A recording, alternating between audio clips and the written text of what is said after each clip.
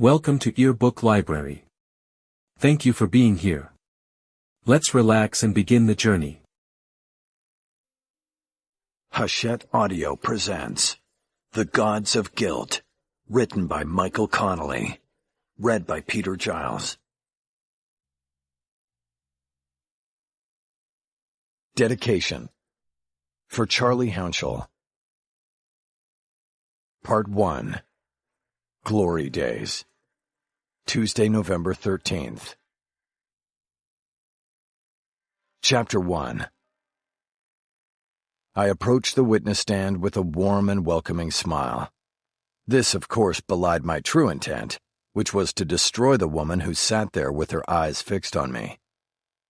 Claire Welton had just identified my client as the man who had forced her out of her Mercedes E60 at gunpoint on Christmas Eve last year. She said he was the one who then shoved her to the ground before taking off with her car, her purse, and all the shopping bags she had loaded into the back seat at the mall.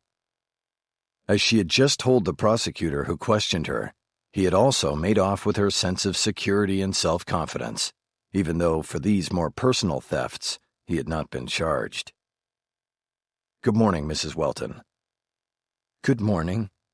She said the words like they were synonyms for "please don't hurt me." But everyone in the courtroom knew it was my job to hurt her today, and thereby hurt the state's case against my client, Leonard Watts. Welton was in her 60s and matronly. She didn't look fragile, but I had to hope she was. Welton was a Beverly Hills housewife and one of 3 victims who were roughed up and robbed in a pre-Christmas crime spree, resulting in the 9 charges against Watts. The police had labeled him the bumper car bandit, a strong-arm thief who followed targeted women from the malls, bumped into their cars at stop signs in residential neighborhoods, and then took their vehicles and belongings at gunpoint when they stepped out of their cars to check for damage. He then pawned or resold all the goods, kept any cash, and dropped the cars off at chop shops in the valley. But all of that was alleged and hinged on someone identifying Leonard Watts as the culprit in front of the jury. That was what made Claire Welton so special and the key witness of the trial. She was the only one of the 3 victims who pointed Watts out to the jury and unequivocally claimed that he was the one, that he did it. She was the 7th witness presented by the prosecution in 2 days, but as far as I was concerned, she was the only witness. She was the number 1 pin, and if I knocked her down at just the right angle, all the other pins would go down with her. I needed to roll a strike here, or the jurors who were watching would send Leonard Watts away for a very long time. I carried a single sheet of paper with me to the witness stand. I identified it as the original crime report created by a patrol officer who was first to respond to the 911 call placed by Claire Welton from a borrowed cell phone after the carjacking occurred. It was already part of the state's exhibits. After asking for and receiving approval from the judge, I put the document down on the ledge at the front of the witness stand. Welton leaned away from me as I did this. I was sure most members of the jury saw this as well. I started asking my first question as I walked back to the lectern between the prosecution and defense tables. "Mrs. Welton, you have there the original crime report taken on the day of the unfortunate incident in which you were victimized. Do you remember talking with the officer who arrived to help you?" "Yes, of course I do." "You told him what happened, correct?" "Yes. I was still shaken up at the—" "But you did tell him what happened, so he could put a report out about the man who robbed you and took your car, is that correct?" "Yes." "That was Officer Corbin, correct?" "I guess. I don't remember his name, but it says it on the report." "But you do remember telling the officer what happened, correct?" "Yes." "And he wrote down a summary of what you said, correct?" "Yes, he did." "And he even asked you to read the summary and initial it, didn't he?" "Yes, but I was very nervous." "Are those your initials at the bottom of the summary paragraph on the report?" "Yes." "Mrs. Welton, will you now read out loud to the jury what Officer Corbin wrote down after talking with you?" Welton hesitated as she studied the summary before reading it. Christina Medina, the prosecutor, used the moment to stand and object. "Your Honor, whether the witness initialed the officer's summary or not, counsel is still trying to impeach her testimony with writing that is not hers. The people object." Judge Michael Siebecker narrowed his eyes and turned to me. "Judge, by initialing the officer's report, the witness adopted the statement. It is present recollection recorded, and the jury should hear it." Siebecker overruled the objection and instructed Mrs. Welton to read the initialed statement from the report. She finally complied. "Victim stated that she stopped at the intersection of Camden and Elevado and soon after was struck from behind by a car that pulled up. When she opened her door to get out and check for damage, she was met by a black male, 30 to 35, YOA, I don't know what that means. Years of age," I said. "Keep reading, please." "He grabbed her by the hair and pulled her the rest of the way out of the car and to the ground in the middle of the street. He pointed a black, short-barrel revolver at her face and told her he would shoot her if she moved or made any sound. The suspect then jumped into her car and drove off in a northerly direction, followed by the car that had rear-ended her vehicle. Victim could offer no—" I waited, but she didn't finish. "Your Honor, can you instruct the witness to read the entire statement as written on the day of the incident?" "Mrs. Welton," Judge Siebecker intoned, "please continue to read the statement in its entirety." "But, Judge, this isn't everything I said." "Mrs. Welton," the judge said forcefully, "read the entire statement as the defense counsel asked you to do." Welton relented and read the last sentence of the summary. "Victim could offer no further description of the suspect at this time." "Thank you, Mrs. Welton," I said. "Now, while there wasn't much in the way of a description of the suspect, you were from the start able to describe in detail the gun he used, isn't that right?" "I don't know about how much detail. He pointed it at my face, so I got a good look at it and was able to describe what I saw.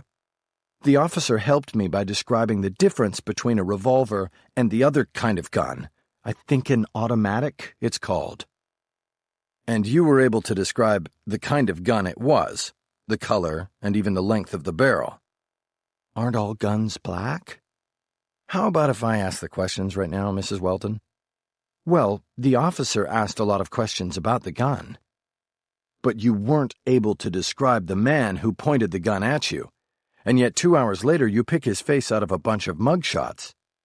Do I have that right, Mrs. Welton?" "You have to understand something. I saw the man who robbed me and pointed the gun. Being able to describe him and recognize him are two different things.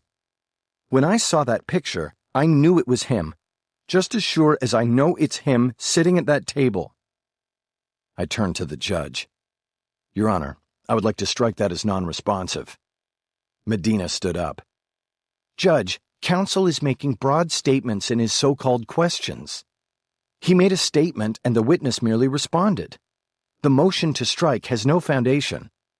"Motion to strike is denied," the judge said quickly. "Ask your next question, Mr. Haller, and I do mean a question." I did, and I tried. For the next 20 minutes, I hammered away at Claire Welton and her identification of my client. I questioned how many black people she knew in her life as a Beverly Hills housewife, and opened the door on interracial identification issues. All to no avail. At no point was I able to shake her resolve or belief that Leonard Watts was the man who robbed her. Along the way, she seemed to recover one of the things she said she had lost in the robbery: her self-confidence.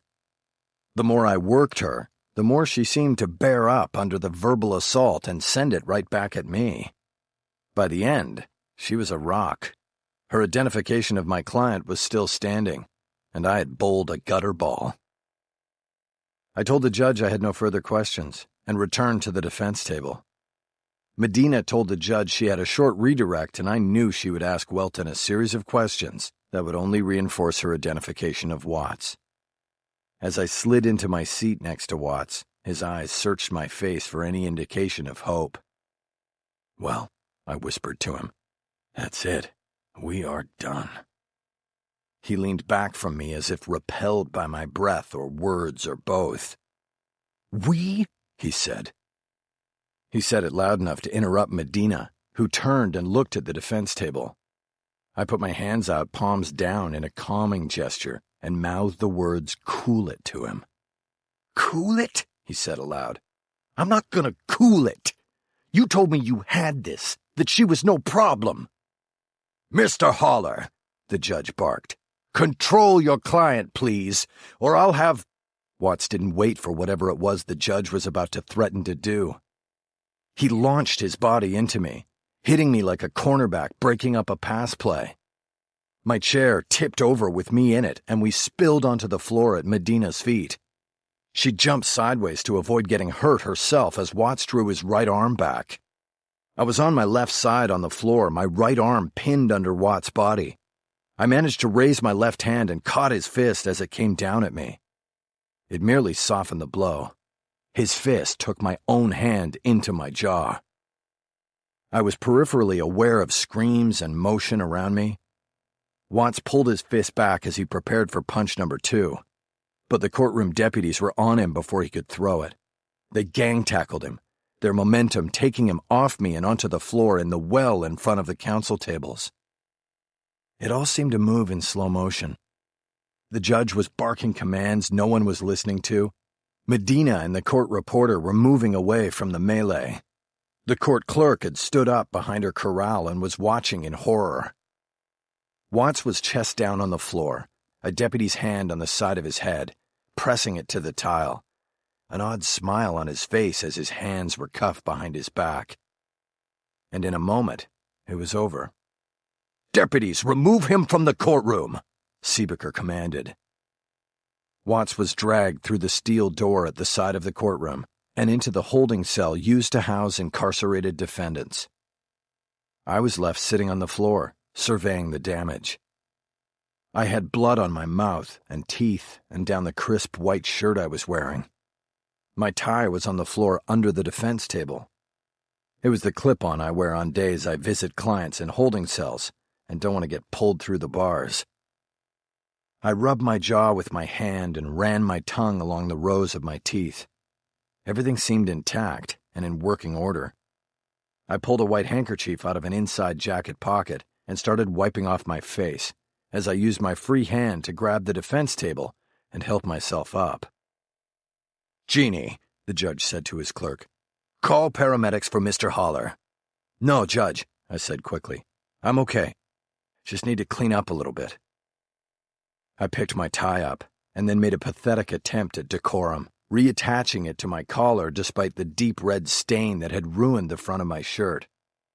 As I worked the clip into my button collar, several deputies reacting to the courtroom panic button, undoubtedly pushed by the judge, stormed in through the main doors at the back. Siebecker quickly told them to stand down and that the incident had passed. The deputies fanned out across the back wall of the courtroom, a show of force in case there was anyone else in the courtroom thinking about acting out. I took one last swipe at my face with the handkerchief and then spoke up.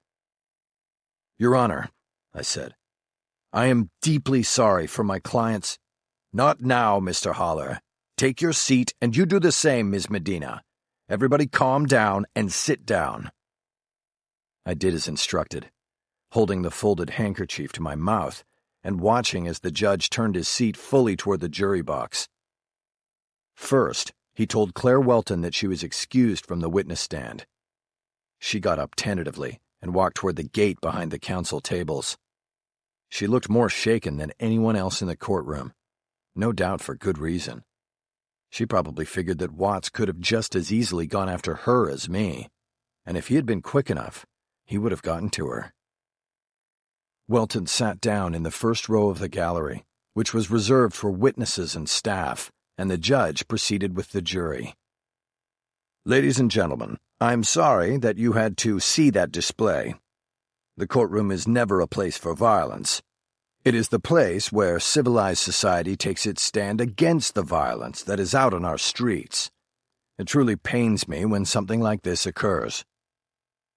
There was a metal snapping sound as the door to the holding cell opened and the 2 courtroom deputies returned. I wondered how badly they had roughed up Watts while securing him in the cell.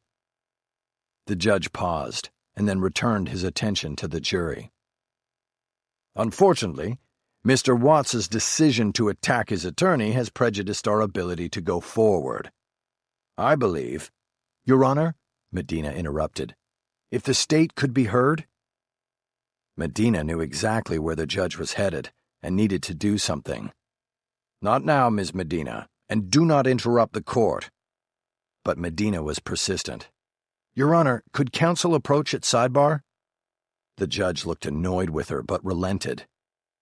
I let her lead the way and we walked up to the bench.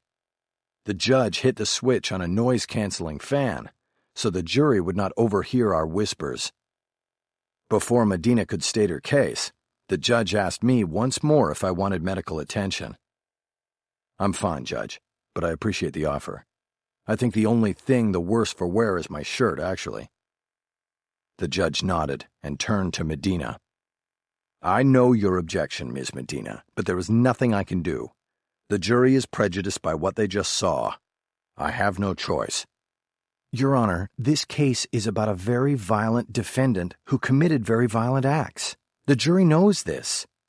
They won't be unduly prejudiced by what they saw. The jury is entitled to view and judge for themselves the demeanor of the defendant. Because he voluntarily engaged in violent acts, the prejudice to the defendant is neither undue nor unfair. If I could be heard, Your Honor, I beg to differ with— Besides that, Medina continued, running me over, I fear the court is being manipulated by this defendant. He knew full well that he could get a new trial this way. Whoa, wait a minute here, I protested. Counsel's objection is replete with unfounded innuendo, and— Ms. Medina, the objection is overruled, the judge said, cutting off all debate. Even if the prejudice is neither undue nor unfair, Mr. Watts has effectively just fired his attorney. I can't require Mr. Haller to go forward in these circumstances, and I am not inclined to allow Mr. Watts back into this courtroom. Step back, both of you. Judge, I want the people's objection on the record. You shall have it. Now step back. We went back to our tables, and the judge turned off the fan and then addressed the jury. Ladies and gentlemen, as I was saying, the event you just witnessed has created a situation prejudicial to the defendant. I believe that it will be too difficult for you to divorce yourself from what you just saw as you deliberate on his guilt or innocence of the charges. Therefore, I must declare a mistrial at this time, and discharge you with the thanks of this court and the people of California. Deputy Carlyle will escort you back to the assembly room where you may gather your things and go home. The jurors seemed unsure of what to do, or whether everything was over. Finally, one brave man in the box stood up, and soon the others followed. They filed out through a door at the back of the courtroom. I looked over at Christina Medina. She sat at the prosecution table with her chin down, defeated. The judge abruptly adjourned court for the day and left the bench. I folded my ruined handkerchief and put it away. Chapter 2. My full day had been scheduled for trial. Suddenly released from it, I had no clients to see, no prosecutors to work, and no place to be. I left the courthouse and walked down Temple to First. At the corner there was a trash can. I took out my handkerchief, held it to my lips, and spit all the debris from my mouth into it. I then tossed it away. I took a right on First and saw the town cars parked along the sidewalk. There were 6 of them in line like a funeral procession, their drivers gathered together on the sidewalk, shooting the shit and waiting. They say imitation is the sincerest form of flattery, but ever since the movie, a whole contingent of Lincoln lawyers had cropped up and routinely crowded the curbs outside the courthouses of L.A. I was both proud and annoyed. I had heard more than a few times that there were other lawyers out there saying they were the inspiration for the film. On top of that, I had jumped into the wrong Lincoln at least 3 times in the past month. This time there would be no mistake. As I headed down the hill, I pulled my cell phone and called Earl Briggs, my driver. I could see him up ahead. He answered right away, and I told him to pop the trunk. Then I hung up. I saw the trunk of the 3rd Lincoln in line rise, and I had my destination. When I got there, I put my briefcase down and then took off my jacket, tie, and shirt. I had a t-shirt on underneath, so I wasn't stopping traffic. I chose a pale blue Oxford from the stack of backup shirts I keep in the trunk, unfolded it, and started pulling it on. Earl came over from the Clatch with the other drivers. He had been my driver on and off for nearly a decade. Whenever he ran into trouble, he came to me, and then worked off my fee by driving. This time, it wasn't his own trouble he was paying for. I handled his mother's foreclosure defense and got her straightened out without her having to go homeless. That got me about 6 months' worth of driving from Earl. I had draped my ruined shirt over the fender. He picked it up and examined it. "What? Somebody spill a whole thing of Hawaiian punch on you or something?" "Something like that. Come on, let's go." "I thought you had court all day." "I did too, but things change." "Where to, then?" "Let's go by Philippe's first." "You got it." He got in the front, and I jumped in the back. After a quick stop at the sandwich shop on Alameda, I had Earl point the car west. The next stop was a place called Menorah Manor, near Park La Brea in the Fairfax district. I said I'd be about an hour and got out with my briefcase. I had tucked my fresh shirt in, but didn't bother clipping my tie back on. I wouldn't need it. Menorah Manor was a 4-story nursing home on Willoughby, east of Fairfax. I signed in at the front desk and took the elevator up to the 3rd floor, where I informed the woman at the nurse's desk that I had a legal consultation with my client, David Siegel, and was not to be disturbed in his room. She was a pleasant woman who was used to my frequent visits. She nodded her approval, and I went down the hallway to room 334. I entered and closed the door after putting the Do Not Disturb sign on the outside handle.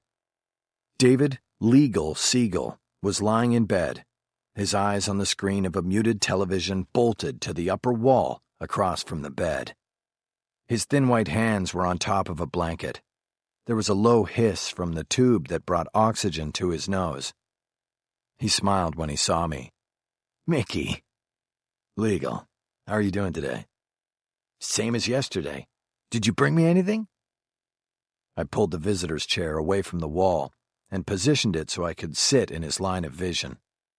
At 81 years old, he didn't have a lot of mobility. I opened my briefcase on the bed and turned it so he could reach into it.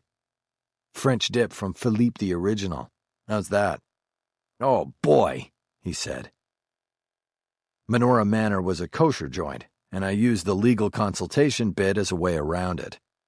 Legal Siegel missed the places he'd eaten at during a near 50-year run as a lawyer in downtown. I was happy to bring him the culinary joy. He had been my father's law partner. He was the strategist, while my father had been the front man, the performer who enacted the strategies in court.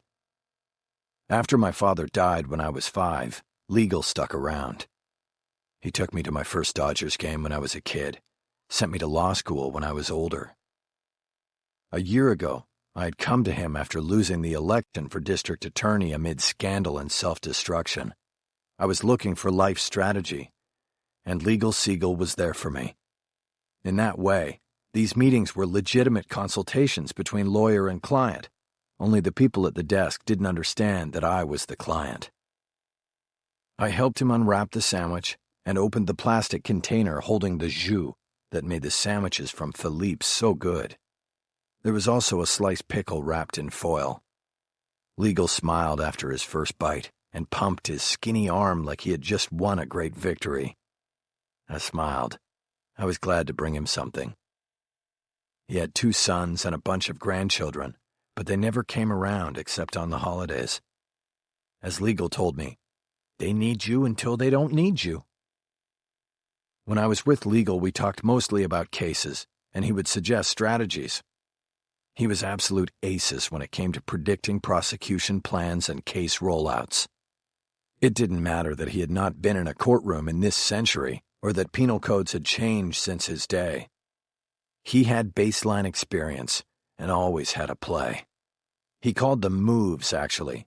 The double-blind move, the judge's robes move, and so on. I'd come to him during the dark time that followed the election. I wanted to learn about my father and how he had dealt with the adversities of his life. But I ended up learning more about the law and how it was like soft lead, how it could be bent and molded. The law is malleable, Legal Siegel always told me. It's pliable. I considered him to be part of my team, and that allowed me to discuss my cases with him. He'd throw out his ideas and moves. Sometimes I used them, and they worked, sometimes not. He ate slowly. I had learned that if I gave him a sandwich, he could take an hour to eat it, steadily chewing small bites. Nothing went to waste. He ate everything I brought him. The girl in 33 died last night, he said between bites. A shame. I'm sorry to hear that. How old was she? She was young, early 70s. Just died in her sleep, and they carted her out this morning. I nodded. I didn't know what to say. Legal took another bite and reached into my briefcase for a napkin. You're not using the jus, Legal. That's the good stuff. I think I like it dry. Hey, you used the bloody flag move, didn't you? How'd it go? When he grabbed the napkin, he had spotted the extra blood capsule I kept in a Ziploc bag. I had it just in case I swallowed the first one by mistake. Like a charm, I said. You get the mistrial? Yep.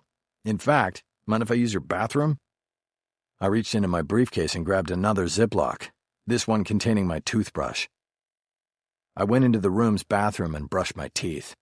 The red dye turned the brush pink at first, but soon it was all down the drain.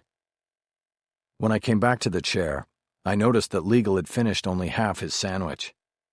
I knew the rest must be cold, and there was no way I could take it out to the day room to heat it in a microwave. But Legal still seemed happy. Details, he demanded.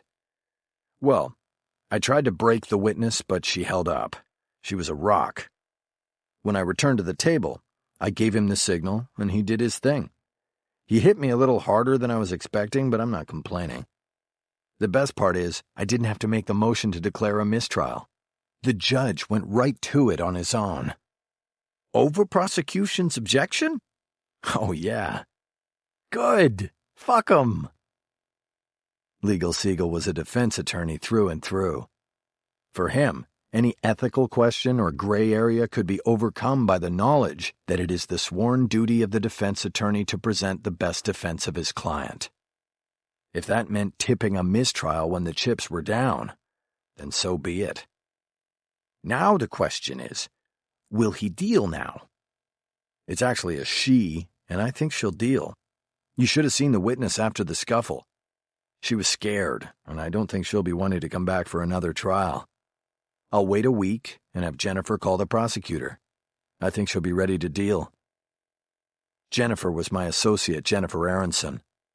She would need to take over representation of Leonard Watts, because if I stayed on, it would look like the setup it was, and that Christina Medina had alluded to in the courtroom. Medina had refused to negotiate a plea agreement before the trial because Leonard Watts declined to give up his partner, the guy who drove the car that bumped into each of the victims. Watts wouldn't snitch, and so Medina wouldn't deal. Things would be different in a week, I thought, for a variety of reasons. I had seen most of the prosecution's case laid out in the first trial. Medina's main witness was spooked by what had happened in front of her in court today, and mounting a second trial would be a costly use of taxpayers' money. Added to that, I had given Medina a glimpse of what might come if the defense presented a case to a jury, namely my intention to explore through expert witnesses the pitfalls of interracial recognition and identification. That was something no prosecutor wanted to deal with in front of a jury. Hell, I said, she might call me before I even have to go to her. That part was wishful thinking, but I wanted Legal to feel good about the move he had strategized for me. While I was up, I took the extra blood capsule out of the briefcase and dropped it into the room's hazardous waste container. There was no need for it anymore, and I didn't want to risk it breaking open and ruining my paperwork. My phone buzzed, and I pulled it out of my pocket. It was my case manager, Lorna Taylor, calling, but I decided to let it go to message. I'd call her back after my visit with Legal. "What else you got going now?" Legal asked. I spread my hands. Well, no trial now, so I guess I have the rest of the week off. I may go down to arraignment court tomorrow and see if I can pick up a client or two. I could use the work. Not only could I use the income, but the work would keep me busy and not thinking about the things in my life that were wrong. In that sense, the law had become more than a craft and a calling. It kept me sane. By checking in at Department 130, the arraignment court in the downtown criminal courts building, I had a shot at picking up clients the public defender was dropping because of conflict of interest. Every time the DA filed a multi-defendant case, the PD could take on only one defendant, putting all others in conflict. If those other defendants did not have private counsel, the judge would appoint counsel to them. If I happened to be there twiddling my thumbs, more often than not I'd pick up a case. It paid government scale, but it was better than no work and no pay.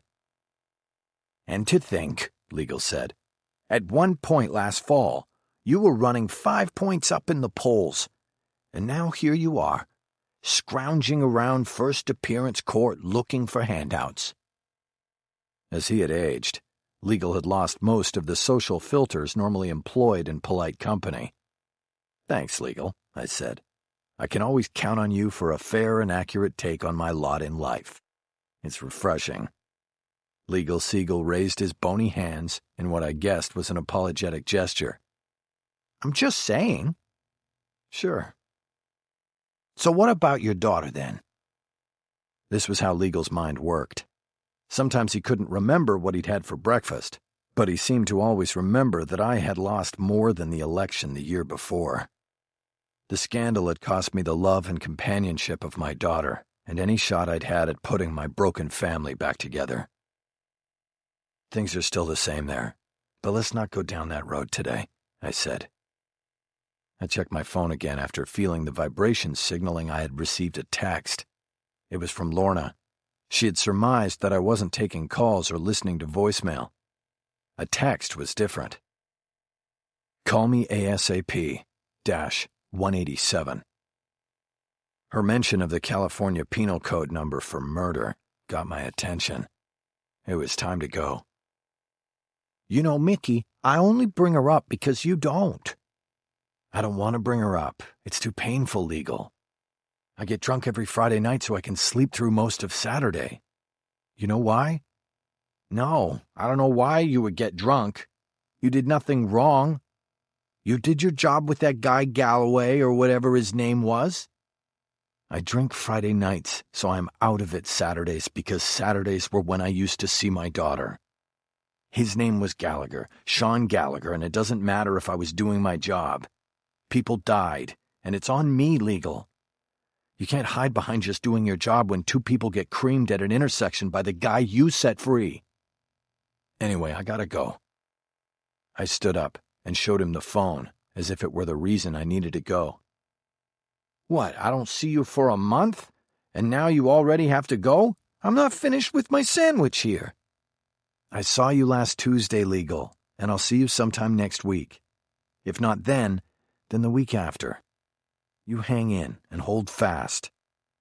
"Hold fast? What's that supposed to mean?" "It means hold on to what you got. My half-brother the cop told me that one. Finish that sandwich before they come in here and take it from you." I moved toward the door. "Hey, Mickey Mouse." I turned back to him. It was the name he bestowed on me when I was a baby, born at 4.5 pounds. Normally I'd tell him not to call me that anymore, but I let him have it so I could go. "What?" Your father always called the jurors the gods of guilt. You remember that? Yep. Because they decide guilty or not guilty. What's your point, legal? The point is that there are plenty of people out there judging us every day of our lives and for every move we make. The gods of guilt are many. You don't need to add to them. I nodded, but couldn't resist a reply. Sandy Patterson and her daughter Katie. Legal looked confused by my response. He didn't recognize the names. I, of course, would never forget them. The mother and daughter Gallagher killed. They're my gods of guilt. I closed the door behind me and left the Do Not Disturb sign on the knob. Maybe he'd get the sandwich down before the nurses checked on him and discovered our crime. Chapter 3. Back in the Lincoln, I called Lorna Taylor, and by way of greeting, she said the words that always put the two-edged sword right through me. Words that excited and repelled me at the same time. Mickey, you've got a murder case if you want it. The thought of a murder case could put the spark in your blood for many reasons. First and foremost, it was the worst crime on the books, and with it came the highest stakes in the profession. To defend a murder suspect, you had to be at the very top of your game. To get a murder case, you had to have a certain reputation that put you at the top of your game. And in addition to all that, there was the money. A murder defense, whether the case goes to trial or not, is expensive because it is so time-consuming. You get a murder case with a paying customer, and you likely make your whole nut for the year. The downside is your client. While I have zero doubt that innocent people are charged with murder, for the most part, the police and prosecutors get it right, and you are left to negotiate or ameliorate the length and terms of punishment. All the while, you sit at the table next to a person who has taken a life. It's never a pleasant experience. What are the details? I asked. I was in the back of the town car with a legal pad ready on the fold-down work table. Earl was heading downtown on 3rd Street, a straight shot in from the Fairfax district. The call came in collect from Men's Central. I accepted, and it was a guy named Andre Lacoste. He said he was arrested for murder last night, and he wants to hire you. And get this, when I asked him where the referral came from, he said the woman he is accused of killing had recommended you. He said she told him you were the best. Who is it? That's the crazy thing. Her name, according to him, is Giselle Dallinger. I ran her through our conflict app and her name doesn't come up. You never represented her, so I'm not sure how she got your name and made this recommendation even before she was supposedly killed by this guy. The conflict app was a computer program that digitized all our case files and allowed us to determine in seconds whether a prospective client had ever come up in a previous case as a witness, a victim, or even a client. At 20-plus years into this career, I could not remember every client's name, let alone the ancillary characters involved in cases. The conflict app saved us enormous amounts of time. Previously, I would often dig into a case only to find out I had a conflict of interest in representing the new client because of an old client, witness, or victim. I looked down at my legal pad. So far, I had written down only the names, nothing else. Okay, whose case is it? LAPD West Bureau Homicide. Do we know anything else about it? What else did this guy say? He said he is supposed to have his first appearance tomorrow morning, and he wanted you there. He said he was set up and didn't kill her. Was she a wife, girlfriend, business associate, or what? He said she worked for him, but that's all. I know you don't like your clients talking on jailhouse phones, so I didn't ask him anything about the case. That's good, Lorna. Where are you anyway? I went out to see legal. I'm heading back downtown now. I'll see if I can get in to see this guy and feel it out. Can you get a hold of Cisco and have him do some preliminaries? He's already on it. I can hear him on the phone with somebody now. Cisco Wojciechowski was my investigator. He was also Lorna's husband, and they worked out of her condo in West Hollywood. Lorna also happened to be my ex-wife. She was wife number 2, coming after the wife who bore me my only child. A child who was now 16 years old and wanted nothing to do with me. Sometimes I thought I needed a flowchart on a whiteboard to keep track of everybody and their relationships. But at least there were no jealousies between me and Lorna and Cisco. Just a solid working relationship. Okay, have him call me. Or I'll call him after I get out of jail. Okay, good luck. One last thing. Is Lacoste a paying customer? Oh, yeah. He said he didn't have cash, but he had gold and other commodities he could trade. Did you give him a number? I told him you would need 25 just to get started, more later. He didn't freak out or anything. The number of defendants in the system at any given time who could not only afford a $25,000 retainer but were willing to part with it were few and far between. I knew nothing about this case, but it was sounding better to me all the time. Okay, I'll check back when I know something. Cheers.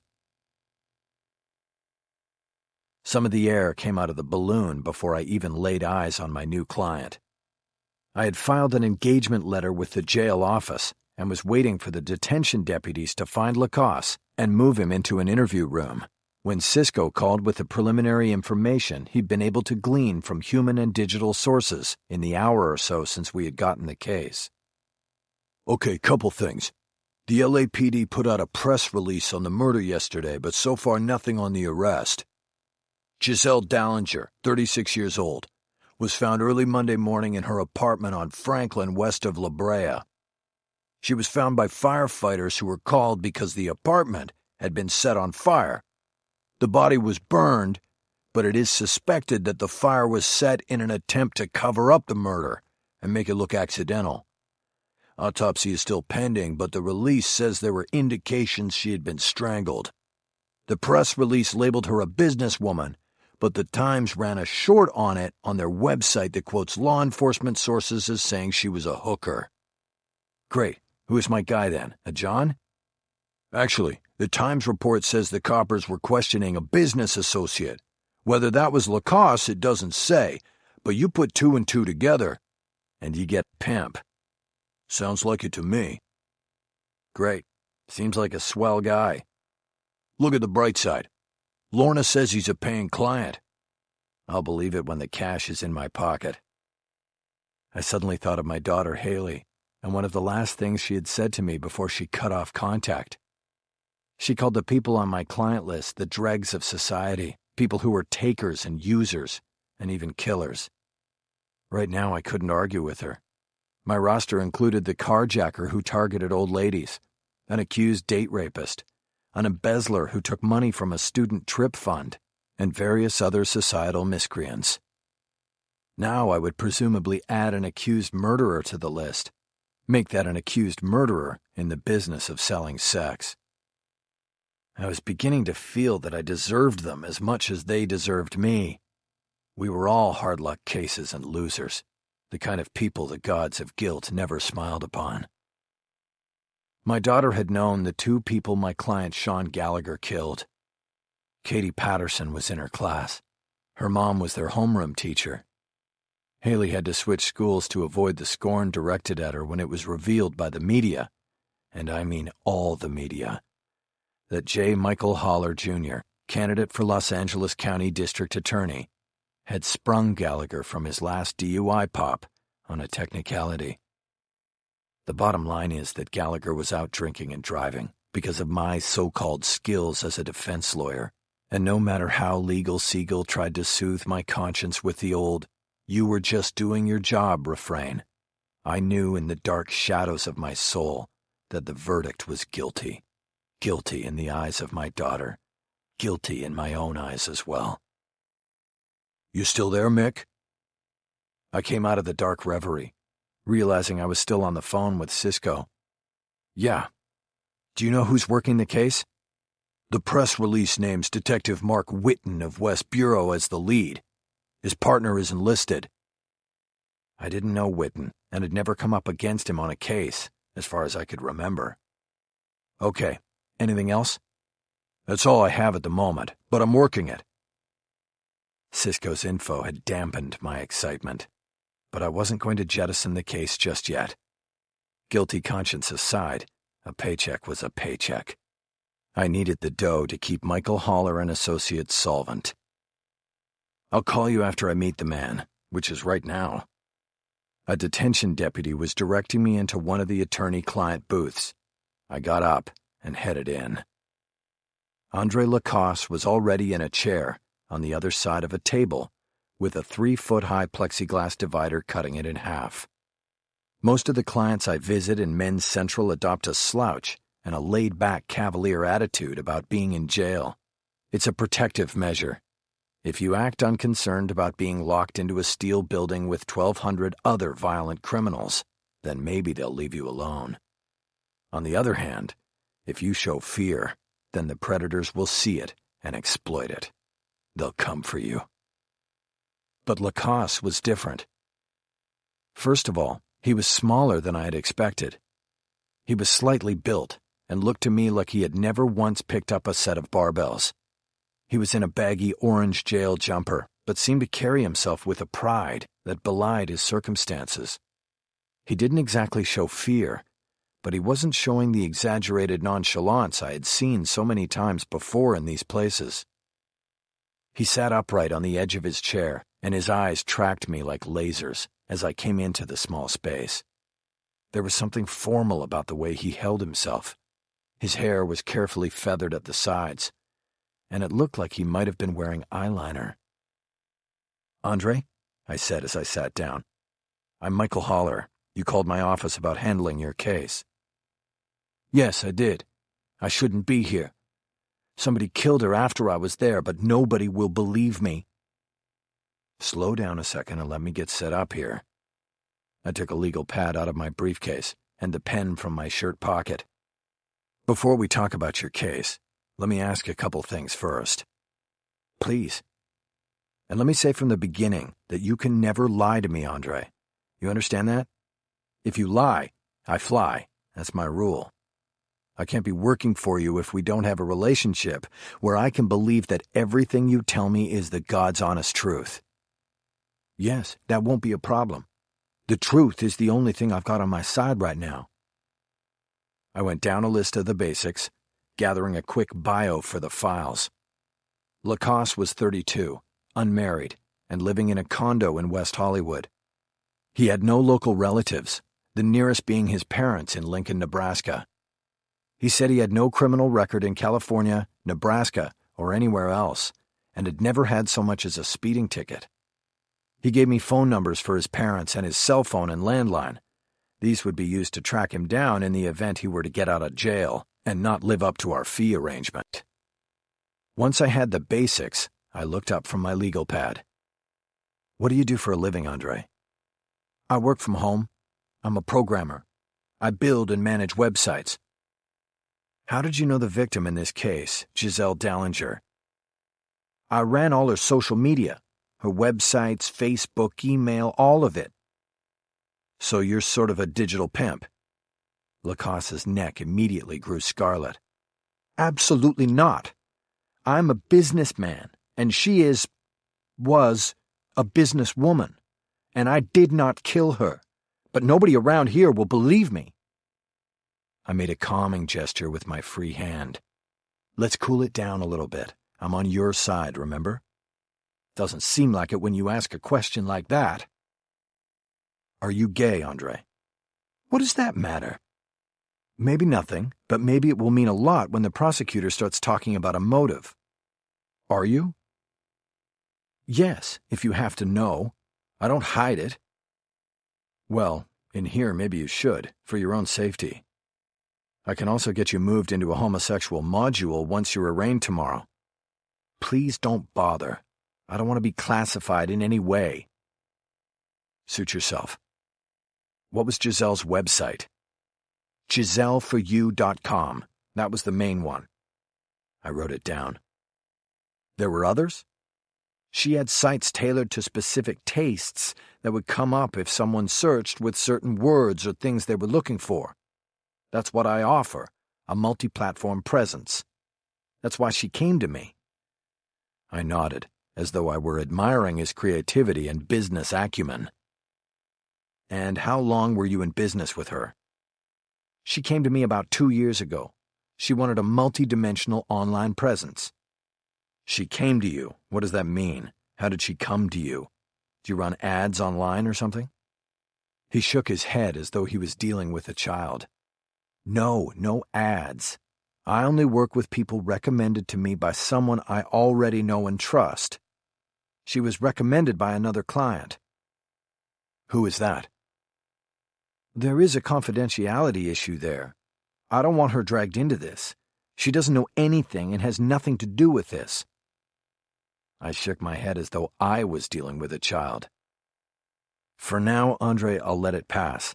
But if I take this case, I will at some point need to know who referred her, and you cannot be the one who decides whether someone or something has relevance to the case. I decide that. You understand?" He nodded. "I'll get a message to her," he said. "As soon as I have her okay, I will connect you. But I do not lie and I do not betray confidences. My business and my life are built on trust." "Good." "And what do you mean, if I take the case? I thought you took the case. I mean, you're here, aren't you?" "I'm still deciding." I checked my watch. The sergeant I checked in with said I would only get a half hour with Lacoste. I still had 3 separate areas of discussion to cover: the victim, the crime, and my compensation. "We don't have a lot of time, so let's move on. When was the last time you saw Giselle Dallinger in person?" "Sunday night late. And when I left her, she was alive." "Where?" "At her apartment." "Why did you go there?" "I went to get my money from her, but I didn't get any." "What money and why didn't you get it?" "She went out on a job, and my arrangement with her is I get paid a percentage of what she makes. I had her set up on a Pretty Woman special, and I wanted my share. These girls, if you don't get the money right away, it has a tendency to disappear up their noses and other places." I wrote down a summary of what he had just said, even though I wasn't sure what most of it meant. "Are you saying that Giselle was a drug user?" "I would say so, yes. Not out of control, but it's part of the job and part of the life." "Tell me about the Pretty Woman special. What does that mean?"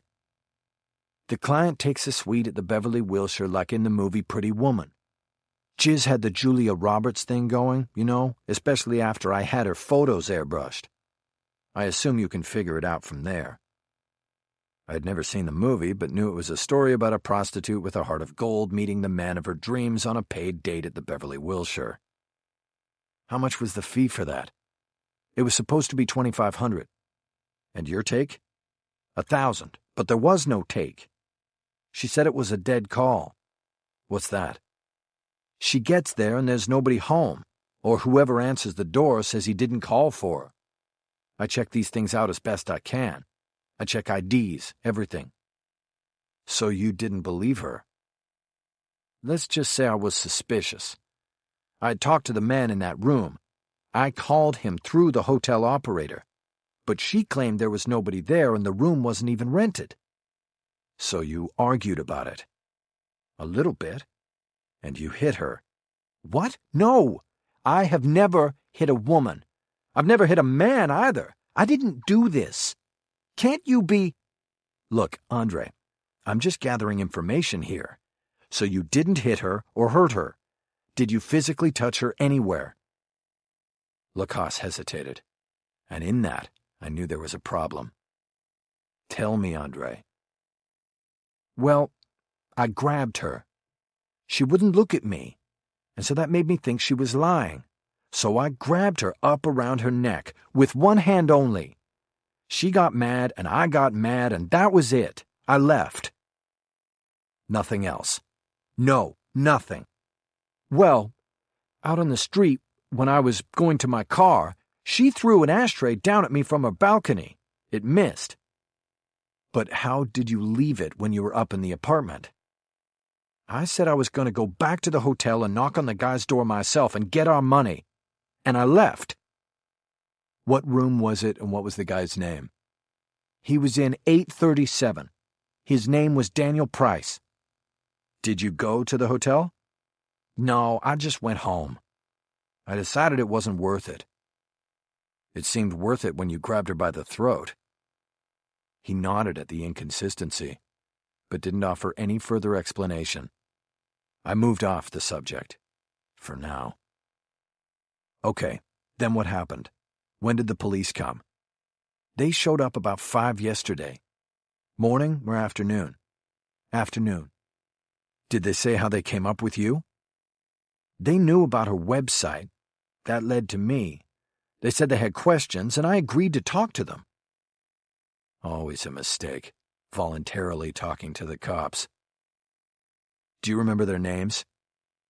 There was Detective Witten, and he did most of the talking. His partner's name was something like Weeder, something like that. Why did you agree to talk to them? I don't know, maybe because I did nothing wrong and wanted to help? I stupidly thought they were trying to find out what happened to poor Giselle. Not that they came with what they thought happened and just wanted to plug me into it. Welcome to my world, I thought. Did you know she was dead before they arrived? No. I had been calling and texting her all day and leaving messages. I was sorry about the whole blow-up the night before. But she didn't call back, and I thought she was still mad about the argument. Then they came and said she was dead. Obviously, when a prostitute is found dead, one of the first places the investigation goes is to the pimp, even if it is a digital pimp who doesn't fit the stereotype of sadistic bruiser and who doesn't keep the women in his stable in line through threat and physical abuse. Did they record the conversation with you? Not that I know of. Did they inform you of your constitutional right to have an attorney present? Yes, but that was later at the station. I didn't think I needed an attorney. I did nothing wrong. So I said, fine, let's talk. Did you sign a waiver form of any kind? Yes, I signed something. I didn't really read it. I held my displeasure in check. Most people who enter the criminal justice system end up being their own worst enemies. They literally talk their way into the handcuffs. Tell me how this went. You talked to them at first in your home, and then they took you to West Bureau? Yes. First we were in my place for about 15 minutes, and then they took me to the station. They said they wanted me to look at some photos of suspects, but that was just a lie. They never showed me any photos. They put me in a little interview room and kept asking questions. Then they told me I was under arrest. I knew that for them to make the arrest, they had to have physical or eyewitness evidence linking Lacoste to the murder in some way.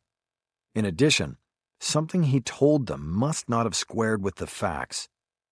Once he lied, or they thought he lied, he was arrested. Okay, and you told them about going to the victim's apartment on Sunday night?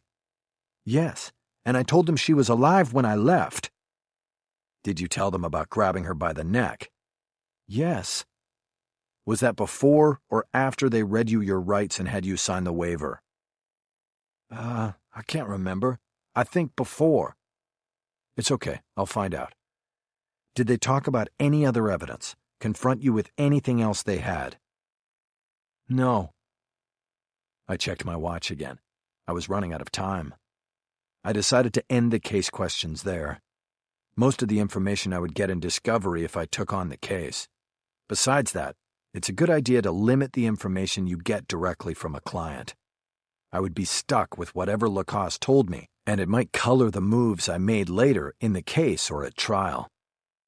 For example, if Lacoste told me he had indeed killed Giselle, then I would not be able to put him on the stand to deny it. That would make me guilty of suborning perjury. Okay, enough on that for now. If I take this case, how are you going to pay me? In gold. I was told that, but I mean how? Where does this gold come from? I have it in a safe place. All my money is in gold. If you take the case, I will have it delivered to you before the end of the day. Your manager said you needed $25,000 to start. We'll use the New York Mercantile Exchange quote on valuation, and it will simply be delivered. I haven't really been able to check the market in here, but I'm guessing a 1-pound bar will cover it. You realize that will only cover my startup costs, right? If this case goes forward to preliminary hearing and trial, then you're going to need more gold. You can get cheaper than me, but you're not going to get better. Yes, I understand. I will have to pay to prove my innocence. I have the gold. All right then, have your delivery person bring the gold to my case manager. I'm going to need it in hand before your first appearance in court tomorrow. Then I'll know you're serious about this. I knew time was fleeting, but I silently studied Lacoste for a long moment, trying to get a read on him. His story of innocence sounded plausible, but I didn't know what the police knew. I only had Andre's tale, and I suspected that as the evidence in the case was revealed, I would learn that he wasn't as innocent as he claimed to be. It's always that way. Okay, last thing, Andre. You told my case manager that I came recommended to you by Giselle herself, is that right? Yes. She said you were the best lawyer in town. How did she know that? Lacoste looked surprised, as if the whole conversation so far had been based on a given, that I knew Giselle Dallinger. She said she knew you, that you'd handled cases for her. She said you got her a really good deal once. And you're sure it was me she was talking about? Yes, it was you. She said you hit a home run for her. She called you Mickey Mantle. That stopped my breath short. I'd had a client once, a prostitute too, who would call me that. But I'd not seen her in a long time, not since I put her on a plane with enough money to start over and never come back. Giselle Dallinger was not a real name, was it? I don't know. It's all I knew her by. There was a hard rap on the steel door behind me. My time was up. Some other lawyer needed the room to talk to some other client. I looked across the table at Lacoste. I was no longer second-guessing whether to take him on as my client. Without a doubt, I was taking the case. Chapter 4. Earl drove me over to the Starbucks on Central Avenue and pulled to the curb out front. I stayed in the car while he went in to get us coffee. I opened my laptop on the work table and used the coffee shop signal to get online. I tried 3 different variations before typing in www.giselleforyou.com and bringing up the website for the woman Andre Lacoste was accused of killing. The photos were airbrushed, the hair was different, and a plastic surgeon had gone to work since I had last seen her. But I had no doubt that Giselle Dallinger was my former client Gloria Dayton. This changed things. Aside from the issue of legal conflict regarding my representing a client accused of killing another client, there were my feelings about Gloria Dayton, and the sudden realization that I'd been used by her in a way that was not too different from the way she was used by men nearly all her life. Gloria had been a project, a client I cared about, beyond the usual boundaries of the attorney-client relationship. I cannot say why this came to be, only that she had a damaged smile, a sardonic wit, and a pessimistic self-knowledge that drew me in. I had handled at least 6 cases involving her over the years. All of them involved prostitution, drugs, solicitation of prostitution, and the like. She was deeply embedded in the life, but always seemed to me to deserve a shot at rising above it and escaping. I was no hero, but I did what I could for her. I got her into pretrial intervention programs, halfway houses, therapies, and even once enrolled her in Los Angeles City College after she had expressed an interest in writing. None of it worked for long.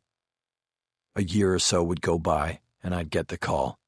She was in jail again and needed a lawyer. Lorna started telling me I needed to cut her loose or pass her off to another attorney, that she was a lost cause. But I couldn't do that. The truth was I liked knowing Gloria Dayton, or Glory Days, as she was known in the profession back then. She had a lopsided view of the world that matched her lopsided smile. She was a feral cat, and she let no one but me pet her. This is not to say there was anything romantic or sexual about our relationship. There was not. In fact, I'm not even sure we could have properly called us friends. We encountered each other too infrequently for that. But I cared about her, and that's why it hurt now to know she was dead. For the past 7 years, I thought she had gotten away and that I had helped. She had taken the money I gave her and flown off to Hawaii, where she claimed there was a longtime client who wanted to take her in and help her start over. I got postcards every now and then, a Christmas card or two. They all reported that she was doing well and had stayed clean, and they made me feel as though I had accomplished something rarely achieved in the courtrooms and corridors of law. I had changed the direction of a life. When Earl got back with the coffee, I closed the laptop and told him to take me home. I then called Lorna and told her to organize a complete staff meeting for 8 the next morning. Andre Lacoste was due in arraignment court on second call, meaning he would make his first appearance sometime between 10 a.m. and noon. I wanted to meet with my team and get things going before then. I told her to pull all our files on Gloria Dayton and bring them as well. "Why do you want Gloria's files?" she asked. "Because she's the victim," I said. "Oh my God, are you sure? That's not the name Cisco gave me." "I'm sure. The cops don't realize it yet, but it was her." "I'm sorry, Mickey. I know you liked her." "Yeah, I did. I was just thinking about her the other day and considering going to Hawaii when the courts are dark over Christmas. I was going to call her if I got there." Lorna didn't respond. The Hawaii trip was an idea I had for getting through the holidays without seeing my kid, but I dismissed it out of hope that things would change, that maybe on Christmas Day I'd get a call and an invitation to come over for dinner. If I went to Hawaii, I'd miss the opportunity. "Listen," I said, breaking off the thought. "Is Cisco around?" "No, I think he went over to where the victim, Gloria, lived, to see what he could find out." "Okay, I'll call him. See you tomorrow." "Oh, Mickey, wait. Do you want Jennifer at the meeting too? I think she has a couple of appearances in county court." "Yes, definitely. If she has a conflict, see if she can get one of the Jedi Knights to cover her." I had hired Jennifer a few years ago directly out of Southwestern Law School, and she carried what was then our burgeoning foreclosure defense practice. That had slowed down in the past year, while criminal defense had picked back up, but Jennifer still carried a big caseload. There was a group of regular lawyers on the foreclosure circuit, and they had taken to monthly lunches or dinners to swap stories and strategies. They called themselves the Jedi Knights, which was short for JEDTI, meaning Jurists Engaged in Defending Title Integrity, and the fellowship extended to covering each other's court appearances when there were time conflicts. I knew Jennifer wouldn't mind being pulled away from the foreclosure work to visit the criminal side for a bit. When I hired her, she told me first thing that she wanted a career in criminal defense, and lately she had been suggesting repeatedly in emails and our weekly staff meetings that it was time to hire another associate to take over the foreclosure business, while she immersed herself more fully in the criminal side.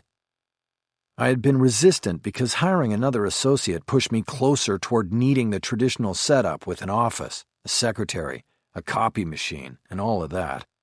I didn't like the idea of the overhead or the brick-and-mortar anchor. I liked working out of the back seat and flying by the seat of my pants. After ending the call with Lorna, I put the window down and let the air blow into my face. It was a reminder of what I liked about the way I did things. Soon enough, I put the window back up so I would be able to hear Cisco on the cell phone. I called him, and he reported that he was indeed working a door-to-door canvass of the building where Giselle Dallinger had lived and died. "Getting anything good?" "Bits and pieces. She kept to herself mostly. Not a lot of visitors.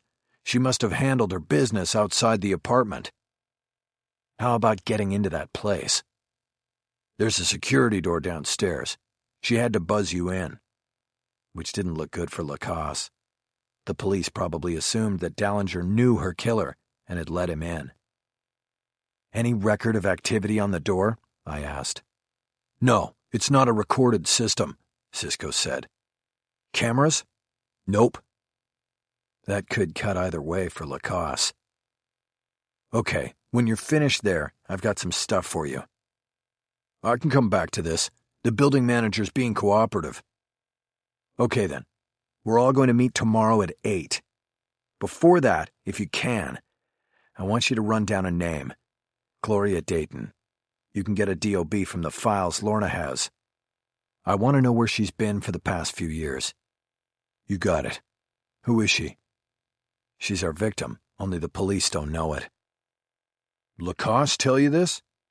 "No, I figured it out on my own. She's a former client. You know, I could use this as currency. I checked with the morgue and they had not confirmed the ID because the body and the apartment were burned. No usable fingerprints from either. They were hoping her DNA would be in the system or that they could find a dentist." "Yeah, well, you can use it if it gets you something. I just looked at the pictures on the Giselle for You website. It's Gloria Dayton, an old client I thought moved to Hawaii about 7 years ago. Andre told me he'd been working with her here for the past 2 years. I want the full picture." "Got it. 7 years ago, why'd she go?" I paused before answering, thinking about the last case I handled for Gloria Dayton. I had a case that paid me well, and she played a part. I gave her 25 grand if she promised to quit the life and start over. There was also a guy. She snitched him off to get a deal. I was the broker. It was just time for her to get out of town. Could that have anything to do with this? I don't know. It was a long time ago, and that guy went away for life. Hector Aronde Moya. I still remembered his name, the way it rolled off the tongue. The feds had wanted him bad, and Gloria knew where to find him. "I'm going to put bullocks on that tomorrow," I said, referring to Jennifer Aronson by her nickname. "If nothing else, we might be able to use the guy as a straw man." "Can you still take the case with the victim being a former client? Isn't that some sort of conflict of interest or something?" "It can be worked out. It's the legal system, Cisco. It's malleable." "Understood." One last thing. Sunday night, she had a trick at the Beverly Wilshire that didn't come through. Supposedly the guy wasn't there. Go poke around over there and see what you can come up with. "Did you get a room number?" "Yeah, 837. Guy's name was Daniel Price. This all comes from Lacasse. He said Gloria claimed the room wasn't even rented. I'm on it." After I finished the call with Cisco, I put the phone away and just looked out the window until we reached my house on Fairholme. Earl gave me the keys and headed to his own car parked against the curb. I reminded him about the early start the next day and went up the stairs to the front door. I put my stuff down on the dining room table and went into the kitchen for a bottle of beer. When I closed the refrigerator, I checked through all the photos and cards held on the door by magnets until I found a postcard showing Diamond Head Crater on Oahu. It was the last card I had received from Gloria Dayton. I took it off the magnetic clip and read the back of it. "Happy New Year, Mickey Mantle. Hope you're doing fine. All is well here in the sun. I hit the beach every day. You are the only thing about LA I miss. Come see me one day. Gloria." My eyes drifted from the words to the postmark. The date was December 15th, 2011, almost a year ago. The postmark, which I'd had no reason to ever look at before, said Van Nuys, California. I'd had a clue to Gloria's subterfuge on my refrigerator for nearly a year, but I didn't know it. Now it confirmed the charade and my unwitting part in it. I couldn't help but wonder why she'd bothered. I was just her lawyer. There was no need to lead me on. If I'd never heard from her, I would not have been suspicious or come looking for her. It seemed oddly unnecessary to me, and even a bit cruel. especially the last line about coming to see her. What if I had come over at Christmas to escape the disaster of my personal life? What would have happened when I landed and she wasn't there? I walked over to the trash can, stepped on the pedal to raise the lid, and dropped the card in. Gloria Dayton was dead. Glory Days was over. I took a shower, holding my head under the hard spray for a long time. More than a few of my clients had come to a bad end over the years. It came with the territory, and in previous cases I always looked at the loss in terms of business. Repeat clients were my bread and butter, and knowing I had lost a customer never left me with a good feeling. But with Gloria Dayton, it was different. It wasn't business. It was personal. Her death conjured a raft of feelings, from disappointment and emptiness to upset and anger. I was mad at her, not only for the lie she had perpetrated with me, but for staying in the world that ultimately got her killed. By the time the hot water ran out and I cut off the spray, I had come to realize my anger was misplaced. I understood there had been a reason and purpose to Gloria's actions. Perhaps she had not so much cut me out of her life as protected me from something. What that was, I didn't know. But it would now be my job to find out. After getting dressed, I walked through my empty house and paused at the door of my daughter's bedroom. She had not stayed there in a year, and the room was unchanged since the day she had left. Viewing it reminded me of parents who have lost children and leave their rooms frozen in time. Only I had not lost my child in such a tragedy. I had driven her away. I went to the kitchen for another beer and faced the nightly ritual of deciding whether to go out or stay in. With the early start coming in the morning, I went with the latter and pulled a couple to-go cartons out of the refrigerator. I had half a steak and some green goddess salad left over from my Sunday night visit to Craig's, a Melrose Avenue restaurant where I often ate at the bar alone. I put the salad on a plate and the steak into a pan on the stove to warm it up. When I opened the trash can to dump the cartons, I saw the postcard from Gloria. I thought better of what I had done earlier and rescued it from the debris. I studied both sides of the card once more, wondering again about her purpose in sending it. Did she want me to notice the postmark and come looking for her? Was the card some sort of clue I had missed? I didn't have any answers yet, but I intended to find them. Taking the card back to the fridge, I clipped it to a magnet and moved it to eye level on the door, so I would be sure to see it every day. Chapter 5. Earl Briggs got to the house late Wednesday morning, so I was the last to arrive at the 8 o'clock staff meeting.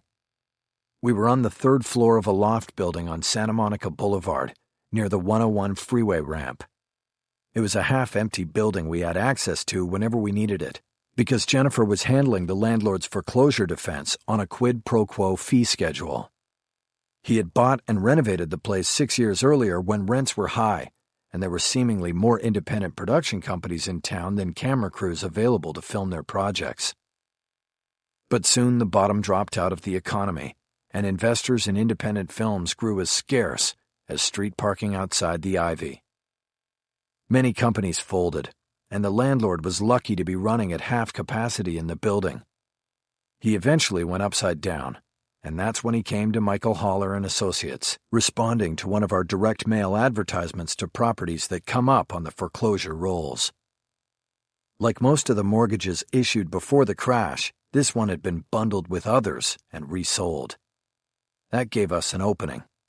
Jennifer challenged the foreclosing bank's standing and managed to stall the process for 10 months, while our client tried to turn things around. But there was not a lot of call for 3,000-square-foot lofts in East Hollywood anymore. He couldn't get out from under and was on a slippery slope, renting month to month to rock bands that needed rehearsal space. The foreclosure was definitely coming. It was just a matter of how many months Jennifer could hold it off. The good news for Holler and Associates was that rock bands slept late.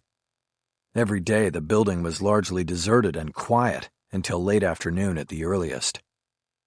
We had taken to using the loft for our weekly staff meetings. The space was big and empty, with wood floors, 15-foot ceilings, exposed brick walls, and iron support columns to go with a wall of windows offering a nice view of downtown. But what was best about it was that it had a boardroom built into the southeast corner, an enclosed room that still contained a long table and 8 chairs. This is where we met to go over cases, and where we would now strategize the defense of Andre Lacasse, digital pimp accused of murder. The boardroom had a large plate glass window looking out on the rest of the loft.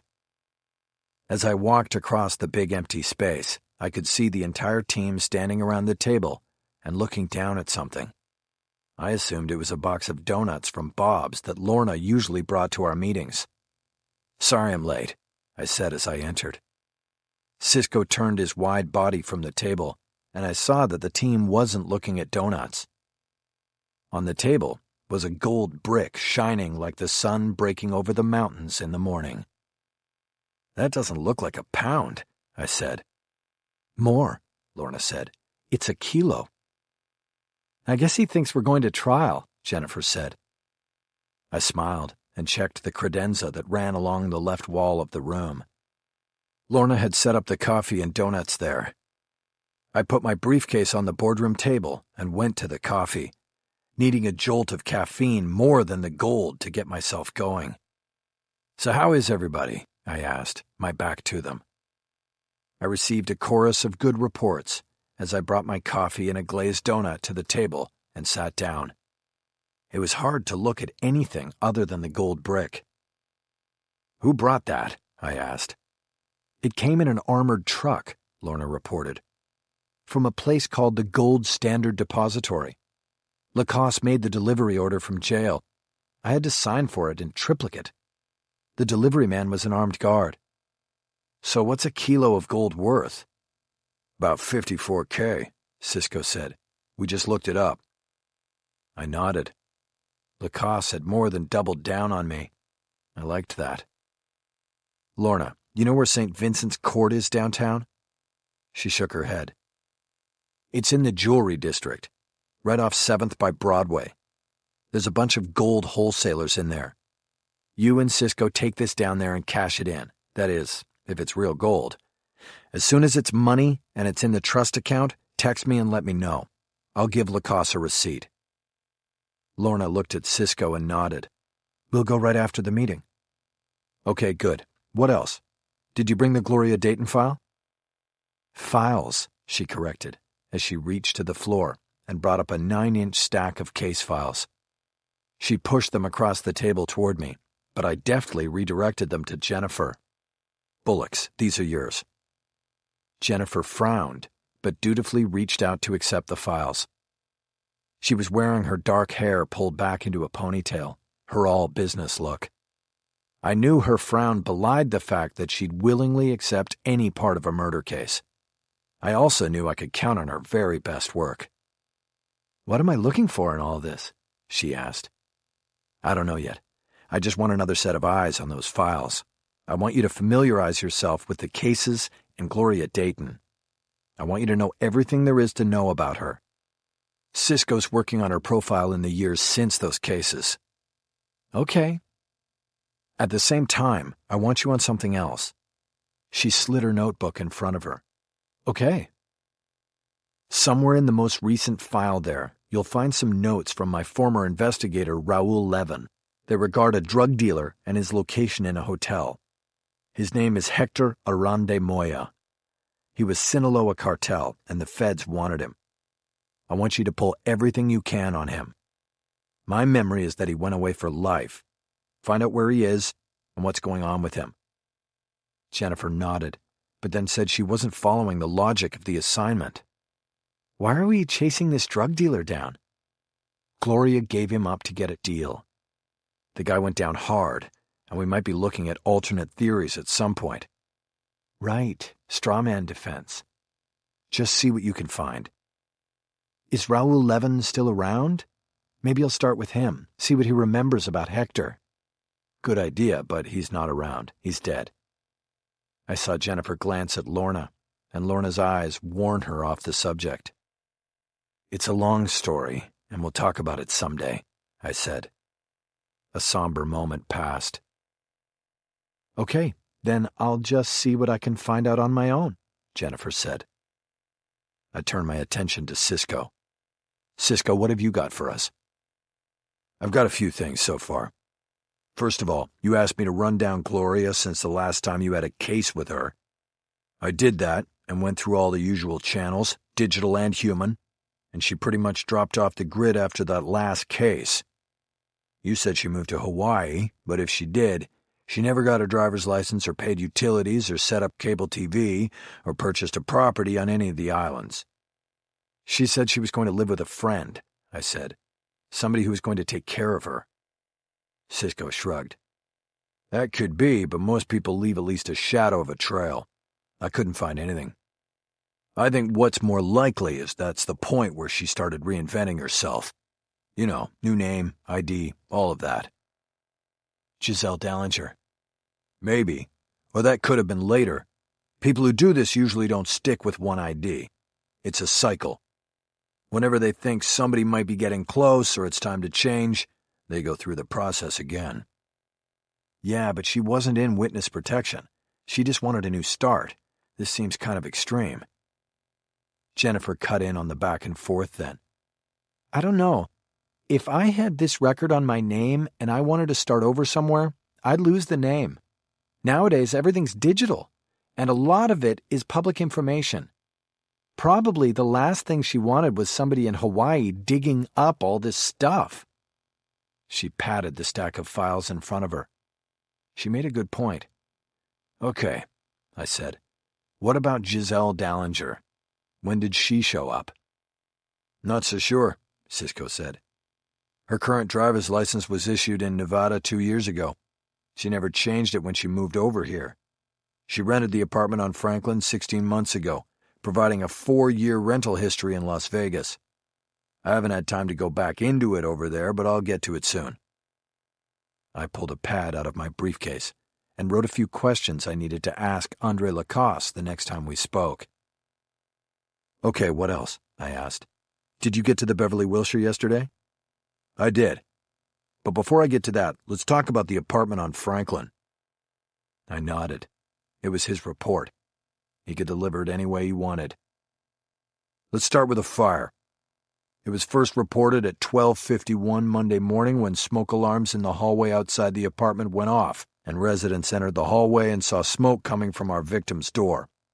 The fire gutted the living room, where the body was located, and heavily damaged the kitchen and the 2 bedrooms. The smoke detectors inside the apartment evidently did not go off, and the reason for that is under investigation. What about a sprinkler system? No sprinkler system.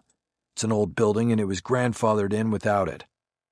Now, from what I was able to pick up over at the fire station, there were 2 investigations of this death. 2? I asked. This was sounding like something I could use. That's right. Both police and fire investigators signed off on it at first as accidental, with the victim falling asleep on the couch while smoking. The accelerant was the blouse she was wearing, which was made of polyurethane. What changed their minds about that was the coroner's initial survey. The remains were bagged and tagged at the scene and taken to the ME's office. Cisco looked at his own notes, which had been scratched on a pocket notebook that looked tiny in his big left hand. A deputy medical examiner named Celeste Frazier did a preliminary examination of the body and determined that the hyoid bone was fractured in 2 places. That changed things pretty quick. I looked at Lorna and knew she did not know what the hyoid bone was. It's a small bone shaped like a horseshoe that protects the windpipe. I touched the front of my neck in illustration. If it's broken, it means forced trauma to the front of the neck. She was choked, strangled. She nodded her thanks, and I told Cisco to keep going. So they went back out with arson and homicide investigators, and now we have a full-on murder investigation. They knocked on doors, and I talked to a lot of the people they talked to.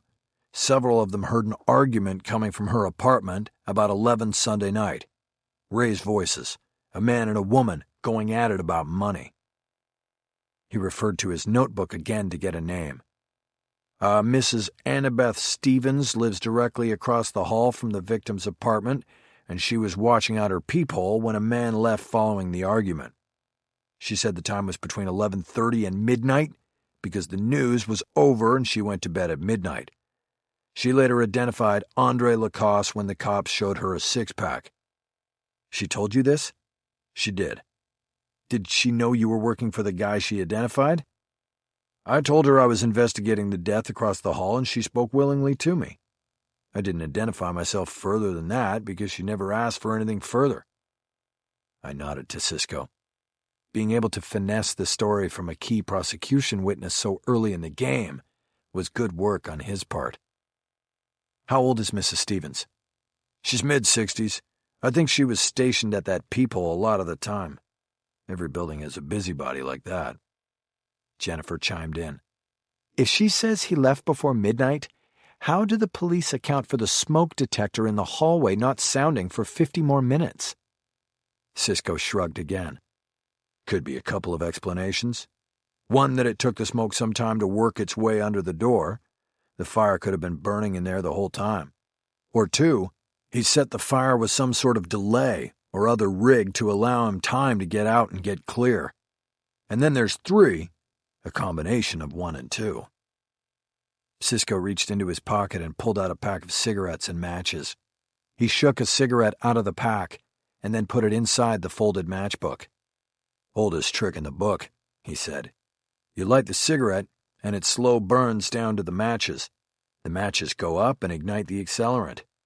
Gives a 3 to 10 minute head start depending on the cigarette you use. I nodded, more to myself than to Cisco. I was getting a sense of the state's case against my client and was already working out strategies and moves. Did you know that by law in most states, any brand of cigarette sold in that state has to have a 3-minute burn-down rate for unattended smoking? That's why most arsonists use foreign cigarettes. That's great, I said. Can we get back to this case? What else did you get from the apartment building? That's about it at this time, Cisco said. I'll be going back there, though. A lot of people weren't at home when I knocked. That's because they looked through the peephole and got scared when they saw you. I meant it in jest, but I wasn't without a point. Cisco rode a Harley, and he dressed the part. His usual outfit consisted of black jeans, boots, and a skin-tight black t-shirt with a leather vest over it. With his imposing size, dress, and the penetrating stare of his dark eyes through a peephole, it was no wonder to me that some people didn't answer their doors. In fact, I was more surprised when he reported the cooperation of a witness. So much so that I took pains to make sure cooperation was fully voluntary. The last thing I ever wanted was a witness backfiring on me while on the stand. I personally vetted them all. I mean, maybe you should think about wearing a tie every now and then, I added. I have a whole collection of clip-ons, you know. No thanks, Cisco responded flatly. Can we move on to the hotel now, or do you want to keep taking shots at me? Easy, big guy. I'm just poking you a little bit. Tell us about the hotel. You had a busy night. I worked it late. Anyway, the hotel is where this thing gets good. He opened his laptop and punched in a command as he spoke, his big fingers punishing the keyboard. I managed to obtain the cooperation of the security staff of the Beverly Wilshire without even wearing a tie. All right, I said. No more discussion of neckties. Good.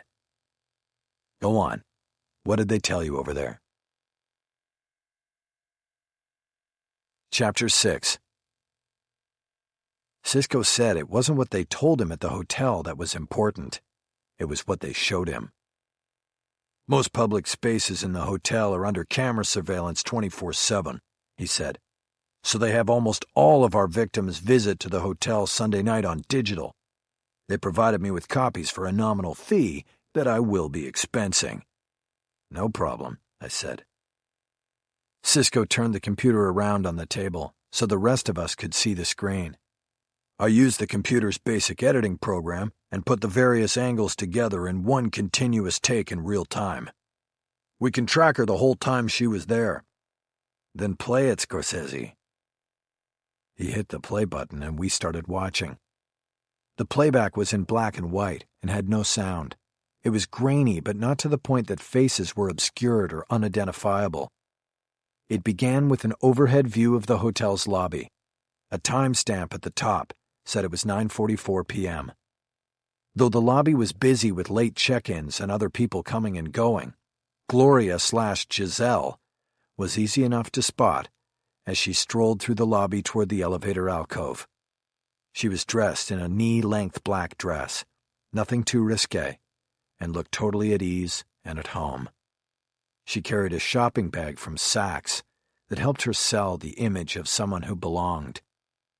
"Is that her?" Jennifer asked, pointing to a woman sitting on a circular divan and showing a lot of leg. "Too obvious," I said. "Her." I pointed to the right of the screen and tracked Gloria. She smiled at a security man who stood at the entrance to the elevator alcove and passed him without hesitation. Soon the angle changed, and we looked down from the ceiling of the elevator alcove. Gloria checked her phone for email while she waited. Soon enough, an elevator arrived and she got on. The next camera angle was from inside the elevator. Gloria got on and pushed the 8 button. As she rode up, she raised the bag and looked inside it. The view we had did not allow us to see the contents. When she arrived at the 8th floor, she stepped off the elevator and the screen went black. "Okay, this is where we go dark," Cisco said. "No cameras on the guest floors." "Why not?" I asked. "They told me it was a privacy issue. Recording who goes into what room could be more trouble than it's worth when it comes to divorce cases and subpoenas and all of that stuff." I nodded. The explanation seemed valid. The screen came back to life again, showing Gloria riding the elevator down. I noted on the timestamp that 5 minutes had gone by, meaning that Gloria had apparently knocked on the door and waited in the hallway outside room 837 for a significant period of time.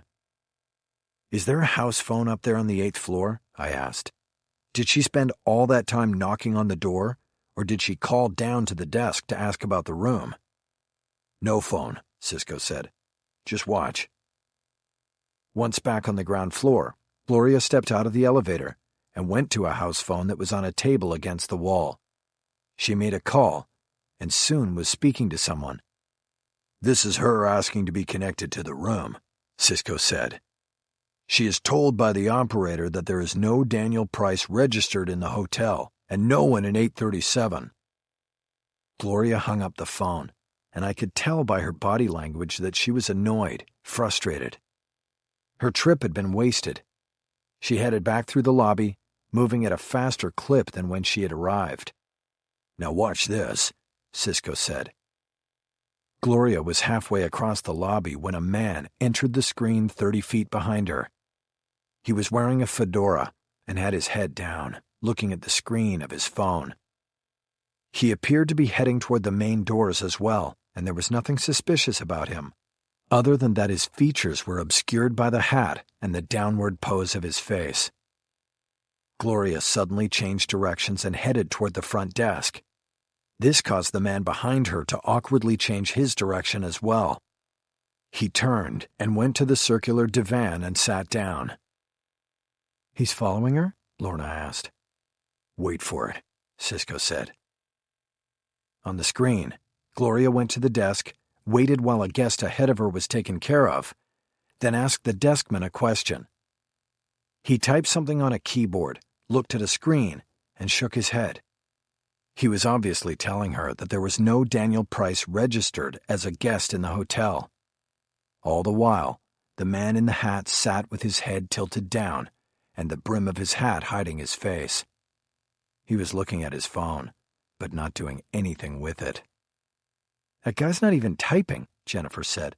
"He's just staring at his phone." "He's looking at Gloria," I said, "not the phone." It was impossible to tell for sure because of the hat, but it seemed clear that Gloria had a follower.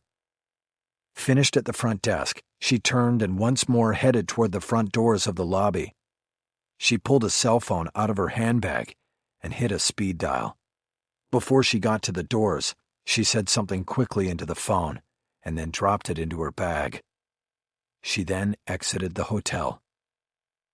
Before she was gone, the man in the hat was up and crossing the lobby behind her. He picked up his step once she was through the doors, and this seemed to confirm that Gloria's impromptu turn to the front desk had exposed a tail.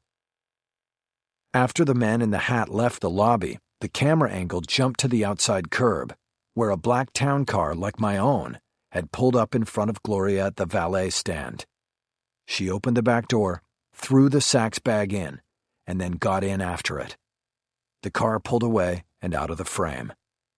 The man in the hat crossed the valet lanes and left the picture as well, never once raising his head enough for even his nose to be seen. The playback ended, and everyone was silent for a long moment while they reviewed it in their heads. "So?" Cisco finally asked. "So she was followed," I said. "I take it you asked about the guy at the hotel?" "I did, and he doesn't work there. They had nobody working undercover security that night. That guy, whoever he is, was an outsider." I nodded and thought some more about what I had seen.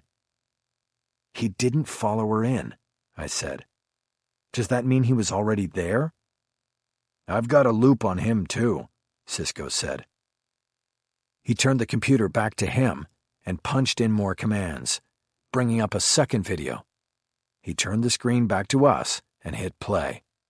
Cisco provided narration. "All right, this is him sitting in the lobby at 9:30. He was there before her. He stays like that until she gets there. I have a side-by-side of that." He spun the computer back and then set up the side-by-side videos before turning it to us again. The images from separate cameras were synced on the timestamps, and we were able to watch Gloria cross the lobby and the man in the hat track her, his hat turning as she passed on the other side of the room. He then waited for her to come back down from the 8th floor and followed her out, after her sudden stop at the front desk. Show over, Cisco closed his computer. "Okay, so who is he?" I asked. Cisco spread his hands, a wingspan of nearly 7 feet. "All I can tell you is that he doesn't work for the hotel," he said. I stood up and started pacing behind the table. I was feeling jazzed.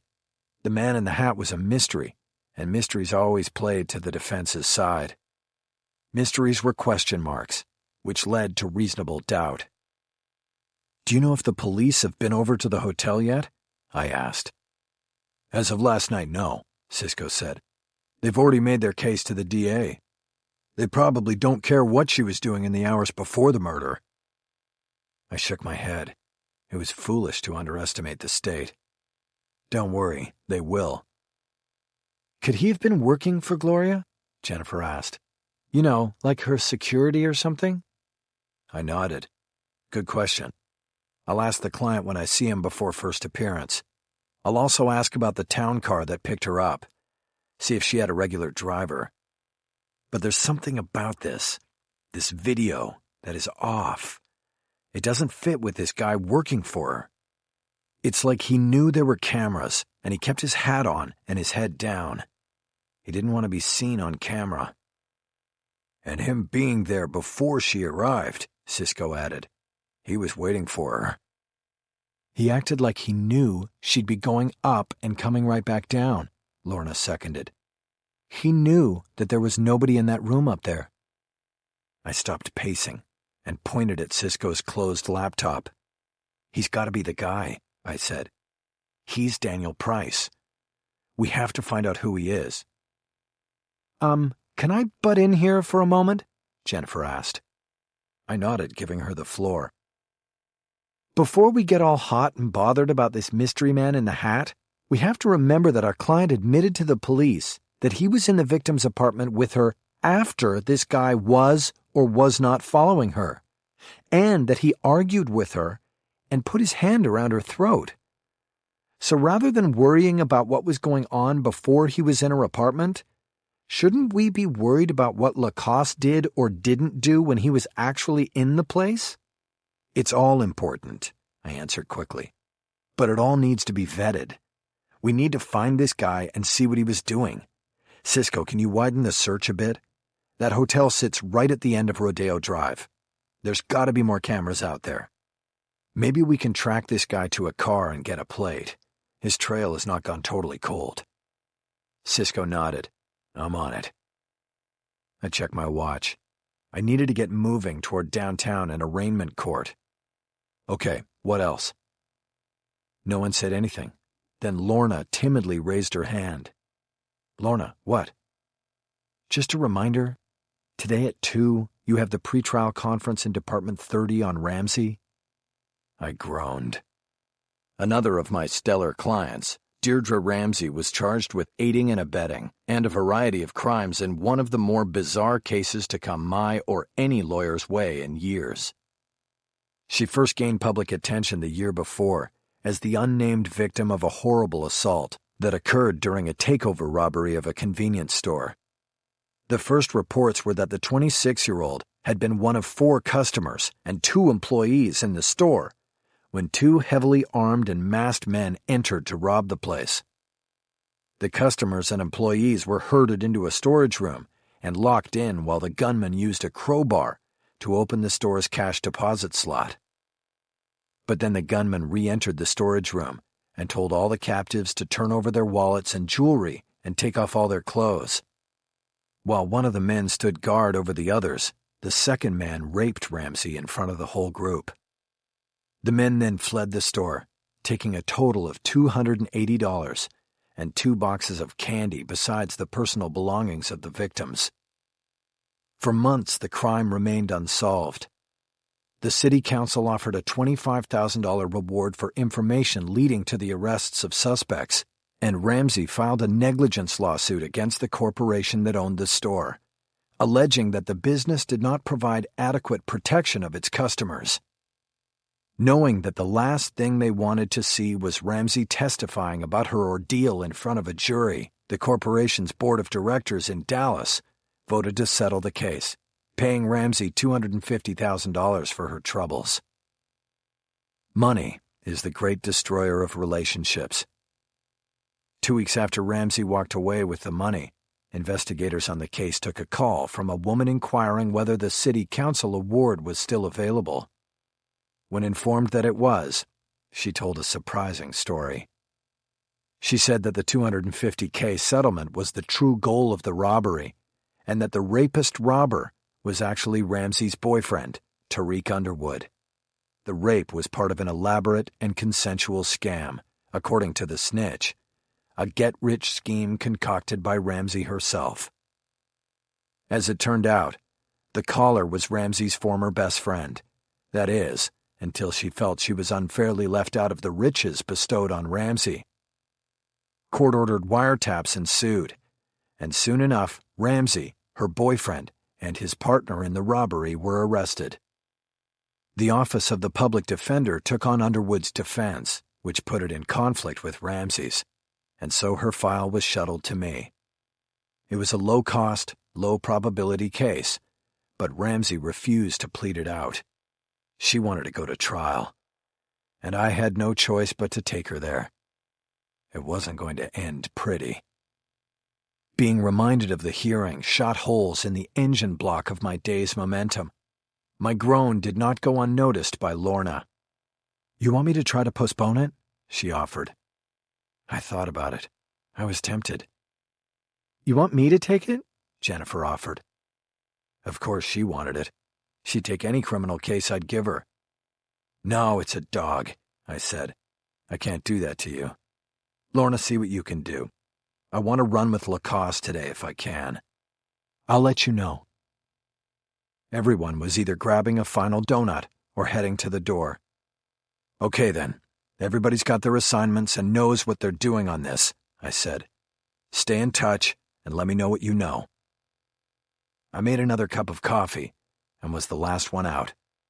Earl was waiting with the car in the back parking lot. I told him to head downtown to the courthouse and to stay off the freeway. I wanted to get there in time to talk to Andre Lacasse before they hauled him before the judge. Chapter 7. I had 15 minutes with my client before he would be herded into the courtroom, with several other custodies for first appearances before a judge. He was in a crowded holding cell off the arraignment court, and I had to lean in close to the bars and whisper so the other men in the cell wouldn't hear. "Andre, we don't have a lot of time here," I said. "In a few minutes, you'll be taken into the courtroom to see the judge. It will be short and sweet. The charges will be read, and they'll set a date for your arraignment." "Don't I plead not guilty?" "No, not yet. This is just a formality. After you get arrested, they have 48 hours to put you before a judge to get the ball rolling.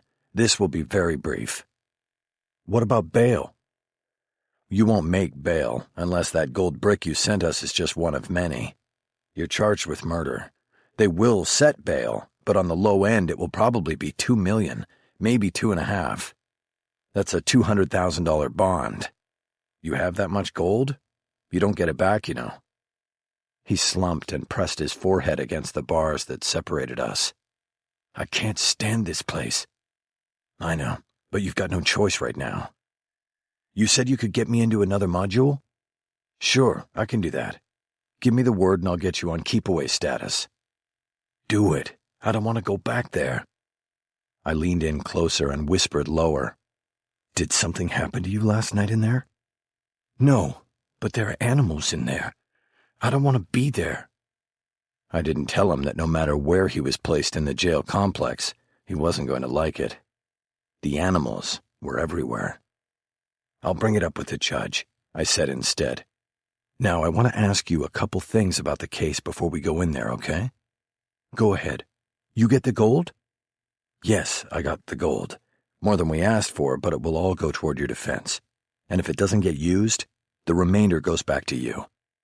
I have a receipt for you if you want it, but I don't think you want to carry around a piece of paper in Men's Central that shows you've got money." "No, you're right. Keep it for now." "Okay, now the questions. Did Giselle have any kind of security that you know about?" He shook his head like he wasn't sure, but then answered.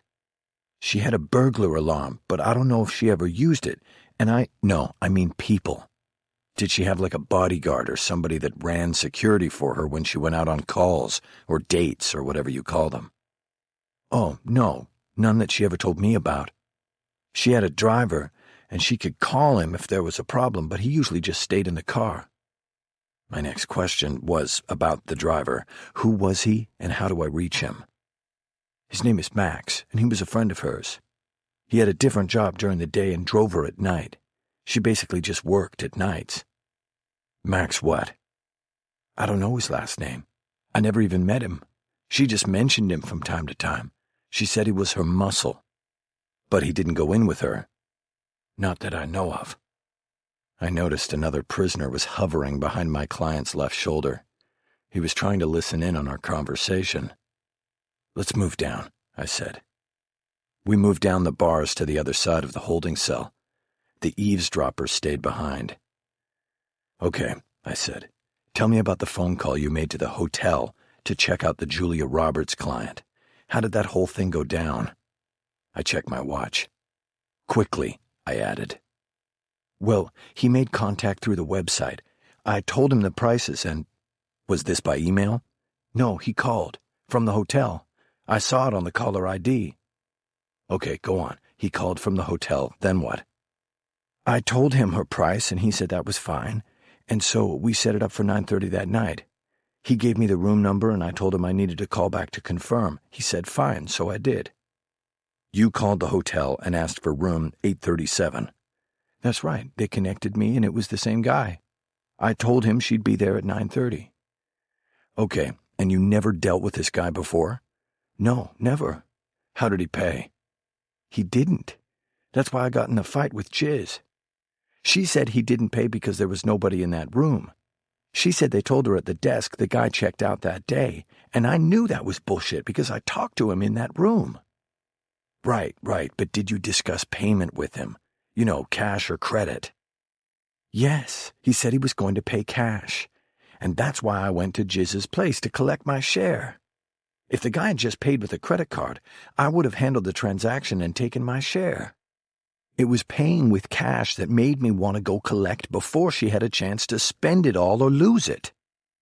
Lacasse's business practices were becoming clearer to me now. And this is how you always did it? Yes. It was routine? Yes, always the same. And this guy's voice, you didn't recognize it as a previous customer? No, I didn't recognize it. And he also said he was a new customer. What does this have to do with anything? Maybe nothing, but maybe everything. How often were you in contact with Giselle? Lacasse shrugged. Every day by text. We did a lot of it by text. But when I needed a quick answer, I would call her on her cell. Maybe a couple times a week we'd talk. And did you see her very often? Maybe once or twice a week when we had a cash customer. I'd come by to collect after. Sometimes we'd meet for coffee or breakfast and I'd collect then. And she never held back on you? We'd had issues before. How so? I pretty much learned with Jiz that money was for spending. The longer I left my money with her, the greater the chance it would get spent. I never waited long to collect. I saw the lineup of custodies who had just had first appearances being shuttled from the courtroom back into another holding cell. Lacasse was about to go out. Okay, hold on a second. I stooped down and opened my briefcase on the tile floor.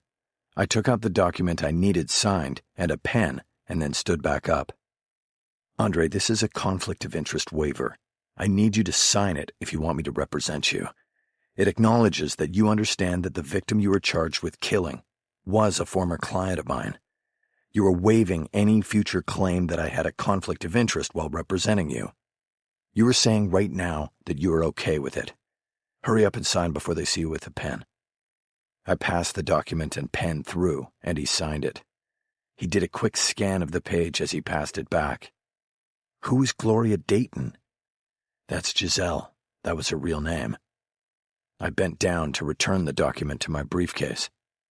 Couple more things, I said as I stood back up. You told me yesterday that you would make contact with the client who vouched for Giselle when she came to you.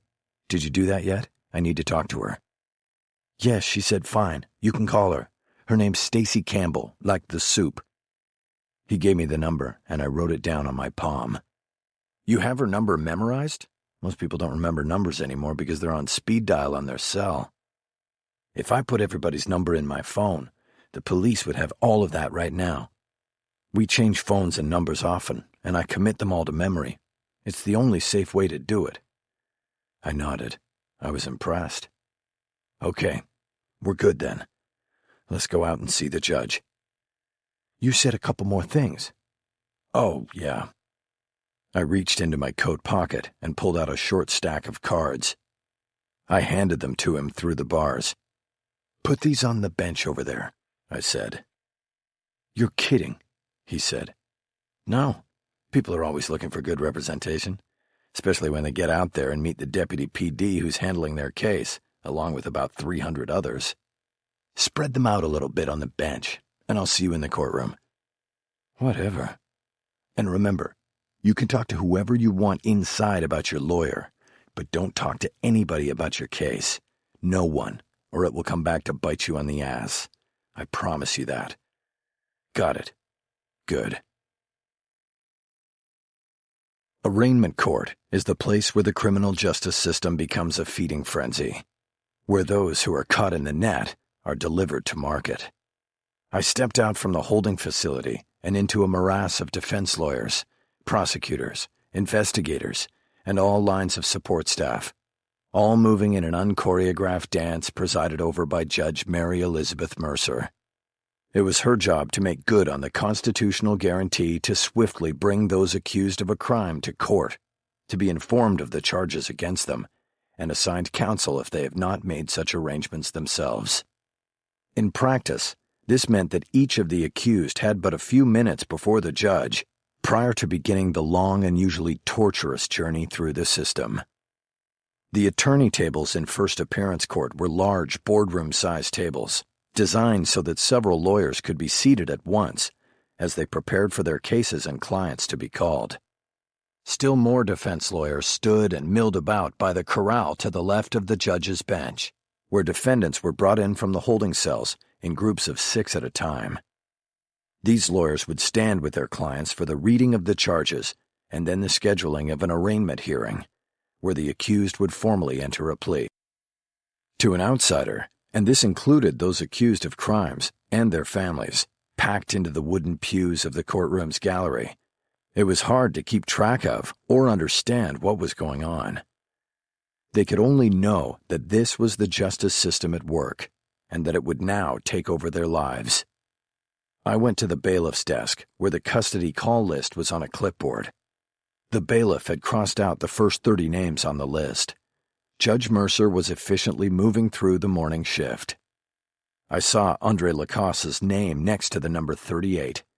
That meant one group of 6 was ahead of his group, and that gave me time to find a spot to sit down and check my messages.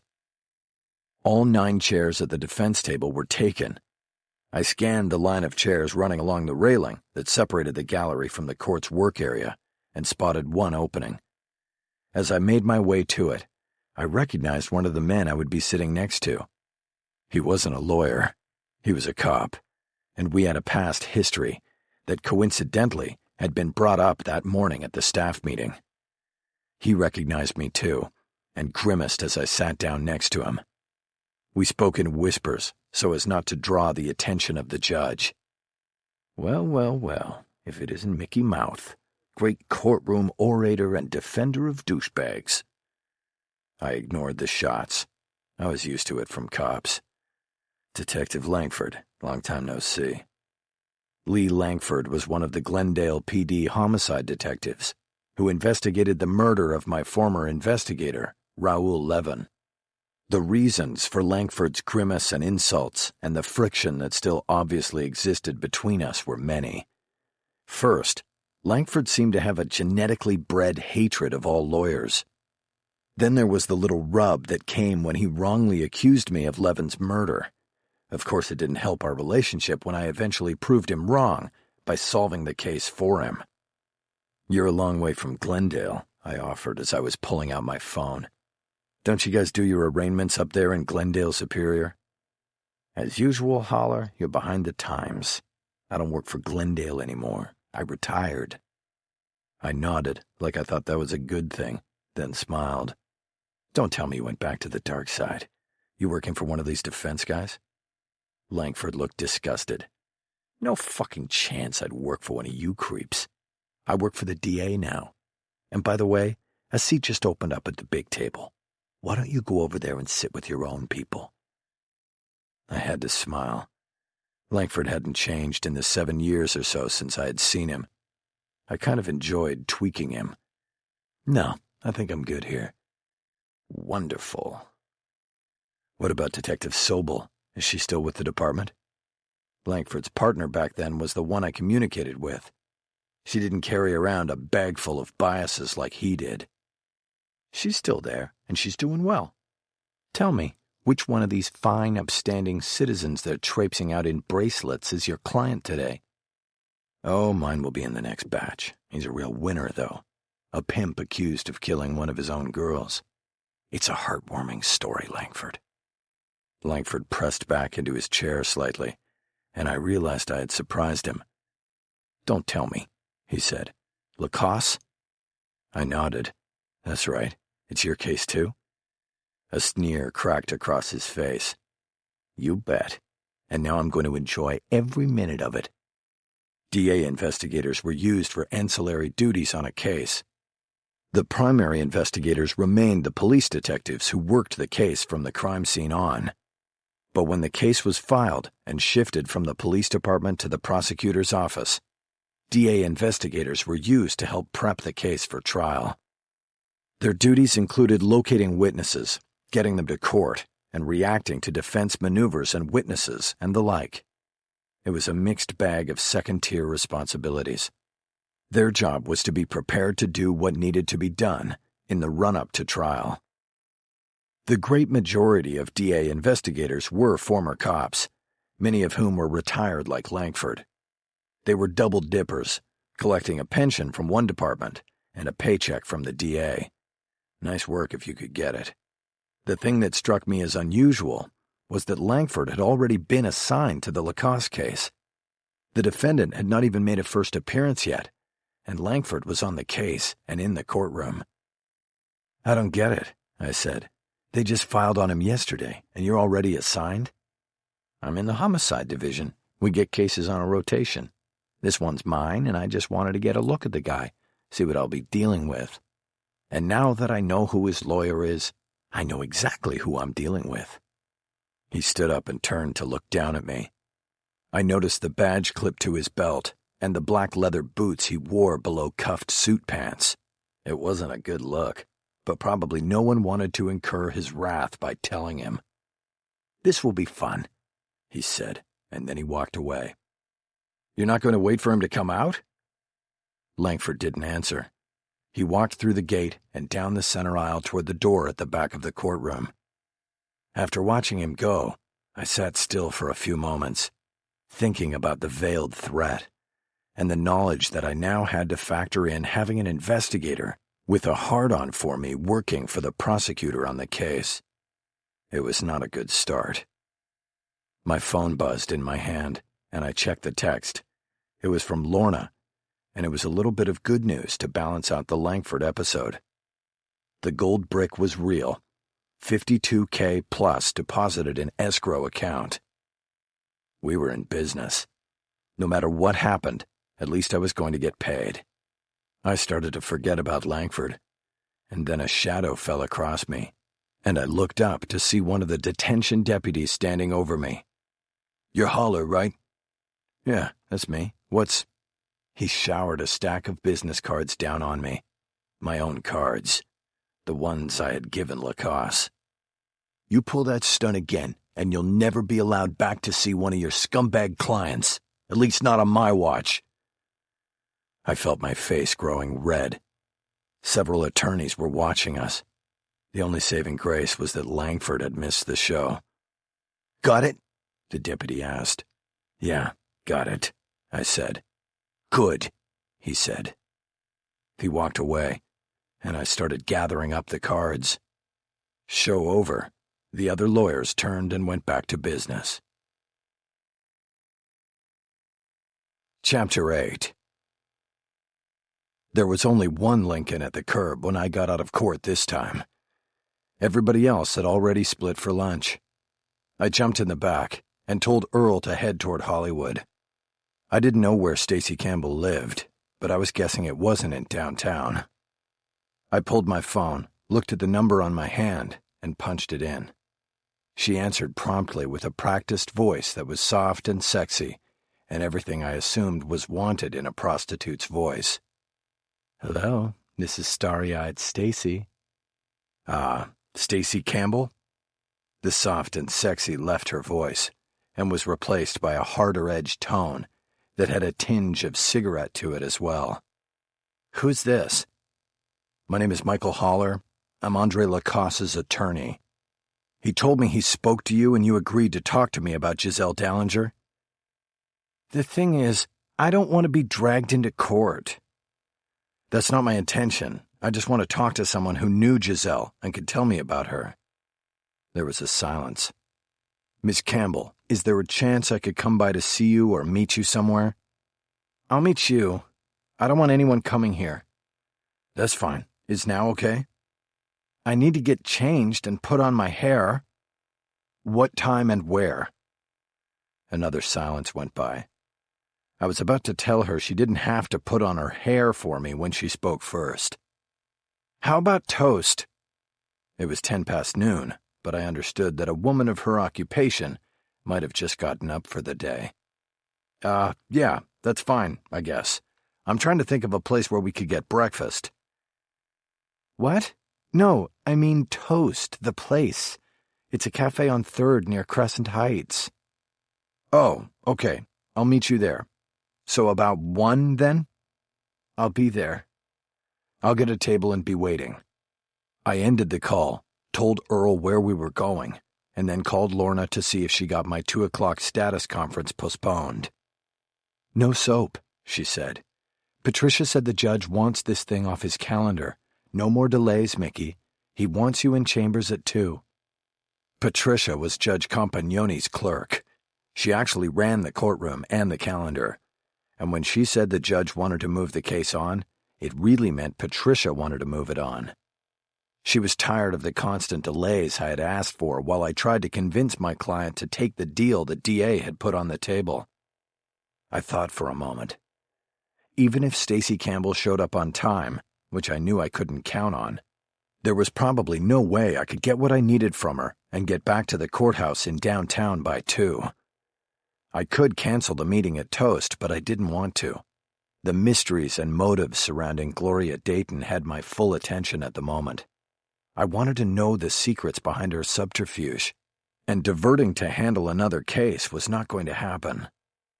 Okay, I'll call Bullocks and see if she's still up for covering for me on it. "Why? Are you still in first appearance court?" No, heading to West Hollywood on the Dayton case. "You mean the Lacoste case, don't you?" Right. "And West Hollywood can't wait?" No, it can't, Lorna. "She still has a hold on you, doesn't she? Even in death." "I just want to know what happened, so right now I need to call Bullocks. I'll talk to you later." I clicked off before I got a sermon about getting emotionally involved with the work. Lorna had always had issues with my relationship with Gloria, and could not understand that it had nothing to do with sex, that it wasn't some kind of horror fixation, that it was about finding someone you somehow shared the same view of the world with, or at least thought you did. When I called Jennifer Aronson, she told me she was working in the law library at Southwestern and going through the Gloria Dayton files I had given her that morning. "I'm going case to case and just trying to familiarize myself with everything," she said. "Unless there's something I should be specifically looking for." "Not really," I said. "Did you find any notes on Hector Arande Moya?" "No notes. It's amazing you remembered his name after 7 years." "I remember names, some cases, but not birthdays or anniversaries. Always gets me in trouble. You need to check on Moya's status, and—" "I did that first thing. I started with the LA Times online archives and found a couple stories about his case. It went federal. You said you made your deal with the DA's office, but the feds obviously took over the case." I nodded.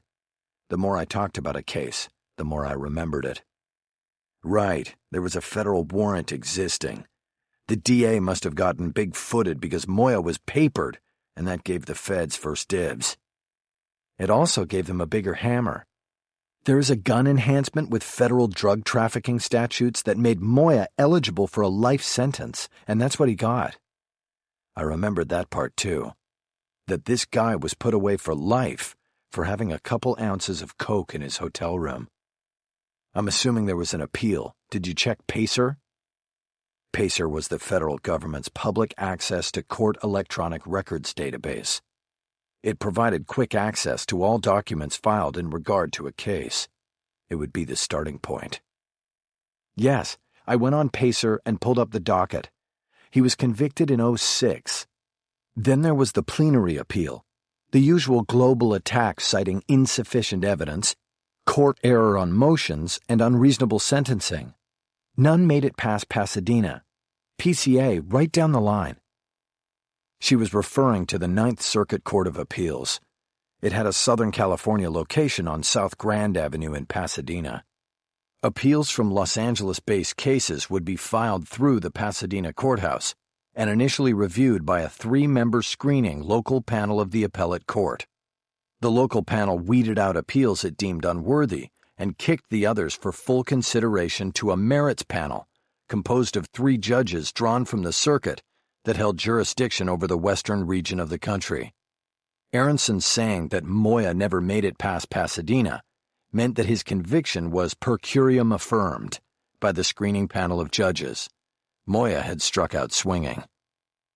His next move was to file a habeas corpus petition in U.S. District Court seeking post-conviction relief, a long-shot move to vacate his sentence. This was like shooting a 3 at the buzzer. The motion would be his last shot at a new trial, unless startling new evidence was brought forward. "What about a 2255?" I asked, using the U.S. Code designation for a habeas petition. "Yup," Aronson said. "He went with ineffective assistance of counsel, claiming his guy never negotiated a plea agreement and got blown out on that as well." "Who was the trial attorney?" "Somebody named Daniel Daly. You know him?" "Yeah, I know him, but he's a federal court guy, and I try to stay clear of the Fed. I haven't seen him work, but from what I've heard, he's one of the go-to guys over there." I actually knew Daly from 4 Green Fields, where we both stopped in on Fridays for end-of-the-week martinis. "Well, there wasn't much he or anybody could do with Moya," Jennifer said. "He went down hard and stayed down, and now he's 7 years into a life sentence and not going anywhere." "Where is he?" "Victorville." The Federal Correctional Institution at Victorville was 80 miles north and located at the edge of an Air Force base in the desert. It was not a good place to spend the rest of your life.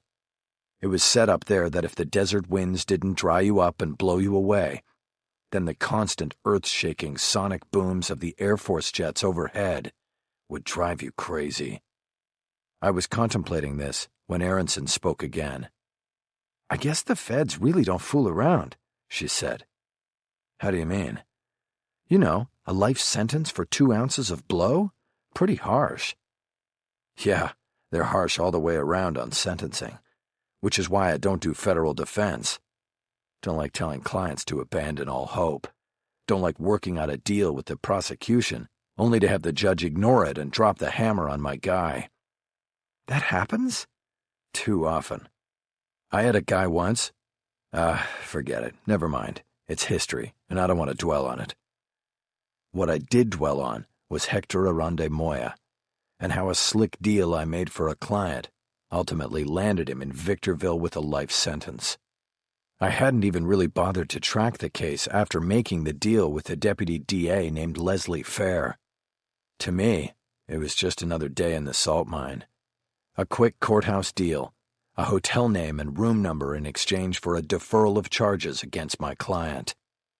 Gloria Dayton went into a drug rehab program instead of jail, and Hector Arande Moya went off to federal prison forever.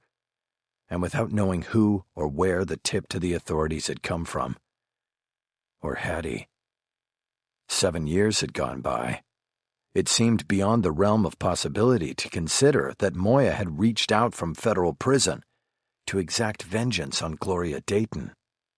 But no matter how far-fetched the idea, it might be useful in the defense of Andre Lacasse. My job would be to make the jury second-guess the prosecution, to make at least one of the gods of guilt think for himself or herself and say, "Hey, wait a minute, what about this guy up there in the desert, rotting in prison because of this woman? Maybe." Did you see any hearings in the docket on a motion to produce a witness or a motion to suppress based on lack of probable cause? Anything like that? Yes, that was part of the first appeal on court error. The judge refused a motion to produce any confidential informants in the case. He was fishing. There was only one CI, and that was Gloria. What about anything on the docket that is under seal? Did you see anything like that? Judges usually sealed records pertaining to confidential informants, but the documents themselves were often referenced by number or code on Pacer, so at least one knew that such records existed. "No," Jennifer said, "just the PSR. The pre-sentencing report on Moya. Those were always kept under seal as well." I thought about things for a moment. "Okay, I don't want to drop this. I want to see the transcript of that battle over confidential informants and probable cause.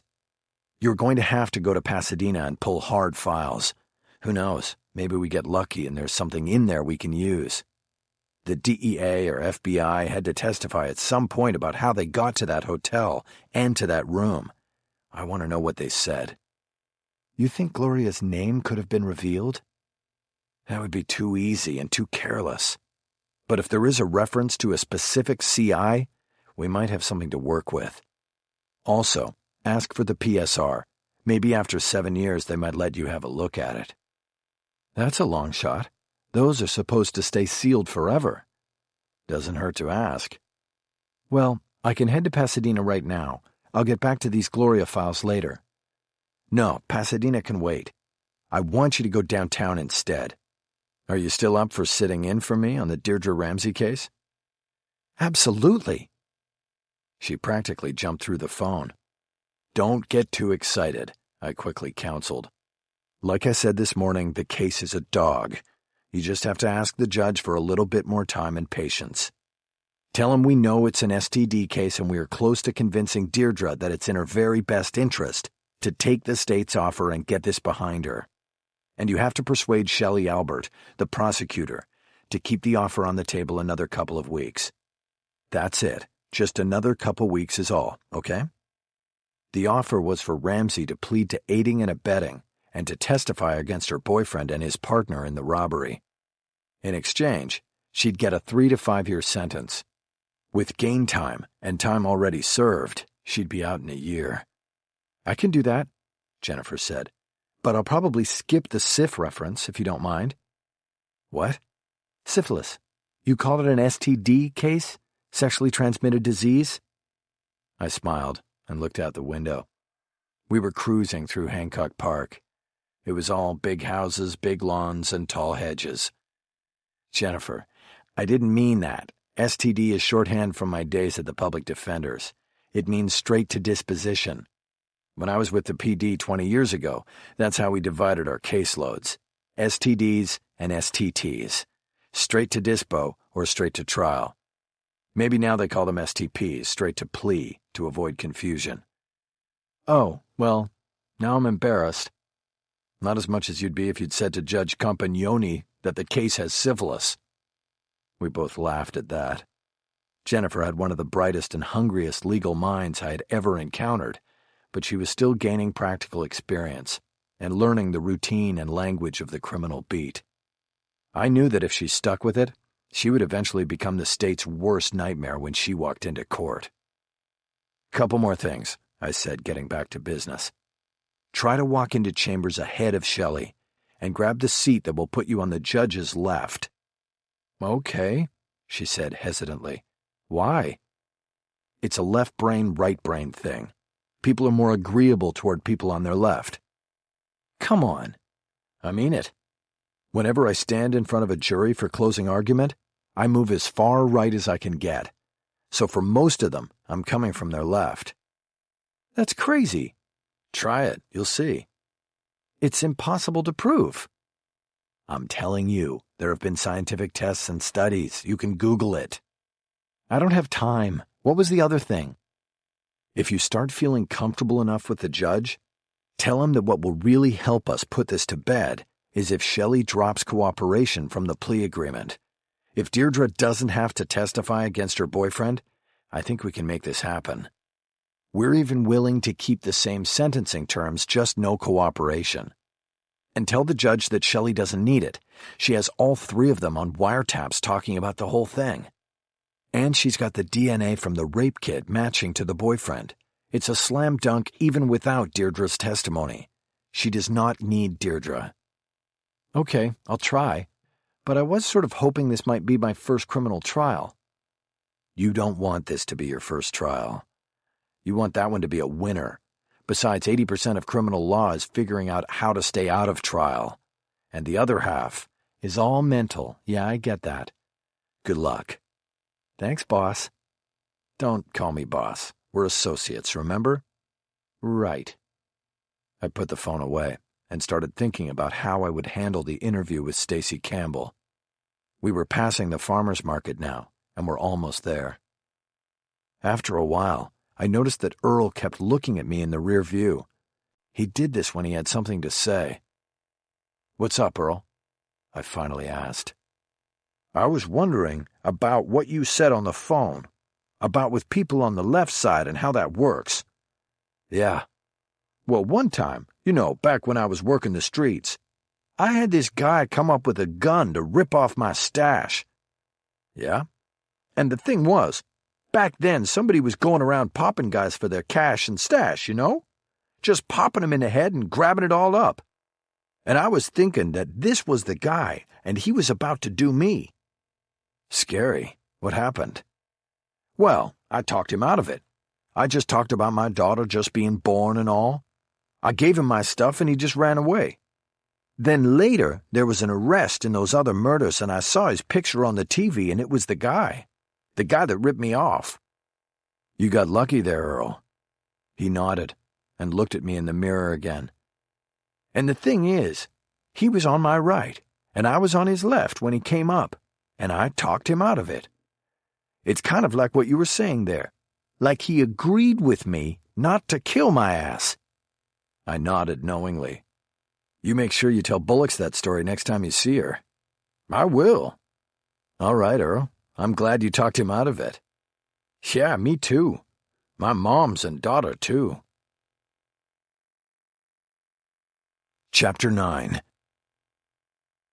I got to Toast early, waited 10 minutes for a table, and then kept it while nursing a coffee for 45 minutes. There was a line of West Hollywood hipsters who weren't happy about me monopolizing a coveted table and not even ordering a meal. I kept my head down and read email until starry-eyed Stacy showed up at 1:30 and slid into the chair across from me, enveloped in a strong cloud of perfume. The hair Stacy had put on was a white blonde spike wig with blue highlights at the tips. It went with her so pale it was almost blue skin and the wide stripes of glitter paint on her eyelids. I figured that the hipsters who hated me for taking one of their tables were close to rabid about me now. Starry-eyed Stacy didn't exactly fit in. She looked like she had escaped from a 1970s glam rock album cover. "So you're the lawyer," she said. I smiled all businesslike. "That's me." "Glenda told me about you. She said you were sweet. She didn't say handsome, too." "Who's Glenda?" "Giselle. When we first met in Vegas, she was Glenda the Good Witch DeVille." "Why'd she change her name when she came here?" She shrugged. "People change, I guess. She was still the same girl. That's why I always called her Glenda." "So you had already come out from Vegas and she followed?" "Something like that. We'd stayed in touch, you know. She checked to see how tricks were out here and whatnot. I told her to come out if she wanted to, and she did." "And you put her in touch with Andre?" "Yeah, to set her up online and take her bookings." "How long had you known Andre?" "Not so long. You think we can get any service around here?" She was right. The waitress who had so attentively asked me every 5 minutes if I was going to order something was now nowhere to be seen. My guess was that Stacy had that effect on people, especially women. I got the attention of a busboy and told him to fetch our waitress. "How did you find Andre?" I asked while we waited. "That was easy. I went online and started looking at other girls' sites. He was the site administrator on a lot of the good ones, so I emailed him and we hooked up." "How many sites does he manage?" "I don't know. You gotta ask him." "Did you ever know Andre to be physically abusive to any of the women he managed?" She snickered. "You mean like a real pimp?" I nodded.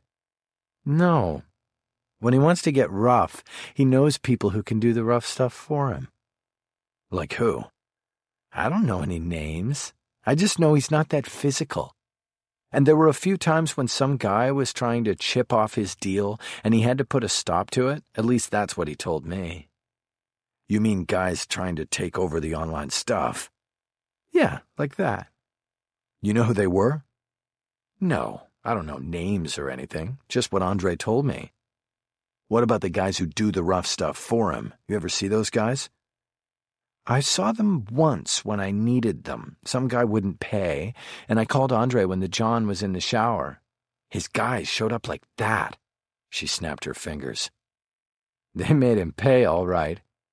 The guy thought that because he was on some show on cable that nobody ever heard of, he didn't have to pay. Everybody pays." The waitress finally came back to the table. Stacy ordered a BLT on what else? Toast and a Diet Coke. I went with chicken salad on a croissant and switched from coffee to iced tea. "Who was Glenda hiding from?" I asked as soon as we were alone again. Stacy handled the jump cut in direction pretty casually. "Isn't everybody hiding from somebody or something?" "I don't know. Was she?" "She never talked about it, but she looked over her shoulder a lot, if you know what I mean. Especially when she came back here." This wasn't getting anywhere. "What did she tell you about me?" "She said that when she lived out here before, you were her lawyer, but she could never call you again if she took a bust." The waitress put down our drinks, and I waited until she was gone. "Why couldn't she call me?" "I don't know. Because it would all unravel, I guess." That wasn't the answer I expected. I thought that she would say that Glenda could never call me because it would expose her betrayal. Unravel, was that her word? "That's what she said, yeah." What did she mean by that? "I don't know. She just said things. She said it could unravel. I don't know what it meant, and she didn't say any more about it." Stacy was starting to act put out by the questioning. I leaned back and thought about things. Besides offering a few tantalizing words with no further explanation, she wasn't much help. I guess I had been foolish to think Gloria Dayton, if that was even her real name, had confided in another prostitute about her distant past. All I knew now was that the whole thing depressed me. Gloria, Glenda, Giselle had been inextricably bound to the life. She was unable to leave it, and it eventually took everything away from her. It was an old story, and in a year's time it would be forgotten or replaced by the next one. Our food came, but I had lost my appetite. I watched starry-eyed Stacy put globs of mayonnaise on her BLT and eat it like a little girl, licking her fingers after the first bite, and that didn't lift my spirits either. Chapter 10. I sat in the back seat for a long time thinking about things. Earl kept looking at me in the rear view, wondering when I would give him directions. But I didn't know where to go next. I thought about waiting for Stacy Campbell to come out of the restaurant after using the restroom and following her home so I knew where she lived. But I knew Cisco could run her down if I needed her again. I checked my watch and saw it was 2:45. Bullock's was probably in the middle of things with the status conference in Judge Campagnoni's chambers. I decided to wait a while before checking in with her. "The Valley, Earl," I finally said. "I want to go watch practice." Earl turned the ignition and we were off. He took Laurel Canyon up the mountain to Mulholland Drive. We turned west and after a few curves, came to the parking lot entrance for Fryman Canyon Park. Earl pulled into a space, opened the glove box, and handed the binoculars over the seat to me.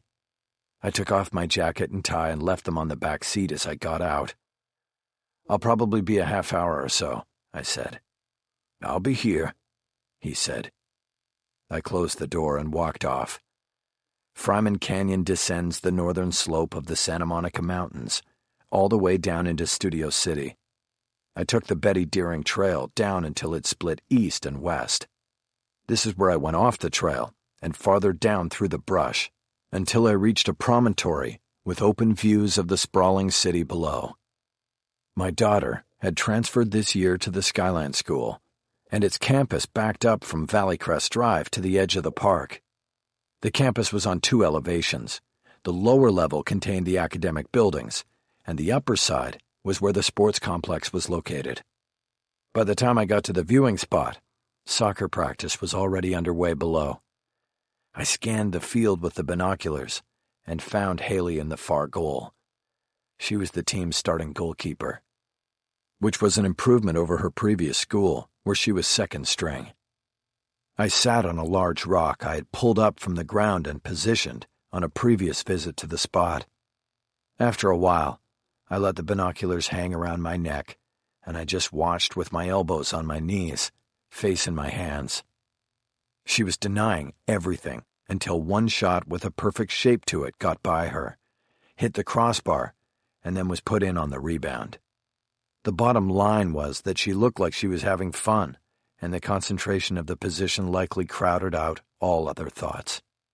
I wished that I could do that. Just forget about Sandy and Katie Patterson, and everything else for a while, especially at night when I close my eyes to sleep. I could have gone to court to force the issue with my daughter, make a judge order visitation, and compel her to stay with me every other weekend and every other Wednesday like it used to be. But I knew that would only make things worse. You do that to a 16-year-old, and you could lose her forever. So I let her go and began a waiting game. Waiting and watching from afar. I had to have faith that Haley would eventually come to realize that the world was not black and white, that it was gray, and the gray area was where her father dwelled. It was easy for me to keep that faith because there was no other choice. But it was not so easy to face the larger question that floated above that faith like a storm cloud.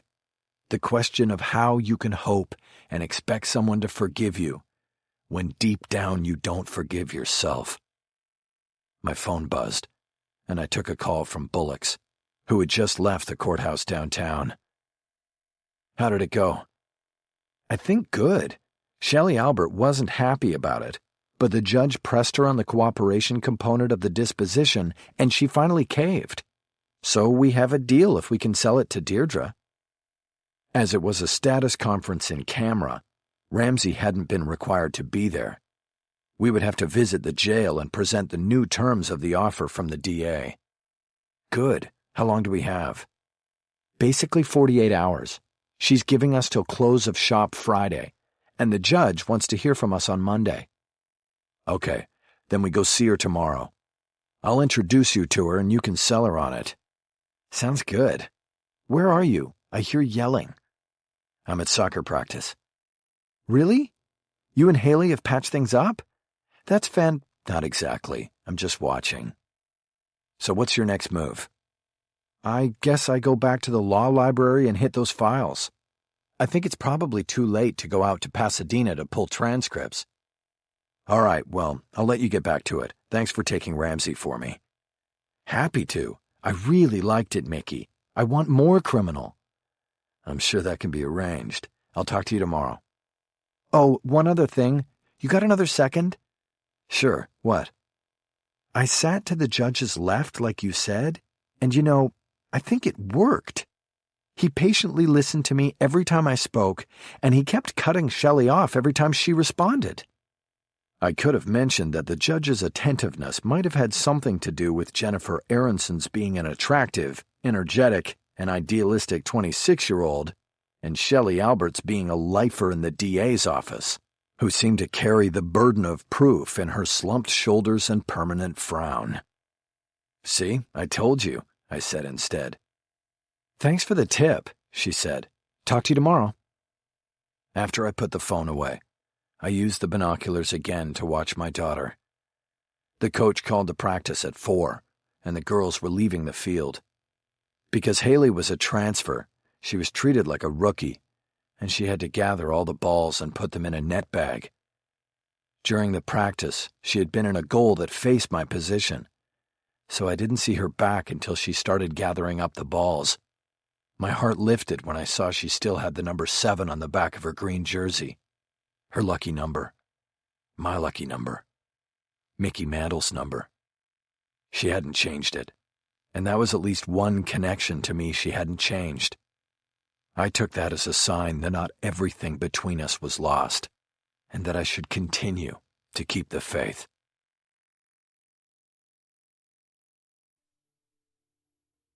Part 2.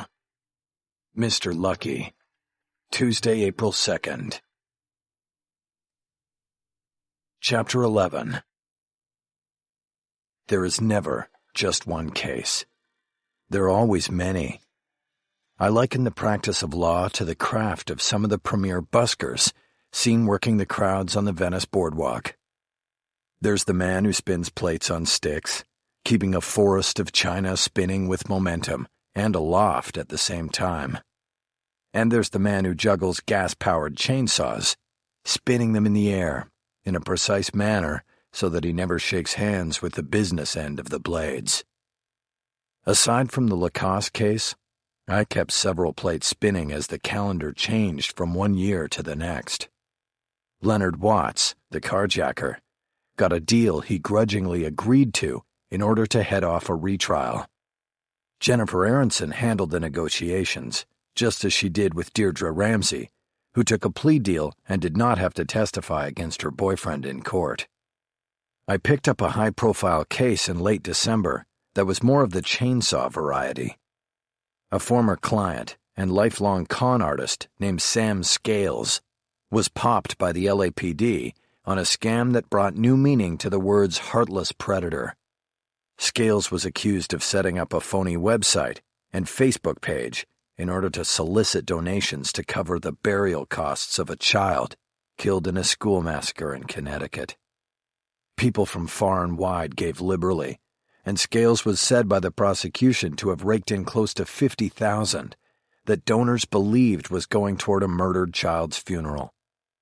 The scam worked well until the parents of the dead child got wind of the effort and contacted the authorities. Scales had used a variety of false digital fronts to safeguard his identity, but eventually, as in all scams, he needed to move the money to a place where he could access it and put it in his pocket. And that was the Bank of America branch on Sunset Boulevard in Hollywood. When he strolled in and asked for the money in cash, the bank teller saw the flag on the account and stalled while police were called. It was explained to Sam that the bank did not keep that much money in cash on hand because it was in a high-risk location, meaning the chances of a robbery were higher than at other locations. Scales was told that he could wait for the money to be special ordered and put on the regular 3 p.m. armored truck delivery, or he could go to a downtown location where that kind of cash was more readily available. Scales, a con artist who didn't know a con when it was directed at him, elected to special order the money and returned to pick it up. When he came back at 3, he was met by 2 detectives with the LAPD Commercial Crimes Division, the same 2 detectives who arrested him for the last case I defended him on, a Japanese tsunami aid ripoff. Everybody wanted a piece of Scales this time. The FBI, the Connecticut State Police, even the Royal Canadian Mounted Police, who jumped in on the case because several of the victims who had given money were from across the border. But the LAPD made the arrest, and that meant the Los Angeles County District Attorney's Office had the first shot at him. Scales called me, as he had in the past, and I took on the cause of a man so vilified in the media for his alleged crime that he had to be placed in solitary at Men's Central for fear he would be harmed by other prisoners. What made matters worse for Scales was that the outrage was so great that the district attorney himself, Damon Kennedy, the man who had soundly defeated me in the prior year's election, had announced that he would personally prosecute Scales to the full extent of the law. This, of course, came after I signed on as defense counsel, and now the stage was set for Kennedy to once again trounce me on the public stage. I had made inquiries about a disposition. The DA had Scales dead to rights on this one, but Kennedy was having none of that. He knew he had a slam-dunk case and there was no need to deal. He would milk the trial for every last video, print, and digital drop of attention he could wring out of it. No doubt, Sam Scales was going to go down for the full count this time. The Scales case did not help me personally either. LA Weekly ran a cover story on "The Most Hated Man in America," and the report provided a trip down memory lane of the many cons Scales had been accused of over the past 2 decades. My name came up often in these vignettes as his longtime defense attorney, and the overall story cast me as an official apologist for my client. The issue landed a week before Christmas, and it made for an icy reception from my daughter, who once again believed her father had publicly humiliated her. All parties had previously agreed that I would be allowed to visit on Christmas morning with gifts for both daughter and former wife, but it didn't go so well. What I had hoped would be the start of a winter thaw in both relationships turned into an ice storm. I ate a TV dinner at home alone that night. It was now the first week of April, and I was appearing on behalf of Andre Lacasse before the Honorable Nancy Lego in Department 120 of the Downtown Criminal Courts Building. We were 6 weeks out from trial on the case, and Lego was taking testimony in regard to the motion to suppress that I had filed shortly after the preliminary hearing in which Lacasse was held to answer.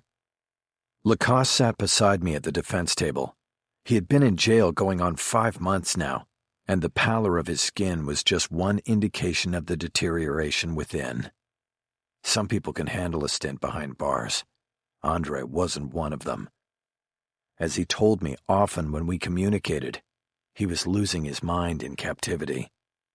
Through the exchange of discovery materials that began in December, I had received a copy of the video of Andre Lacasse's interview with the lead investigator on the Gloria Dayton murder. My motion to suppress claimed that the interview was actually an interrogation and that the police had used trickery and coercion to elicit incriminating statements from my client. Additionally, the motion claimed that the detective who interrogated Lacasse in a small windowless room at West Bureau ran roughshod over his constitutional rights, not properly administering the Miranda warning regarding his right to an attorney until after Lacasse had made the incriminating statements and was placed under arrest. During the interrogation, Lacasse had denied killing Dayton, which was good for our side. But what was bad was that he had given police evidence of motive and opportunity. He admitted that he had been in the victim's apartment on the night of the murder, and that he and Gloria had argued about the money she was supposed to have been paid by the client at the Beverly Wilshire. He even acknowledged that he had grabbed Gloria by the throat.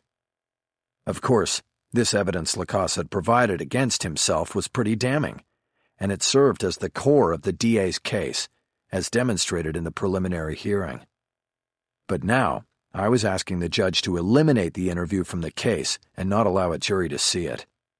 In addition to the intimidation practices employed by the detective in the room, Lacasse had not been read his rights until after he had mentioned that he had been in Dayton's apartment in the hours before her death, and that there had been an argument. Motions to suppress are always the longest of long shots, but this one was worth a try. If I got the video of the interrogation kicked, the entire case would change. It might even tilt in Andre Lacasse's direction. The prosecution, led by Deputy DA William Forsythe, began the hearing with Detective Mark Witten's testimony about the circumstances of the interview, and then introduced the video recording of the session. The 32-minute video was shown in its entirety on a screen mounted to the wall opposite the courtroom's empty jury box. I had already watched it numerous times. I had my video time counts and questions ready when Forsythe finished his direct examination of Witten and turned the witness and the remote control over to me. Witten knew what was coming. I had laid into him pretty good when he had testified during the preliminary hearing. This time, the assault would take place in front of Judge Lego, who was assigned to hear the case after the prelim. There was no jury to play to, no gods of guilt. I remained seated at the defense table, my client in his orange jumpsuit next to me. "Detective Witten, good morning," I said as I pointed the remote at the screen. "I want to go back to the very beginning of the interrogation." "Good morning," Witten said, "and it was an interview, not an interrogation. As I said before, Mr. Lacasse voluntarily agreed to come to the station to talk with me." "Right, I heard that, but let's take a look at this." I started playing the video, and on the screen, the door to the interview room opened and Lacasse entered, followed by Witten, who put his hand on my client's shoulder to direct him to one of the 2 chairs on either side of a small table. I stopped the playback as soon as Lacasse was seated. "So, Detective, what are you doing there with your hand on Mr. Lacasse's upper arm?" "I was just directing him to a seat. I wanted to sit down for the interview." "You were directing him to that particular chair, though, correct?" "Not really." "You wanted him facing the camera because your plan was to draw a confession from him, correct?" "No, not correct." "Are you telling Judge Lego that you did not want him in that particular seat so that he would be in view of the hidden camera that was in that room?" Witten took a few moments to compose an answer. Bullshitting a jury is one thing, but it grows increasingly risky to mislead a judge who has been around the block a few times. It's standard policy and practice to place the interview subject in the seat facing the camera. I was following policy. Is it standard policy and practice to videotape interviews with subjects who have come to the police department for a conversation, as you put it in your direct testimony? Yes, it is. I raised my eyebrows in surprise, but then reminded myself that it wasn't serving my client well to bullshit the judge either. This would include feigning surprise at an answer I knew was coming. I moved on. And you insist that you had not classified Mr. Lacoste as a suspect when he came to the police station to talk to you? Absolutely. I had a completely open mind about him. So there was no need to give him the standard rights warning at the top of this so-called conversation. Forsyth objected, saying the question was already asked and answered during his direct examination. Forsyth was mid-30s and lean. With a ruddy complexion and sandy hair, he looked like a surfer in a suit. Judge Lego overruled the objection and let me go with it. Whitten answered the question. I didn't believe it was necessary, he said. He was not a suspect at the time he voluntarily came into the station and then voluntarily entered that room for the interview. I was just going to take a statement from him, and he ended up saying he had been in the victim's apartment. I was not expecting that. He delivered the answer just as I am sure he had rehearsed it with Forsyth. I moved ahead in the video, to a point where Whitten excused himself from the room to go get my client a soda that the detective had offered. I froze the image of Lacoste left alone in the room. Detective, what would have happened if my client had decided while alone in there that he had to use the restroom and got up to leave? I don't understand. We would have allowed him to use the restroom. He never asked. But what would have happened if he'd decided on his own to get up from the table at this point here and open that door? Yes or no, did you lock it when you left the room? It's not a yes or no answer. I think it is. Forsyth objected and called my response badgering. The judge told the detective to answer the question the way he saw fit. Whitten composed himself again and fell back on the standard out. Policy. It is the policy of the department not to allow any citizen unescorted access to work areas of police stations. That door leads directly to the detective bureau, and it would have been against policy for me to allow him to wander through the squad unattended. Yes, I locked the door. Thank you, Detective. So let me see if I have this right so far. Mr. Lacoste was not a suspect in your case, but he was locked in this windowless room and was under constant surveillance while in there, correct? I don't know if I would call it surveillance. Then what would you call it? We roll the camera whenever someone is in one of those rooms. It's standard policy, yes, I know. Let's move on. I fast-forwarded through the video about 20 minutes, to a point where Whitten stood up from his seat and took off his jacket and draped it over the backrest. He then moved his chair in toward the table and stood behind it, leaning forward with his hands on the table. So you don't know anything about her murder, is that what you're saying? He said to Lacoste on the screen. I froze it right there. Detective Whitten, why did you take your jacket off at this point in the interrogation? You mean the interview? I took my jacket off because it was getting stuffy in there. But you testified on direct that the camera was hidden in the air conditioning vent. Wasn't the air on? I don't know if it was on or not. I hadn't checked before we went in there. Aren't these so-called interview rooms nicknamed hot boxes by detectives because they are used to sweat suspects and hopefully induce them to cooperate and confess? I've never heard that, no. You've never used that phrase yourself to describe this room? I pointed to the screen and asked the question with such surprise in my tone that I hoped Whitten would think I had something up my sleeve that he didn't know about. But it was a bluff, and the detective parried it by using a standard witness out. I don't recall ever using the phrase, no. Okay, so you took your jacket off and are now standing over Mr. Lacoste. Was that to intimidate him? No, it was because I felt like standing. We had been sitting at that point for a long time. Do you have hemorrhoids, Detective? Forsyth quickly objected again and accused me of trying to embarrass the detective. I told the judge I was simply trying to place on the record testimony that would help the court understand why the detective felt compelled to stand during the interview after only 20 minutes. The judge sustained the objection and told me to proceed without asking the witness questions of such a personal nature. "Okay, detective," I said. "What about Mr. Lacoste? Could he stand up if he wanted to? Could he have stood over you while you were sitting?" "I would not have objected," Whitten answered. I hoped the judge was aware that Whitten's answers were largely bogus and part of the dance detectives engaged in every day in every police station. They walked a constitutional tightrope, trying to push things as far as they could before having to enlighten the hapless saps who sat across the table from them. I had to make a case that this was a custodial interrogation, and that under these circumstances Andre Lacoste did not feel that he was free to leave. If the judge was convinced, then she would hold that Lacoste was indeed under arrest when he entered that interrogation room and should have been Mirandized. She could then throw the entire video recording out, crippling the DA's case. I pointed up to the screen again. "Let's talk about what you're wearing there, detective." I took Whitten through a full description for the record of the shoulder holster and Glock he was wearing, and then moved down to his belt, eliciting descriptions of the handcuffs, extra gun clip, badge, and pepper spray canister that were attached to it. "Your displaying of all of these weapons to Mr. Lacoste was for what purpose?"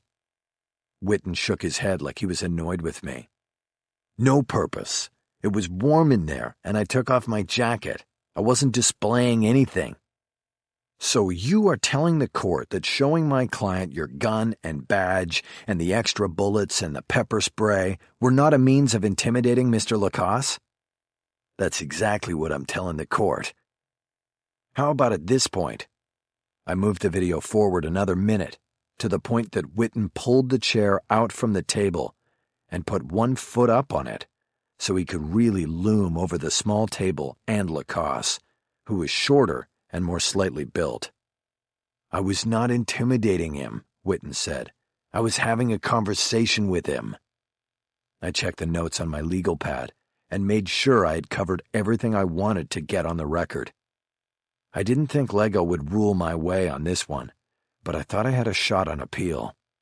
Meantime, I had gotten in another round with Whitten on the witness stand.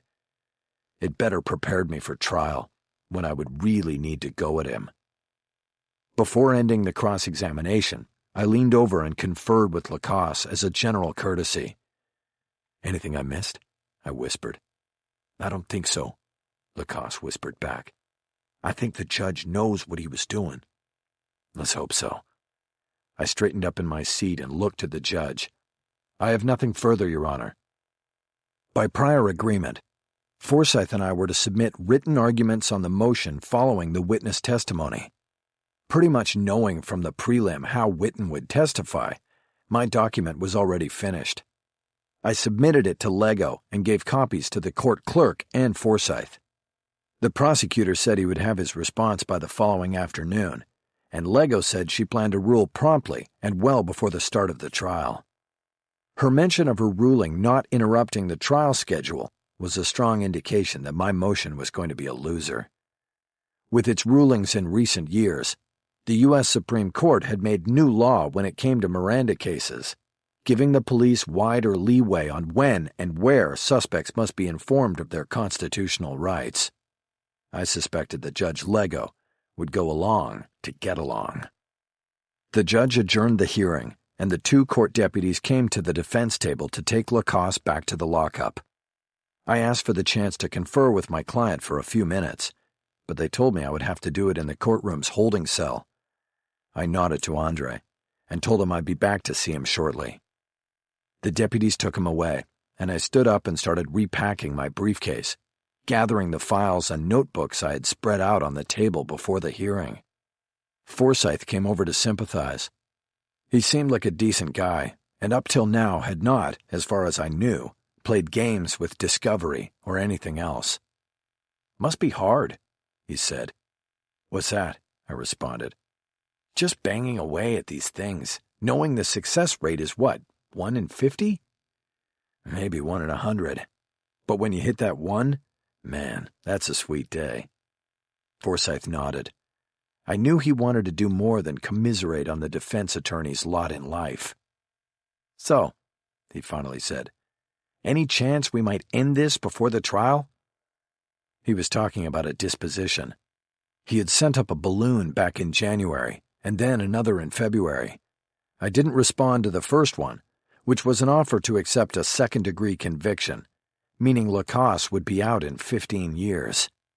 My ignoring the offer brought an improvement when Forsyth came around again in February. This time, the DA was willing to call it a heat of passion case and let Lacoste plead to manslaughter. But Lacoste would still do at least 10 years in the pen. As was my duty, I took the deal to him, and he turned it down flat. 10 years might as well be 100 if you were doing time for a crime you didn't commit, he said. He had a passion in his voice when he said it. It tipped me toward his corner, toward thoughts that maybe he was indeed innocent. I looked at Forsyth and shook my head. Andre's not getting cold feet, I said. He still says he didn't do it, and still wants to see if you can prove he did. So no deal then? No deal.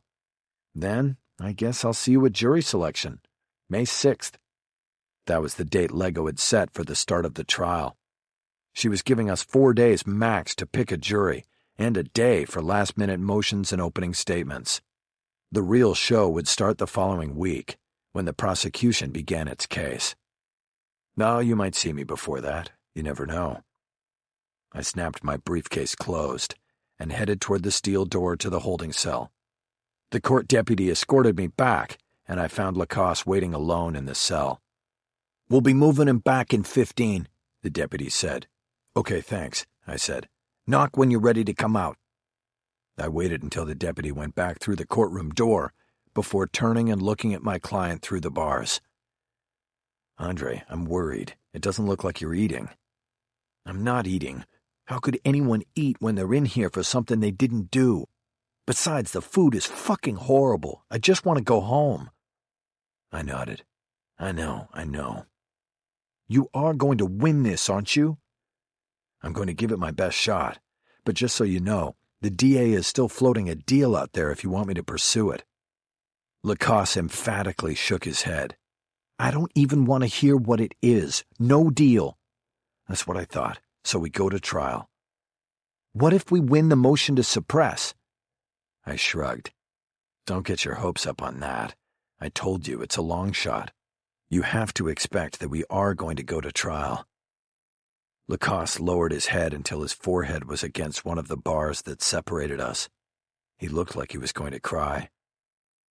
Look, I know I'm not a good guy, he said. I did a lot of bad things in my life, but I didn't do this. I didn't. And I'm going to do my best to prove it, Andre. You can count on that. He drew his head up to look at me eye to eye and nodded. That's what Giselle said. That she could count on you. She said that? Count on me for what? You know, like if anything happened to her. She knew she could count on you to not let it go by. I paused for a moment. In the past 5 months, Lacoste and I had had limited communication. He was in jail, and I was working a full caseload. We spoke when together for court hearings and during occasional phone calls from the Pink Module, where he was housed at Men's Central. Even so, I thought I had gotten everything I needed from him in order to defend him at trial. But what he had just said was new information, and it gave me pause because it was about Gloria Dayton, who still remained an enigma to me. Why did she tell you that?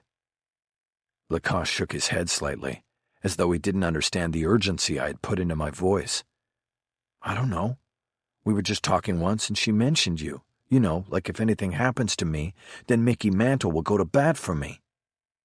When did she say that? I don't remember. She just said it. She said to make sure to let you know. With my one free hand, I gripped one of the bars and moved closer to my client. You told me you came to me because she said I was a good lawyer. You didn't tell me any of this other stuff.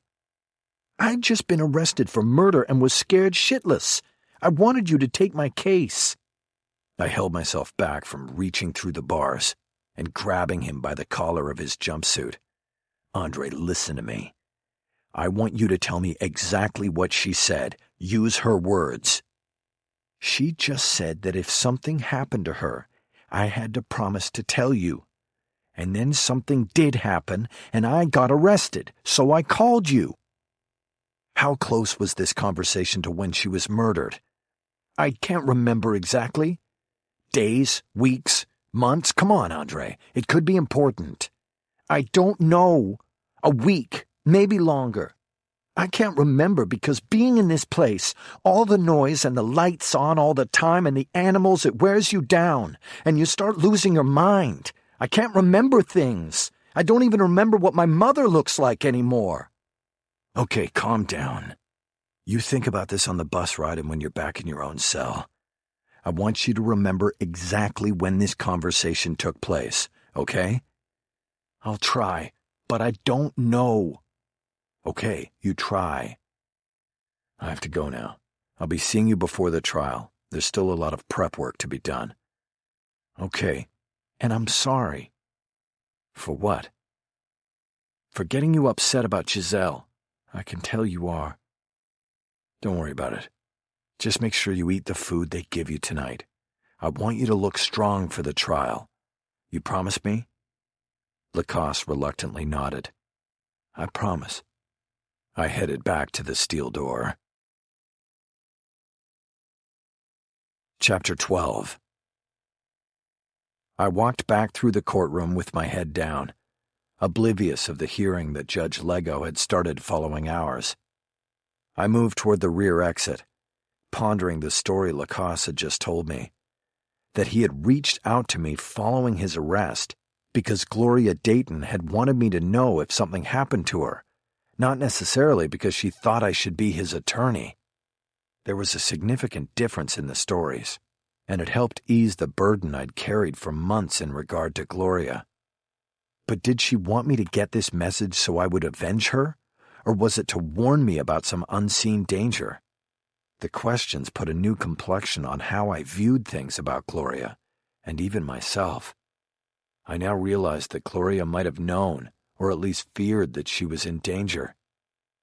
The moment I stepped out of the courtroom and into the crowded hallway, I was confronted by Fernando Valenzuela, the bondsman, not the former baseball pitcher. Val and I went way back, and once shared a working relationship that was financially beneficial to both parties. But things turned sour years ago, and we drifted apart. When I needed a bondsman these days, I usually went to Bill Dean or Bob Edmondson. Val was a distant third on that list. Valenzuela handed me a folded document. Mick, this is for you. What is it? I took the document and started to unfold it one-handed, waving it to get it open. It's a subpoena. You've been served. What are you talking about? You're running process now? One of my many skills, Mick. Guy's gotta make a living. Hold it up for me. Fuck that. I knew the routine. He wanted to take a photo of me with the document to prove service. Service had been made, but I wasn't going to pose for pictures. I held the paper behind my back. Valenzuela took a photo with his phone anyway. Doesn't matter, he said. This is totally unnecessary, Val, I said. He put his phone away and I looked at the paper. I immediately saw the styling of the case. Hector Aronde Moya versus Arthur Rollins, Warden, FCI Victorville. It was a 2241 filing. This was a permutation of a habeas petition that was known by lawyers as a true habeas, because rather than being a last-ditch effort grasping at legal straws like ineffective counsel, it was a declaration that startlingly new evidence was now available that proved innocence. Moya had something new up his sleeve, and somehow it involved me, meaning it must involve my late client, Gloria Dayton. She was the only link between Moya and me. The basic cause of action in a 2241 filing was the claim that the petitioner, in this case Moya, was being unlawfully detained in prison, and thus the civil action directed against the warden. There would be something more in the full filing, the claim of new evidence designed to get a federal judge's attention. "Okay, Mick, so no hard feelings?" I looked over the paper at Valenzuela. He had his phone out again and took my photo. I had forgotten he was even there. I could have gotten mad, but I was too intrigued now. No hard feelings, Val. If I knew you were a process server, I would have been using you myself. Now Valenzuela was intrigued. "Any time, man. You've got my number. Money's tight in the bond market right now, so I'm just picking up the slack. Know what I mean?" "Yeah, but you tell your employer on this that lawyer to lawyer, a subpoena is not the way to—" I paused when I read the name of the lawyer issuing the subpoena. "Sylvester Fulgoni?" "That's right, the firm that puts the FU in litigation." Valenzuela laughed, proud of his clever response. But I was thinking of something else. Sylvester Fulgoni was indeed a one-time ballbuster when it came to practicing law. But what was unusual about being subpoenaed by him to give a deposition was that I knew he had been disbarred and was serving time in federal prison for tax evasion. Fulgoni had built a successful practice, primarily suing law enforcement agencies over color of law cases, cops using the protection of a badge to get away with assault, extortion, and other abuses, sometimes even murder. He had won millions in settlements and jury verdicts and taken his fair share in fees. Only he hadn't bothered to pay taxes on most of it, and eventually the governments he so often sued took notice. Fulgoni claimed he was the target of a vindictive prosecution designed to stop his championing of victims of law enforcement and government abuse. But the fact was, he hadn't paid or even filed his taxes for 4 successive years. You get 12 taxpayers in the box, and the verdict always comes out against you. Fulgoni appealed the guilty verdict for nearly 6 years, but eventually time ran out, and he went to prison. That was only a year ago, and I now had a sneaking suspicion that the prison he'd ended up in was the Federal Correctional Institution at Victorville, which also happened to be home to Hector Arande Moya. "Is Sly already out?" I asked.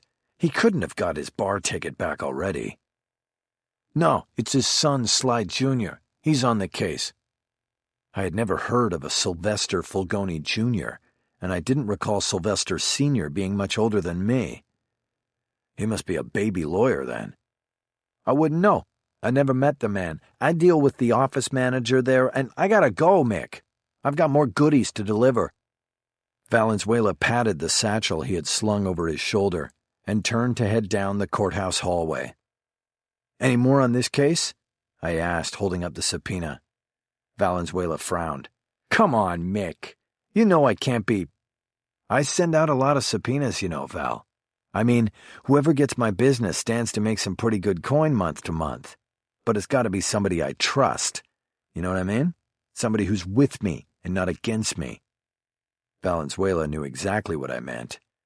He shook his head, and then his eyes lit when he came up with a way out of the corner I had put him in. He signaled me over with his finger. "Say, Mick, maybe you can help me out," he said. I stepped over to him. "Sure," I said. "What do you need?" He opened his satchel and started looking through the papers in it. "I gotta go over to the DEA to see this agent over there named James Marco. You have any idea where the DEA is in the federal building?" "The DEA? Well, it depends if he's on one of the task forces or not. They have them spread around that building and other places in town." Valenzuela nodded. "Yeah, he's part of something called Interagency Cartel Enforcement Team.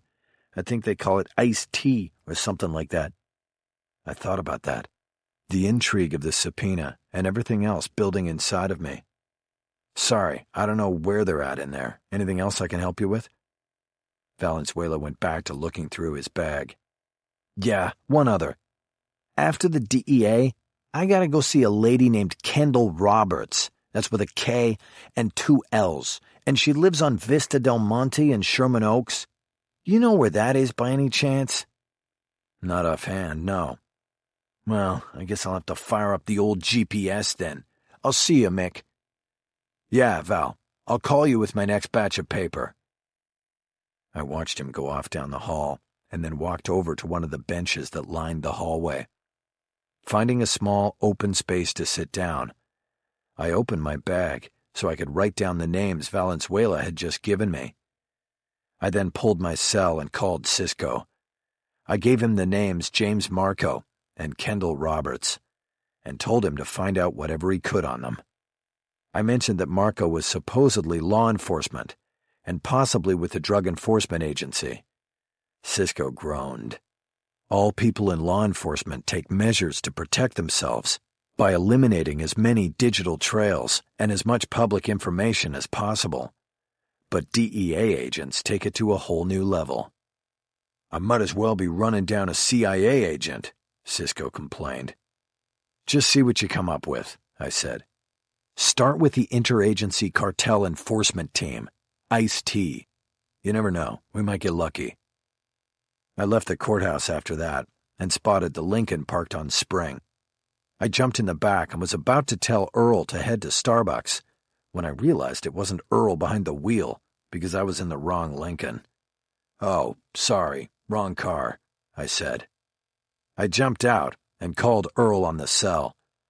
He said he was parked on Broadway because a parking cop had chased him off the curb on Spring.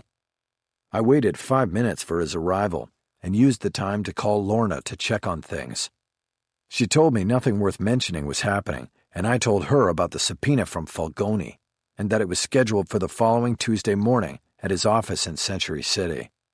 She said she'd put it on the calendar and seemed to share my annoyance with Falgoni's using Val to drop paper on me.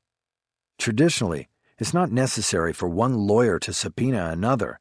Usually a phone call and professional courtesy accomplishes the same thing. What a jerk, Lorna said. But how is Val doing? I guess all right.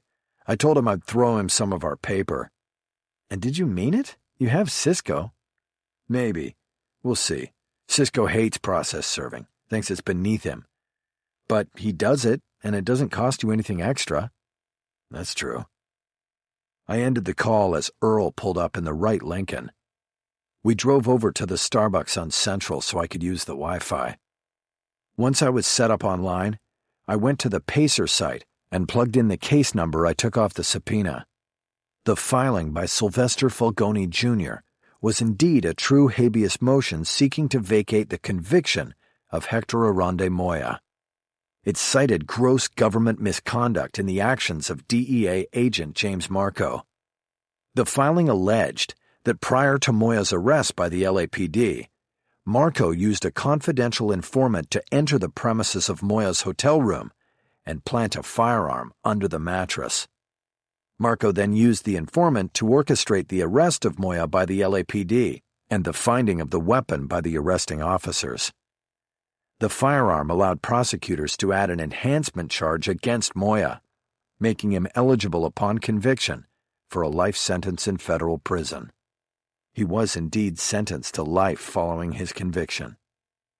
The government had not yet responded, at least as far as I could determine online, but it was early. The filing by Falgoni was dated April 1st. April Fools, I said to myself. What's that, boss? Earl asked. Nothing, Earl, just talking to myself. You want me to go in and get you something? No, I'm good. You need a coffee? No, not me.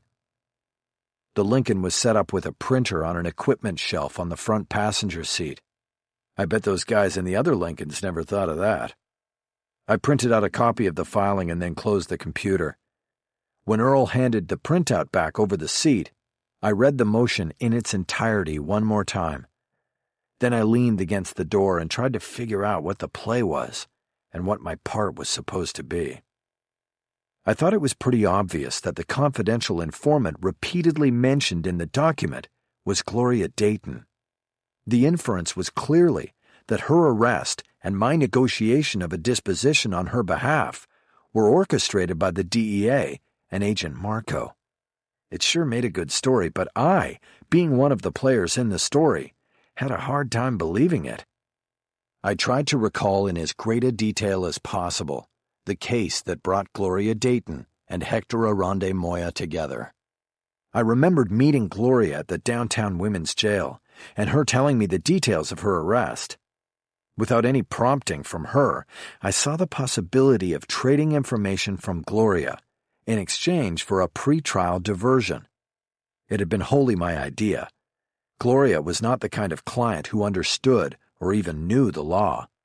And as far as Marco went, I had never met or spoken to him in my life. I had to consider, however, that Gloria had been coached to say just enough to get the wheels turning inside her attorney's head. It seemed like a long shot, but I had to admit to myself that if the last 5 months proved anything to me, it was that Gloria had dimensions I didn't know about.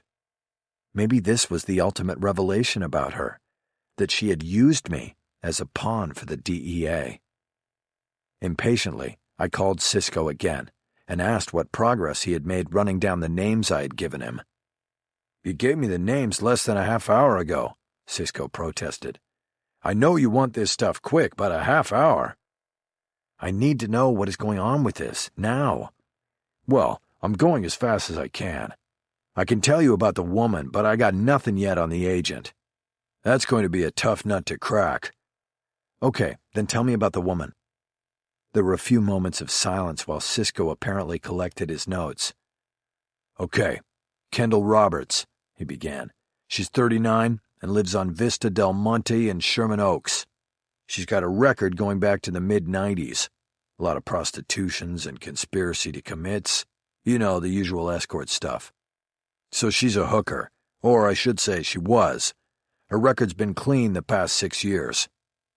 That would have made her active when Gloria Dayton was working as an escort under the name Glory Days. I suspected that Roberts and Dayton knew each other back then, or had known of each other, and that was the reason for the subpoena from Fulgoni. "Okay," I said. "What else?" "Nothing else," Cisco said. "What I told you is what I've got. Why don't you call me back in an hour?" "No, I'll just see you tomorrow. I want everybody in the boardroom at 9 tomorrow morning. Can you tell the others?" "Sure. This is including Bullocks?" "Yes, Bullocks too. I want everybody there and everybody brainstorming on this latest thing. It could be just what we need on Lacasse." "You mean the strawman defense? Moya killed Dayton." "Exactly." "Okay, well, we'll all be there in the boardroom at 9. And in the meantime, you gotta find out who this Marco guy is. We really need it." "I'm doing my best already. I'm on it." "Just find this guy." "Easy for you to say. Meantime, what are you going to be doing?" It was a good question. Good enough to prompt a hesitation on my part before I knew the answer. "I'm going up to the valley to talk to Kendall Roberts." Cisco's rejection of that plan was swift. "Wait, Mickey, I should be there. You don't know what you're getting into up there with this woman. You don't know who she'll be with. You asked the wrong question, and there will be trouble. Let me meet you there." "No, you stay on Marco. I have Earl, and I'll be fine. I won't ask the wrong question." Cisco knew me well enough to know that one protest was enough, because I wouldn't be changing my mind about going up to brace Roberts. "Well," he said, "then happy hunting. Call me if you need me." "Will do." I closed the phone. "All right, Earl, let's hit it. Sherman Oaks and step on it." Earl dropped the car into drive and pulled away from the curb. I felt my adrenaline surge with the car's velocity. New things were happening, things that I didn't understand yet, but that was okay. I promised myself that I would soon understand everything. Chapter 13. It seemed unlikely to me that Fernando Valenzuela would deliver his subpoenas in the order in which he had asked me about the names. The Edward R. Roybal Federal Building was just a few blocks from the Criminal Courts Building. He would probably go there first to try to serve the paperwork on James Marco, and then head up to the valley to serve Kendall Roberts. It would not be an easy thing for Val to get to Marco. Federal agents do their best to avoid accepting subpoenas. I knew this from experience. Usually service ended up having to be arranged through a supervisor who would reluctantly accept a subpoena on behalf of the agent in question. The target agent almost never received the subpoena personally. I believe that the timing of all of this gave me an edge on Val. If Roberts happened to be home, I would be able to get to her long before he did. Of course, I had no idea what getting there first would accomplish, but my hope was that I would be able to talk to Roberts in an unguarded moment, before she knew she was being drawn into some sort of federal case involving an imprisoned cartel kingpin. I still needed to know more about Roberts than her name. It sounded like Roberts and Gloria Dayton were in similar circles in the 1990s, and at least into the beginning of the new century. Cisco's information was a starting point, but it wasn't enough. The best way to go into a conversation with a player in a case is to go in with more knowledge than the player has. I Googled Sylvester Fulgoni Jr. on my cell, and then called the number listed. A woman with a deep, smoky voice that seemed more appropriate for taking calls for reservations at BOA than at a law office put me on hold. We were on the 101 freeway now and in heavy traffic. I figured we were still a half hour from Sherman Oaks, so I wasn't bothered by the wait or the Mexican cantina music playing in my ear. I was leaning against the window and about to shut my eyes when the voice of a young man announced itself in my ear. "This is Sylvester Fulgoni Jr. What can I do for you, Mr. Holler?" I sat up straight and pulled a legal pad from my briefcase up onto my thigh. "Well, I guess you could start by telling me why you hit me with a subpoena today at the courthouse. I'm thinking you must be a young lawyer, Mr. Fulgoni, because that whole thing was unnecessary. All you needed to do was call me. It's called professional courtesy. Lawyers don't drop paper on other lawyers, especially not in front of their peers in the courthouse." There was a pause, and then an apology. "I'm truly sorry about that and embarrassed, Mr. Holler. You're right. I'm a young lawyer, just trying to make my way, and if I handled it wrong, then I certainly apologize." "Apology accepted, and you can call me Michael. Why don't you tell me what this is about? Hector Arande Moya? I haven't heard that name in 7 or 8 years." "Yes, Mr. Moya has been away a long time, and we are trying to improve his situation. Have you had a chance to look at the case the subpoena refers to?"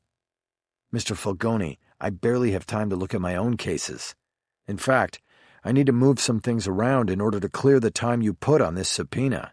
You should have left the time of the depot open-ended, or at a time convenient to both parties." "I'm sure we can accommodate you if Tuesday morning doesn't work. And please call me Sly."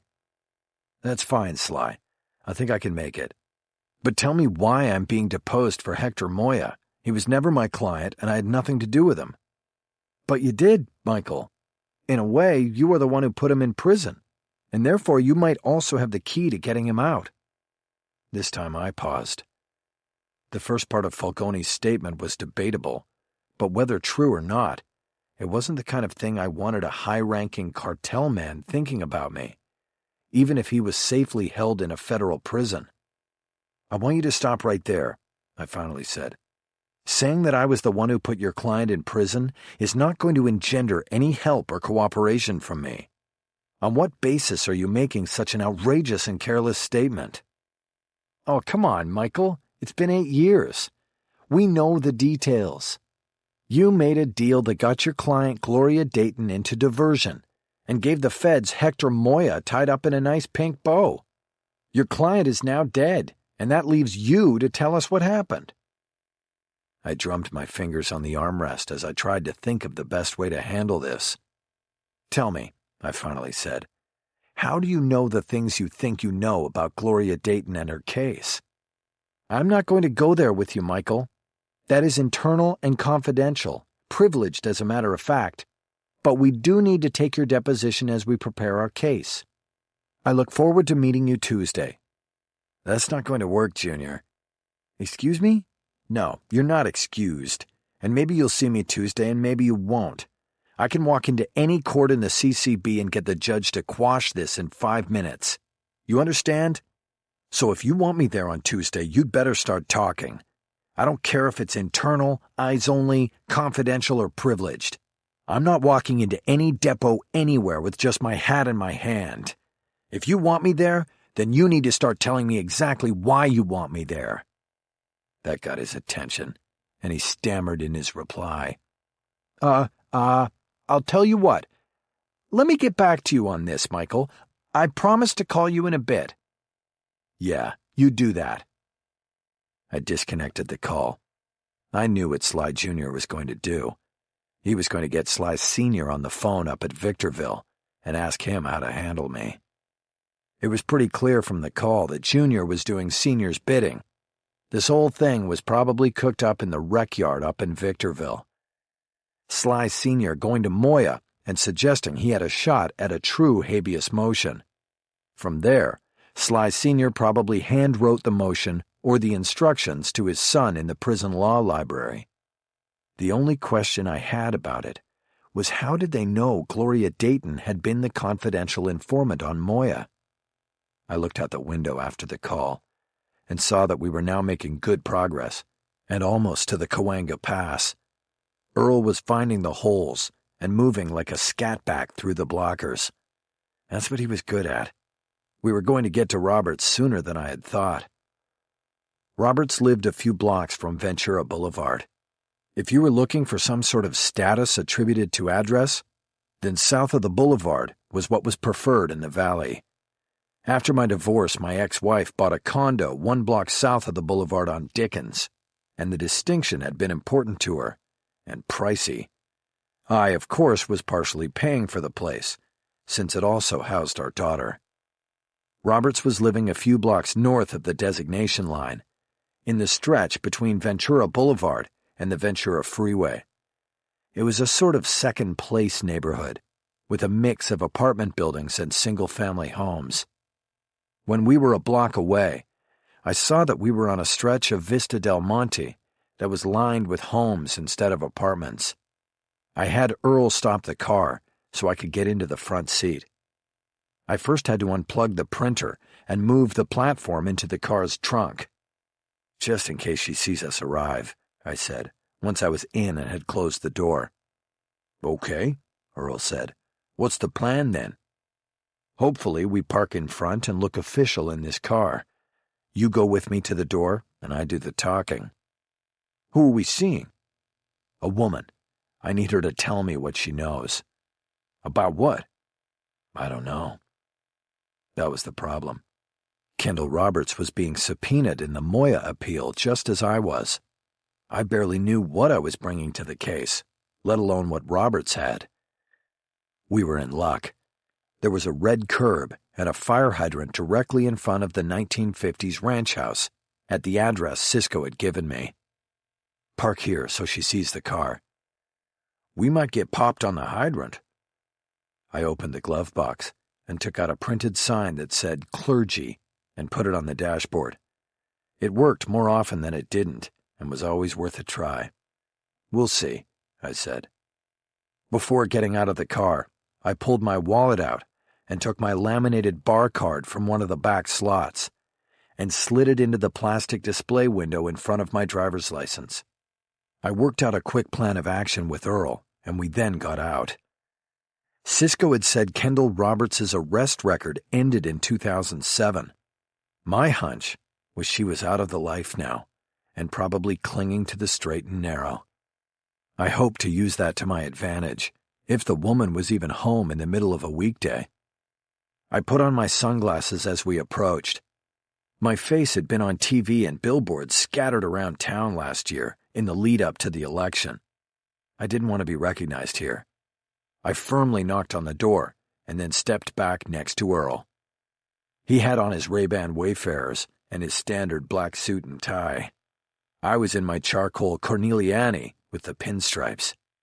Still, standing shoulder to shoulder, both of us wearing shades, I was reminded of the black guy, white guy combo in a popular series of movies I had enjoyed with my daughter during better times. I whispered to Earl, "What were those movies about the two guys who hunt aliens for a secret government?" The door was pulled open. A woman who looked a bit younger than the 39 Cisco reported for Roberts stood in the doorway. She was tall, lithe, and had reddish-brown hair that fell to her shoulders. As far as I could tell, she wore no makeup and didn't need to. She was wearing gray sweatpants and a pink t-shirt that said "Got Flex" on it. "Kendall Roberts?" "Yes." I started to pull my wallet out of my inside coat pocket. "My name is Holler. I'm with the California Bar, and this is Earl Briggs. I wonder if we could ask you a few questions about a situation we're investigating?" I flipped my wallet open and briefly held it up so she could see my bar card. It had the bar's Scales of Justice logo on it and looked fairly official. I didn't allow her too long a look before flipping the wallet closed and returning it to my inside pocket. "We won't take too long." She shook her head. "I don't understand," she said. "I have nothing legal going on. There must be some It's not regarding you, ma'am. It involves others, and you are on the periphery of it. Can we come in, or would you like to accompany us to our office in Van Nuys for the conversation?" It was a gamble offering her another location that didn't actually exist, but I was betting she wouldn't want to leave her home. "What others?" she asked. I was hoping she wouldn't ask that until we got inside, but that was the rub. I was bluffing, trying to act like I knew something about something I knew nothing about. "Gloria Dayton, for one. You might know of her as Glory Days." "What about her? I have nothing to do with her." "She's dead." I can't say she looked surprised by the news. It might not have been that she knew Gloria was dead, but that she had a knowledge that Gloria's life could lead to a bad end. "In November," I said, "she was murdered, and we are taking a look at how her case was handled.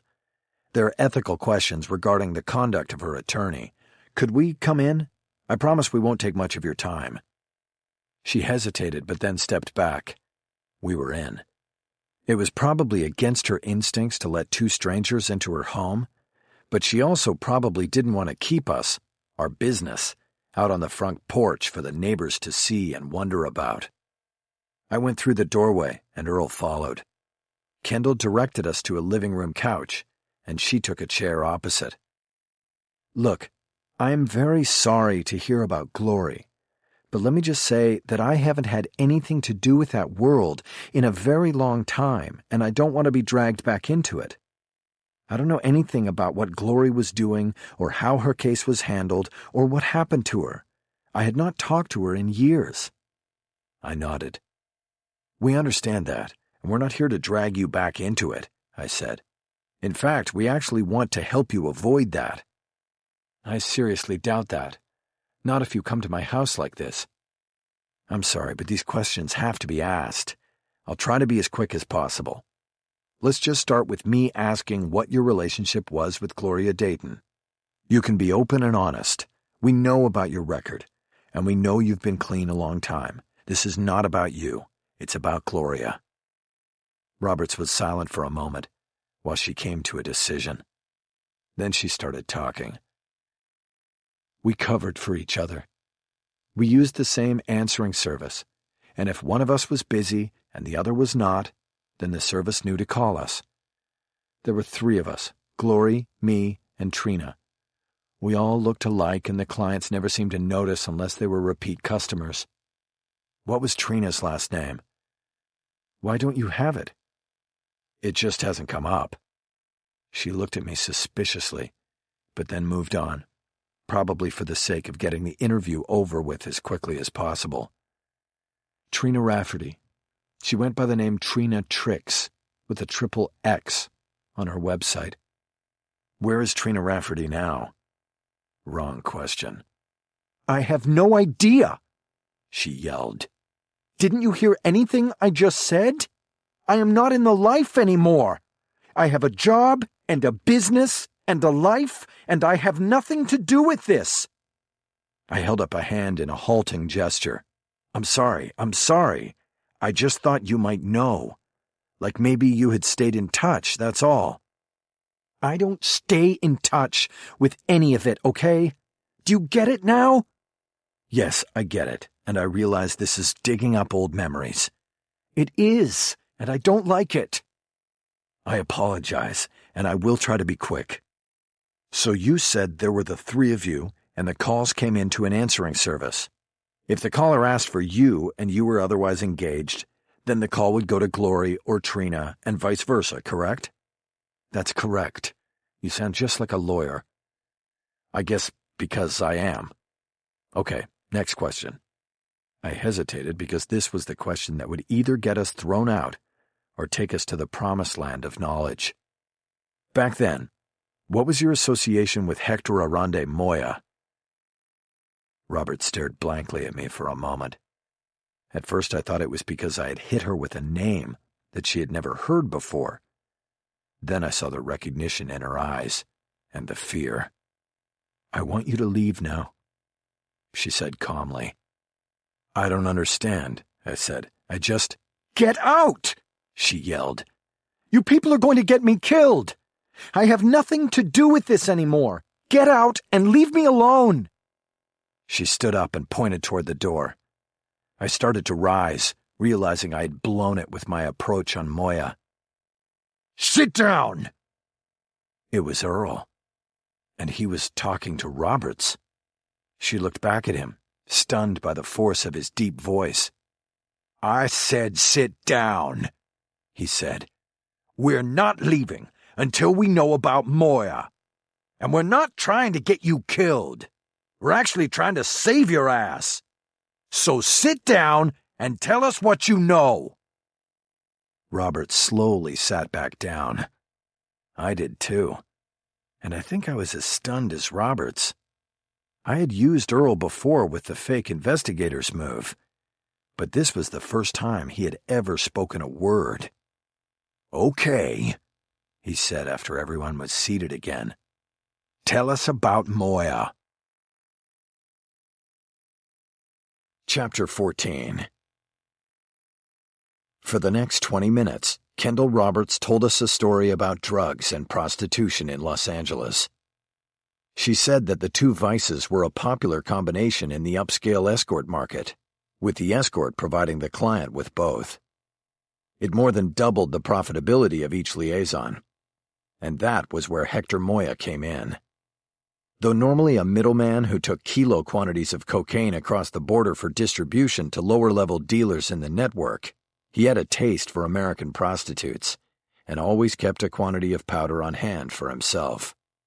He paid for these liaisons with cocaine, and quickly became a supply source for many of the upscale escorts working in West Hollywood and Beverly Hills. It became obvious to me in the telling that what I thought I knew about Gloria Dayton was vastly incomplete. It also confirmed my earlier suspicions that in the last deal I made for her, I had been merely a puppet carefully manipulated by Gloria and others. I tried to keep up the outward pretense of already knowing everything Roberts told us, but inside I felt used and humiliated, even 8 years after the fact. So how long did you and Gloria and Trina know Hector before he was arrested and went away? I asked at the end of her story. Oh, it must have been a few years. He was around a while. And how did you learn of his arrest? Trina told me. I remember she called up and said she heard he got busted by the DEA. Anything else you remember? Just that she said we were going to have to find another source if he was in jail, and I said I wasn't interested because I wanted to get out of the life. And pretty soon after that I did. I nodded and tried to think about what I had learned from her and how it might fit with whatever the Fulgoni play was. Miss Roberts, do you know an attorney named Sylvester Fulgoni? I asked. She creased her eyes and said no. You've never heard of him? No. My sense was that Fulgoni needed Roberts as a corroborating witness. Her testimony about Moya would confirm information Fulgoni already had. That pointed toward Trina Trix as the likely origin of that information, and possibly the source that gave up the name Gloria Dayton. Valenzuela had said nothing about having to serve paper on Trina Rafferty. This might be because Fulgoni already had her on board. I looked back at Kendall. Did you ever talk to Gloria about Moya and the bust? She shook her head. No, in fact, I thought she left the business at the same time. She called me once and said she was in rehab and that she was going to leave town as soon as she got out. I didn't leave town, but I quit the business. I nodded. Does the name James Marco mean anything to you? I studied her face for a reaction or any sort of tell. In doing so, I realized she was really quite beautiful, in an understated way. She shook her head and her hair swung under her chin. No, should it? I don't know. Was he a client? Most of these guys didn't use real names. If you had a photo, I could look at it. He wasn't a client as far as I know. He's a federal agent. DEA, we assume. She shook her head again. Then I don't know him. I didn't know any DEA agents back then, thank God. I knew some girls the feds worked. The feds were the worst. They never let them up, you know what I mean? You mean as informants? If they had their hooks in you, then you couldn't even think about quitting the life. They wouldn't let you. They were worse than pimps. They wanted you to bring them cases. Was Glory caught like that with Marco? Not that she ever told me. But she could have been. Anything's possible. If you were diming for the feds, you wouldn't exactly announce it. I had to agree with her there. I tried to think of the next question I should ask, but I was drawing a blank. What are you doing now? I finally asked. For a living, I mean. I teach yoga. I have a studio on the boulevard. What are you doing now? I looked at her, and I knew that the ruse was up. I know who you are, she said. I recognize you now. You were Glory's lawyer. You're also the lawyer that got that guy off, who then killed those two people in the car. I nodded. Yeah, I'm that lawyer. And I'm sorry for the charade. I'm just trying to find out what happened to Glory and... Is it hard? Is what hard? Living with your past? There was an unsympathetic tone in her voice as she spoke. Before I could answer, there was a sharp knock on the door that startled everyone in the room. Roberts leaned forward to get up, but I raised my hands and lowered my voice. You may not want to answer that. She froze, half off of her chair, and whispered back. Why not? Because I think it's a man with a subpoena for you. He's working for Moya's attorney, Falgoni. He wants to talk to you and put you on record regarding some of the things we're talking about here. Roberts dropped back into her chair, her face showing her fear of Hector Arande Moya. I nodded to Earl, and he got up and went quietly into the entry area to check it out. What do I do? Roberts whispered. For now, don't answer, I said. A louder knock echoed through the house. He has to serve you personally. So as long as you avoid him, you don't have to respond to the subpoena. Is there a way out the back? He might sit on the street waiting for you. Oh my God, why is this happening? Earl came back into the room. He had looked through the door's peephole. Valenzuela, I whispered. He nodded. I looked back at Roberts.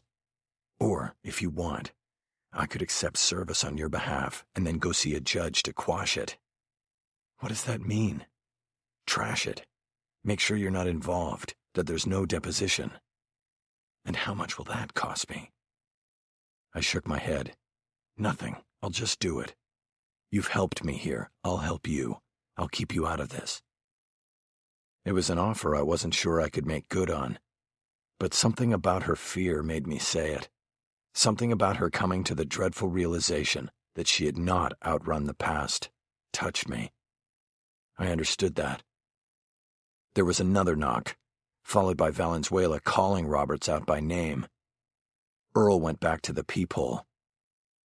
I have a business, Roberts whispered. Clients. They don't know about what I used to do. If it gets out, She was on the verge of tears. Don't worry, it won't. I didn't know why I was making these promises. I felt confident I could get the subpoena quashed, but Falgoni could just restart the process, and there was no way I could control the media. Right now, this whole thing was flying below the radar, but Moya's appeal contained charges of government misconduct, and if there was a full airing of the allegations, it was bound to draw attention. Whether that interest would extend to a peripheral player like Kendall Roberts was unknown, but not something I could prevent. And then there was the Lacoste case. I wasn't yet sure how I could use Moya and his appeal in my client's defense, but at minimum, I knew I could introduce it as a diversion to muddy the waters of the prosecution's case and make the jurors think of other possibilities. Earl stepped back into the living room. "He's gone," he said. I looked at Roberts. "But he'll be back," I said. "Or he'll sit out there and wait for you. Do you want me to handle it for you?" She thought for a moment and then nodded. "Yes, thank you. You got it." I asked for her phone number and the address of her yoga studio and wrote them down. I told her I would let her know when I had disposed of the subpoena. I then thanked her, and Earl and I left. I was pulling out my phone so I could call Valenzuela and tell him to come back so I could accept service when I saw I didn't need to. Valenzuela was waiting for me, sitting on the front hood of my Lincoln, leaning back on his hands and holding his face up to the sun. He spoke without turning his face or changing his position. "Really, Mick? Clergy? I mean, how low will you go?" I spread my arms wide like a minister in front of his flock. "My pulpit is the well of the courtroom. I preach to the 12 apostles, the gods of guilt." Valenzuela casually looked at me. "Yeah, well, whatever. Still pretty low, and you should be ashamed of your ass. Almost as low as you racing out here ahead of me and hiding in there, telling her not to answer the door." I nodded. He had it all figured out. I signaled him off the hood of the car. "Well, Val, Ms. Roberts is now my client, and I am authorized to accept the subpoena from Fulgoni on her behalf." He slid off the car, dragging the wallet chain looped from his belt to his back pocket along the paint. "Aw, jeez, my fucking bad. I hope I didn't scratch it, Reverend. Just give me the paper." He pulled the rolled-up document out of his back pocket and slapped it into my palm. "Good," he said. "Saves me having to sit on this place all day." He then waved over my shoulder at the house behind me. I turned and saw Kendall looking out the living room window. I waved, as if to say everything was okay, and she closed the curtain. I turned back to Valenzuela. He had his phone out and snapped a photo of me holding the subpoena. "That's really not necessary," I said. "With a guy like you, I'm beginning to think it is," he said. "So, tell me, how did it go dropping paper on James Marco, or is he playing hard to get?" "I'm not telling you shit anymore, Mick. And what you said before about hiring me to run your paper, that was all bullshit, wasn't it?" I shrugged. Valenzuela had already been useful to me, and I knew I shouldn't burn the bridge. But something about his dragging his chain across the hood of my car bothered me. "Probably," I said. "I've already got a full-time investigator. He usually handles that stuff." "No, then that's good, because I don't want your business, Mick. I'll see you around." He headed down the sidewalk, and I watched him go. "Yeah, I'll see you around, Val." I got in the back seat and told Earl to get over to Ventura Boulevard and head toward Studio City. I wanted to drive by Kendall Roberts' business. There was no reason to do it, other than that I was curious about her. I wanted to see what she had built for herself and what she was protecting. "You did good in there, Earl," I said. "You saved the day." He looked at me in the mirror and nodded. "I got skills," he said. "That you do." I pulled my phone and called Lorna to check in. Nothing new had happened since the last call. I told her about the staff meeting I wanted for the next morning, and she said Cisco had already informed her. I asked her to make sure she brought enough coffee and donuts for 5. "Who's the 5th?" she asked. "Earl's going to join us," I said. I looked at him in the mirror. I could see only his eyes, but I could tell he was smiling. After I finished with Lorna, I called Cisco. He said he was at a Ferrari dealership on Wilshire Boulevard, about 20 blocks from the Beverly Wilshire. He said the place had multiple security cameras for watching over its expensive fleet at night. "Don't tell me," I said. "The man in the hat." "That's right." In his spare time, Cisco had been pursuing the man in the hat for 5 months now. It deeply bothered him that he had been unable to find a camera anywhere in the Beverly Wilshire or its immediate surroundings that showed either the man's face or him getting into a car to follow Gloria Dayton. But Gloria's chauffeur that night had been interviewed, and he gave Cisco the exact route he had taken while driving her home from the hotel. Cisco spent all of his spare time on those streets, checking businesses and residences with security cameras on the off chance that they picked up the car trailing Gloria home. He had even checked with the transportation departments for Beverly Hills, West Hollywood, and Los Angeles to view traffic cameras along the route. It had become a matter of professional pride to the big man. I, on the other hand, had long since given up any hope of identifying the man in the hat. To me, the trail was dead cold. Most security systems don't keep video for more than a month. Most of the places where Cisco made inquiries told him they had no video from the night Gloria Dayton was murdered, that he was too late. "Well, you can drop that," I said. "I've got a name I want you to put at the top of your to-do list. I want to find her as soon as possible." I gave him the name Trina Rafferty and filled him in on my conversation with Roberts about her. "If she's still a working prostitute, she could be anywhere from here to Miami, and this might not even be her real name," he said. "I think she's close," I said. "I think Falgoni may even have her stashed somewhere. You need to find her." "Okay, I'm on it. But why the big hurry? Won't she say the same thing Roberts just told you?" Somebody knew Glory Days was the CI who set up the Moya arrest. That wasn't Kendall Roberts. At least she says it wasn't her. I think that leaves Trina Tricks. I think Falgoni already got to her, and I want to know what she told him. "Got it. Good. Let me know." I disconnected. Earl told me we were coming up on the address for Flex, the yoga studio owned by Roberts. He slowed the car to a crawl as we passed by the storefront studio. I checked the hours printed on the door and saw the place was open 8 to 8 every day. I could see people inside, all women and all in downward dog positions on rubber mats on the floor. I knew the position because my ex-wife was a longtime yoga enthusiast. I wondered if Robert's clients minded being on display to the street and passers-by on the sidewalk. Many of the positions in yoga have a subtle or overt sexuality to them, and it seemed odd to have a studio where one wall was floor-to-ceiling glass. As I pondered the question, a woman inside the studio walked up to the window and held her hands up to her eyes, pantomiming that she was looking at me through binoculars. The point was clear. "We can go now, Earl," I said.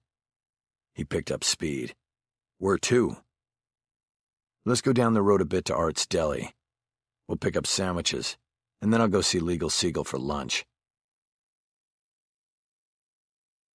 Chapter 15.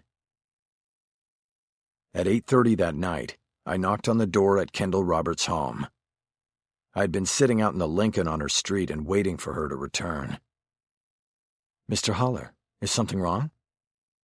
She was wearing the same outfit from earlier, and I assumed she had come from work at the yoga studio. "No, nothing is wrong. I just came back to tell you that you can forget about that subpoena." "What do you mean? Did you take it to a judge like you said?" "Didn't need to. I noticed after I left here that there wasn't a seal on it from the clerk of the U.S. District Court. Moya's case is in federal court. Gotta have that seal or it's not legit. I think the lawyer, Falgoni, was trying to see if he could get you to come in on the sly, so he doctored up what looked like a subpoena and had his man take it out to you." "Why would he do that? I mean, want me to come in on the sly?" I had already been puzzling over this, especially since the subpoena Falgoni had dropped on me had been legit. Why go through the correct motions on mine and not Kendall's? So far, I hadn't been able to figure out why. "Good question," I said. "If he wanted to keep it quiet, He could have filed the subpoena request under seal, but he didn't. Instead, he tried to bluff you into coming in for an interview. I'm probably going to see him tomorrow, and that's exactly what I'll ask. Well, it's all confusing, but thank you. Confusion aside, we aim to please at Michael Haller and Associates. I smiled, and then felt dumb about what I had just said. You know, you could have called me. I gave you my number. You didn't have to come all the way back out here. I frowned and shook my head like her concern was warrantless. It was no problem.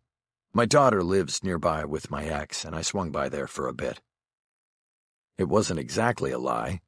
I had indeed driven by my ex-wife's condo building and stared at the lighted windows of her unit. I imagined my daughter in there in her bedroom, doing her homework or on the computer tweeting or Facebooking with friends. I had then driven over to see Kendall Roberts. So that means that next Tuesday I don't have to go to that lawyer's office? She asked. No, you're clear, I said. You can forget about it. And I won't have to go to court or testify about anything? That was the big question, and I knew I had to stop making promises I was not sure I could keep. What I'm going to do is see Falgoni tomorrow and make it clear to him that you're out of it, that you have no knowledge that will be useful to him in this matter, and he should forget about you. I think that should take care of it. Thank you. Anytime. I didn't make a move to leave, and she glanced over my shoulder toward the street where my car was parked again in the red zone. So, where's your partner? The mean one? I started to laugh. Oh, Earl? He's off now. He's actually my driver. Sorry again about that today. I didn't know what I was getting into when we came here. You're forgiven? I nodded. There was nothing else to say at that point, but I still didn't move from my position on the front doorstep. The silence became awkward, and she finally broke it. Is there... Yeah, I'm sorry. I'm just standing here like a goof or something. It's okay. No, the real reason I came back is I wanted to talk about that question you asked. I mean, from earlier today. What question? She leaned against the doorframe. You asked me about the past, about how I lived with the past, my past. She nodded. She remembered now. I'm sorry, she said. I was being sarcastic, and that was out of line. I had no business. No, it's fine. Sarcasm or not, the question was valid. But then that guy knocked on the door with the phony subpoena, and I, never answered the question. So you came back to answer it? I smiled uneasily. Well, sort of. I thought that the past for both of us was something... I started laughing with embarrassment and shook my head. Actually, I don't know what I'm saying here. Would you like to come in, Mr. Haller? I would love to, but you have to stop calling me that. Call me Michael or Mickey or Mick. Gloria used to call me Mickey Mantle. She held the door wide, and I stepped into the entry area. I've also been called Mickey Mouth on occasion. Because lawyers are sometimes called mouthpieces. Yes, I get it. I was about to have a glass of red wine. Would you like one? I almost asked if she had something stronger, but thought better of it. That would be perfect. She closed the door and we went into the kitchen to get glasses and pour the wine. She handed me a glass and then took up her own. She leaned against the counter and looked at me. Cheers, I said. Cheers, she said. Can I ask you something? Sure. You're coming here? This isn't some sort of thing you have, is it? What do you mean? What thing? With women. Like me. I'm retired. I don't do it anymore. And if you went through this whole damsel in distress thing with a subpoena because you thought, no, not at all. Look, I'm sorry. This is embarrassing and I should probably just go. I put my glass on the counter. You're right, I said. I should have just called. I was halfway to the hallway when she stopped me. Wait, Mickey. I looked back at her. I didn't say you should have just called. I said you could have just called. There's a difference. She took my glass off the counter and brought it to me. I'm sorry, she said. I needed to get that out of the way. You'd be surprised how my former life still affects my current one. I nodded. I get it. Let's go sit down. We went into the living room and took the same seats we sat in earlier in the day, across from each other, a coffee table between us. The conversation was stilted at first. We exchanged banal pleasantries, and I complimented the wine like the expert enophile I was not. I finally asked her how she ended up with a yoga studio, and she matter-of-factly explained that a former client from her escort days had loaned her the initial investment. It reminded me of my attempt to help Gloria Dayton, but obviously with different results. I think for some of the girls, they really don't want to get out, Kendall said. They get what they need from it, on a lot of levels, so they may talk about wanting out, but they never do it. I got lucky. I wanted out, and there was someone there to help me. How'd you end up being a lawyer? She had expertly, if not abruptly, thrown the lead back to me, and I responded with the basic explanation about following a family tradition. When I told her my father had been Mickey Cohen's attorney, her eyes showed no recognition. Way before your time, I said. He was a gangster out here in the 40s and 50s, pretty famous. There's been movies about him.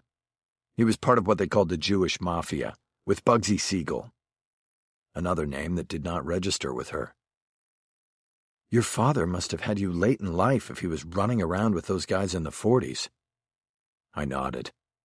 I was the kid from the second marriage. I think I was a surprise. Young wife? I nodded again, and wished the conversation were going in a different direction.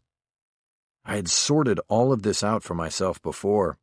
I had checked the county records. My father divorced his first wife and married his second less than 2 months later. I came 5 months after that. It didn't take a law degree to connect the dots. I was told as a child that my mother had come from Mexico, where she was a famous actress, but I never saw a movie poster, a newspaper clipping, or a publicity still anywhere in the house. I have a half-brother who's an LAPD cop, I said. He's older. He works homicide. I didn't know why I said it. I guess to change directions. Same father? Yeah. Do you guys get along? Yeah, to a point. We never knew about each other until a few years ago. So consequently, I guess we're not that close.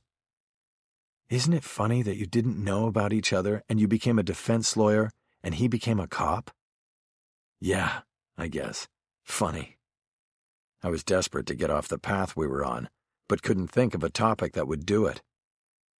Kendall rescued me with a question that broke new ground, but was equally painful to answer. You mentioned your ex, so you're not married? No. I was. Twice, actually, but the second one, I don't really count. It was quick and painless. We both knew it was a mistake and we're still friends. In fact, she works for me. But the first one? We have a daughter. She nodded, seemingly understanding the lifelong complications and connections a broken marriage with a child produces. And your daughter's mother, are you on good terms? I sadly shook my head. No, not anymore. Actually, I'm not on good terms with either of them at the moment. I'm sorry. Me too. I took another drink of wine and studied her. What about you? I asked. People like me don't have long relationships. I got married when I was 20. It lasted a year. No kids, thank God. Do you know where he is, your ex? I mean, do you keep track of each other? My ex and me, we're in the same business. The law, so I see her in the courthouse every now and then. If she sees me coming in the hall, she usually goes the other way. She nodded, but I didn't detect any sympathy. Last time I heard from my ex, he wrote me a letter from a prison in Pennsylvania, she said. He wanted me to sell my car so I could send him money each month. I didn't reply, and that was about 10 years ago. He's still there for all I know. Wow, And here I was all woe is me because my ex-wife turns away from me in the courthouse. I think you win. I hoisted my glass to toast her, and she nodded in acceptance of the win. So why are you really here? She asked. Are you hoping that I can tell you more about Glory? I looked down at my glass, which was now almost empty. This was either going to be the end of things or the start. You'd tell me, right, if there was something I needed to know about her? She frowned. I told you all I know. Then I believe you. I finished my wine and put the glass on the table. Thanks for the wine, Kendall. I should probably go now. She walked me to the front door and held it open for me. I touched her arm as I passed by.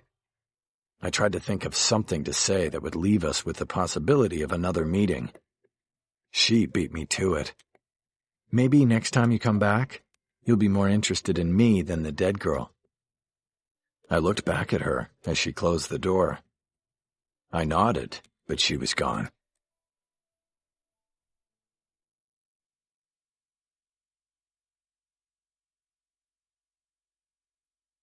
Chapter 16. I was trying to talk a final shot of Patron out of Randy after last call at 4 Green Fields, when my phone screen lit up on the bar top. It was Cisco, and he was working late. Cisco. Sorry if I woke you, Mick, but I thought you'd want me to. No worries, what's up? Randy hit the bright lights and started blasting Closing Time on the sound system, hoping to chase the lingering drinkers out. I hit the mute button late and slid off the stool to head to the door. What the hell was that? Cisco asked. Mick, you there?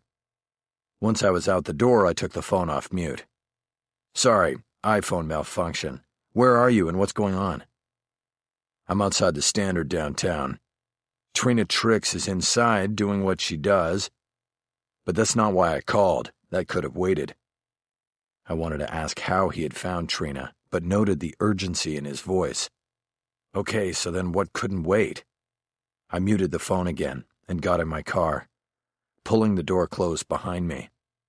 It had been a stupid move chasing the wine I had shared with Kendall with tequila, but I had felt bad after leaving her place, as though I had fumbled the ball somehow, and I wanted to burn away the thoughts with Patron. I just got a call from a guy who does me favors every now and then, Cisco said. You know the Ferrari dealership I told you about before? Yeah, the one on Wilshire. Right. Well, I hit the gold mine there. A lot of video. They keep digital film for a year on the cloud. So we got double lucky. Did you see the man in the hat's face? No, not that lucky. Still no face. But we went through the video on the night in question, and I picked up Gloria and her driver going by. Then, 4 cars back comes a Mustang, and it looks like our guy. He's still wearing the hat, so I'm 90% sure he's our guy. Okay. One of their perimeter cameras shoots east along the front of the lot. I switch to that video and check out the Mustang. You got a plate. Damn right I got a plate. So I gave it to this friend of mine, and he just called me back after going into work tonight. By friend, I knew he meant that he had a source in the cop shop who ran plates for him. A source who obviously worked the midnight shift. This practice of sharing information from the computer with an outsider was against the law in California, so I didn't ask Cisco for any clarification on who provided the information that he was about to share. I just waited for him to tell me the name. All right, so the sting comes back to a guy named Lee Lankford. And get this, Mick, he's law enforcement.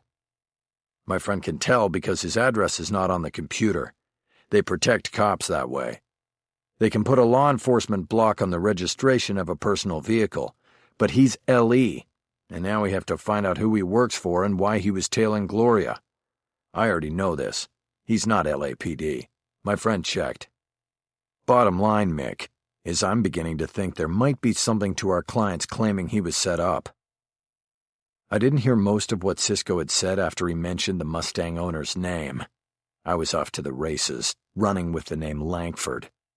Cisco hadn't recognized it, because he wasn't working for me 8 years before, when I made the deal whereby Gloria Dayton gave up Hector Moya to the DA's office, which turned around and gave him up to the feds. Of course, back then Langford had nothing to do with that deal, but he was skirting around that case like a vulture. Langford is Glendale PD retired, I said. He's currently working for the DA as an investigator. You know him? Sort of. He worked the murder of Raoul Levin. In fact, he's the guy who tried at first to pin it on me. And I saw him on this case at Lacasse's first appearance.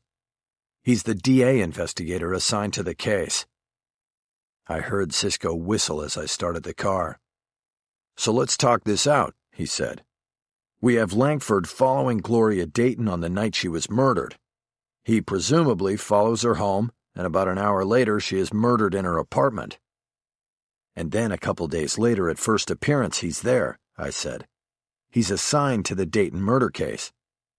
That's not a coincidence, Mick. There are no coincidences like that. I nodded, even though I was alone in the car. It's a setup, I said. Andre's been telling the truth. I needed to get to my Gloria Dayton files, but Jennifer Aronson still had them. It would have to wait until the morning staff meeting. In the meantime, I was trying to remember those days 8 years ago when I first met Detective Langford and became his prime suspect in the murder of my own investigator. I suddenly remembered what Cisco had said at the top of the conversation. You're tailing Trina Trix right now? Yeah, she wasn't hard to find. I drove by her place to get a feel for it, and out she came. I followed her here. Same setup that Gloria had. The driver, the whole bit.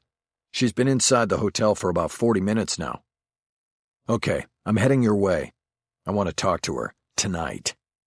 I'll make that happen. You okay to drive? You sound like you had a few. I'm fine. I'll grab coffee on the way. You just hold her until I get there. Chapter 17. Before I got to the Standard downtown, I got a text from Cisco redirecting me to an address and apartment number on Spring Street. Then I got another text, this one advising me to hit an ATM on the way. Trina wanted to be paid to talk. When I finally got to the address, it turned out it was one of the rehabbed lofts right behind the police administration building. The lobby door was locked, and when I buzzed apartment 12C, it was my own investigator who answered and buzzed me up. On the 12th floor, I stepped out of the elevator to find Cisco waiting in the open doorway of 12C. I followed her home from the Standard and waited until she was dropped off, he explained. Figured it'd be easier if we took her driver out of the equation.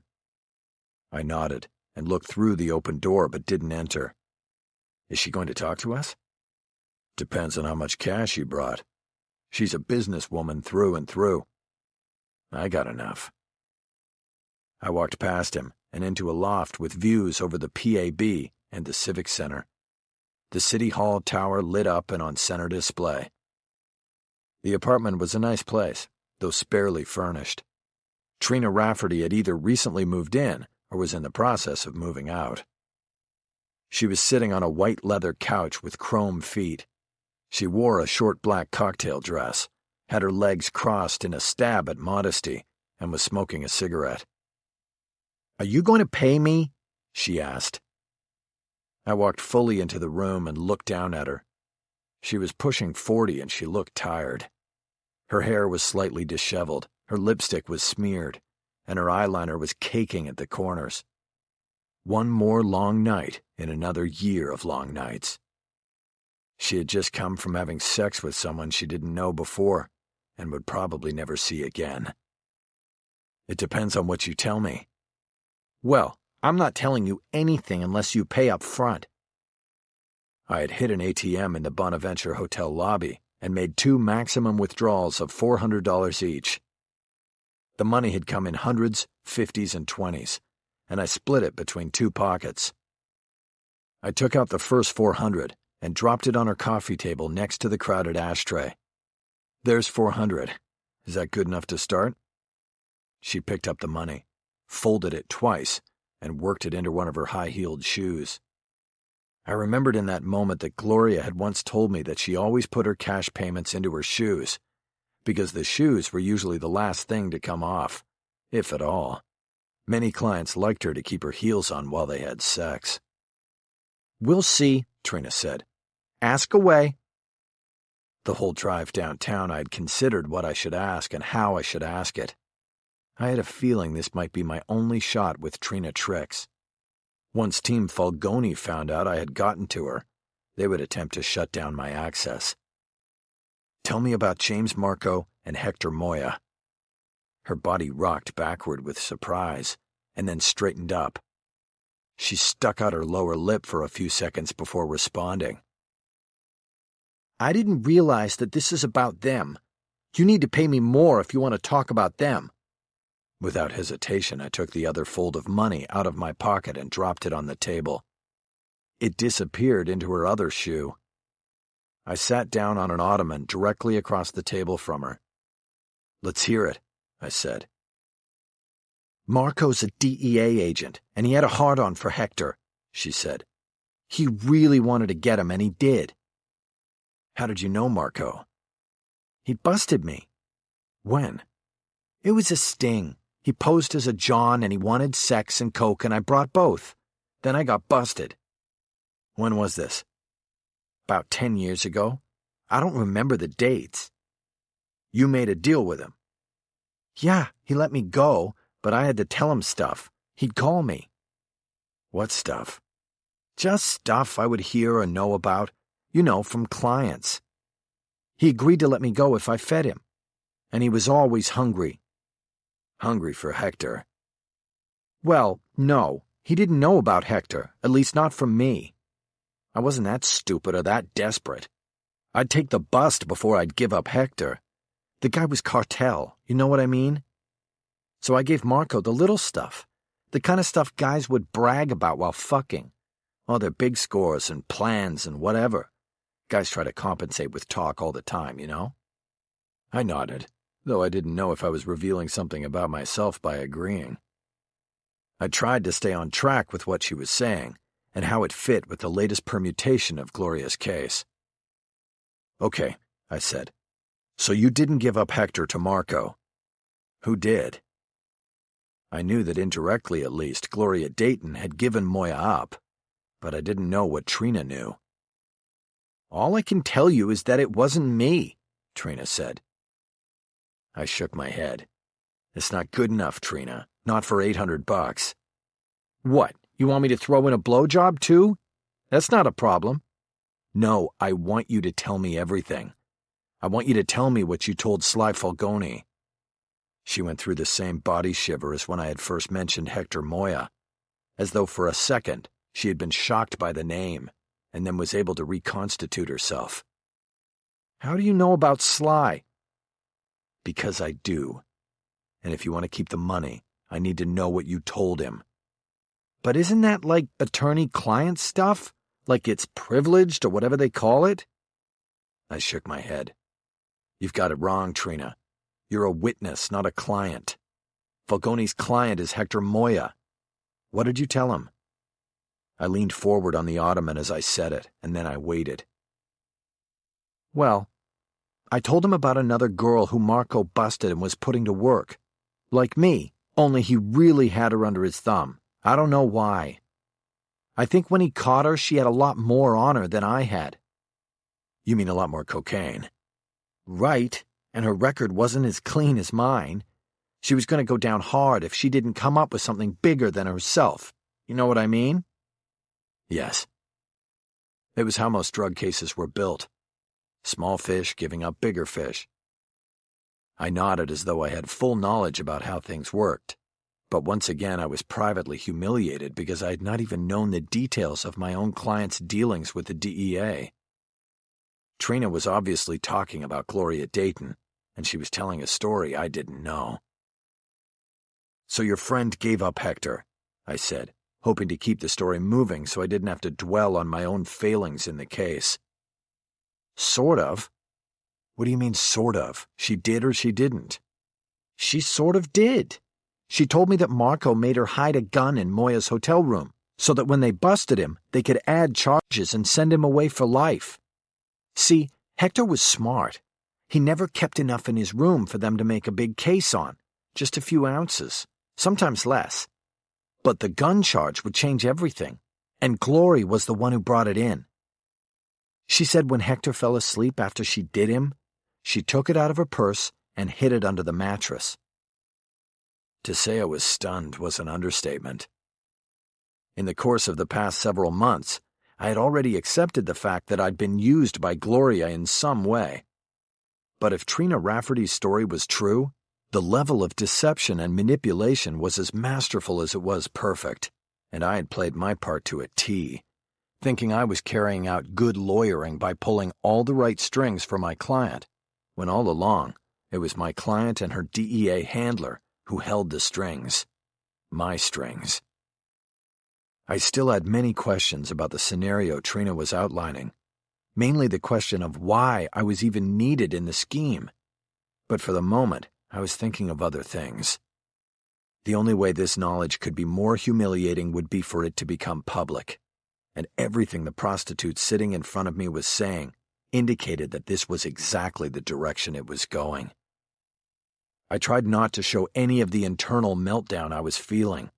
I kept my voice steady and asked the next question.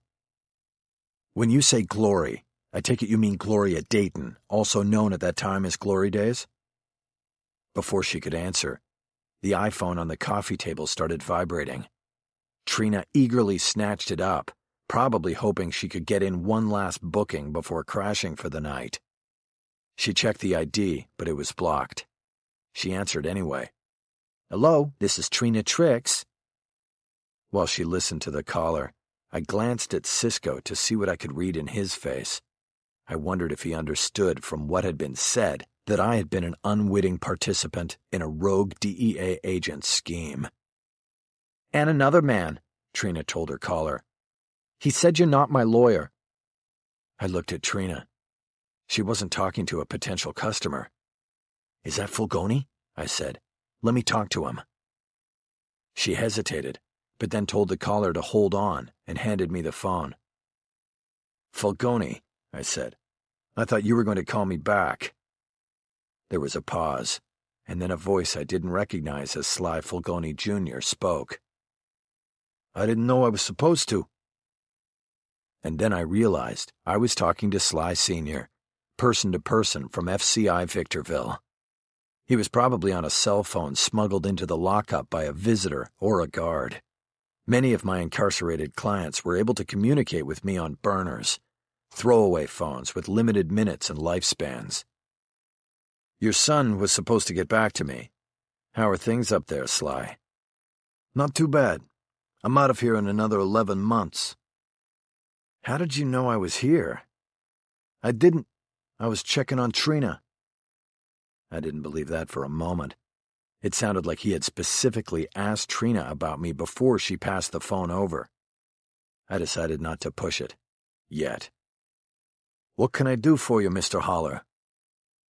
"Well, I'm sitting here talking to Trina, and I'm wondering what I'm going to be doing for you.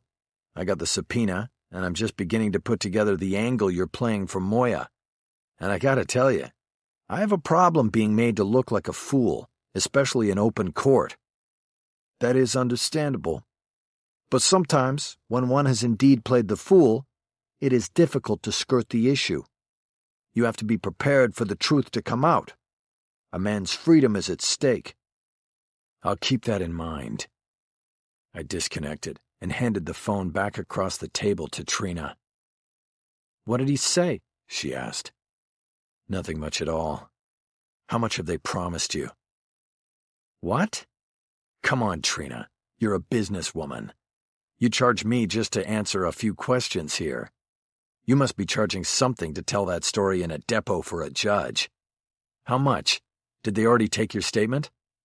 "I don't know what you're talking about. I haven't been paid anything." "What about this place? They get you this to keep you close?" "No, this is my place, and I want you to leave. Both of you. Get out, now." I glanced at Cisco. I could push it, but it was pretty clear that my $800 were spent, and she was finished talking. Whatever Fulgoni had said before the phone was handed to me had frozen her. It was time to go. I stood up and nodded Cisco toward the door. "Thanks for your time," I said to Trina. "I'm sure we'll be talking again." "Don't count on it." We left the apartment and had to wait for the elevator. I stepped back to Trina's door and bent forward to listen. I thought she'd make a call to someone, maybe Sly Jr., but I heard nothing. The elevator came and we rode down. Cisco was quiet. "What's up, big man?" I asked. "Nothing, just thinking." How did he know to call her then? I nodded. It was a good question. I hadn't thought it through yet. We left the building and walked out onto Spring Street, which was deserted except for a couple of empty patrol cars parked along the side of the PAB. It was after 2 a.m., and there was no sign of another human being anywhere. "You think I was followed?" I asked. Cisco thought about it for a moment before nodding. Somehow he knew we'd found her, that we were with her. That's not good. "I'll get your car checked tomorrow, and then put a couple Indians on you. If you have a physical tail, we'll know it soon enough."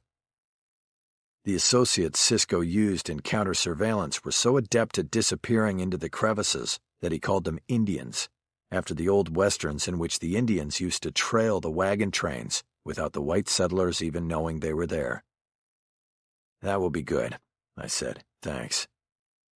"Where'd you park?" Cisco asked. "Up in front of the PAB. Figured it was safe. You?" "I'm around back here. You okay or you want an escort?" "I'm good. See you at the staff meeting." "I'll be there." We headed off in different directions.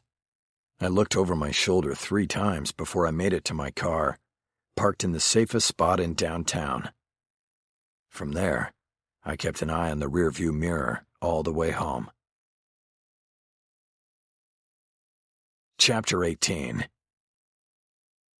I was the last to arrive at the loft for the staff meeting, and I was dragging. I'd hit the private stash of Patron Silver when I'd finally gotten home just a few hours before. Between the alcohol consumption, the trip downtown to interview Trina Rafferty, and the disquiet that comes with the knowledge that you were probably being watched, I'd gotten only a couple hours of restless sleep before the alarm sounded. I grunted a hello to the assemblage in the boardroom and went immediately to the coffee setup on the side counter. I poured half a cup, shot 2 Advils into my mouth, and took the scalding hot liquid down in one gulp. I then refilled and this time added milk and sugar to make it a little more palatable. That first blast had burned my throat, but it helped me find my voice. "How's everybody today? Better than me, I hope." Everyone chimed in positively. I turned to find a seat and immediately noticed that Earl was at the table. For a moment I forgot why, and then remembered that I had indeed invited him to join the inner circle the day before. "Oh, everybody, I invited Earl to join us. He's going to take a more active role in some of the work, from the standpoint of investigations and interviews. He'll still be driving the Lincoln, but he's got other skills, and I intend to exploit them to the benefit of our clients." I nodded to Earl, and as I did so, I realized I had not mentioned his elevation to Cisco. Still, Cisco showed no surprise, and I realized I had obviously been helped out there by Lorna, who had kept her husband informed where I had failed. I pulled out a chair at the end of the table and sat down, noticing the small black electronic device with 3 green blinking lights at the center of the table. "Mickey, you don't want a donut?" Lorna asked. "It looks like you should put something in your stomach." "No, not right now," I said. "What is that?" I pointed at the device. It was a rectangular black box about the size of an iPhone, only an inch thick, and it had 3 separate stub antennas sticking out of one end. Cisco answered. "I was just telling everyone. That's a Paquin 7000 blocker. Stops all transmissions by Wi-Fi, Bluetooth, and radio wave. No one will hear what we say in this room outside of these walls." "Did you find a bug?" "With one of these things, you don't even have to look. That's the beauty of it." What about the Lincoln? I have some guys looking at it out back right now. They were waiting for you to arrive. I'll let you know as soon as I know. I reached into my pocket for the keys. They don't need your keys, Cisco said. Of course not, I realized. They're pros. I took the keys out anyway, put them on the table, and slid them down to Earl. He'd be driving the rest of the day. Okay, well, let's get started. I'm sorry I'm late. Long night. I know that's not an excuse, but... I braced myself with another slug of coffee, and this time it went down easier, and I began to feel it take hold of my bloodstream. I looked at the faces around the table and got down to it. Pointing to the Paquin 7000, I said, "Sorry for all the secret agent stuff, but I think precautions are necessary. We had some significant developments yesterday and last night, and I wanted everybody to be here and to be made aware of what's happening." As if to underline the seriousness of my opening statement, a power cord from an electric guitar echoed through the ceiling and stopped me cold. All of us looked up at the ceiling. It had sounded like the opening chord tab of A Hard Day's Night. The coincidence was not lost on me. "I thought the Beatles were broken up," I said. "They are," Lorna said, "and we were promised no band practice in the mornings." Another chord was strummed, and then followed by some improvisational noodling. Somebody pumped a hi-hat on a drum kit, and the clash of cymbals almost loosened my fillings. "You've got to be kidding me," I said. "Shouldn't those guys be hung over or asleep? I know I wish I was still in bed." "I'll go up," Lorna said. "This makes me really angry." "No, Cisco, you go up. You already know the update. I want Lorna to hear it, and you might get better results up there." "On it." Cisco left the room and headed upstairs. It was one of the few times I was pleased that he had worn a t-shirt to work, exposing his impressive biceps and intimidating tattoos. The t-shirt celebrated the 110th anniversary of Harley-Davidson motorcycles. I thought that might help get the message across as well. To the rhythm of a bass drum from above, I began updating the others, starting with the subpoena Valenzuela laid on me the morning before, and then moving through the happenings of the rest of the day. About halfway through, a terrific crash was heard from above, as Cisco put an end to band practice. I finished my story by recounting the late-night meeting with Trina Trix, and the conclusion prompted by Fulgoni's call from prison that I was under surveillance. Nobody asked any questions along the way, though Jennifer took some notes. I didn't know if the silence was a testament to the early hour, the implied threat that surveillance meant to all of us, or my fully engaging skill as a storyteller. There was also the possibility that I had simply lost everyone on one of the turns of the convoluted tale I was spinning. Cisco re-entered the room, looking none the worse for wear. He took his seat and nodded to me. Problem solved. I looked at the others. Questions? Jennifer raised her pen as though she were still in school. "I actually have a few," she said. "First of all, you said that Sylvester Fulgoni Sr. called you from the prison in Victorville at 2 in the morning. How is that possible? I don't think they give inmates access to—" "They don't," I said. "The number was blocked, but I'm sure it was a cell phone. Smuggled into him or given to him by a guard." "Couldn't that be traced?" "Not really, not if it was a burner." "A burner?" "A throwaway phone. Bought with no names attached. Look, we're getting off the subject here. Suffice it to say it was Fulgoni and he called me from prison, where someone had obviously reached out to him to inform him that I was speaking at that moment to his star witness Trina Trix. That's the salient point. Not that Sly Fulgoni has a phone up there, but that he knows the moves we're making. What's your next question?" She checked her notes before asking it. "Well, before yesterday we had two separate things going. We had the Lacoste case, and then we had this other thing with Moya that we thought was separate but might be useful to bring in as part of a possible straw man defense for Lacoste.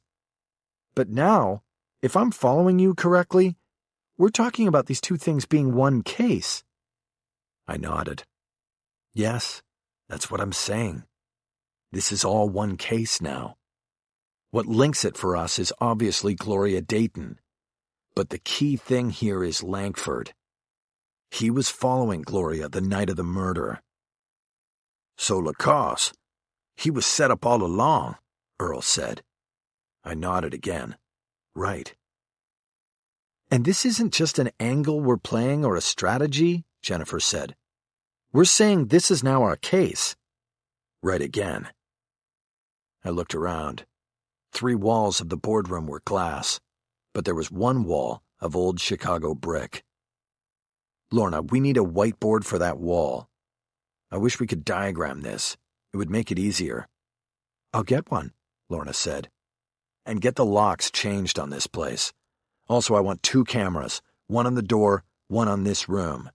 When we go to trial, this is going to be ground zero, and I want it safe and secure.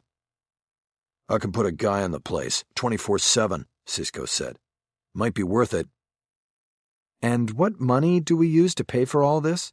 Lorna asked. Hold off on the guy, Cisco, I said. Maybe when we get to trial. For now, we'll go with just locks and cameras. I then leaned forward, elbows on the table. It's all one case now, I said again. And so we need to take it apart and look at all of the pieces. 8 years ago, I was manipulated. I handled a case and made moves I believed were of my own design. But they weren't. And I'm not going to let that happen again here. I sat back and waited for comment, but I got only silent stares. I saw Cisco look over my shoulder and through the glass door behind me. He started to get up. I turned around. Across the loft, there was a man standing by the front door. He was actually bigger than Cisco. One of my guys, Cisco said as he left the boardroom. I turned and looked back at the others. If this was a movie, that guy's name would be Tiny.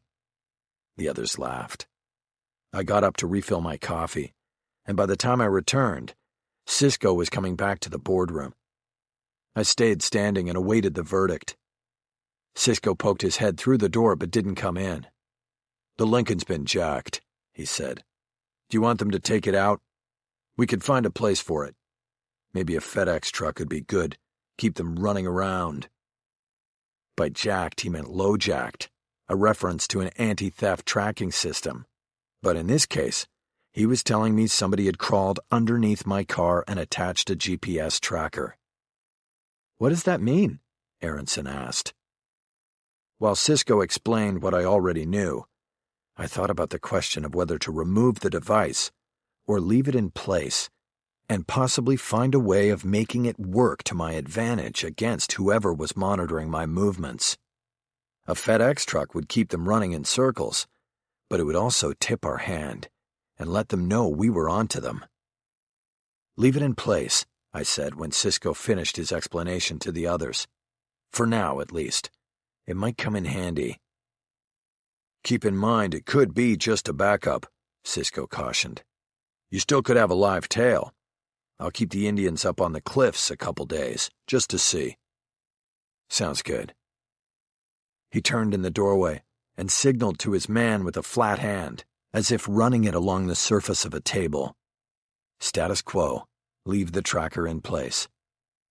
The man pointed at Cisco, message understood, and walked through the door. Cisco returned to the table, pointing to the Paquin 7000 as he went. Sorry. He couldn't get a call into me because of the blocker. I nodded. What's that guy's name? I asked.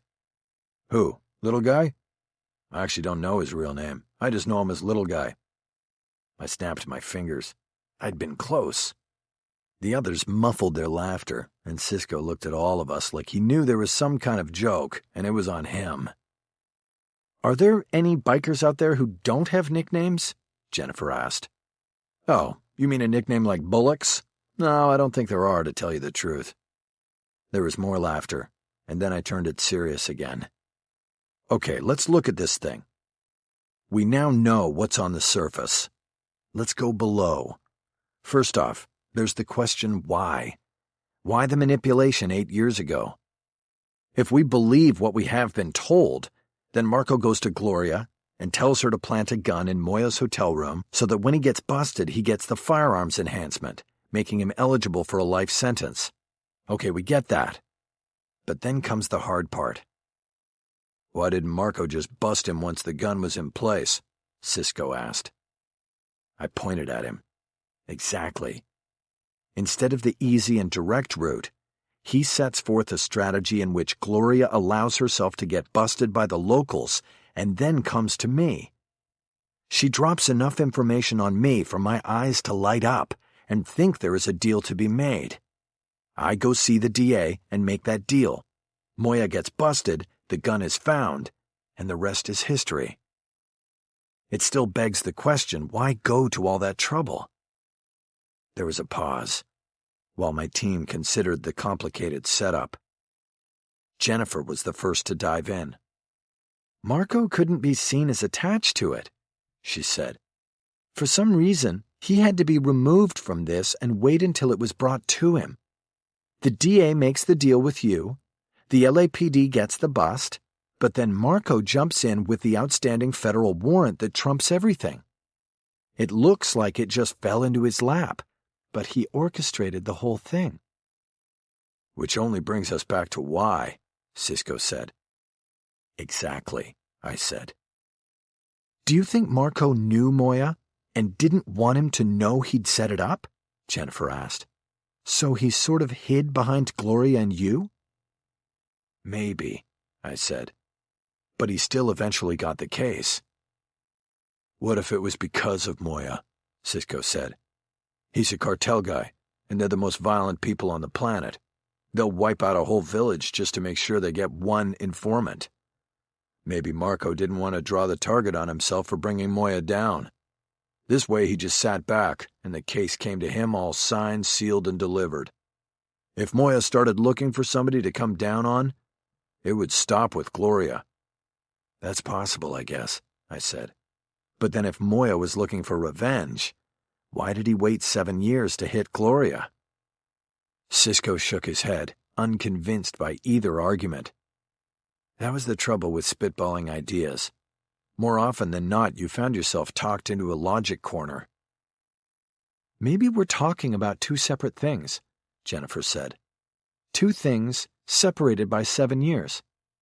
You have the bust and the unknown reason for how Marco set it up, and then you have Gloria's murder, which may have happened for an entirely different reason. You're back to thinking our client did it, I said. No, not at all. In fact, I'm pretty convinced he's a patsy in this. I'm just saying 7 years is a long time. Things change. You yourself just asked why Moya would wait 7 years to exact vengeance. I don't think he did. Gloria's death is a big loss to him. His habeas suit claims the gun was planted in his hotel room, so he needed Gloria to make his case. Who's he got now? Trina Trix and her second-hand account? Good luck putting her before the U.S. District Court of Appeals. I stared at Jennifer for a long moment and slowly started to nod. Out of the mouth of babes, I said. And I don't mean that in any derogatory way. I'm saying you're the rookie here, and I think you just nailed something. Moya needed her alive for the habeas, to tell the court what she did.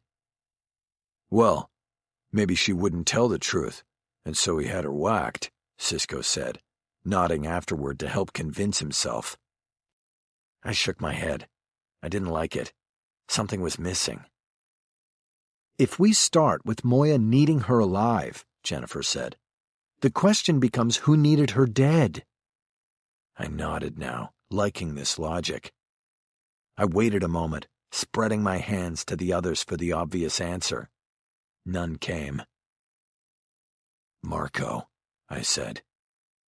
I leaned back in my chair and looked from Cisco to Jennifer. They stared back blankly. What, am I the only one seeing this? I asked. So you're choosing a federal agent over a cartel thug as our straw man? Jennifer asked. That doesn't sound like a good strategy. It's no longer a straw man defense if it is a true defense, I said. Doesn't matter if it's a tough sell if it's what really happened." There was a silence as my words were considered, and then Jennifer broke it. "But why? Why would Marco want her dead?" she asked. I shrugged. "That's what we have to find out," I said. "Lots of money and drugs," Earl said. "It bends a lot of people." I pointed at him like he was a genius. "Right there," I said. "If we believe the story that Marco made Gloria plant the gun, then we're dealing with a rogue agent already. We don't know if he breaks the rules to get bad guys or if it's to protect something else. Either way, is it that far a leap to think he might kill to protect himself and whatever his rogue operation is? If Gloria became a danger to him, then I think she was definitely in the crosshairs." I leaned forward. "So this is what we need to do. We need to find out more about Marco and this group he's in, the ICE team. Find out what other cases they've made before and since Moya. See what kind of reputation they have. We look at other cases to see if anything at all looks bent." "I'll search his name through court records," Jennifer said. "State and federal. Pull out everything I can find and start from there." "I'll ask around," Cisco added. "I know some people who know some people." "And I'll take the Fulgoni boys," I said. "And Mr. Moya. They might now actually be assets to our case." I could feel the stirring of adrenaline in my veins. Nothing like having a sense of direction to get the blood moving. "Do you think this means it was the DEA who jacked your car?" Jennifer asked. "And not Moya or Fulgoni?" The thought of a rogue DEA agent monitoring my moves froze the adrenaline into tiny icicles in my veins. If that's the case, then Fulgoni calling Trina last night when I was there was just coincidence, I said. Not sure I believe that. It was one of the conundrums of the case that would need to be cleared up before we had full understanding. Jennifer gathered up her notepad and files and started to push back her chair. "Wait a minute," I said. "We're not finished." She resettled and looked at me. "Langford," I said. "He was tailing Gloria the night she was murdered. If we're looking at Marco, then we have to look for a connection between him and Langford. We find that, and we'll be close to having everything we need." I turned my attention to Cisco. "Everything you can find on him," I said. "If he knows Marco, I want to know from where. I want to know how." "On it," Cisco said. I looked back at Jennifer. Just because we're looking at Marco doesn't mean we take our eyes off Moya. We have to know everything there is to know about his case. It will help us understand Marco. I still want you on that." "Got it." Now I turned to Lorna and Earl. "Lorna, you keep the boat floating, and Earl, you're with me. I think that's it, everybody. For now, at least. Be careful out there. Remember who we're dealing with." Everybody started to get up. They were all silent as they moved. It hadn't been the kind of meeting that drew any kind of lasting jocularity or camaraderie out of the troops. We were going off in separate directions to conduct a sub rosa investigation of a possibly dangerous federal agent. There weren't too many things more sobering to consider than that. Chapter 19. On the way downtown, I had to tell Earl to cool it with a single-handed effort to determine if we had a tail. He was weaving in and out of traffic, accelerating and then braking, moving into exit lanes, and then jerking the wheel to pull out at the last moment and get back on the freeway. "Let Cisco handle that," I said. "You just get me down to the courthouse in one piece." "Sorry, boss, I got carried away. But I gotta say, I like all this stuff, being in the meeting and knowing what's going on." "Well, like I said, when things happen and I need your help, like yesterday, for example, I'll bring you into it." "That's cool." He settled down after that, and we made it downtown without incident. I had Earl drop me at the criminal courts building. I told him I didn't know how long I would be. I had no business in court, but the district attorney's office was up on the 16th floor, and I was headed there. After getting out, I looked over the roof of the car and casually scanned the intersection of Temple and Spring. I didn't see anything or anyone out of the ordinary. I did catch myself checking the roof lines for Indians, however. I didn't see anything up there either. After I made it through the metal detector, I took one of the crowded elevators up to 16. I had no appointment and knew I might be in for a nice long wait on a hard plastic chair, but I thought I needed to take a shot at getting in to see Leslie Fair. She had been a key player in the occurrences of 8 years before, yet she had barely come up for discussion lately. She had been the deputy DA who made the deal that resulted in Hector Aronde Moya's arrest and Gloria Dayton's freedom. Leslie had done well for herself in the years since that deal was struck. She won a few big trials and chose correctly in throwing her support to my opponent, Damon Kennedy, in the election. That paid off with a major promotion. She was now a head deputy DA and was in charge of the major trials unit. This made her more of a manager of trial attorneys and court schedules, so it was rare to see her standing for the people anymore. This, of course, was fine by me. She was a tough prosecutor, and I was glad I didn't need to worry about crossing paths with her again in court. I counted the Gloria Dayton case as the only victory I ever scored against her. Of course, it was a hollow victory in my eyes now. I may have disliked facing Leslie Fair on cases, but I respected her. And now I thought she should know what had happened to Gloria Dayton. Maybe the news would make her inclined to help me fill in some of the details from 8 years before. I wanted to know if she had ever crossed paths with Agent Marco, and if so, when. I told the receptionist that I had no appointment, but was willing to wait. She said to take a seat while she notified Miss Fair's secretary of my request for a 10-minute meeting. The fact that Fair had a secretary underscored her lofty position in the Kennedy regime. Most prosecutors I knew had no real administrative help and were lucky if they got to share a pool secretary. I pulled out my phone and sat down on one of the plastic chairs that had populated the waiting room since before I was a licensed lawyer. I had email to check and texts to write, but the first thing I did was call Cisco to see if his Indians had picked up anything on the drive downtown. "I was just talking to my guy," Cisco reported. "They didn't see anything." "Okay. Doesn't mean they're not there. This was just one drive. We might need to send you out to get a little separation, and then we'll know for sure." "Really? I don't have time to be running all over town, Cisco. I thought you said these guys were good." "Yeah, well, the Indians that were up in the cliffs didn't have to watch the 101 freeway. I'll tell them to stick with it. What's your schedule anyway?" "I'm at the DA's office now, and I don't know how long I'll be here. After this, I'm going out to Fulgone's office to meet Junior." "Where's he located?" "Century City." "Well, Century City might work. Nice wide boulevards out there. I'll tell my guys." I disconnected and opened up the email on my phone. There were an assortment of messages from clients who were currently incarcerated. The worst thing to happen to defense attorneys in recent years was the approval from most prisons of email access for inmates. With nothing else to do but worry about their cases, they inundated me and every other lawyer with endless emails containing questions, worries, and the occasional threat. I started weeding through it all, and 20 minutes went by before I looked up to change focus.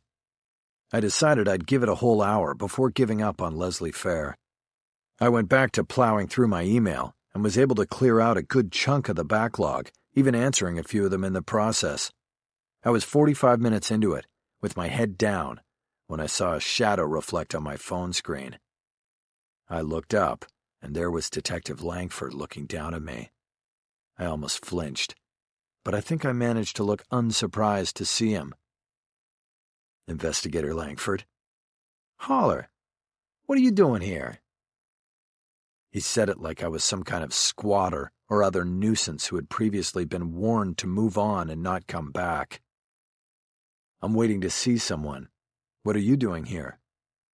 I work here, remember? Is this about Lacoste? No, it's not about Lacoste, but what it is about is none of your business. He signaled me to stand up. I stayed seated. I told you I'm waiting for somebody. No, you're not. Leslie Fair sent me out to see what you want. You don't want to talk to me, then you're not talking to anybody. Let's go. Up. You can't use our waiting room to operate your business. You've got a car for that. That answer froze me. He'd been sent out to me by Fair. Did that mean Fair had knowledge of what was happening behind the scenes on the Gloria Dayton murder case? I'd come to inform her, but she might already know more of what was going on than me. I said let's go, Langford said forcefully. Get up, or I'll get you up. A woman who had been sitting 2 chairs away from me stood to get away from what she determined was about to become a physical extraction. She sat back down on the other side of the room. Hold your horses, Langford, I said. I'm going. I slipped my phone into an inside pocket of my jacket and grabbed my briefcase off the floor as I got up. Langford didn't move, choosing to stay close and invade my personal space. I made a move to go around him, but he sidestepped, and we were face to face again. Having fun? I said. Miss Fair doesn't want you coming back here either, he said. She's not in court anymore and doesn't need to have anything to do with douchebags like you. Understand? His breath was rancid with coffee and cigarettes. Sure, I said. I get it. I moved around him and out to the elevator alcove. He followed me and watched silently as I pushed the down button and waited. I looked over my shoulder at him. This may take a while, Langford. I've got all day. I nodded. I'm sure you do. I turned back to look at the elevator doors for a moment and then glanced back over my shoulder at him. I couldn't resist. You look different, Langford. Yeah? How so? From last time I saw you, something's different. You get hair plugs or something? Very funny. But thankfully, I haven't seen your ass since Lacoste's first appearance last year. No, something more recent. I don't know. That's all I said. I turned back to concentrate on the elevator doors. Finally, the light went on overhead and the doors opened, revealing a car with only 4 people on it. I knew it would be packed wall to wall and well over the safety code weight limit by the time it got down to the lobby. I stepped on the elevator and turned back to look at Langford. I doffed an imaginary hat in saying goodbye. It's your hat, I said. You're not wearing your hat today. The elevator doors closed on his dead-eyed stare. Chapter 20. The confrontation with Langford left me agitated. On the ride down, I shifted my weight from foot to foot like a boxer in his corner waiting to answer the bell. By the time I reached the ground floor, I knew exactly where I had to go. Sly Fulgoni Jr. could wait. I needed to see Legal Siegel. 40 minutes later, I stepped off another elevator onto the 4th floor at Menorah Manor. As I passed the reception desk, the nurse stopped me and told me I had to open my briefcase before she would allow me to go down the hall to Legal's room. What are you talking about? I said. I'm his lawyer. You can't tell me to open my briefcase. She responded sternly and without any give. Someone has been bringing food from the outside to Mr. Siegel. Not only is it a violation of the health and religious policies of this facility, it is a risk to the patient because it interferes with a carefully considered and scheduled nutrition plan. I knew where this was headed, and I refused to back down myself. You're calling what you feed him and what he pays for here a nutrition plan?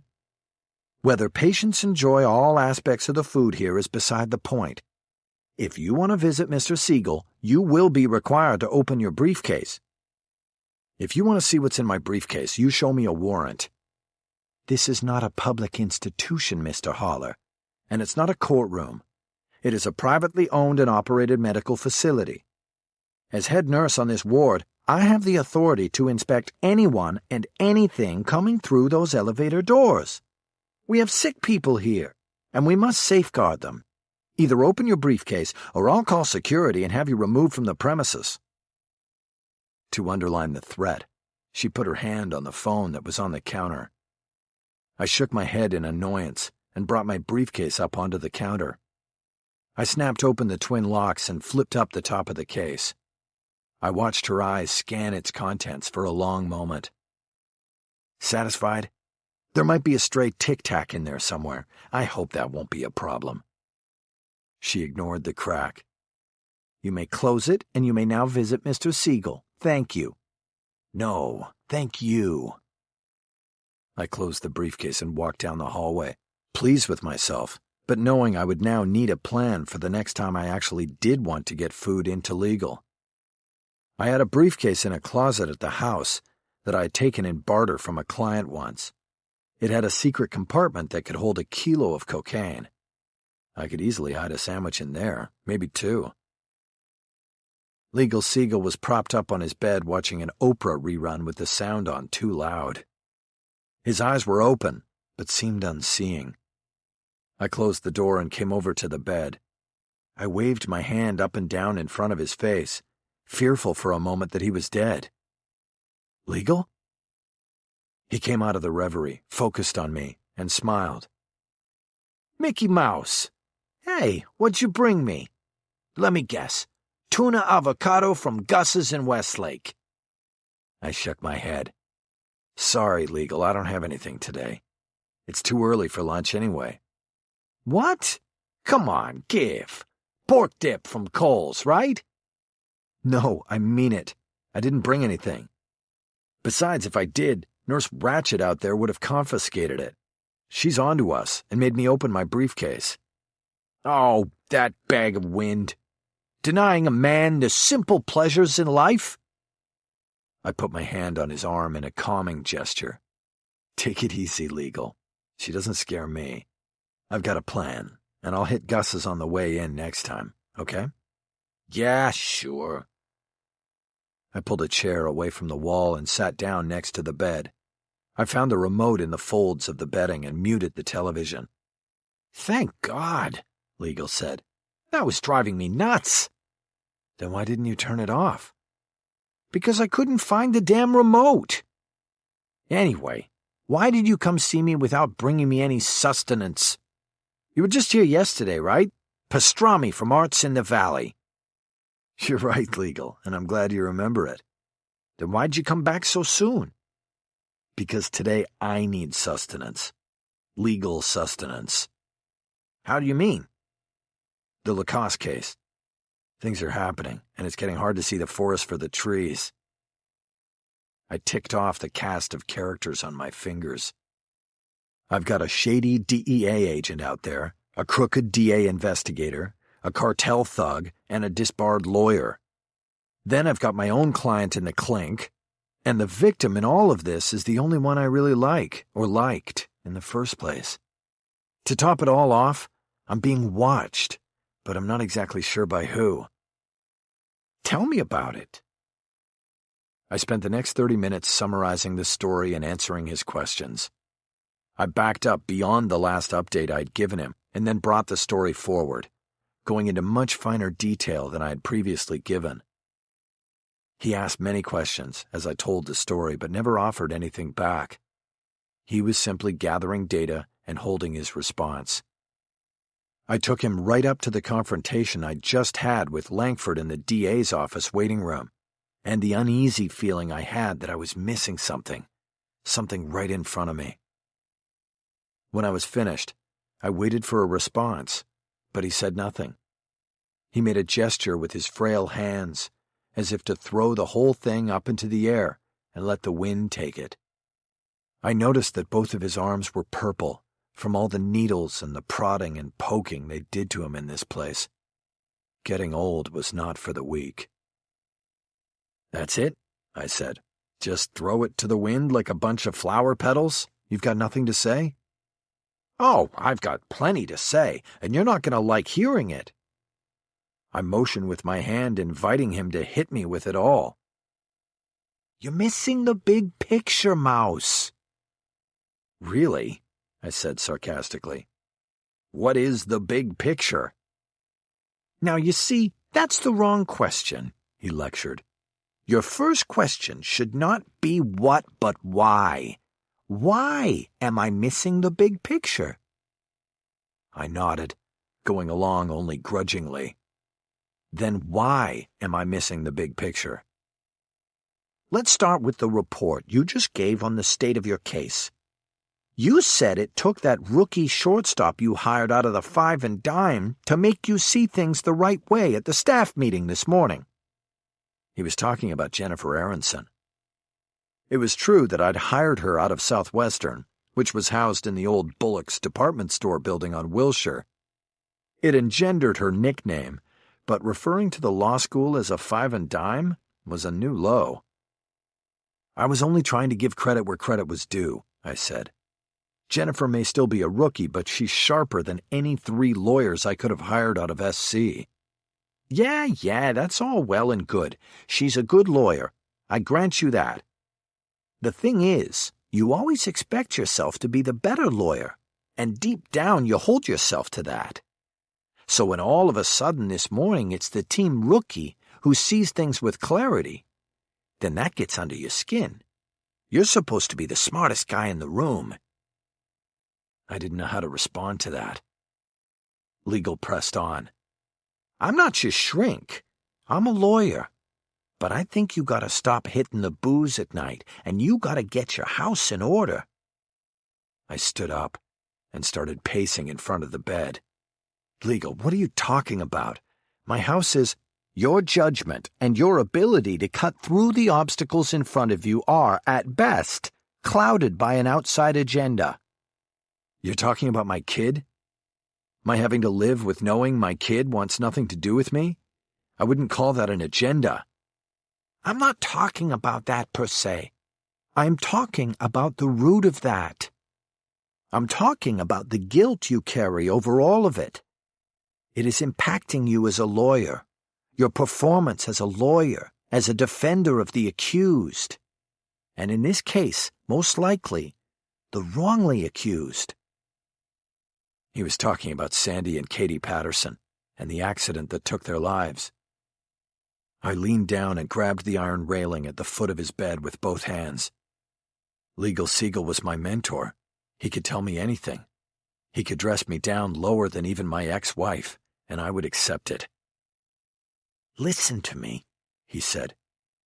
"There is no more noble a cause on this planet than to stand for the wrongly accused. You can't fuck this up, kid." I nodded and kept my head bowed. "Guilt," he said.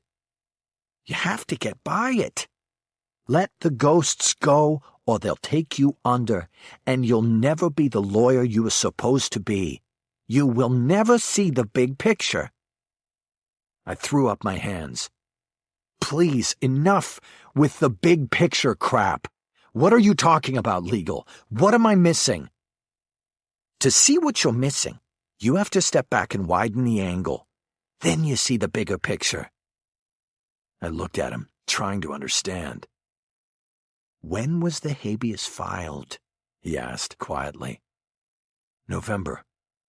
"When was Gloria Dayton murdered?" "November." I said it impatiently. We both knew the answers to these questions. "And when were you papered by the lawyer?" "Just now, yesterday." "And this federal agent you talked about, when was he served?" "I don't know if he was served, but Valenzuela had the paper yesterday." "And then there's the phony subpoena Fulgoni cooked up for the other girl from back then." Kendall Roberts right. "Any idea why he would dummy up paper for her and not you?" I shrugged. "I don't know. I guess he knew I'd know if it was legit or not. She's not a lawyer, so she wouldn't. He'd save the costs of filing with the court. I've heard of lawyers who roll that way." "Seems thin to me." "Well, that's all I got off the top of—" So 6 months after the habeas was filed with the court, they put out their first subpoenas? I tell you, if I ran a shop like that, I'd have been out of business and on the street. It's not the timely exercise of the law, that's for sure. This kid, Fulgoni, doesn't know his ass from... I stopped in mid-sentence. I had suddenly caught a glimpse of the elusive big picture. I looked at Legal. Maybe these weren't the first subpoenas. He nodded. Now I think you're getting it, Legal said. Chapter 21. I told Earl to drop down to Olympic and take me out to Century City and Sly Fulgoni Jr.'s office. I then settled in with a fresh legal pad and started charting timelines on the Gloria Dayton murder case and the Hector Moya habeas petition. Pretty soon, I saw how the cases were entwined like a double helix. I saw the big picture. You sure you got the right address, boss? I looked up from my chart and out the window. Earl had slowed the Lincoln in front of a row of French provincial-style townhouse offices. We were still on Olympic, but on the eastern edge of Century City. I was sure the address carried the correct zip code and all the cachet that came with it, but it was a far cry from the gleaming towers on the Avenue of the Stars that people think of when they imagine a Century City legal firm. I had to think there would be buyer's remorse for any client who arrived here for the first time and found these digs. Then again, who was I to talk? Many was the time I dealt with buyer's remorse when my clients learned I worked out of the back seat of my car. Yeah, I said, this is it. I jumped out and headed toward the door. I entered a small reception room with a well-worn carpet leading from the front of the reception desk in twin paths to doors to the right and left. The door on the left had a name on it I didn't recognize. The door on the right had the name Sylvester Fulgoni. I got the feeling that Sly Jr. was splitting the space with another attorney, probably the secretary too, but at the moment there was no secretary to share. The reception desk was empty. Hello? I said. Nobody replied. I looked down at the paperwork and mail piled on the desk and saw that on top was a photocopy of Sly Jr.'s court calendar. Only I saw very few court dates recorded on it for the month.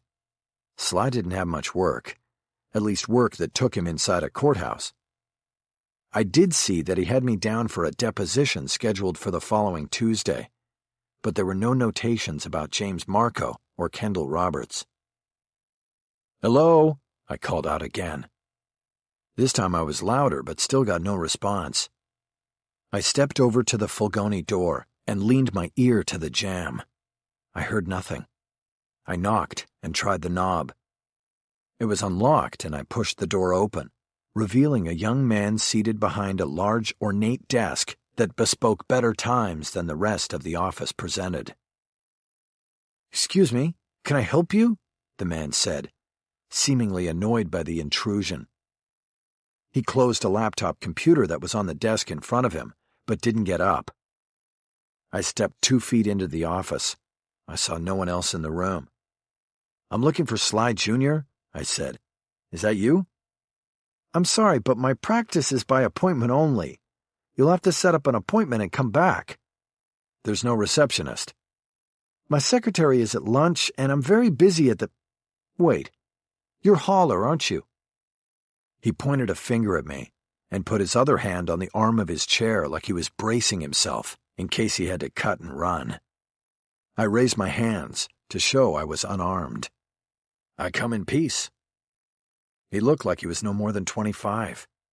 He was struggling to produce a reasonable goatee and was wearing a Dodgers game jersey. It was obvious he didn't have court today, or maybe any day. What do you want? He asked. I took a few more steps toward the desk. It was gigantic and way too big for the space. Obviously a leftover from his father's practice in a bigger, better office. I pulled down one of the chairs positioned in front of the desk and sat down. Don't sit. You can't... I was seated.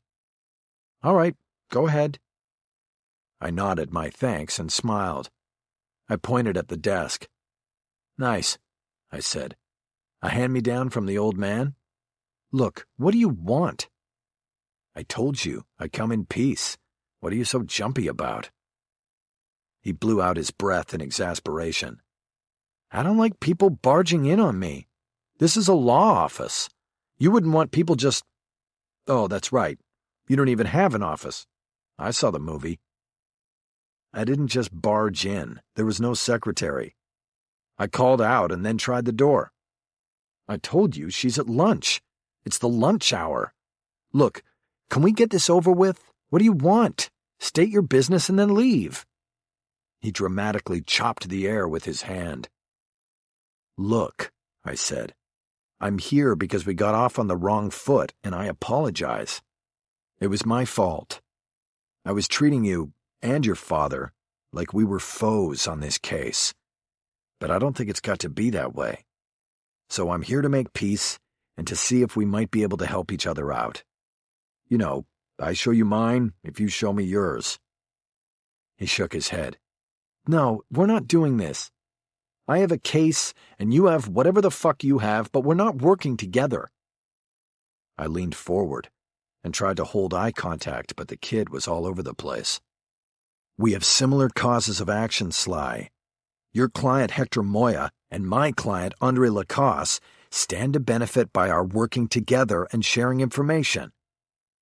He shook his head dismissively. "I don't think so." I looked around the room and noticed his diplomas framed on the wall. The print was too small for me to read from a distance, but I didn't think I was dealing with an Ivy Leaguer here. I decided to put some of what I was thinking and had charted in the car out there to see how it went over. My client is charged with the murder of Gloria Dayton, who figures importantly in your habeas petition. The thing is, I don't think he did it. Well, good for you. It's not our concern. I was beginning to suspect that his use of "our" did not refer to him and Hector Moya. It was a reference to Team Fulgoni, Mr. Inside and Mr. Outside. Only Mr. Outside didn't know habeas corpus from corpus delicti, and I was talking to the wrong man. I decided to go ahead and hit him with the big question. The question that had emerged when I stepped back and looked at the big picture. Answer one question and I'll go. Last year, did you try to subpoena Gloria Dayton before she was murdered? Fulgoni emphatically shook his head. I'm not talking to you about our case. Did you have Valenzuela do it? I told you, I'm not I don't understand. We can help each other. Then you talk to my father and try to convince him, because I'm not at liberty to discuss anything with you. You have to go now. I made no move to get up. I just stared at him. He made a gesture with his hands as if pushing me away. Please go. Did somebody get to you, Sly? Get to me? I don't know what you're talking about. Why'd you dummy up the subpoena you had Valenzuela serve on Kendall Roberts? He brought a hand up and pinched the bridge of his nose, as if trying to ward off a headache. I'm not saying another fucking word. All right, then I'll talk to your father. Call him right now. Put him on speaker. I can't just call him. He's in prison. Why not? He talked to me last night on a phone. This raised Sly's eyebrows. Yeah, when I was with Trina. His eyebrows arched again and then flatlined. There you go. He can only call out after midnight.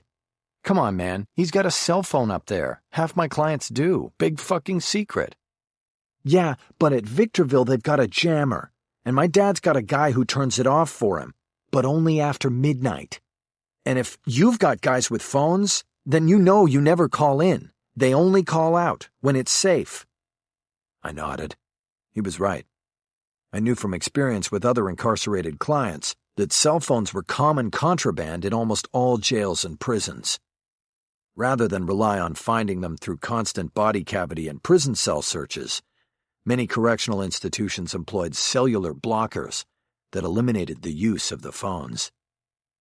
Sly Sr. obviously had a friendly guard, most likely a guard paid to be friendly, with his hand on the switch during the midnight shift.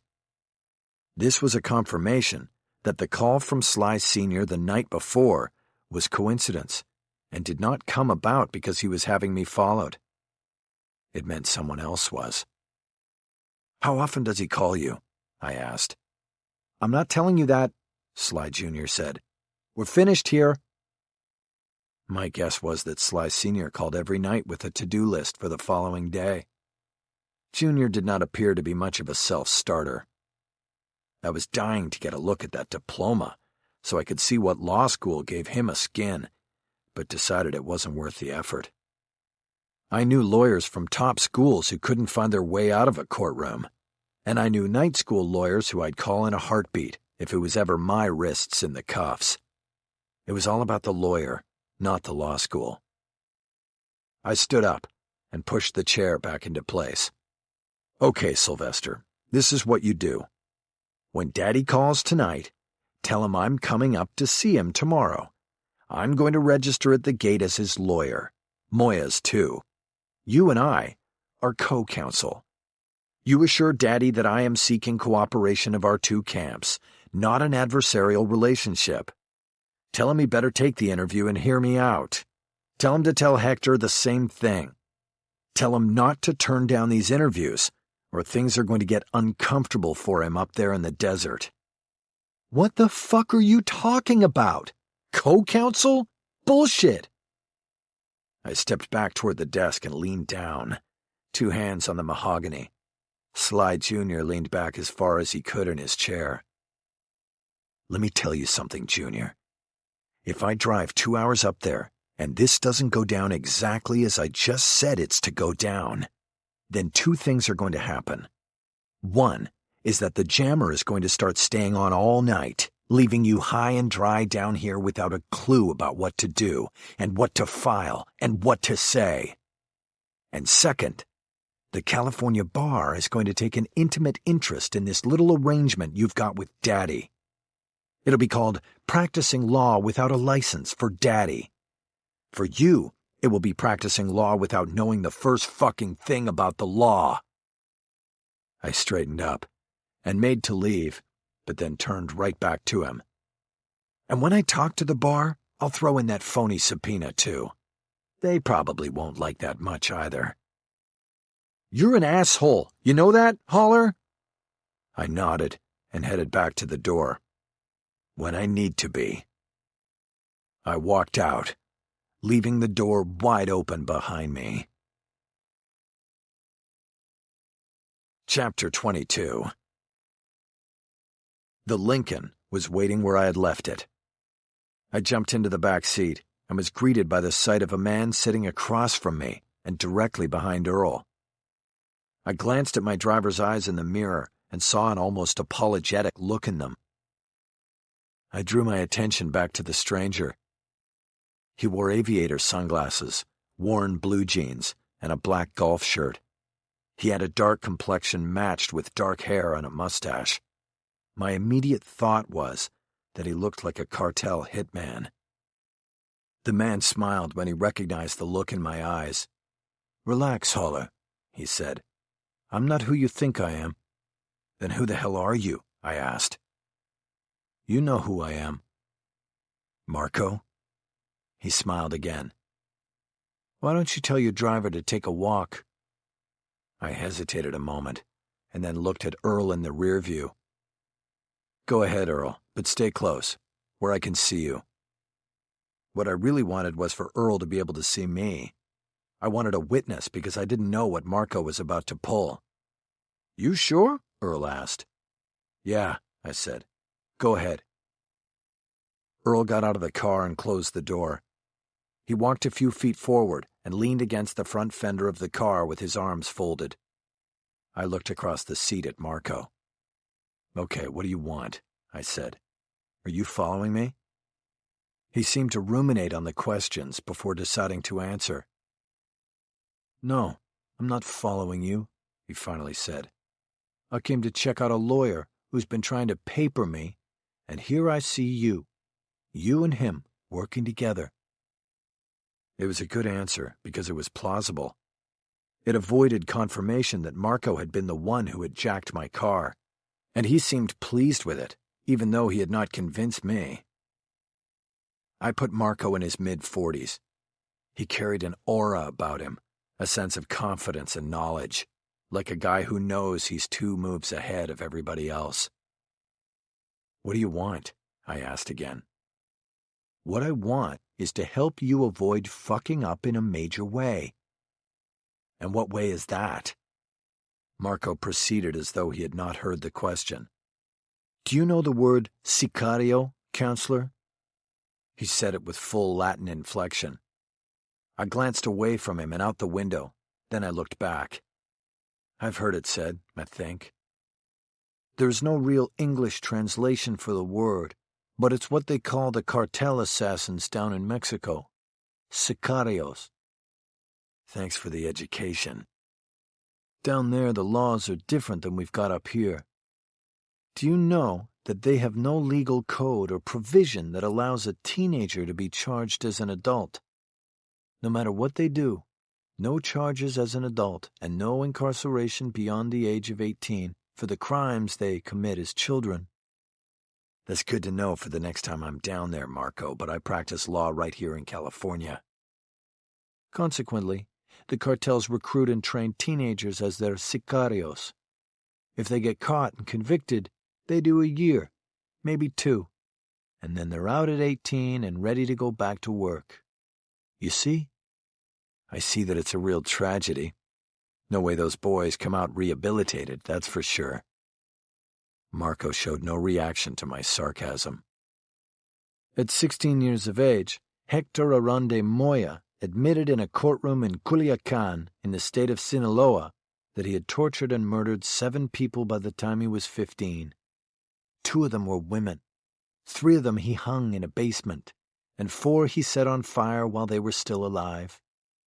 He raped both the women, and he cut all of the bodies up afterward and fed the remains to the coyotes in the hills."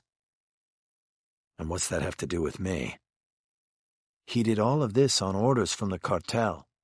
You see, he was raised in the cartel, and when he got out of the Penta at 18, he went right back to the cartel. By then, of course, he had a nickname. They called him El Fuego, because he burned people." I checked my watch in a show of impatience. "That's a good story, but why tell it to me, Marco? What about you? What about the... This is the man you conspire with Fulgoni to set free. El Fuego." I shook my head. "I don't know what you're talking about. The only person I'm trying to set free is Andre Lacasse. He is sitting in a cell right now, charged with a murder he didn't commit. But I'll tell you this much about Hector Moya. You want to put the motherfucker away for life, then make the case fair and square in the first place. Don't—" I cut myself off and raised my hands, palms out. "Enough." "Just get out of my car now," I said quietly. "If I need to talk to you, I'll talk to you in court. There's a war, Haller, and you have to choose which side you're on. There are sacrifices that—" "Oh, now you're going to talk to me about choices. What about Gloria Dayton? Was she a choice? Was she a sacrifice? Fuck you, Marco. There are rules of law. Now get out of my car." For 5 seconds, we just stared at each other. But finally Marco blinked. He cracked his door and slowly backed out of the car. He then leaned down and looked back in at me. "Jennifer Aronson." I spread my hands as if waiting for whatever it was he still had to say. "Who?"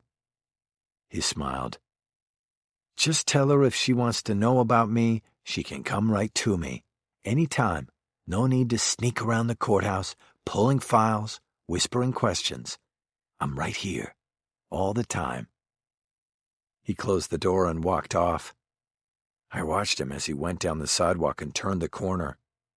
He didn't go into Fulgoni's office, even though he had claimed that was the reason he was in the vicinity and had spotted me. Soon, Earl got back in behind the wheel.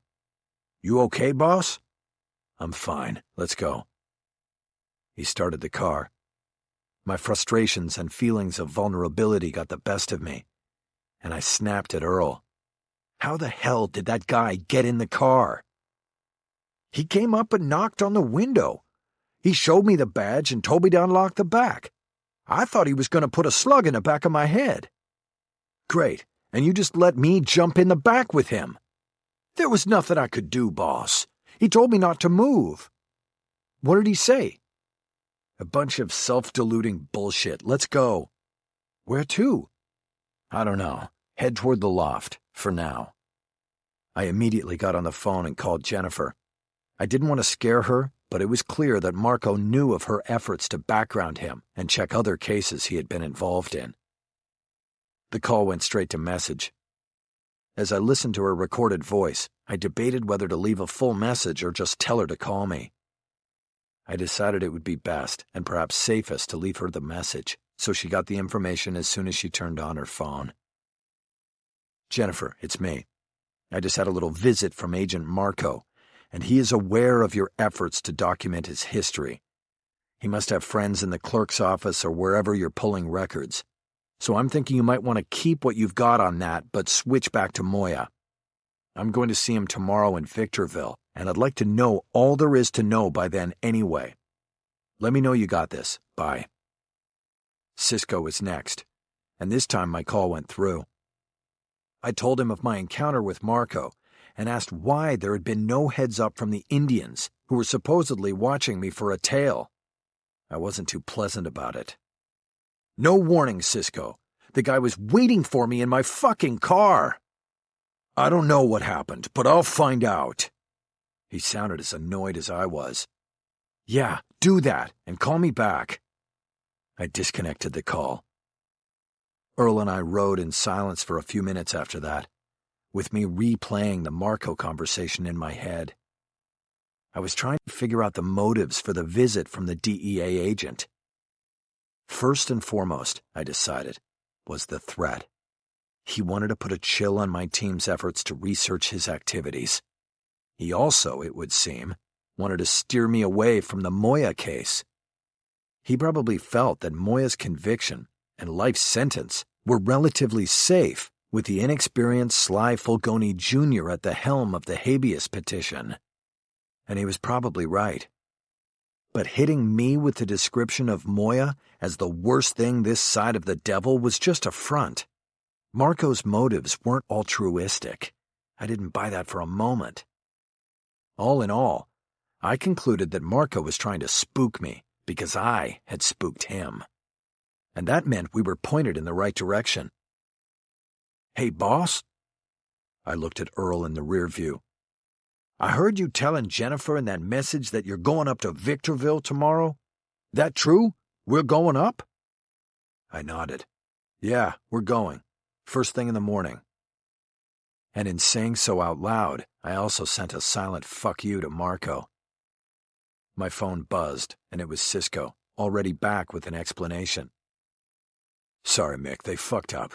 They saw the guy arrive and get in the car with Earl. They said he showed a badge, but they didn't know who he was. They thought he was a friendly. A friendly? The guy has to badge Earl to get in the car and they think he's a fucking friendly? They should have called you on the spot so you could call me and stop me from coming out with my goddamn zipper down. Already told them all of that. You want me to pull them off now? What? Why? Well, it seems pretty clear we know who jacked your car, right? I thought about Marco's claim that he'd just happened to see me while he was checking out Fulgoni because of the subpoena. I didn't buy that for a moment. I agreed with Cisco. Marco had jacked my car. Might as well save the dough, I told Cisco. Pull him off. They weren't much in the early warning department anyway. You want us to pull the GPS off the car too? I thought about that for a moment and my plans for the next day. I decided I wanted to taunt Marco, show him I was unbowed by his little visit and unspoken threat. No, leave it for now. Okay, Mick. And for what it's worth, the guys are really sorry. Yeah, whatever. I gotta go. I disconnected. I had noticed out the windshield that Earl was cutting through Beverly Hills on Little Santa Monica Boulevard on the way to my house. I was starved and knew we were coming up on Papa Jake's, a hole-in-the-wall lunch counter that made the best steak sandwich west of Philadelphia. I had not been there since the nearby Beverly Hills Superior Court was shuttered in the state budget crisis, and I had lost business that would bring me to the area. But in the meantime, I had developed a legal seagull-type craving for a Jake steak with grilled onions and pizzaiola sauce. "Earl," I said, "we're going to make a stop for lunch up here. And if that DEA agent is still following, he's about to learn the best-kept secret in Beverly Hills." Chapter 23. After the late lunch, I was through for the day. My calendar was clear, and I had no further appointments.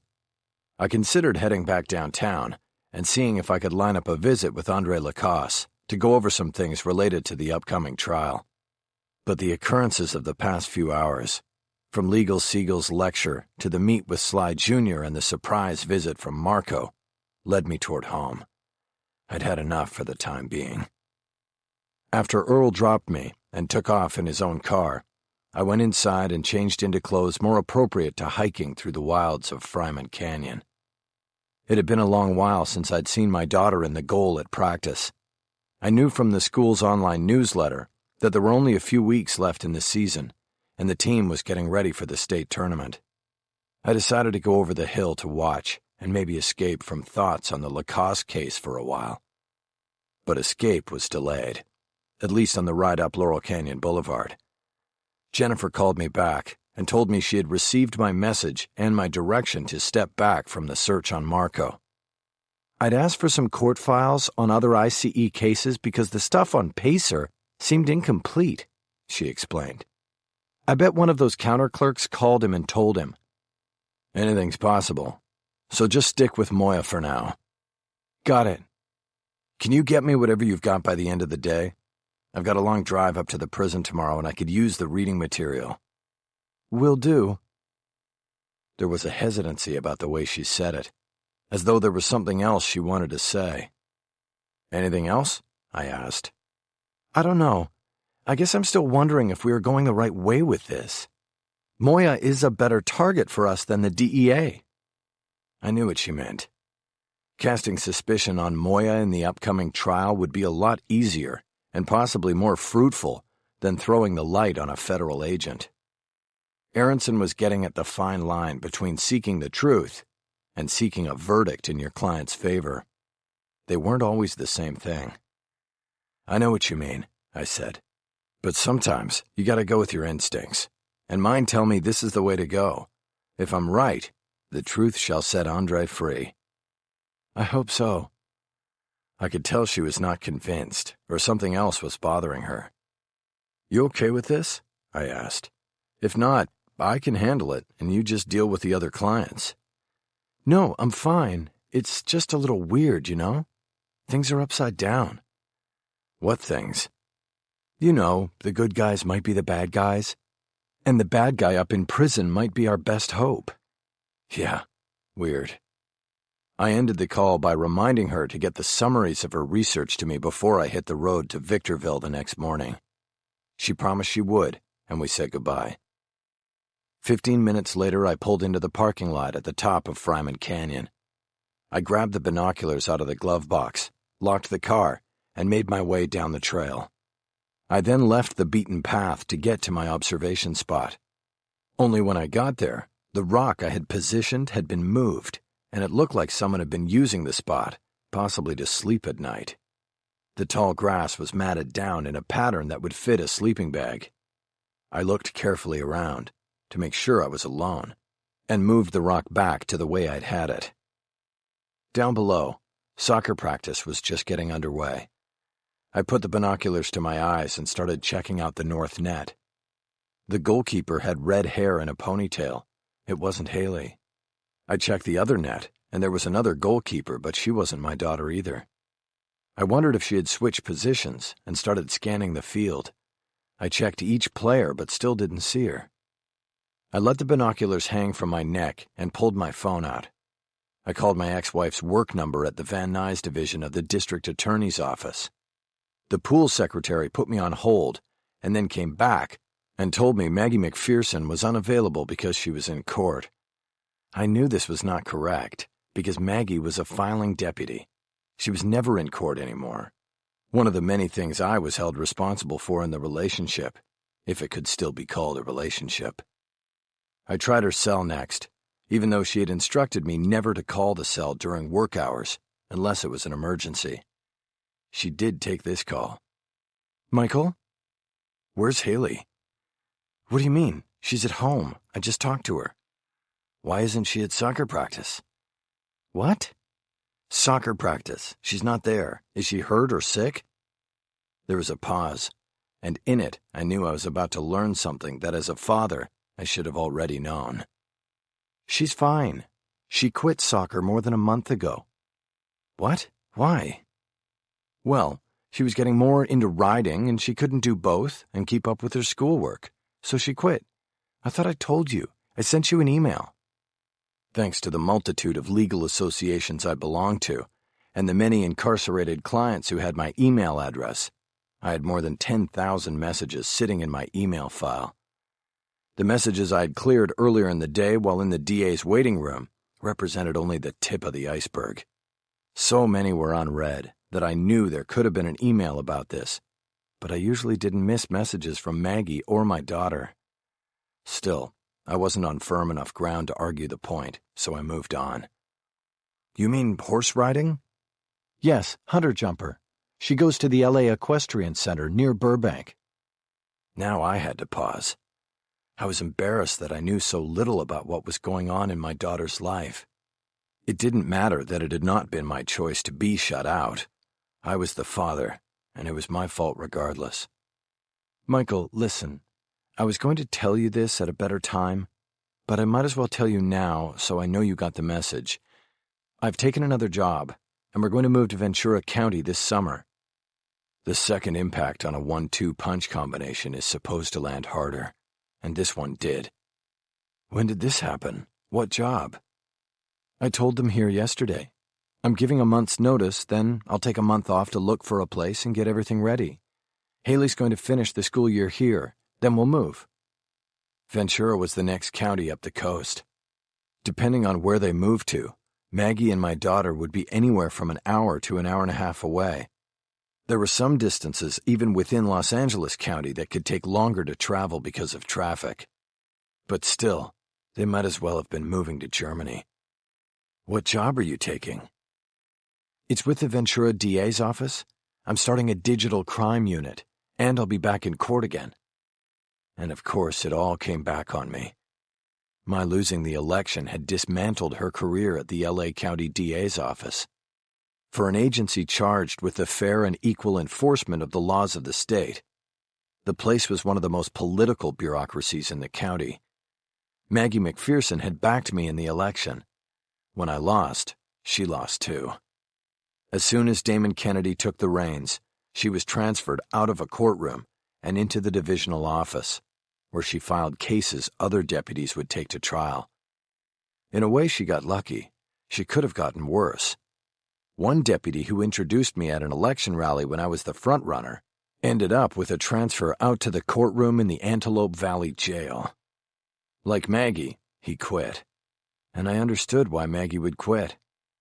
I also understood that she would not be able to cross the aisle to defense work or take a slot in a corporate law firm. She was a dyed-in-the-wool prosecutor, and there was no choice about what she would do. It was only where she would do it. In that regard, I knew I should be happy that she was merely moving to a neighboring county and not up to San Francisco or Oakland or down to San Diego. "So where are you going to look out there?" "Well, the job is in the city of Ventura, so either there or not too far from it. I'd like to look at Ojai, but it might be too expensive. I'm thinking Haley would fit in real well with the riding." Ojai was a crunchy, new-agey village in a mountain valley in the northern county. Years back, before we had our daughter, Maggie and I used to go there on weekends. There was even a chance our daughter was conceived there. So, This riding is not a passing thing? It could be, you never know, but she's fully engaged for now. We leased a horse for 6 months, with an option to buy. I shook my head. This was painful. Never mind my ex-wife, but Haley had told me none of this. I'm sorry, Maggie said. I know this is tough on you. I want you to know that I don't encourage it. No matter what is going on with us, I think she should have a relationship with her father. I really mean that, and that's what I tell her. I appreciate that. I didn't know what else to say. I stood up off the rock. I wanted to get out of there and go home. Can you do me a favor? I asked. What is it? I realized that I was improvising, running with a half-formed idea that had sprung from my grief and desire to somehow win my daughter back. There's a trial coming up, I said. I want her to come. You're talking about this pimp you're representing? Michael, no, I don't want her to sit through that. Besides, she has school. He's innocent. Really? Are you trying to play me like a jury now? No, I mean it. Innocent. He didn't do it, and I'm going to prove it. If Hay could be there, maybe... I don't know. I'll think about it. There's school, and I don't want her taking time off. There's also the move. Come for the verdict, both of you. Look, I have to get going. The cops are stacking up around here. Cops waiting in the office to file their cases. Okay, but think about it. All right, I will. I've got to go now. Wait, one last thing. Can you email me a picture of Haley on the horse? I'd just like to see it. Sure, I will. She disconnected after that, and I stared down at the soccer field for a few moments, replaying the conversation and trying to compute all the news about my daughter. I thought about what Legal Seagull had told me about moving on past guilt. I realized that some things were easier said than done, and some things were impossible. Chapter 24. At 7 p.m. that night, I walked down the hill and over to the little market at the base of Laurel Canyon. I called for a cab and waited 15 minutes, reading the community notices on the corkboard out front. The cab took me over the hill and down into the valley. I had the driver drop me on Ventura Boulevard by Coldwater Canyon.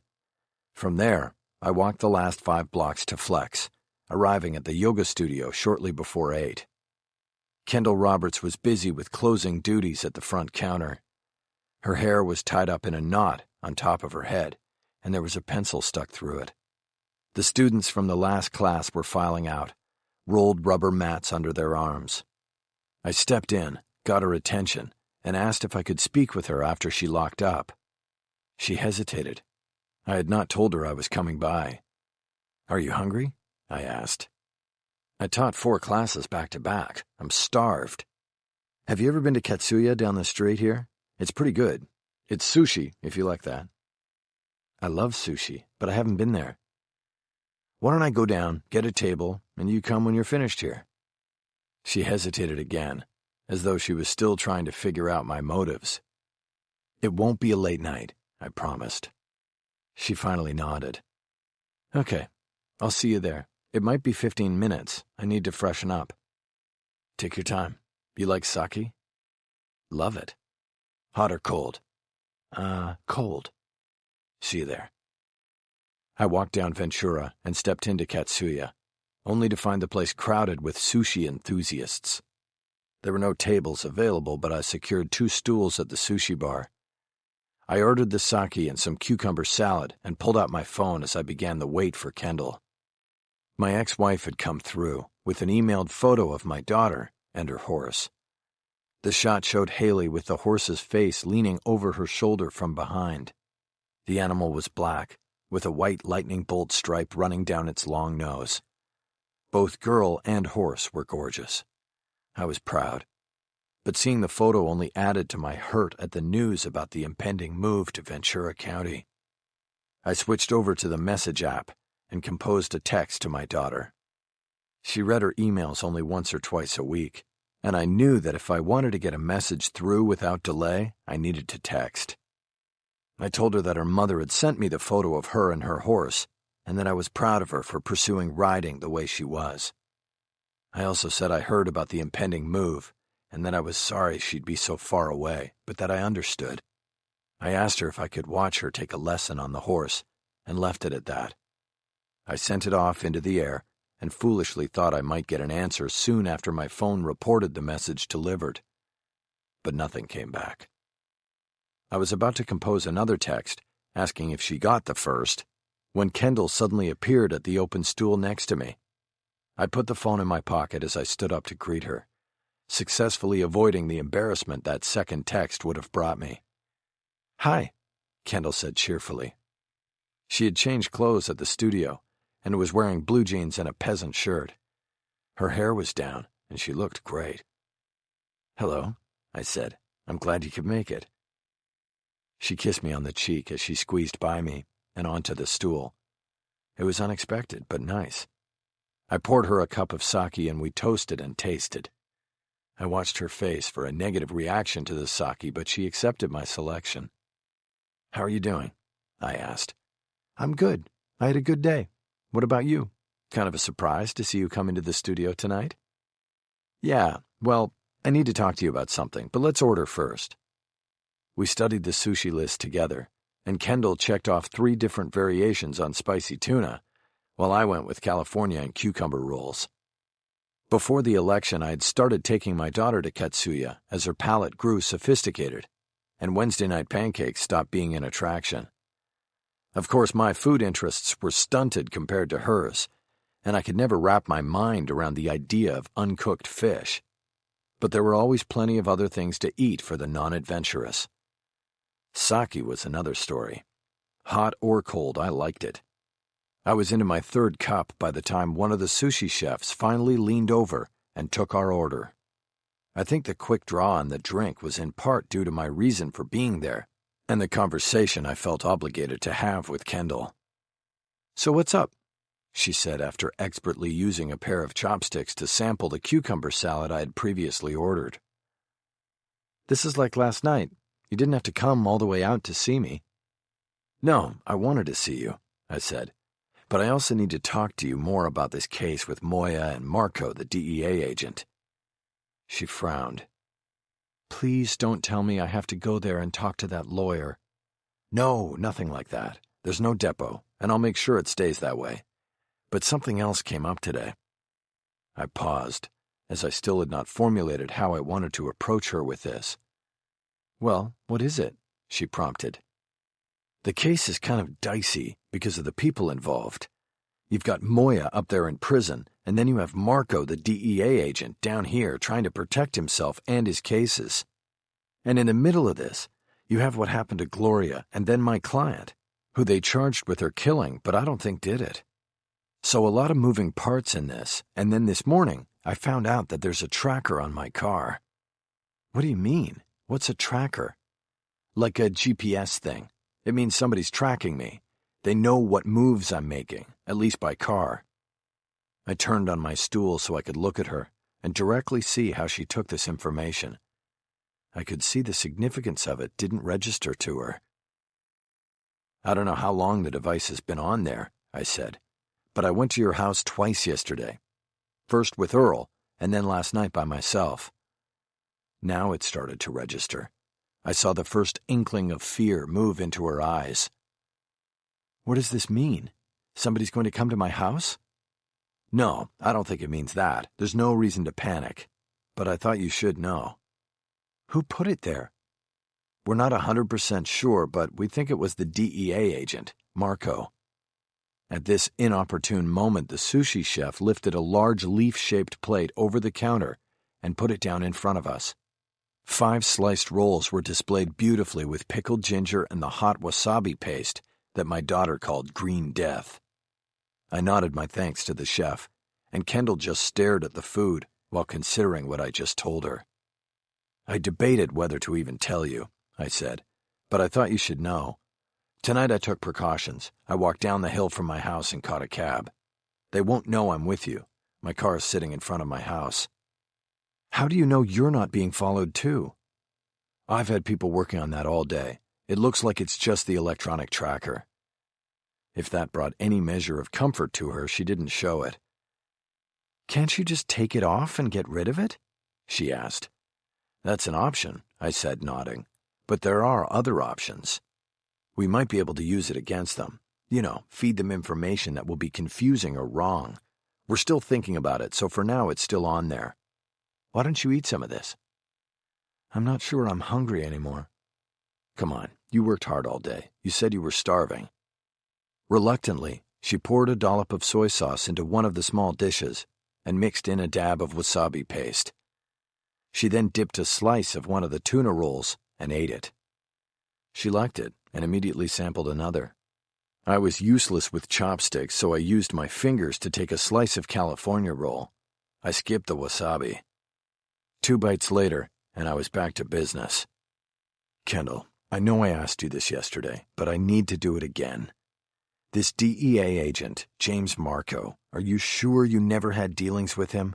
He's a dark-haired guy about 40 now, has a mustache, mean eyes. If he's DEA, you don't have to describe him. I never had any dealings with the DEA. I nodded. Okay, and you can't think of any reason you might be on his radar in regard to Gloria Dayton, right? No reason. You told me yesterday that one of the services you provided was to bring cocaine. Gloria and Trina got theirs from Moya. Where did you get yours? Kendall slowly finished the piece of California roll she was eating, and then put her chopsticks down on the little stand next to her plate. I really don't like talking about this, she said. I think you brought me here so I would feel cornered and have to answer. No, I said quickly. That's not true, and I don't want you to feel cornered. I'm sorry if I'm pushing this too far. I just want to be sure you're in the clear, that's all. She wiped her mouth with her napkin. I had a feeling that dinner was over. I need to go to the restroom, she said. Okay, I said. I stood up and pushed my stool back so she would have room for egress. Are you coming back? I asked. Yes, I'll be back, she said curtly.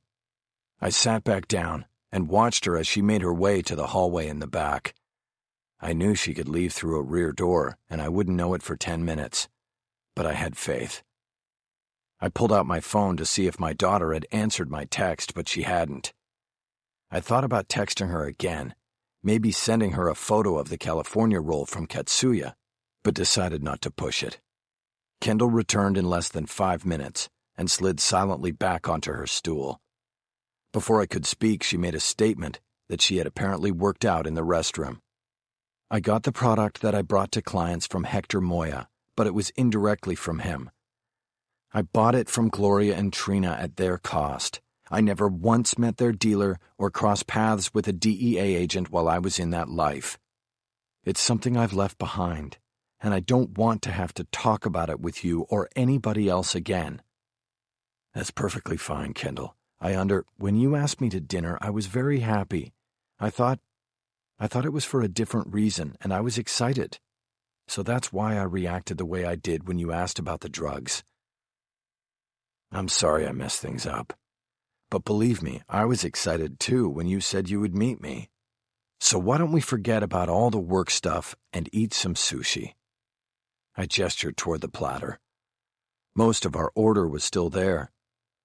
She smiled tentatively and nodded. I smiled back.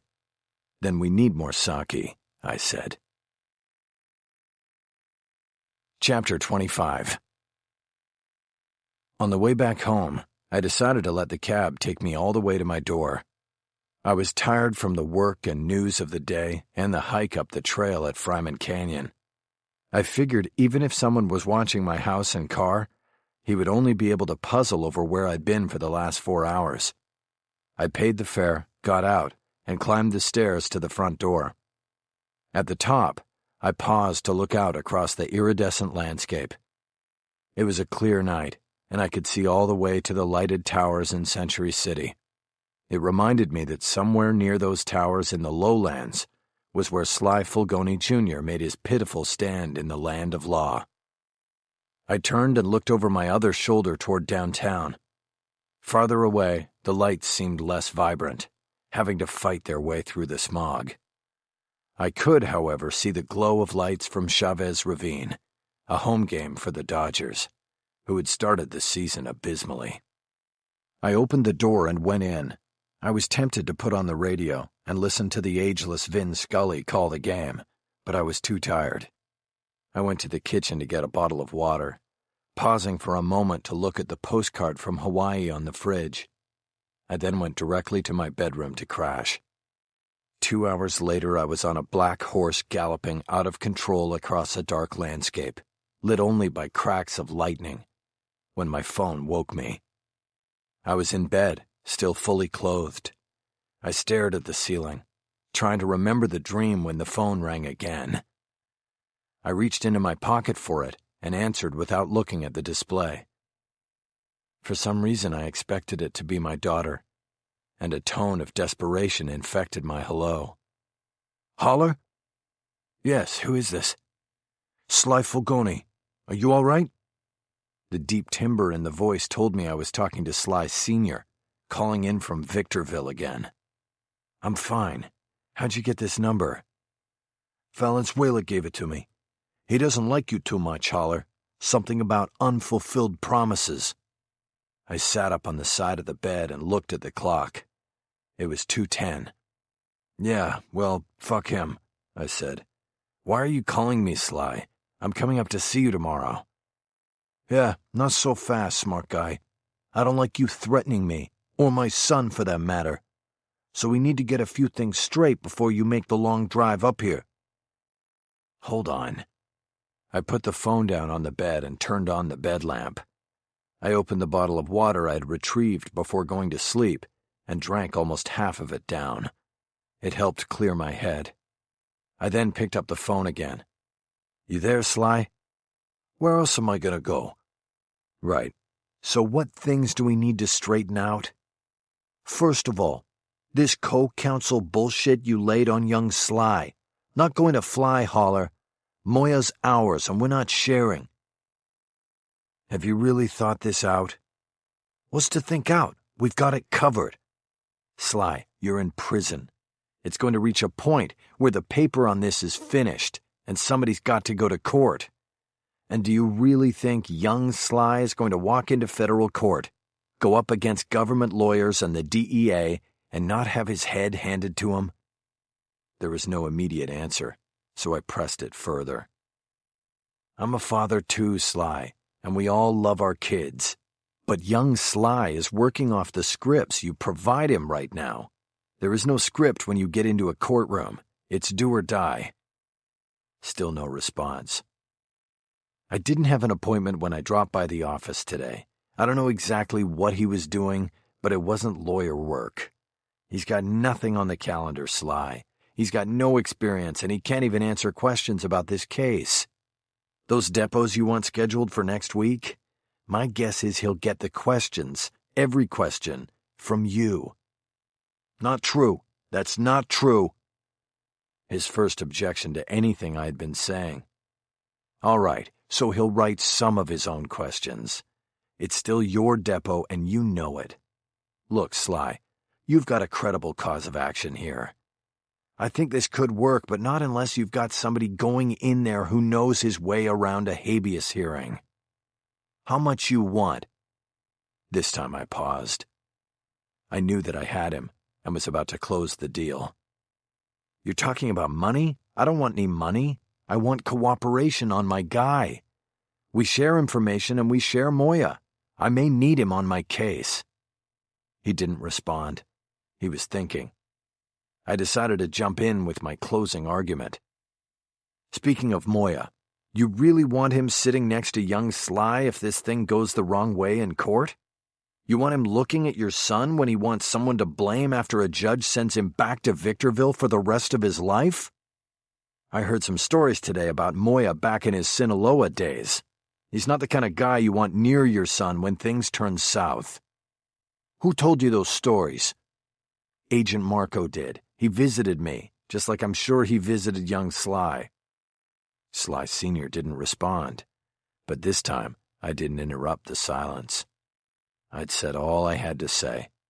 Now I waited. But it didn't take long. "When will you get here?" Sly Sr. asked.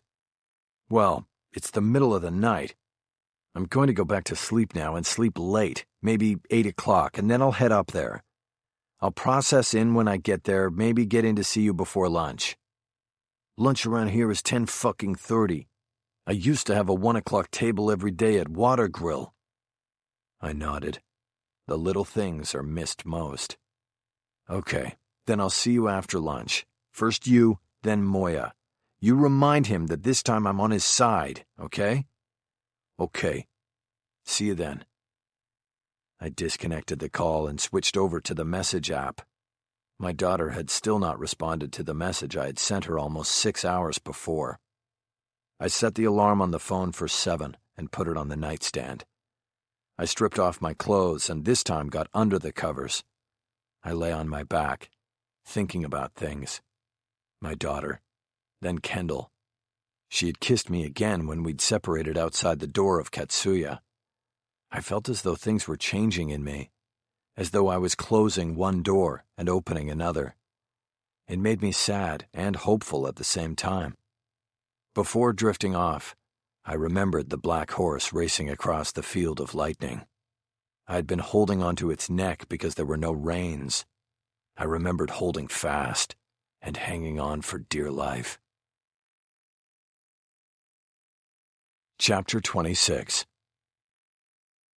I came down the front stairs at exactly 8 and found Earl Briggs waiting, leaning against his car parked out front and taking in the view of West Hollywood past the shoulders of Laurel Canyon. "Morning, Earl," I said.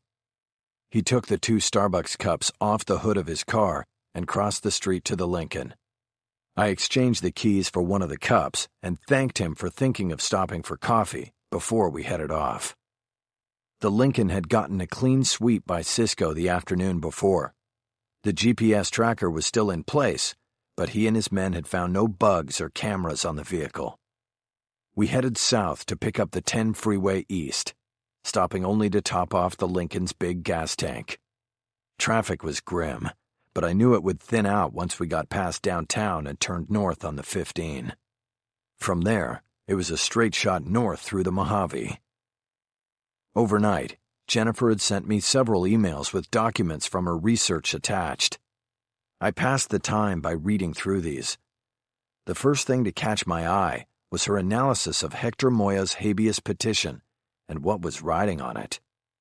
Moya had already been incarcerated for 8 years since his arrest. The life term he received because of the gun enhancement under the federal career criminal statute was the only thing currently keeping him behind bars. He was sentenced to 6 years for the cocaine found in his possession. The life term was added on top of that.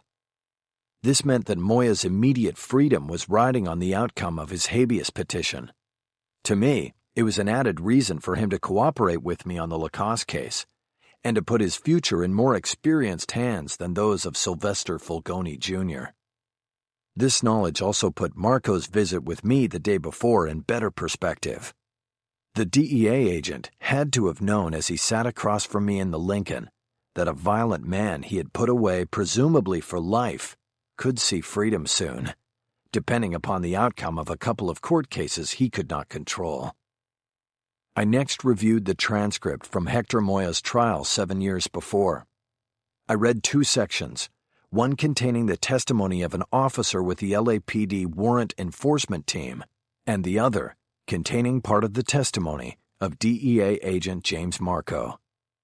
The LAPD cop testified about Moya's arrest and his finding the gun hidden under the mattress in the hotel room. The testimony from Marco contained replies to questioning about the analysis and trace work that was done on the recovered firearm. It was key testimony because it tied the gun to Moya through a purchase in Nogales, Arizona. About the time we came through the mountains into the Mojave, I grew tired of the reading work and told Earl to wake me when we got there. I then racked out across the back seat and closed my eyes. I'd had a restless sleep after my middle-of-the-night conversation with Sly Fulgoni Sr.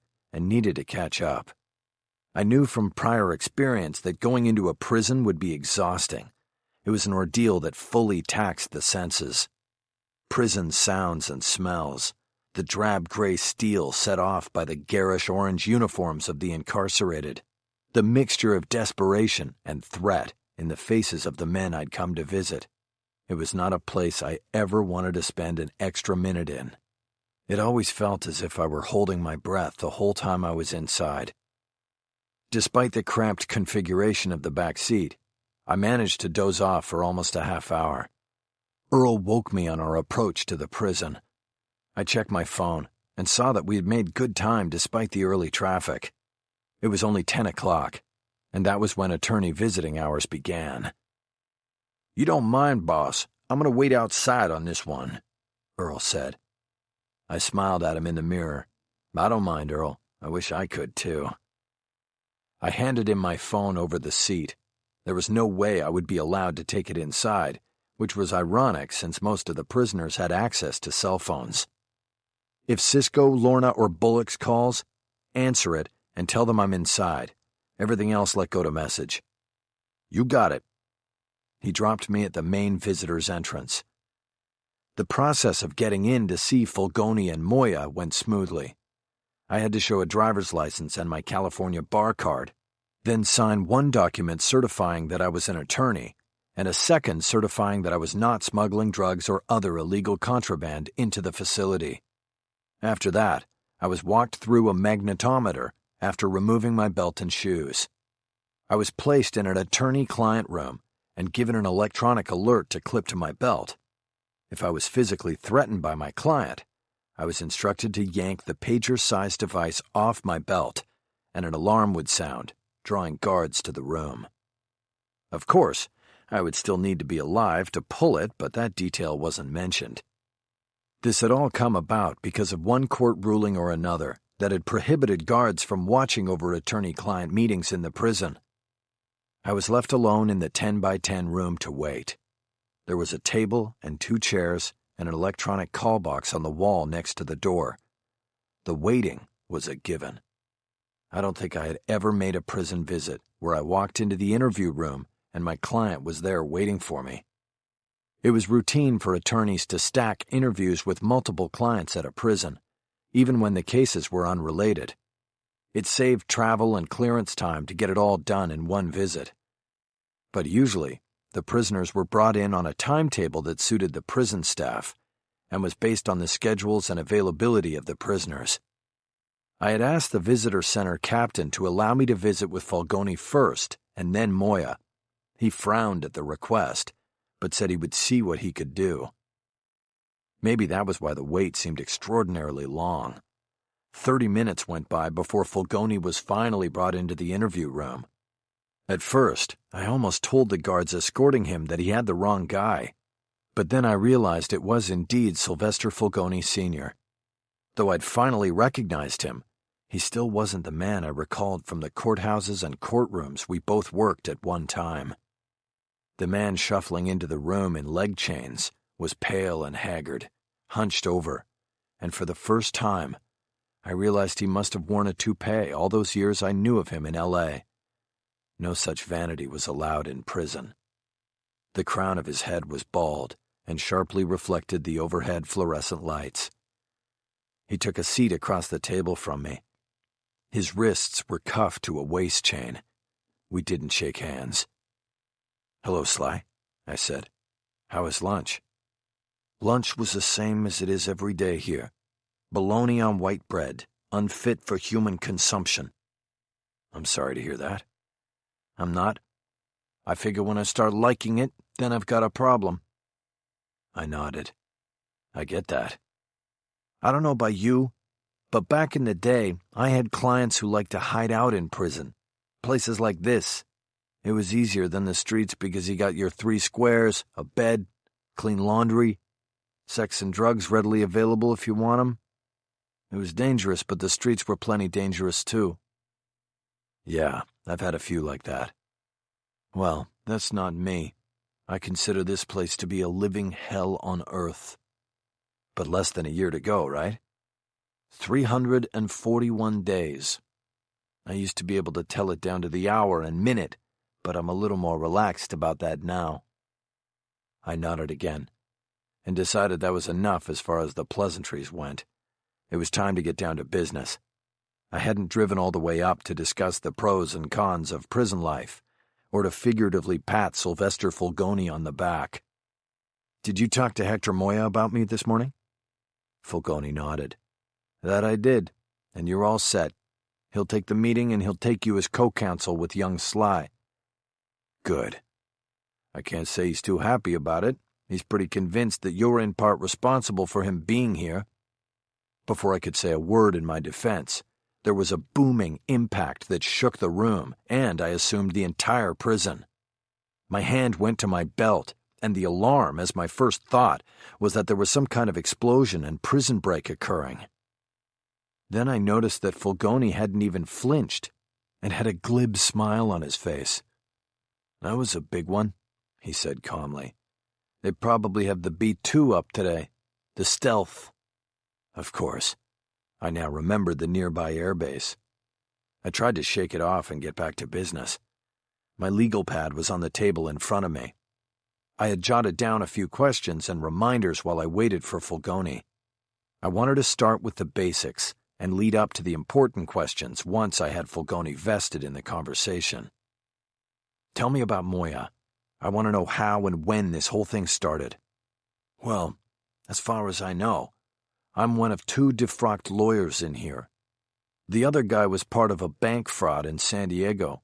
Anyway, it kind of gets known what you did in the world and people come to you. First it's general advice and recommendations. Then some come because they want help with a writ. I'm talking about guys in here long enough to be abandoned by their lawyers because they've exhausted their appeals. Guys who don't want to give up." "Okay. Well, Hector was one of those guys. He came to me, said the government hadn't played fair, and wanted to know what he could still do about it. The thing is, nobody had ever believed him. His own attorneys didn't believe his story, and didn't even put an investigator on it, as far as I could tell." "You're talking about the DEA planting the gun in his room to get the enhancement?" "Yeah, the enhancement that puts him in here for life. I'm not talking about the powder in his room. He totally cops to that. But he said the gun wasn't his, and it turns out he's been saying that since day one, but nobody would listen. Well, I listened. I mean, what else am I going to do in here but listen to people?" "Okay, so that's your start. My son filed the paper, and here we are. But let's go back to before young Sly filed the habeas petition. Let's go back to last year. See, I'm trying to put all of this together. Moya tells you the gun was planted. Did he tell you Gloria Dayton planted it?" "No, he said the cops did it. He was arrested by the LAPD after you made the deal with the DA's office. Remember that? Only he didn't know about any deal until years later, until I told him. All he knew at the time was that the LAPD came through his door with a felony fugitive warrant. They found the coke in the bureau and the firearm under the mattress, and that was it. The fugitive beef was for a grand jury no-show. That was nothing compared to the case they had now. He had 2 ounces of blow in the room and the gun. And then the feds swooped in and scooped the whole thing up, and he goes to trial in federal court, where they have the Lifetime Achievement Award. Convenient, huh?" "Yeah, and I know all of that. I'm talking about the gun. I'm trying to track down how you went from his story to Gloria Dayton. Your habeas petition says Gloria planted the gun. It was simple. I asked the right questions, and then I took 2 steps back and looked at the big picture. I came at it from the angle of believing Hector Moya. Like I said, nobody had before. But he came to me and said, 'Yes, the powder in that room was mine and I'll do the time for it, but not the gun.' I figured, why deny one and not the other unless you're telling the truth?" I could think of reasons to do exactly that, lie about one thing and not the other, but I kept them to myself for now. "So, Gloria." "Right, Gloria. Hector said the gun was a plant. Well, I had a case once with a firearm enhancement attached. Same thing. But this was a DEA case from the start. No locals. A straight DEA buy-bust. and the client swore to me he had no gun on him when the deal went down. I didn't believe him at first. I mean, who goes to buy a kilo with $25K in a briefcase and no gun for backup? But then I started looking into it. You proved the gun was planted to get the enhancement. Fulgoni frowned and shook his head.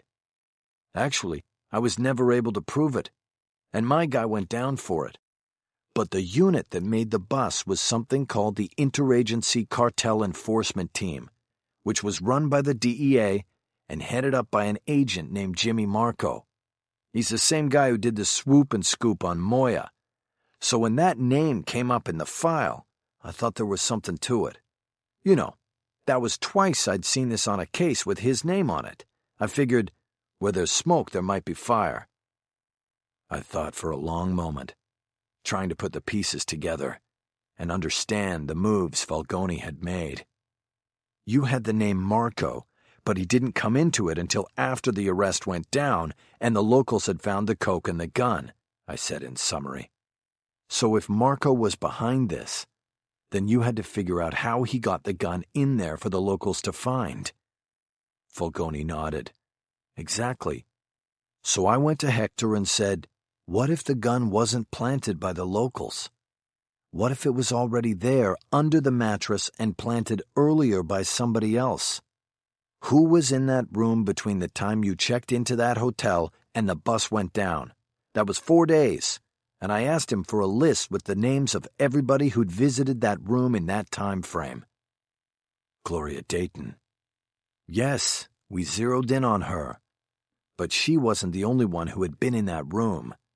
There had been at least one other hooker, Hector's brother, and a couple other associates too.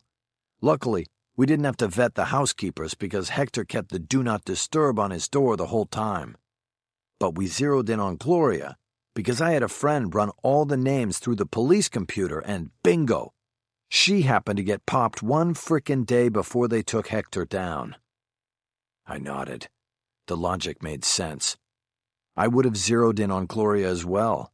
I also knew what I would have done next. How'd you track down Gloria? She changed her name, she moved away, and then moved back. The internet. These girls can change names, locations, doesn't matter. The business is based on the visual. Young Sly got her booking photo from 8 years ago, when she got arrested on a possession and prostitution beef, and then he went online, checking photos on escort sites. Eventually he found her. She'd changed her hair, but that was about it. He printed out photos and brought them up here. Hector confirmed. I was surprised. Sly Jr. had actually done something that created a significant break in the case. And then you, of course, had Junior paper her. I said it like the next move had been a matter of routine. Yeah, we hit her with a subpoena. We wanted to bring her in to put her on the record. Who is the process server, Valenzuela? I don't know. Somebody Sly Jr. hired. I leaned across the table and started increasing the urgency and momentum, hitting him with the questions without pause. Was she photographed to prove receipt? Fulgoni shrugged like he didn't know and didn't care. Was she? Look, I don't know. I was up here, Holler. If there's a photo, I want it.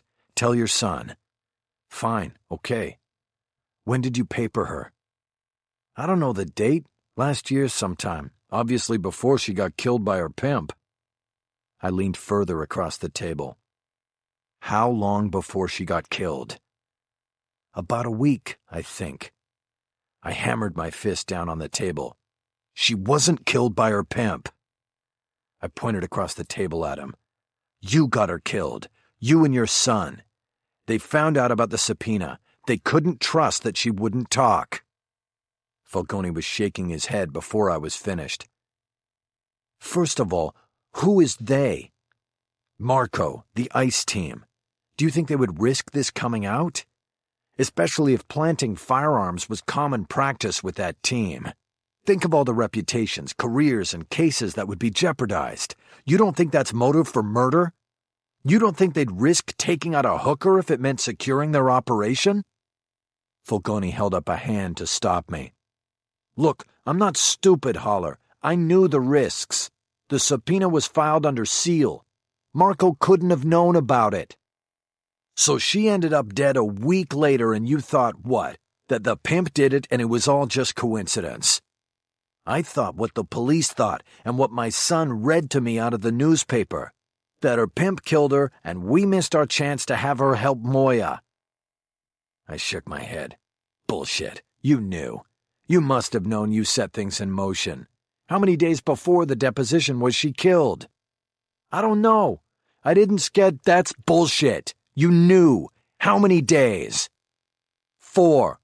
But it doesn't matter. It was under seal. No one knew but her and us. I nodded. Yeah, only you and she knew. And what did you expect? That she wouldn't tell someone who might tell somebody else? Or that she might not call up Jimmy Marco, who she used to snitch for, and say, "What should I do about this?" Suddenly I realized something that gave an answer to one of the questions I'd been carrying since handling the phony subpoena served on Kendall Roberts. I pointed at Fulgoni's chest. I know what it was. You thought Marco had somebody inside the clerk's office, somebody who told him about the sealed subpoena. That's why your son dummied up the subpoena he had Valenzuela serve on Kendall Roberts. You two didn't want to do it again, get somebody killed. You wanted her to come in so Junior could find out what she knew about Gloria and Marco. But you were afraid a real subpoena would get back to Marco, even if it was under seal. You don't know what you're talking about, Holler. No, I know exactly what I'm talking about. One way or another, your subpoena got Gloria killed. You both knew it, and you decided to keep quiet about it and lie low, while some poor schmuck went away for it. You're way off base on this. Really? I don't think so. Why the subpoenas this week? To me and Marco and the phony one to Kendall Roberts. Why now? Because a petition was filed almost 6 months ago. We had to move on it or it would be dismissed. It had nothing to do with Gloria Dayton or that's such bullshit. And you know something, Sly? You and your son are no better than Marco and Langford in all of this. Fulgoni stood up. First of all, I don't know who Langford is. And second, we're done here. And you can forget about Moya. He's ours, not yours. You're not seeing him. He turned and started shuffling toward the door. Sit down, Sly. We're not finished, I said to his back. You walk out of here and the state bar is going to come down all over you and Junior. You're not an attorney anymore, Sly. You are operating a writ mill in here and feeding cases to a kid who sits in an office in a Dodgers jersey and doesn't know the first thing about being a lawyer. The bar will tear him up and throw him away. You want that for him? For you? Who will you feed cases to when Junior's out of business? Fulgoni turned around and kicked at the door with his heel to alert the guard. What's it gonna be, Sly? I asked. The guard opened the door. Fulgoni glanced back at him, hesitated, and then said he needed 5 more minutes. The door was closed, and Fulgoni looked at me. You threatened my son yesterday, but I didn't think you'd have the balls to threaten me. It's not a threat, Sly. I'll shut you both down. You're an asshole, Holler. I nodded. Yeah, I'm an asshole, when I've got an innocent man facing a murder count. He had nothing to say to that. Sit back down, I instructed. You're going to tell me how to handle Hector Moya. Chapter 27. The wait between interviews with Fulgoni and Moya was 25 minutes, and 2 more teeth-rattling sonic booms. When the door finally opened, Moya stepped in calmly and slowly, his eyes steady on me. He walked with a grace and ease that belied his situation, and even suggested that the 2 men behind him were personal valets, not prison guards. His orange jumpsuit was vibrant and had crisp creases. Fulgoni's had been faded from 1,000 washes and frayed at the edges of the sleeves. Moya was taller and more muscled than I had expected. Younger, too. I put him at 35 tops. He had wide shoulders at the top of a torso that tapered down like a V. The sleeves of his jumpsuit stretched tightly against his biceps. I realized that despite my interaction with his case 8 years before, I had never seen him in person or in a newspaper photograph or television report. I had built a visual image based on fantasy. I had him as a small, round man who was venal and cruel and had gotten what he deserved.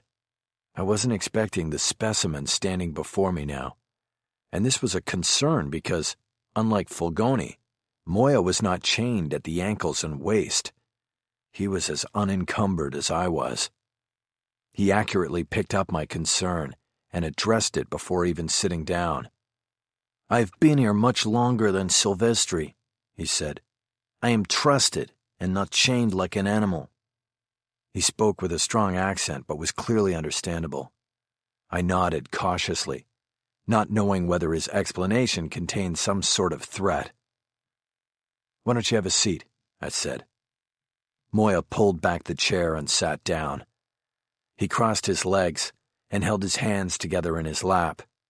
He immediately looked relaxed, as if meeting in a lawyer's office instead of a prison.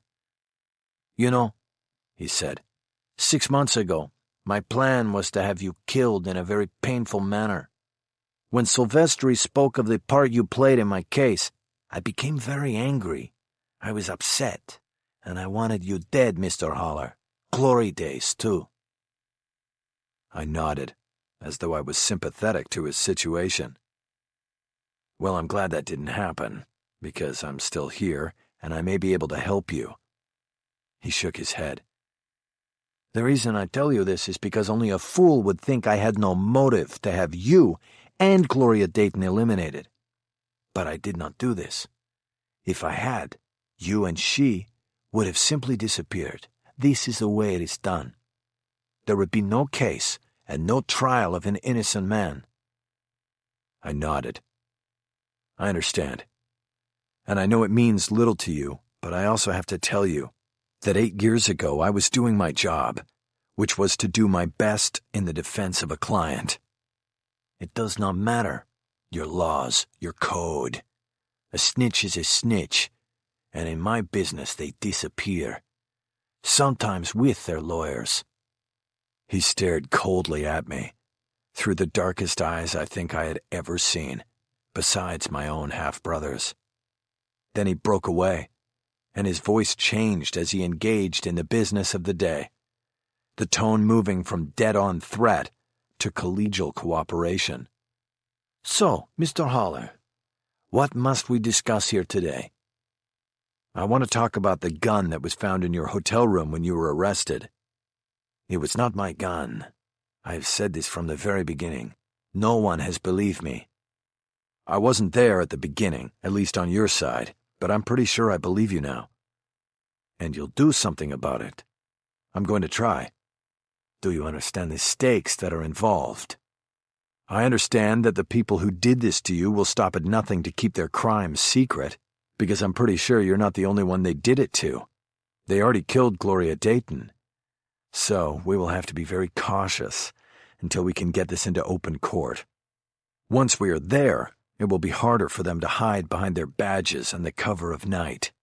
They'll have to come out and answer to us." Moya nodded. "Gloria, she was important to you." "For a time. But what is important to me now is that I have a client in the county jail accused of killing her, and he didn't do it. I have to get him out, and I need you to help me. If you help me, I will certainly help you. That all right with you?" "It is all right. I have people who can protect you." I nodded. I expected that he might make such an offer, but it wasn't the kind of protection I was interested in. "I think I'm all right," I said. "I've got my own people. But I'll tell you what. I've got a client in the pink module at Men's Central down in L.A. You think you can get somebody in there to sort of watch over him? He's in there alone, and I'm worried they're going to see this thing moving toward a trial in which a lot of these secrets are going to come out. They'll know that the best way to avoid that is to avoid having a trial." Moya nodded. If there is no client, there is no trial, he said. You got that right, I said. Then I will see to it that he is protected. Thank you. And while you're at it, I'd double up on whatever protective measures you have for yourself in here. That will be done as well. Good. Now let's talk about the gun. I flipped a few pages back on my legal pad to get to the notes I had written off the trial transcript. I refreshed myself on the facts and then looked at Moya. Okay, at your trial, the arresting officer from the LAPD described coming into the room and arresting you and then finding the gun. Were you still in the room when they found it, or had you already been pulled out of there? He nodded, as if to say he could answer this one. It was a 2-room suite. They handcuffed me and make me sit on the couch in the living room. A man with a gun stood over me while the others began to search through the room. They found the cocaine in a drawer in the bedroom. Then they said they found the gun. He come out of the bedroom and showed me the gun in a plastic bag, and I said it was not my gun. He said, "It is now." I wrote a few notes down and spoke without looking up from the pad. And he was the LAPD officer who testified at the trial, an officer named Robert Ramos? That was him. You're sure he said, "It is now," when you said it wasn't your gun? That is what he said. It was a good note to have. It was hearsay, and therefore might not even be allowed as testimony in a trial. But if Moya was telling the truth, and I believed he was, then it meant Ramos might have had some knowledge of the gun having been planted in the room. Maybe he had been coached to look under the mattress. There was no video of the search introduced at your trial. Do you recall seeing anybody with a video camera? Yes, they take a video of me and the whole room. They humiliate me. They make me take off my clothes for the search, and the video man was there. This made me curious. They had video, but didn't use it at trial. Why? What was on the video that made it a risk to show to a jury? The humiliation of Hector Moya? Possibly, but possibly something else. I made another note on my pad, and then moved on to the next thing I wanted to cover. Have you ever been in Nogales, Arizona? No, never. You're sure? Never in your life? Never. According to Marco's testimony at trial, he received an ATF report tracing the gun. According to this report, the weapon was a .25 caliber Guardian manufactured by North American Arms. It was originally purchased in Colorado by a man named Budwin Dell, who then sold it at a gun show in Nogales 5 weeks before it was allegedly found in Moya's hotel room. Dell was not a federally licensed firearms dealer, so he was allowed to sell the gun without a background check or a waiting period. An ID check would be the only thing required in a cash deal. An ATF agent assigned to the ICE team was dispatched to Littleton, Colorado, to interview Dell and show him a photo lineup. Dell chose the photo of Hector Moya as the customer he believed had bought the weapon in Nogales. His receipt book credited the sale to a customer named Reynaldo Sante, which happened to be one of the names contained in the numerous false identification packages found in the room where Moya was arrested. Dell proved to be a key witness at the trial, locking Moya to the gun and the phony ID found in his possession. Though Moya claimed the gun and ID were planted by the police, it must have sounded preposterous to the jury. But now, with the knowledge that Glory Days and Trina Trix were informants to the DEA agent heading the ICE team, I didn't think this was preposterous at all. Hector, I need you to tell me the truth about something. Don't lie, because I think the truth will actually help you.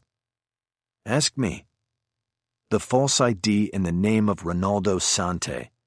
In trial, you said the gun and the ID were planted in the room by the cops. But that wasn't true, was it? Moya thought a little bit before answering. He first nodded his head. The ID was mine, not the gun. I nodded. I thought so. And you used that ID on previous trips to Los Angeles, didn't you? Yes. Those trips, when you were checking into hotels under the name Reynaldo Sante, Did you also meet Glory Days and Trina Tricks in your rooms? Yes. I wrote a few notes down. My adrenaline was kicking in my bloodstream.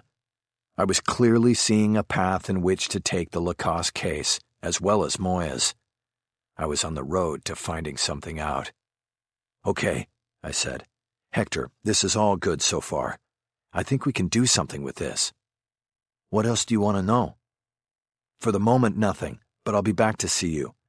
The main thing I wanted today was your cooperation, and to know we could work together. I'm going to need you to testify at my other client's trial. We will build a record in that trial that will support your habeas petition. One case will help the other. You understand? I understand. And testifying is not a problem? Your people will understand what you're doing? I will make them understand. Then we're good here. The last thing I want to mention is a word of advice on Sylvester Falgoni. Silvestri, yes. Silvestri, then. He was a very good lawyer, but he is not a lawyer anymore. So you have to remember that anything you tell him is not protected like it is with anything you tell me.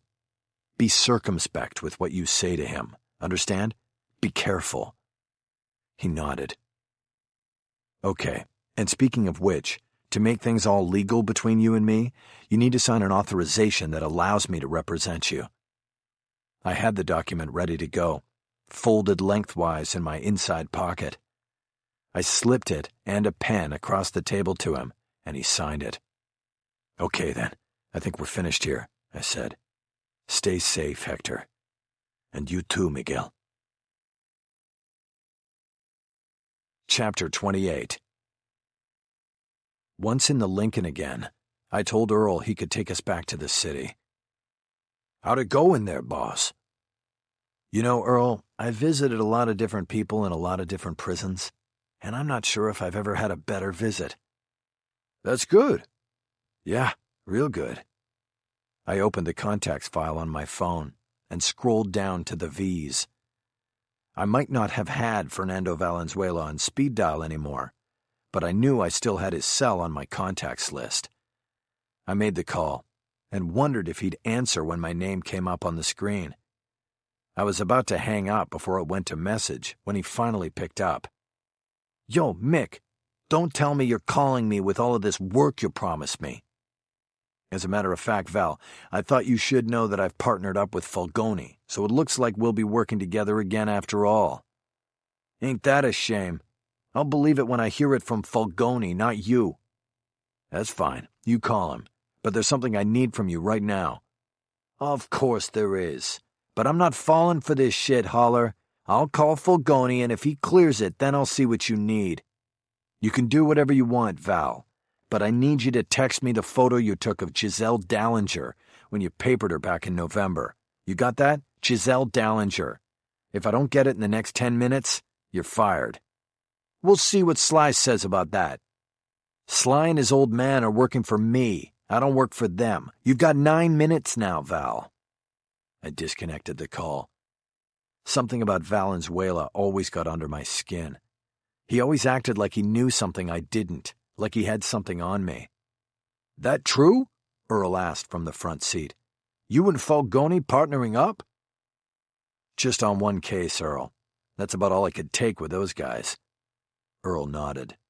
I looked around and saw that he had us back on the 15 freeway heading south. Traffic was sparse, and it gave me hope that we might get into L.A. before the afternoon traffic crunch. That would allow me to keep rolling with the momentum the prison visit had brought. I called Cisco to once again redirect his activities. I'm going to need you to go to Colorado. What's in Colorado? A guy named Budwin Dell. He was a witness against Moya at his trial. He's an unlicensed gun dealer from Littleton who testified that he sold the gun to Hector Moya at a gun show in Nogales. I think he lied. I think somebody from the ICE team maybe put him up to it. The ATF probably had something on him. I want you to go talk to him and see if he's going to hold up when I get him on the stand. I'm working 5 different things here, Mick. You want me to drop it all and catch a plane? Sometimes momentum can move you too far too quickly. Cisco had a good point. I want you to go when the time is right, but I think this guy's going to be key. Okay, I'll get out there by the end of the week. But first I'll make sure he's in Colorado. If he's still on the gun show circuit, he might be anywhere. They're all the rage these days. Good point. I'll leave it in your hands then. You know what to do. Okay, what else you got up there? Sly Fulgoni Jr. subpoenaed Gloria a week before she was murdered. I think that's what triggered the whole thing. They killed her before she could talk. Cisco whistled. He did that whenever a piece of the puzzle fell into place. There was no subpoena found in her place. I studied the inventory. Because they took it. That's why she was killed in her home. They had to find the subpoena or the locals might ask questions. How did they know? Fulgoni filed it under seal, so I'm thinking Gloria told the wrong person about it. Marco? That's who I'm guessing. But I don't want to guess. I want to nail it down. Phone records. If there are any. Lacoste said he and Gloria used burners that they changed all the time. I'll see what I can find. You might have to ask a judge for Marco's records and we'll try to match her numbers from the burners. That'll be a fight to the finish. What else did you get up there, Mick? Sounds like a good trip. Yeah, well, I think I got our case. We just need to nail down this guy Bud Wendell and a few other things. Prompted by thinking about the fight that would ensue if I sought Marco's phone records, I was suddenly struck by where the case's true battle would most likely be. It's going to be a subpoena case, I said. Getting these people into court. Dell, Marco, Langford. None of them are going to willingly testify. Their agencies will fight it tooth and nail. The feds will even fight my putting Moya on the stand. They'll cite public safety, the cost to taxpayers, anything to prevent him from being brought down to L.A. to testify. They might have a point on the public safety angle, Cisco said. Moving a cartel guy? This could be Moya's whole plan, to get moved out into the open so his people can make a run at grabbing him. A lot of space between L.A. and Victorville. I thought about Moya and the conversation we'd just had. Could be, I said. But something tells me that's not the case. He wants out fair and square. If he wins his habeas, he'll probably walk on time served. He's already been in 8 years on 2 ounces. The only thing holding him is the gun enhancement. Well, either way, Cisco said, you're going to need a strong judge, one who will stand up. Yeah, not many of those left. It was true. Many judges were already fronts for the state. But even those who weren't would be hard-pressed to allow me to present the defense I was envisioning.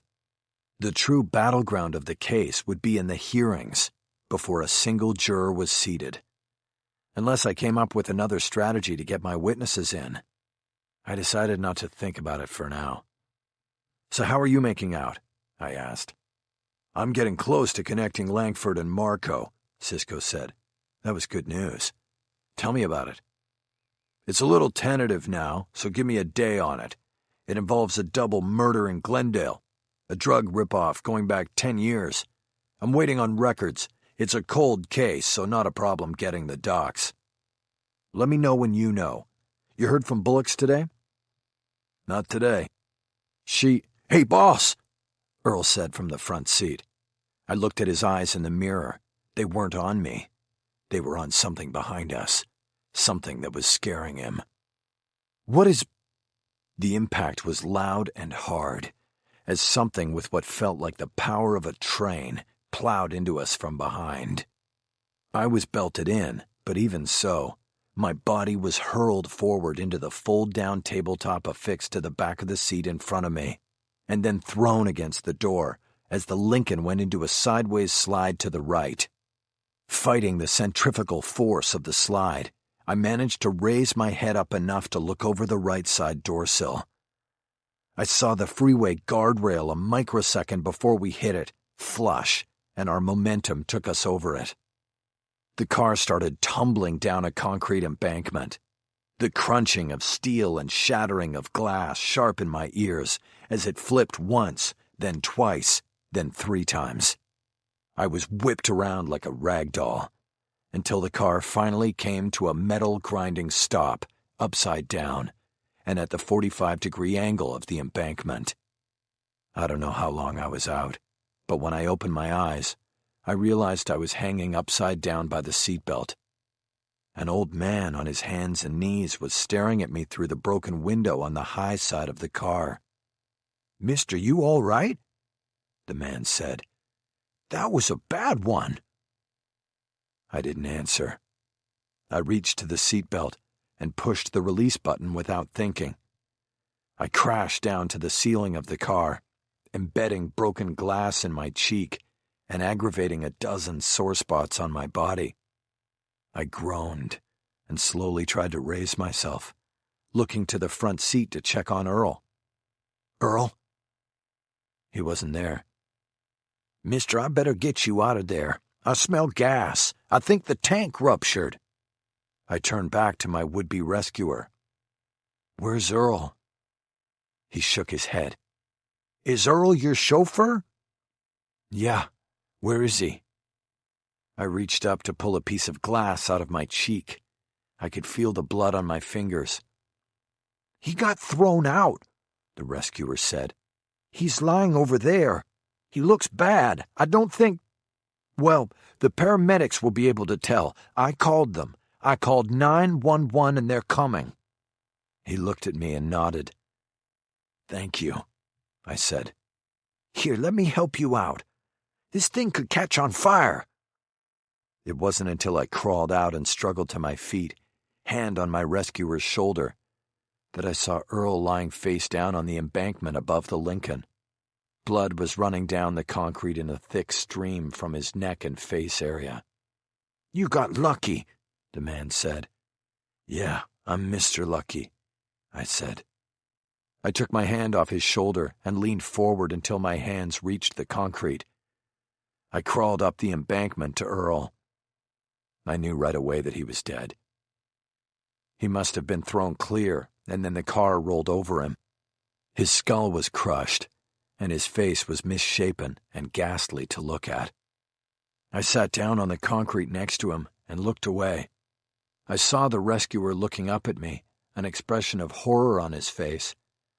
I knew my nose was broken and blood was dripping down both sides of my mouth. I guess I was ghastly to look at as well. "Did you see what happened?" I asked. "Yeah, I saw it. It was a red tow truck. The thing hit you like you weren't even there, and then it kept going." I nodded and looked down. I saw Earl's outstretched hand, palm down on the bloody concrete. I put my hand on top of it. "I'm sorry, Earl," I said. Part 3. The Man in the Hat. Monday, June 17th. Chapter 29. The prosecution took 8 days to present its case against André Lacasse, strategically finishing on a Friday, so the jurors would have the whole weekend to consider its case in full, before hearing a single word from the defense. Bill Forsyth, the deputy DA, had been workmanlike in his presentation. Nothing fancy, nothing over the top. He methodically built his case around the videotaped interview of the defendant and attempted to solidly wed it to the physical evidence from the crime scene. On the tape, Lacasse said he grabbed Gloria Dayton by the throat during their argument. Forsyth coupled this with testimony from the medical examiner, who said that the hyoid bone in the victim's neck had been fractured. This coupling was the center of the case, and all other aspects, testimony, and evidence emanated from it like the concentric circles of waves from a stone thrown into a lake. Yes, Judge Lego had allowed the admittance of the damning video, dismissing my motion to suppress the day before the start of jury selection, with the single comment that the defense had failed to show that the police had used coercive tactics or had operated in bad faith in any way during the interview. The ruling was not unexpected, and I immediately chose to see the silver lining in it. I now believed I had the first solid grounds for appeal should the verdict ultimately go against my client. Through the video, Forsyth gave the jury motive and opportunity, using the defendant's own words to establish them. In my many trials over nearly 25 years as a practicing attorney, I had found nothing more difficult than undoing the damage inflicted upon defendants by their own words. So was the case here. Jurors always want to hear from the defendants, whether in direct testimony, videotape, or audio tape. It's in the instinctual interpretation of voice and personality that we form our judgments of others. Nothing beats that. Not fingerprints, not DNA, not the pointed finger of an eyewitness. Forsyth threw only one curveball at me, but it was a good one. His final witness was another escort for whom Lacoste had formerly provided digital services and management. The prosecutor claimed that he had come forward only the day before, after learning of the trial for the first time while reading the newspaper. I argued against his being allowed to testify, accusing the state of sandbagging, but to no avail. Lego said testimony of prior bad acts of a similar nature was admissible and allowed Forsyth to put him on the stand. Brian "Brandy" Goodrich was a small man, no more than 5'3". He wore tight stonewashed jeans and a lavender polo shirt on the witness stand. He testified that he was a transvestite who worked as an escort managed by Andre Lacoste. He testified that Andre had once choked him into unconsciousness when he thought Goodrich was withholding money from him. When Goodrich came to, he was handcuffed to a floor-to-ceiling pole in his living room, and he watched helplessly while Lacoste ransacked his home looking for the missing cash. Brandy brought all the usual histrionics to the stand with him. He tearfully recounted that he had feared for his life and felt lucky he hadn't been killed. At the defense table, I leaned to Andre and smiled and shook my head as though this witness was just a nuisance and not worth taking seriously. But what I whispered to him wasn't so light-hearted. I need to know right now, did this happen? And don't hang me out there with a lie, Andre. He hesitated, then leaned in close to whisper back. He's exaggerating. I handcuffed him first to this stripper pole he had in the living room so I could search the place. I didn't choke him out. I grabbed him by the neck one time so he would look at me and answer my questions. He was never unconscious and it didn't even leave a mark. He went to work that night. He didn't quit or go with someone else. He didn't quit for 6 months, not until he found a sugar daddy. I leaned back away from Andre and waited for Forsyth to finish his direct. When it was my turn, I countered initially with a few questions I hoped would remind the jurors that Brandy was a prostitute and that he had never made any report of this near-death experience to the police. "Which hospital did you go to have your neck treated?" I asked. "I didn't go to the hospital," he answered. "I see. So the hyoid bone in your neck was not crushed as it was with the victim of this case." "I don't know about the specific injuries in this case." "Of course not. But you say you were choked into unconsciousness by the defendant, and you never went to the police or to seek medical attention." "I was just happy to be alive." "And to work, too, correct?" "I don't understand the question."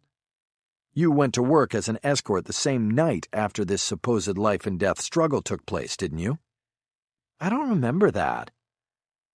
"If I produced Mr. Lacoste's business records regarding his bookings for you as a prostitute, would that help you remember?"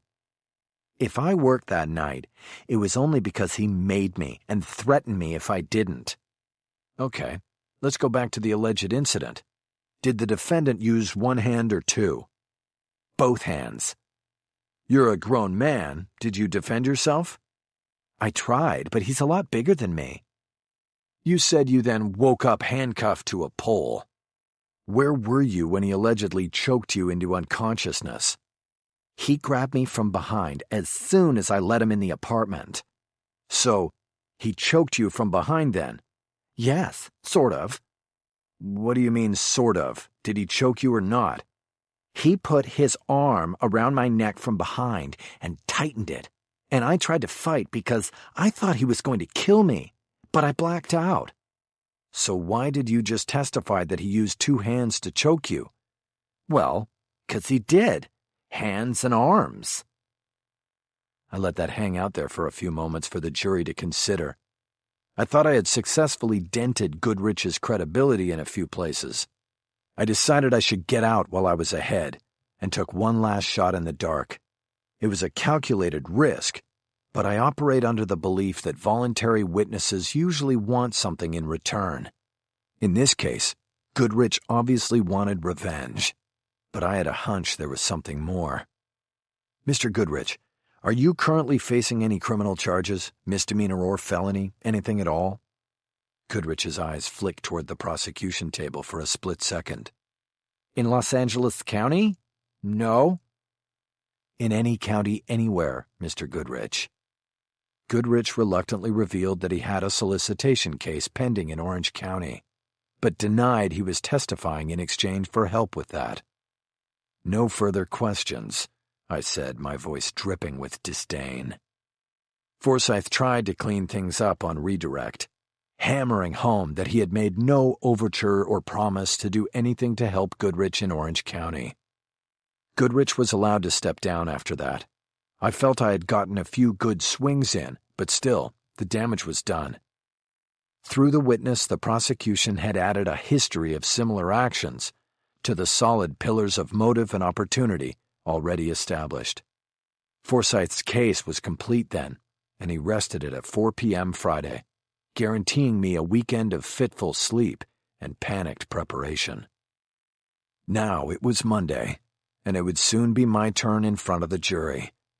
My task would be clear: to undo what Forsyth had done, to change the minds of the 12 jurors. In past trials, my goal had been to change just one mind. In most cases, hanging a jury is as good as a not guilty verdict. The DA often chooses not to retry and to soften its stance on a disposition. The case is a sick dog, and it needs to be put down as quickly and as smoothly as possible. In the defense trenches, that is a victory, but not this time. Not with Andre Lacasse. I was convinced that my client was many things, but not a killer. I felt certain that he was innocent of the charges, and so I needed all 12 of the gods of guilt to smile upon me on the day of the verdict. I sat at the defense table, waiting for the deputies to bring Lacasse in from lockup. Those of us in the courtroom had already been alerted that the bus carrying him from Men's Central was delayed in traffic. Once the defendant arrived, the judge would come out from chambers and the defense's case would begin. I passed the time by studying a page of notes I had jotted down for my opening statement. I had reserved the opener at the start of the trial, exercising my option to address the jury before the presentation of the defense. This is often a risky move, because it means the jurors may go several days before hearing any sort of counterargument to the prosecution's theory of the case and presentation of evidence. Forsyth gave his opening statement to the jury 12 days earlier. So much time had passed, it would seem that the state's side was deeply and unalterably entrenched in the minds of the 12.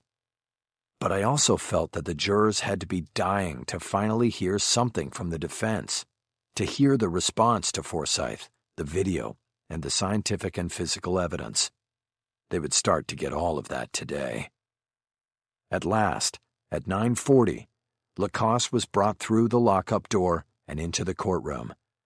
I turned and watched as the deputies led him to the defense table, removed the hip shackles, and sat him down next to me. He was wearing the second suit I had bought for him. I wanted him to have a different look than he'd had last week as we started the defense. Both suits had come off the rack in a 2-for-1 deal at Men's Wearhouse. Lorna chose them after we'd checked out Lacasse's own clothing and found nothing that presented the conservative, business-like appearance I wanted him to have in court. But the new suits did little to disguise his ongoing physical decline. He looked like someone suffering in the latter stages of terminal cancer. His weight loss had gone unchecked during his 6+ months of incarceration. He was gaunt, had developed rashes on his arms and neck in reaction to the industrial detergent used in the jail laundry, and his posture at the defense table made him look like an old man.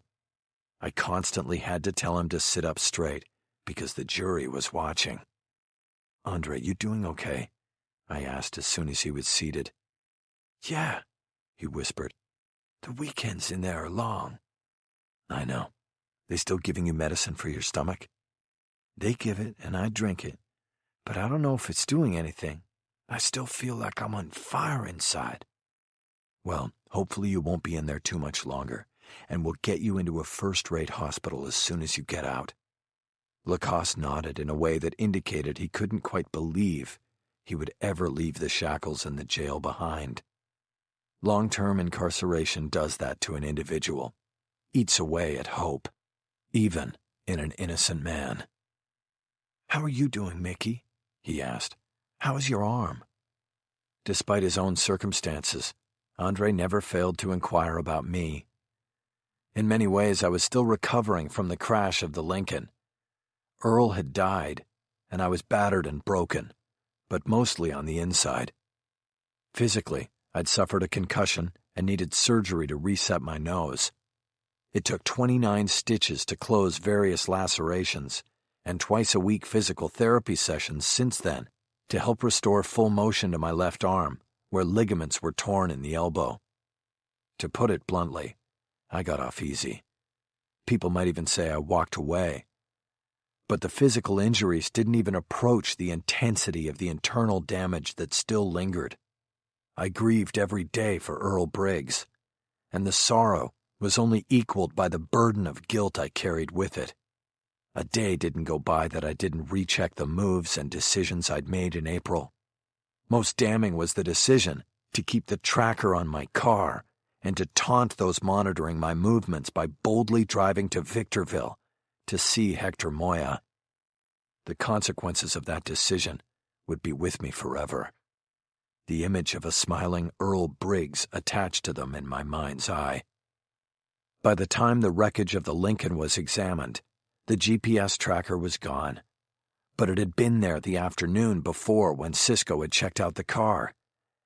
There was no doubt in my mind that I was followed to Victorville, and there was no doubt in my mind about who made the decision to send the Lincoln into the guardrail, if not, did the deed himself. I had only one true purpose with this trial. That was to free Andre Lacoste and clear his name.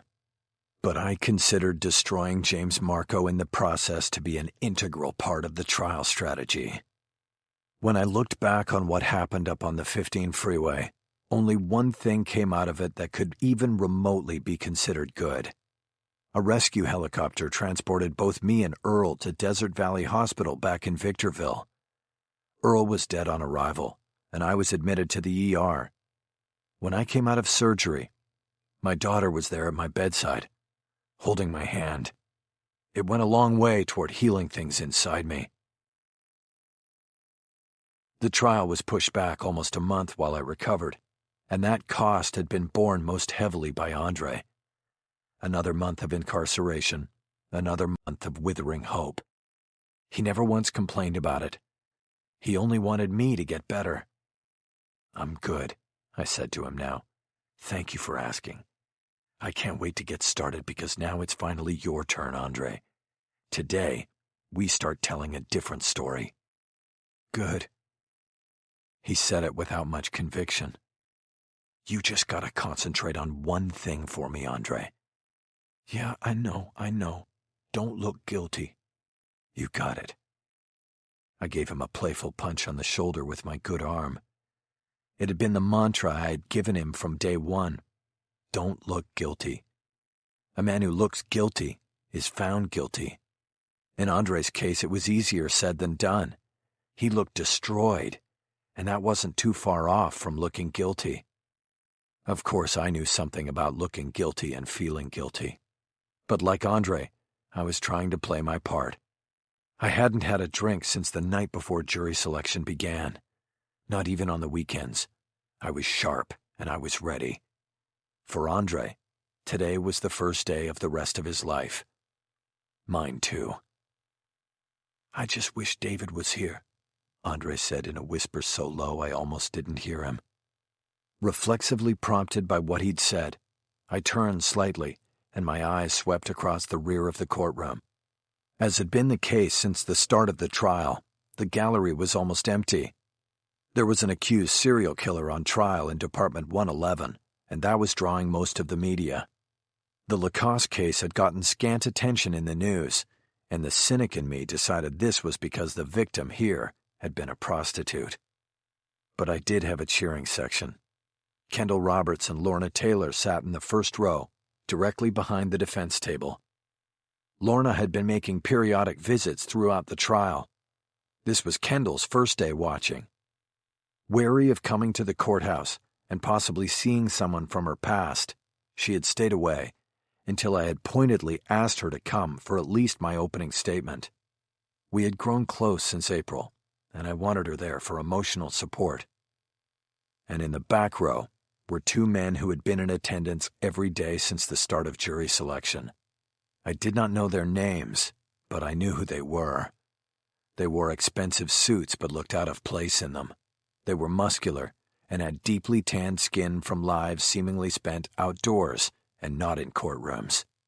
They had the same build as Hector Arande Moya, with wide, sharp shoulders, and I had come to think of them simply as Moya's men. They were part of the contingent of protectors Moya had dispatched to watch over me after the car crash in the mountains. I had turned down his offer of protection that day in the visiting room. It was too late for Earl Briggs now, but I didn't turn down the offer a second time. But that was it. No one else was watching the trial. Lacosse's life partner, David, was missing from the benches. He had split, having staged a full withdrawal of Lacosse's remaining gold and leaving town on the eve of the trial. More than anything else, that loss contributed to Andre's demeanor and downward spiral. In a way, I understood it. Having Kendall in the courtroom was a special thing for me. I felt supported and less alone, like I had a partner in the fight. But my daughter had so far not set foot in the courtroom, and that hurt. The hospital room reunion had only gone so far in rekindling the relationship, and school was no longer an excuse, as it had let out for the year halfway through the prosecution's case. I think my reflexive act to check the gallery was actually one more hopeful search for her. "You can't worry about that now," I whispered to Andre and myself. "You have to look strong. Be strong." Andre nodded and tried to smile. When David had taken the gold and run, Lacoste wasn't the only one he had left high and dry. By then, I had already taken receipt of a second bar of gold as continuing payment. A third bar was due at the start of trial, but the gold was gone by then. So a case that I had earlier viewed as a potential financial bonanza had turned pro bono as the trial began. Team Haller was no longer getting paid. At exactly 10 o'clock, the judge emerged from chambers and took the bench. As was her custom, Judge Lego eyed Forsyth and me and asked if there was any business to consider before she brought in the jury. This time there was. I stood, holding a set of documents, and said I had an amended witness list for the court to consider and approve. She waved me up to the bench and I handed her a copy of the new list, and then dropped another one off with Forsyth on my way back. I was barely seated again when Forsyth stood to object. "Your Honor, counsel is engaged in an age-old practice of deception by trying to hide his real witnesses in a sea of names. His pretrial list was enormous, and now he's added what I estimate to be 20 to 25 more names, and it is evident most of these will not be actually called." He gestured with the pages behind him to where Lee Langford sat in a row of chairs against the rail. "I see he has my own DA investigator on here now," Forsyth continued. "And let's see, he's got not one, but now 2 federal prisoners on here. He's got 1, 2, 3 prison guards. He's got what looks like every resident in the victim's building." He abruptly cut off the litany and dropped the pages on his table, as though depositing them in the trash. "The people object, Your Honor. It would be impossible to respond beyond that without being allowed the time to look at these names and determine their relationship, if there is any at all, to the existing case. Forsyth's objection wasn't a surprise. We had counted on it in the defense plan and strategy we had dubbed Marco Polo at the top of the whiteboard Lorna had gotten installed on the brick wall of the boardroom back at the loft. The witness list was the opening move in that gambit, and so far, Forsyth was playing his part, though he had not yet, at least vocally, paid attention to the one name on the list that was most important. The name we called our depth charge, sitting there beneath the surface and waiting to be detonated by the first false move by the prosecution. I stood to respond to the objection, taking another quick glance behind me as I rose. Still no daughter, but a small smile from Kendall. As my eyes swept forward, they caught and locked for a moment on Langford. He looked at me with an expression that was 60% "what the fuck is this?" and 40% the usual "fuck you." That 60% was what I was hoping for. "Your Honor," I said, looking finally at the judge, "it seems obvious from his objection that Mr. Forsyth already does in fact have knowledge of who these people are and how they would relate to the case. Nevertheless, the defense is happy to allow him time to review the new names and respond. There is no need to interrupt the trial, however. I am planning to regale the jury with my long-delayed opening statement, and then begin with witnesses who are on the original witness list and already approved by the court." Lego seemed pleased to have been handed an easy solution. "Very well," she said. "We will take this up first thing tomorrow morning. Mr. Forsyth, you have until then to study the list and have your response ready." "Thank you, Your Honor." Lego called for the jury. I stayed standing and read over my notes while the jurors were seated, and the judge explained that I had reserved my opening statement at the start of the trial and would deliver it now. She reminded them that the words I would speak were not to be construed as evidence, and then turned the floor over to me. I stepped away from the defense table, leaving my notes behind. I never used notes when I was directly addressing a jury. I maintained maximum eye contact the whole time. The judge had earlier ruled that during openers, each attorney would be allowed to stand in the space directly in front of the jury box. This is known by lawyers as the well of the courtroom, but to me, it has always been the proving ground. I don't mean proving in a legal way. I'm talking about proving yourself to the jury, showing them who you are and what you stand for.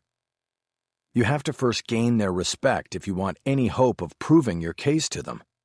You have to be fervent and unapologetic about standing for the accused.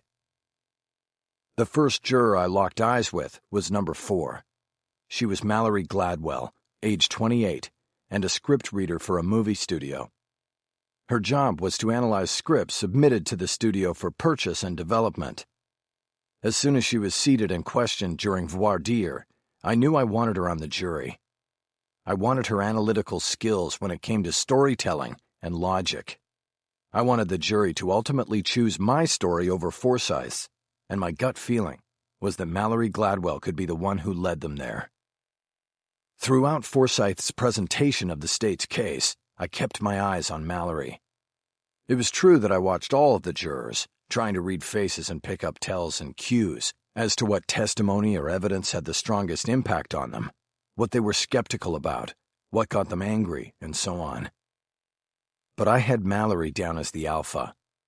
My guess was that her skills at breaking down a story would lead her to be a voice, if not the voice, during deliberations. She could be my Pied Piper, and therefore she was the one I made the first eye contact with, and she would be the last. I wanted her invested in the defense's case. The fact that she returned the eye contact and did not look away was a strong signal to me that my instincts were on target. "Ladies and gentlemen," I began, "I don't think any introduction is needed here. We are well into this trial, and I'm pretty sure we know who everybody is. So I'm going to be pretty brief here, because I just want to get to the case. To the truth about what happened to Gloria Dayton."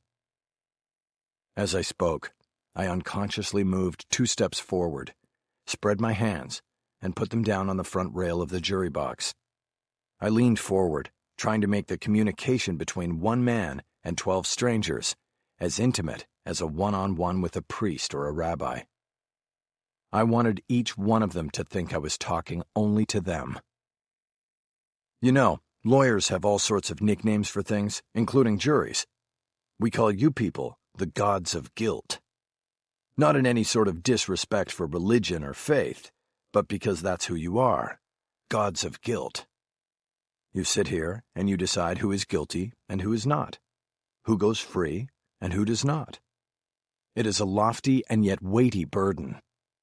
To make such a difficult decision, you must have all the facts. You must have the whole and true story. You must have the proper interpretation of the story.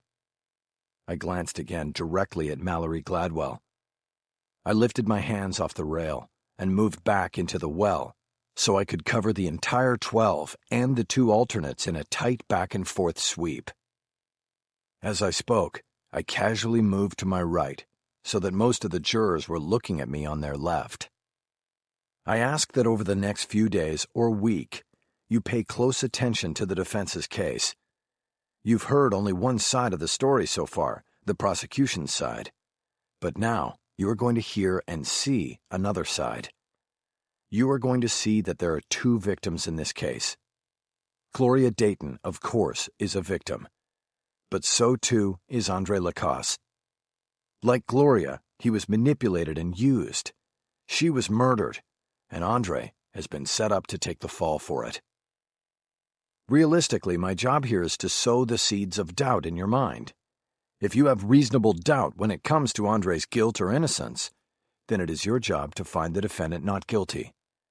But over the next few days, I will go beyond that, and you will come with me. You will come to know that Andre is completely innocent, and you will come to know who really committed this terrible crime. I paused here, but kept my eyes moving across the faces of the jurors. I had them. I could tell. Now, before closing, let me just address something that I'm sure has bothered you throughout the presentation of the prosecution's case. That is Mr. Lacasse's means of making a living. To tell you the truth, it bothers me too. Essentially, he's a digital pimp. And like many of you, I am a parent, and it disturbs me to think about someone profiting from the sexual exploitation of young women and men. But the verdict you will deliver in this case is not to be influenced by what Andre Lacasse does for a living. You cannot judge him guilty of murder simply because of what he is. I ask you to think of the victim in this case, Gloria Dayton, and ask yourself, did she deserve to be murdered because she was a prostitute? The answer, of course, is no. And so, too, is the answer to the question, should Andre Lacasse be convicted of murder simply because he is a pimp? I paused, put my hands in my pocket, and looked down at the floor. It was time for the big finish. When I looked up, my eyes came directly to Mallory's. In closing, I make you a promise that you can hold me to. If I do not make good on what I say here, then go ahead and find my client guilty. It's a gamble I am willing to take, and that Andre is willing to take, because we know where the truth is. We have the righteousness of the innocent. I paused again, hoping Forsyth would throw out an objection. I wanted the jury to see him challenging me, trying to stop me from speaking the truth. But the prosecutor wasn't off the first bus from law school. He knew what he was doing, and he held back, not giving me what I wanted. I moved on. The defense will put forth evidence and testimony that proves Mr. Lacasse is nothing more than a patsy, an innocent patsy in the worst kind of scheme. A scheme in which those we trust the most have conspired to frame an innocent man. This is a story about how a conspiracy to protect a hidden truth ultimately led to murder and cover-up. It is my hope, I turned and used a hand gesture to indicate Andre Lacasse, as it is Mr. Lacasse's hope, that you will find the truth with us, and return the appropriate verdict of not guilty. Thank you very much. I returned to my seat and immediately checked my notes to see if I'd forgotten anything. It looked like I had hit all the highlights, and that pleased me. Andre leaned over and whispered his thanks. I told him he hadn't seen anything yet. I think we will now take the morning break, the judge said. When we come back in 15 minutes, we will begin the defense's presentation.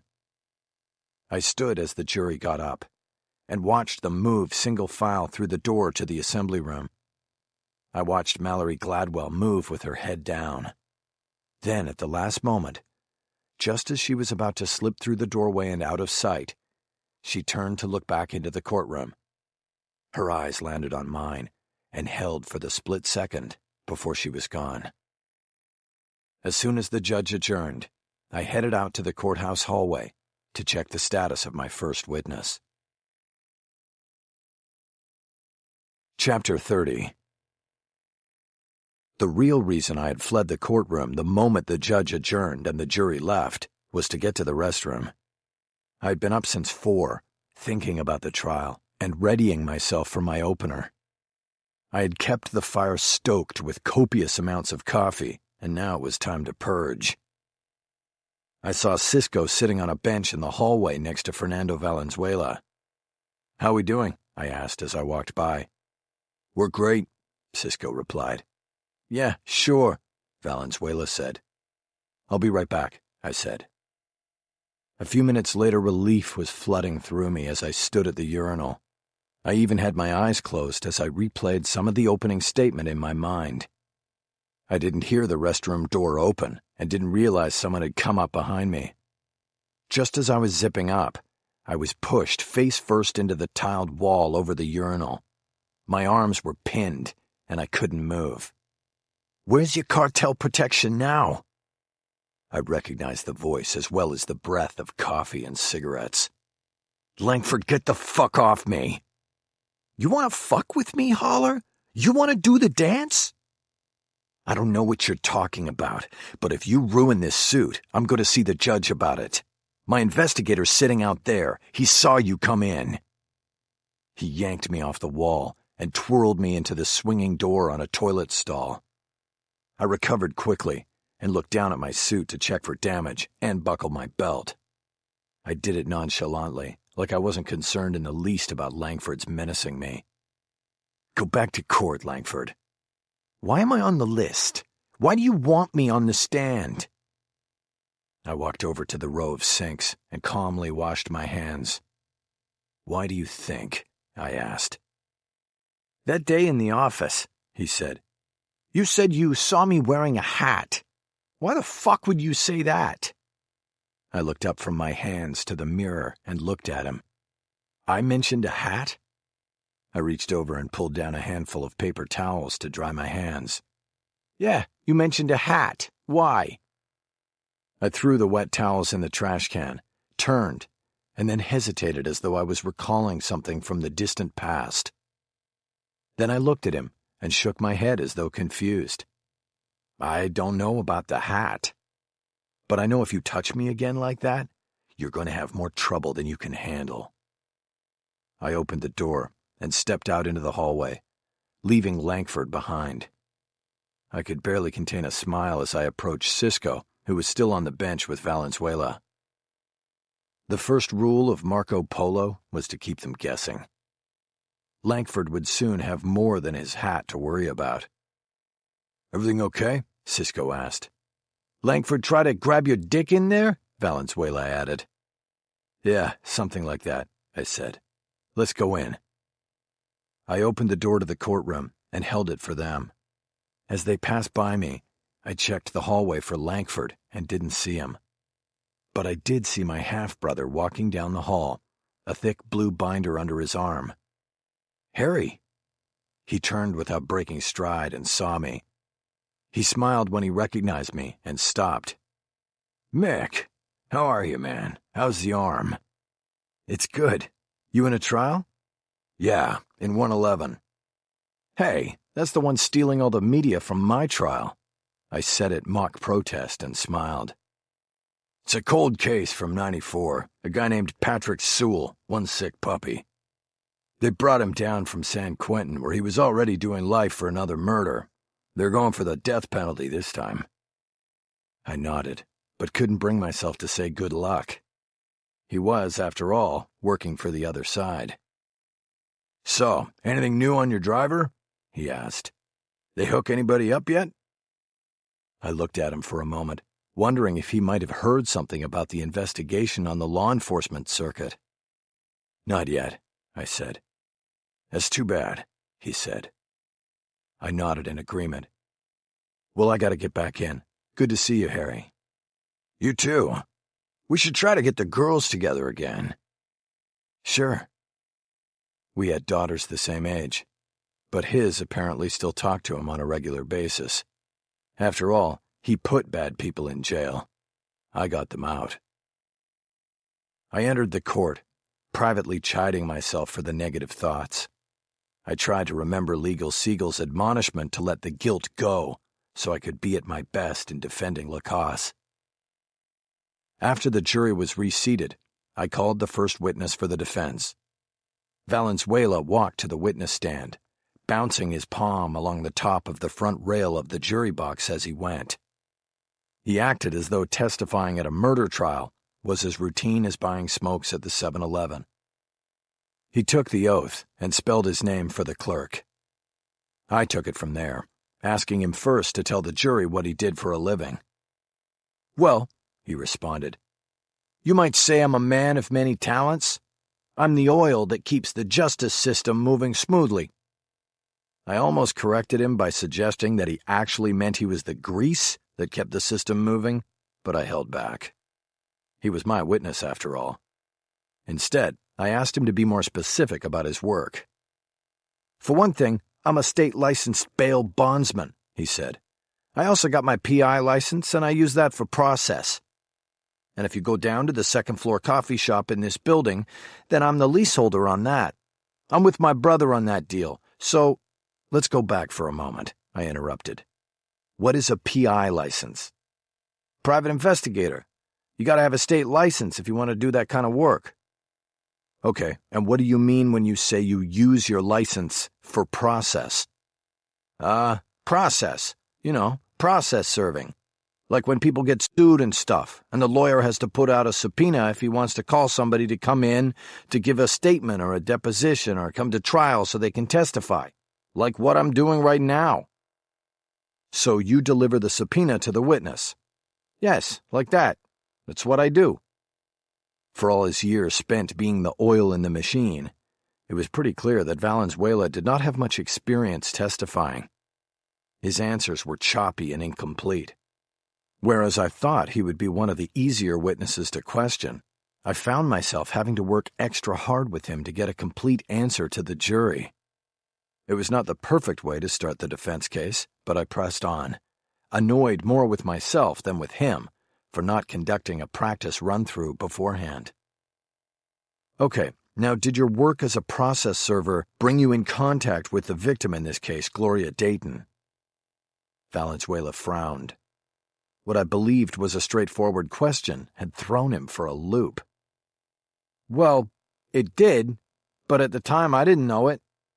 What I mean is, her name wasn't Gloria Dayton at the one and only time I came in contact with her, you see?"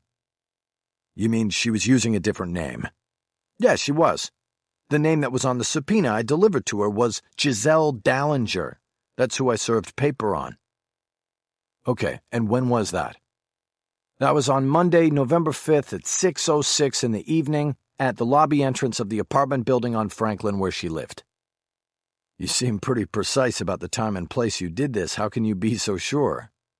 "Because I document every service in case somebody doesn't show up for court or for a depo. Then I will be able to tell the lawyer or the judge that, see, sure enough, the person was served and should have been there. I show them the record and I show them the picture which has the date and timestamp on it."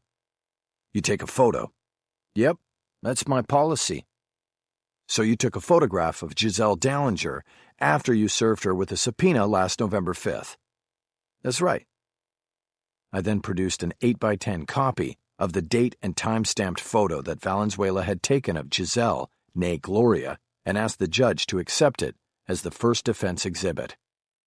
Forsythe objected to the inclusion of the photo and was willing to stipulate that Valenzuela had served a subpoena on Gloria Dayton.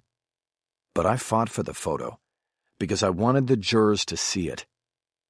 The judge sided with me, and I handed the photo to juror number 1 so it could be examined and then passed from juror to juror. More than anything else, this was what I wanted to accomplish with Valenzuela on the stand.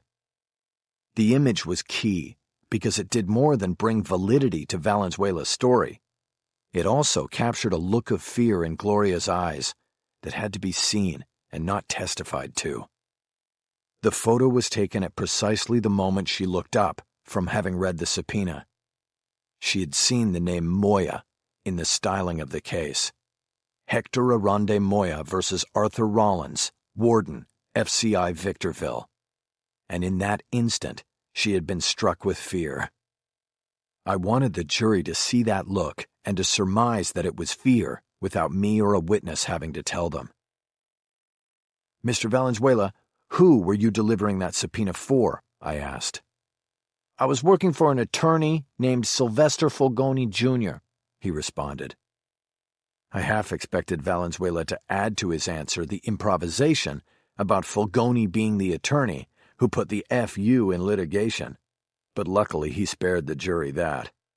Maybe he was finally getting the hang of being a witness. And what was the case the subpoena was attached to? It was called Moya versus Rollins. A convicted drug dealer named Hector Moya was trying to... Forsythe objected and asked to approach the judge's bench. He obviously didn't want the jury hearing any part of what Valenzuela wanted to say. The judge waved us up and turned on the noise-canceling fan. Judge, where is this going? Forsythe asked. With his very first witness, Mr. Haller is trying to hijack this murder case and take us into another, completely unrelated litigation. I've held back on my objections, but now we have to stop this. I noted his use of we, as though he and the judge shared the responsibility of keeping me in check. Your Honor, I said, Mr. Forsythe wants to stop this because he knows exactly where I am going with it, and it's a place that he knows is going to derail his whole case. The case Gloria Dayton was served on is exceedingly germane to this case and this trial, and the entire defense theory is built on it. I am asking you to let me proceed, and soon enough you will understand why the state wants to block this. Exceedingly, Mr. Haller? Yes, Your Honor, exceedingly. She gave it a moment's thought and then nodded. Overruled. You may proceed, Mr. Haller, but get there soon. We returned to our positions, and I asked Valenzuela the question again. Like I said, Moya versus Rollins. Rollins is the warden of the prison in Victorville where Hector Moya's been for 7 or 8 years. He's trying to get out on account that the DEA set him up by planting a... Forsythe objected again, which seemed to annoy the judge. He asked for a sidebar once more, but the judge said no. He had to state his objection in open court. As far as I know, Judge, the witness is not an attorney, but he is giving a legal interpretation of a habeas case and about to offer as fact the allegations that are merely contained in a lawsuit. We all know that anybody can say anything in a lawsuit. Just because it is said doesn't... Okay, Mr. Forsythe, the judge said.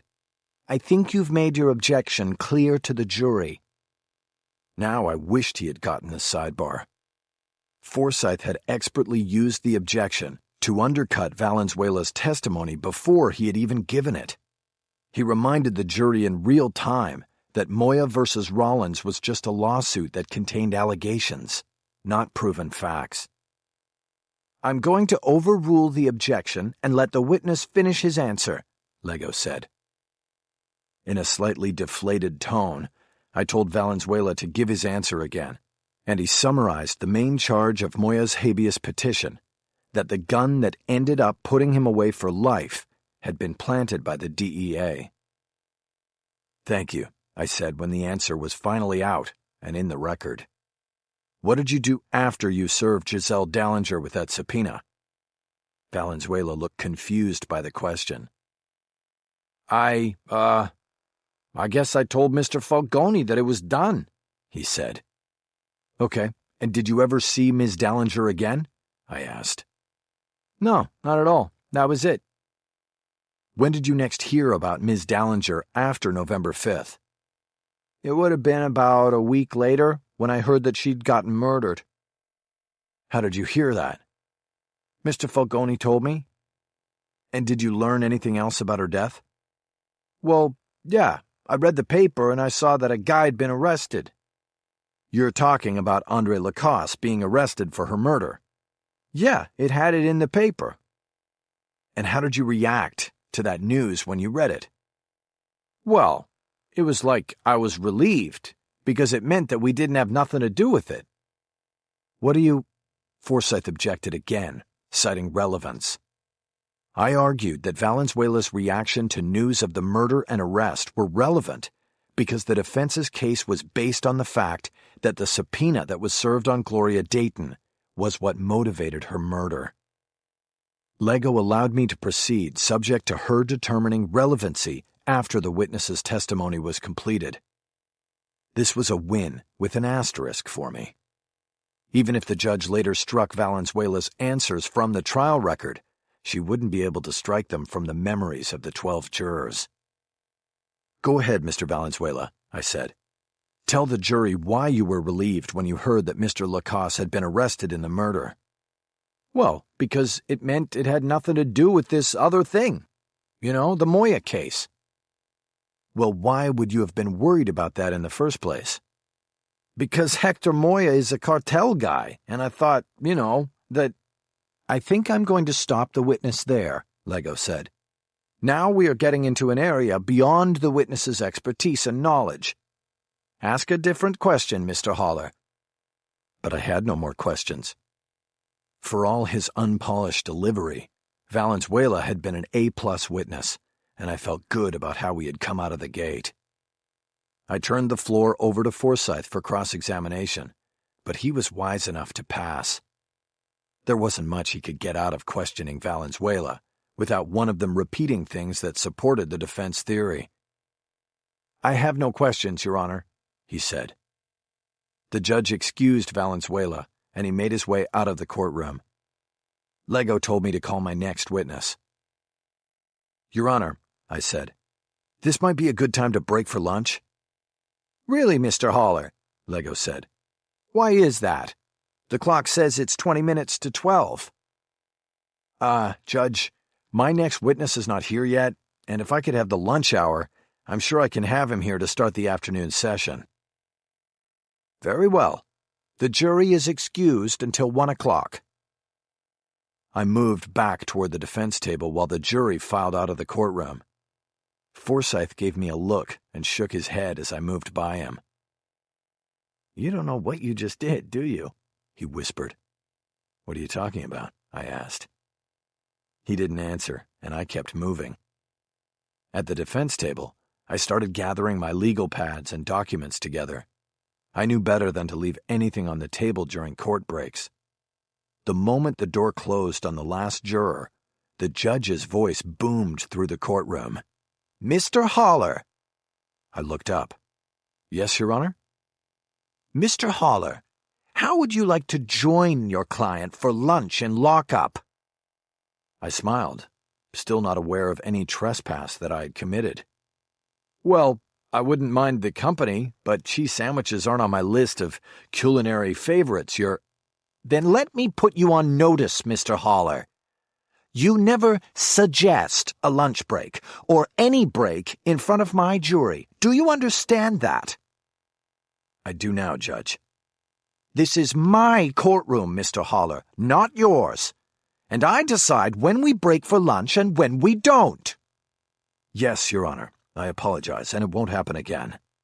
If it does, there will be consequences. The judge then left the bench in a huff, her black robes flowing behind her. I gathered myself and looked over at Forsythe, who had a sneaky smile on his face. He'd obviously worked in Lego's courtroom before and knew her personal rules of decorum. Big deal, I thought. At least she waited until the jury was gone before she brought out the hammer. When I got out of the courtroom and into the hallway, I found Cisco pacing near the elevators. He was holding his cell phone to his ear, but not talking. "Where the fuck is Fulgoni?" I demanded. "I don't know," Cisco said. "He said he'd be here. I'm on hold with his office." "He's got 1 hour. He'd better be here." Chapter 31. Kendall had left before the lunch break to head up to the Valley and her shift at Flex. Lorna and I walked down Spring and then over to Main to a place called Pete's Cafe. Along the way, I occasionally looked back over my shoulder to make sure we had security with us. Moya's men were always there. We'd chosen Pete's because it was good and fast and it served an excellent BLT, which for some reason I was craving. The only issue I ever had with eating at Pete's was that it was always full of cops, and this time was no different. Just a couple blocks from the police administration building, the restaurant was a favorite with command staff suits and detectives from the elite robbery homicide division squads. I exchanged awkward nods and stares with a few guys I recognized from prior trials and cases. We got a table that was cut off from the view of most of the restaurant by a wide support column, and that was fine with me. I was beginning to feel like I had wandered into an enemy encampment when all I wanted was a BLT on whole wheat toast. Lorna was smart enough to ask me if I wanted her to be quiet while I thought about the case and the day's after-lunch session. But I told her there was no sense in my strategizing a plan for the afternoon until I knew whether Sly Jr. was going to be in court as he was supposed to be. So, after ordering, we spent the time studying my calendar and looking for billable hours. The firm was running out of money. Before it was known that there would be no more gold bars coming from Andre Lacasse, I had spent liberally on P&I, trial preparation, and investigation. More was going out than was coming in, and that was a problem. This was one reason that Jennifer Aronson was not in court this morning. I could not afford to take her off the work for the few other paying clients we had. She spent the morning at a bankruptcy hearing regarding the owner-landlord of the loft we used for our team meetings. At least the credit card I used to pay for lunch went through. I could only imagine the humiliation that would have come from my card being confiscated and cut in half in front of an audience of cops. The good news was then doubled when I got a text from Cisco on our way back to the courthouse. "He's here, good to go." I shared the news with Lorna that Fulgoni was in the courthouse and was then able to relax the rest of the way back. That is, until Lorna brought up the thing we had steadfastly avoided bringing up for nearly 2 months. "Mickey, do you want me to start looking around for a driver?" I shook my head. "I don't want to talk about it right now. Besides, I don't have a car. What do I want a driver for? Are you saying you no longer want to drive me?" She had been picking me up each morning and taking me to court. Usually it was Cisco who drove me home, so he could check the house to make sure it was clear. "No, it's not that," Lorna said. "I don't mind driving you at all. But how long are you going to wait before you try to get back to normal?" The trial had been a good salve on my internal wounds left by the crash. The attention it required kept my mind from wandering back to that day we had gone up into the Mojave. "I don't know," I said. "Besides, we can't afford normal. There's no money for a driver, and there's no money for a car until I get the check from the insurance company." The insurance check was held up by the investigation. The California Highway Patrol had classified the crash as a homicide caused by the intentional hit and run by the tow truck. The truck was found a day after the accident, parked in a field in Hesperia, and burned to a charred hulk. It had been stolen from a tow lot the morning of the crash. The CHP investigators, as far as I knew, had no line on who had been driving the truck when it had rammed into my Lincoln. As Sylvester Fulgoni Jr. made the long walk from the rear entrance all the way to the witness stand at the front, He swiveled his head back and forth, as if seeing the inside of a real courtroom for the first time. When he got to the stand, he started to sit down, and the judge had to stop him so he could remain standing while taking the oath to tell the truth, the whole truth, and nothing but the truth. After the preliminary questions that established who Fulgoni was and what he did, I zeroed in on Hector Moya's habeas case, asking Fulgoni to go through the steps that led him to subpoena Gloria Dayton to appear for a deposition.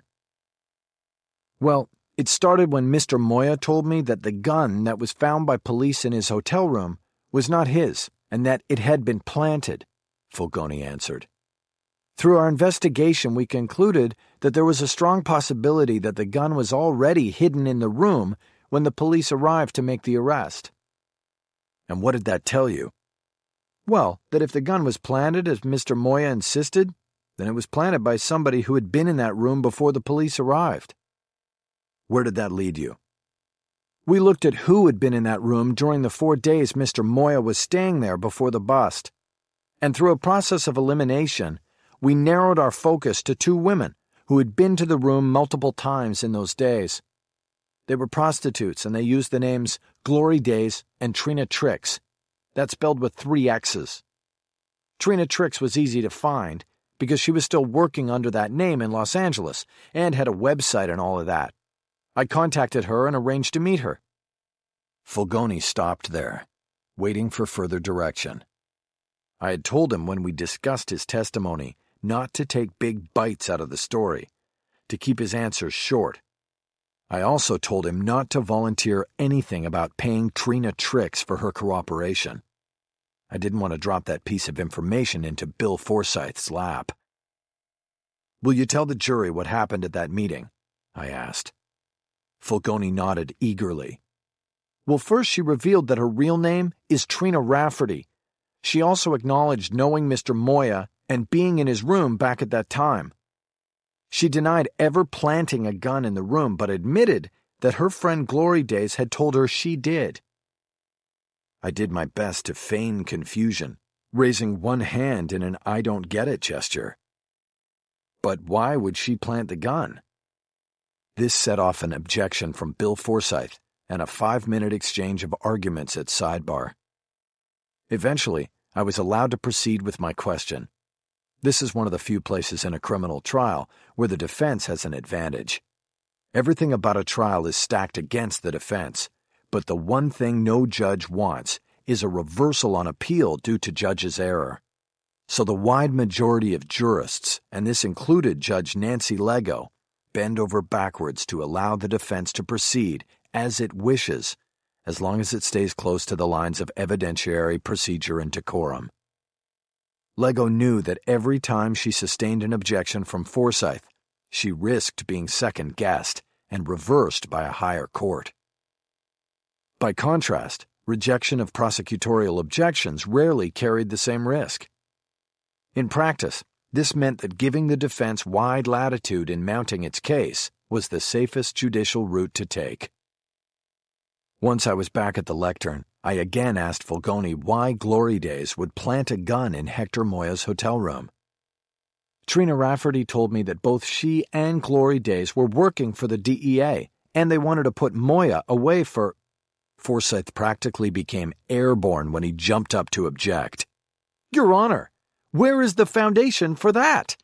The state strenuously objects to the witness and defense counsel using this trial to wander aimlessly through this valley of innuendo. The judge was swift in her response. I think Mr. Forsyth is correct this time. Mr. Holler, lay the foundation or move on to another topic with the witness. So much for the defense advantage. I took a few seconds to pull back and retool the examination. I then led Fulgoni through a series of questions that established the parameters of Moya's arrest and conviction, paying careful attention to the federal code that allowed prosecutors to enhance the charges and seek a life sentence because he was found in possession of a firearm and 2 ounces of cocaine, a quantity deemed by federal code to be more than for personal use. It took me nearly a half hour, but eventually I got back to the question of why Glory Days, who we had now established was Gloria Dayton, would plant a gun in Moya's room. Forsythe objected again, saying the groundwork I had just covered was insufficient, but finally the judge agreed with me and overruled the objection. We believed, based on facts brought forward in our investigation, that Gloria Dayton was a DEA informant and that she planted the gun in Mr. Moya's room on the orders of her DEA handler. There. It was on the record. The cornerstone of the defense. I glanced over at Forsythe. He was writing furiously, even angrily, on a legal pad and not looking up. He probably didn't even want to see how the jury was reacting to this.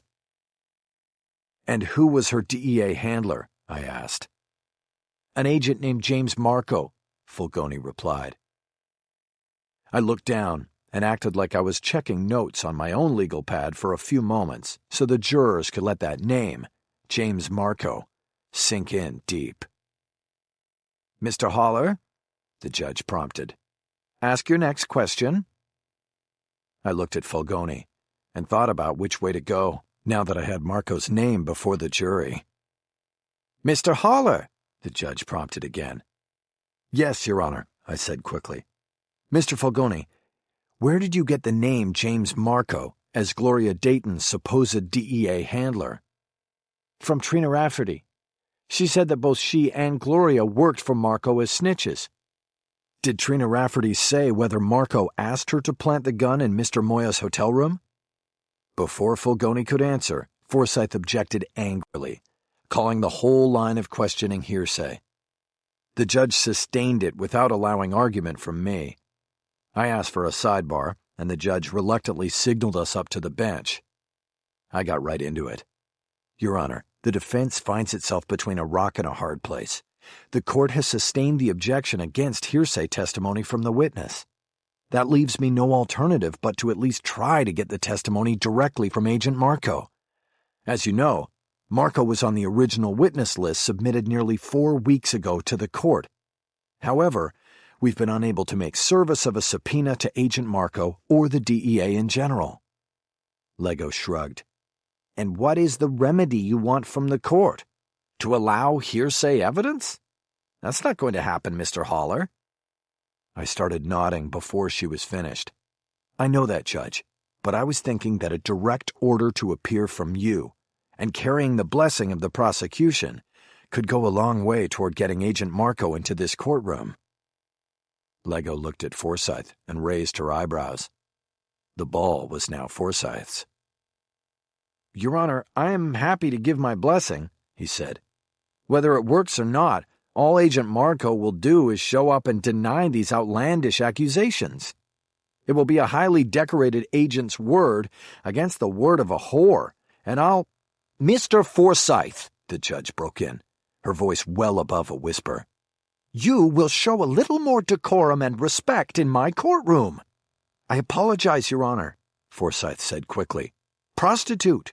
What I meant to say is that this will come down to the agent's word against the prostitutes, and the state has no worries when it comes to that." Prosecutorial arrogance is a deadly sin when it comes to a criminal court trial. It was the first time I had really seen it in Forsythe, and I knew that he might end up eating those words before the case was over. "Very well, let's proceed," the judge said. "I will adjourn for the day 15 minutes early so that we can fashion the order to appear." We returned to our positions, and I looked at Fulgoni waiting for me on the witness stand. He had so far come off as cool, calm, and collected.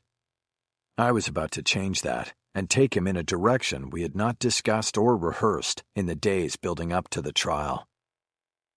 "Mr. Fulgoni," I began, "how much of this gun-planting theory did Gloria Dayton confirm for you?" "None," Fulgoni said. "I subpoenaed her for a deposition, but she was murdered before I ever spoke to her." I nodded and looked down at my notes. "And how long have you been practicing law?" The abrupt change in direction surprised young Sly. 2.5 years next month." "And have you been involved in a trial before?" "You mean in court?" I almost laughed out loud. If Fulgoni had not been my own witness, I would have destroyed him with that answer. As it was, I needed to damn near leave him for dead before I was finished with my direct. Yes, in court, I said dryly. None, so far. But I know lawyers who say the object is to stay out of the courtroom and to take care of business before it comes to that. Viewing it from where I stand now, that's not bad advice, Mr. Fulgoni. Can you tell the jury how you, just 2 years out of law school and never in a courtroom before, landed Hector Moya as a client? Fulgoni nodded. He was a referral. From whom? My father, actually.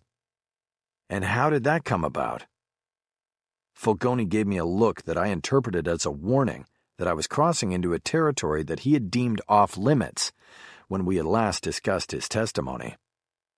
I gave him a look back that said, too fucking bad. I have you under oath. I own you. I had to prompt him to answer. Please tell the jury how your father came to refer Mr. Moya to you.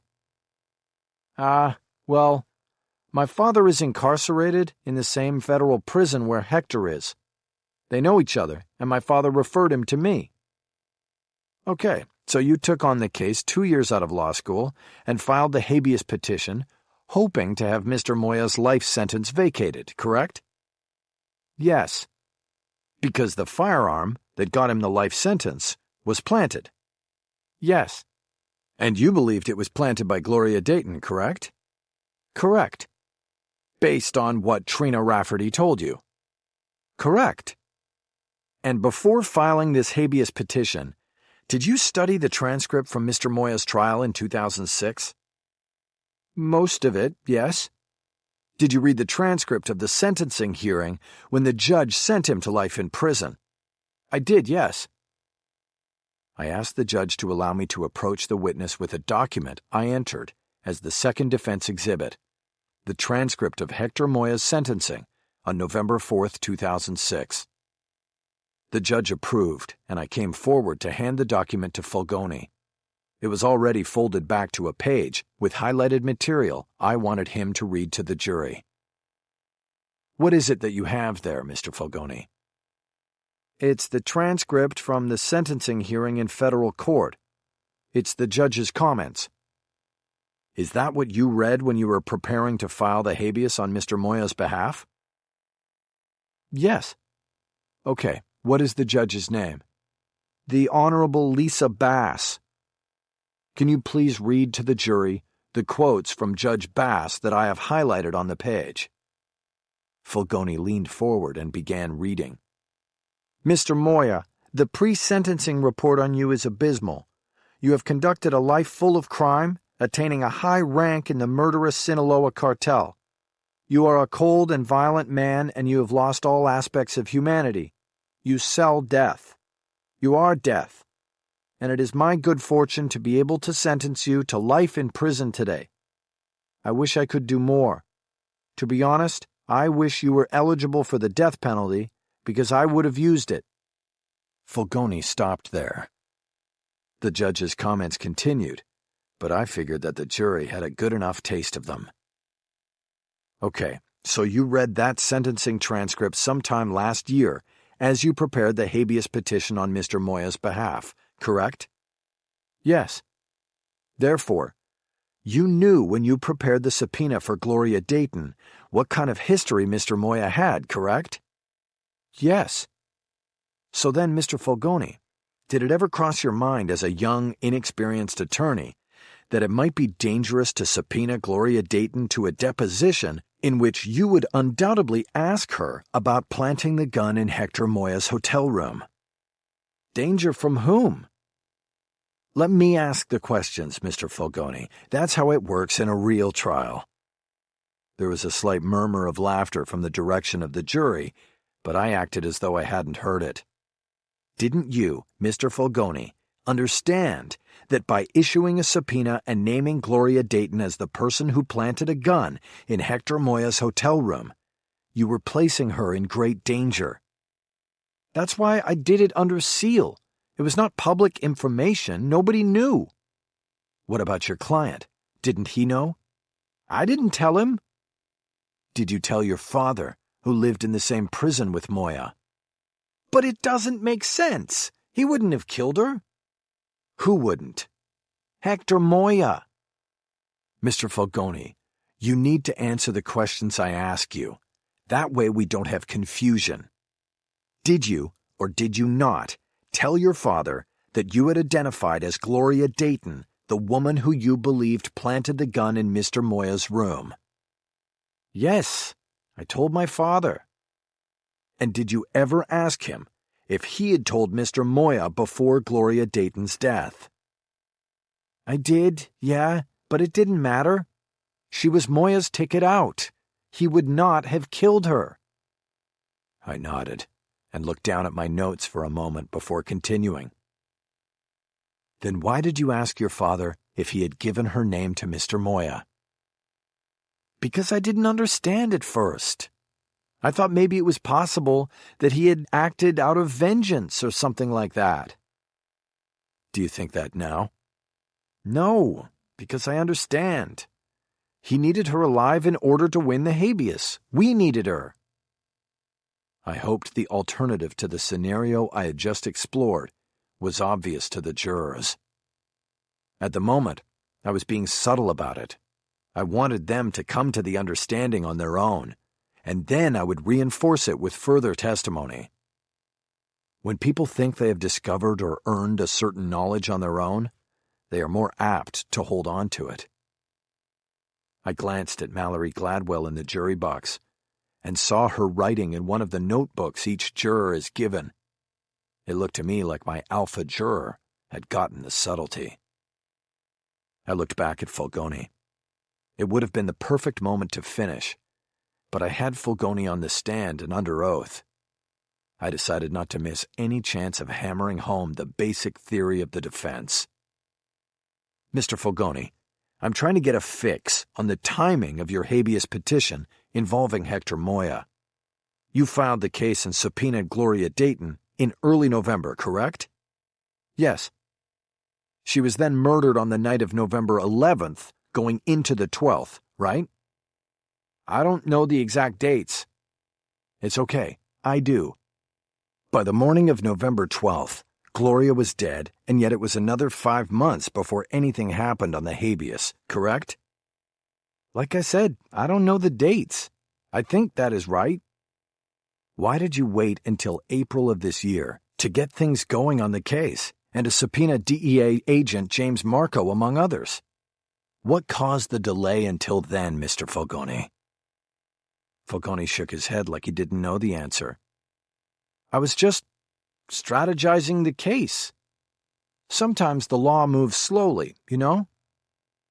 Was it because you realized that if Hector Moya actually needed Gloria Dayton alive, there might be someone else out there who needed her dead? No, I don't think that's... Were you afraid, Mr. Fulgoni, that you had opened a can of worms with your habeas petition and that you yourself might be in danger? No, I was never afraid. Were you ever threatened by someone in law enforcement to stall or shut the Moya case down? No, never. How did Agent Marco react to being subpoenaed in April?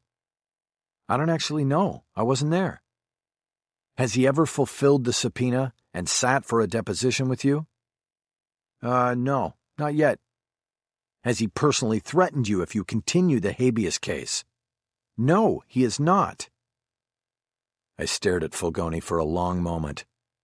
He now looked like a scared little boy who would lie his way out of anything if he could. Now was the time. I looked up at the judge and said I had no further questions. Chapter 32. Forsyth kept Fulgoni on the stand for a full 90 minutes of hardball cross-examination. If I had made the young lawyer look foolish at times, then the prosecutor made him look downright incompetent. Forsyth clearly had a mission to accomplish with his cross, and that was the total destruction of Fulgoni's credibility. I had used young Sly to get several salient points on the record. Forsyth's only hope of undermining those points with the jury was to undermine their source. He had to leave it so the jurors would dismiss Fulgoni's testimony in its entirety. He came close to mission accomplished by the end of the 90 minutes. Fulgoni looked wrung out. His clothes seemed somehow wilted, his posture was slumped, and he was answering questions monosyllabically, agreeing to almost anything the prosecutor suggested in the form of a question. It was the Stockholm Syndrome. He was trying to please his captor. I tried to intervene and help where I could with objections, but Forsyth deftly kept his questioning inside the lines, and one after the other the objections went down overruled. Finally, at 4:15, it was over. Fulgoni was excused, and he left the witness stand like a man who never wanted to set foot in a courtroom again, despite being a lawyer. I stepped back to the rail and whispered to Cisco in the first row, telling him to make sure young Sly didn't leave. I still needed to talk to him. The judge sent the jury home and adjourned court for the day. She invited Forsyth and me back to her chambers to work on the order to appear that would hopefully bring James Marco to court. I told Lorna that drawing up the order would not take too long, and she should go down and get her car out of the underground parking garage where she left it every morning. I caught up to Forsyth in the hallway behind the courtroom that led to the judge's chambers. "Nice job on Fulgoni," I said. "At least now he has some courtroom experience." Forsyth turned and waited for me. "Me? You were the one who started it, and he was your witness." A sacrifice to the gods. It had to be done. "I don't know what you're hoping to get out of this Moya angle, but it's not going to fly, Mick." "We'll see." "And what's with all the names on the new list? I've got kids I'd like to spend time with tonight." "Give it to Langford. He has the time. I think he ate his kids." Forsyth was laughing as we entered the chambers. The judge was already at her desk, turned to the computer terminal on the side. "Gentlemen, let's get this done so we can beat some traffic." 15 minutes later, I left through the courtroom. The judge had issued the order to appear. The sheriff's department would be charged with delivering it to the DEA's office the next morning. It ordered the DEA to show cause as to why Agent James Marco should not appear in court by 10 a.m. Wednesday. That meant either Marco or a lawyer for the DEA would need to show up. If that didn't work, then Judge Lego would issue a bench warrant for Marco's arrest, and things would really get interesting. I found Cisco and young Sly sharing a bench in the hallway. One of Moya's men was on his own bench across the hall. The other had trailed Lorna as she went down to get the car. I walked over to Cisco and Fulgoni and told young Sly that I knew it had been a rough day, but that I greatly appreciated the help he had given my client's case. I told him I was still looking forward to working with him on the habeas case in federal court. "I was right about you, Haller," he said. "Yeah, when was that?" I asked. "When I said you were an asshole." He stood up to leave. "I nailed it." Cisco and I watched him stride to the elevator bank. The good thing about working late into the day in the courthouse was that the elevator crowds thinned out and the wait wasn't so bad. Fulgoni caught a ride quickly and was gone. "Nice guy," Cisco said. "You should meet his father," I said. "Even nicer." "I shouldn't speak ill, though. A guy like that, I'll probably end up working for him someday," Cisco said. "You're probably right." I handed him my copy of the judge's order. Cisco unfolded the document and looked it over. "Somebody up there at Roybal will probably use this to wipe his ass with." "Probably, but it's all part of the game. Just in case, we need to be ready for Marco on Wednesday." "Right." We stood up and started heading toward the elevators.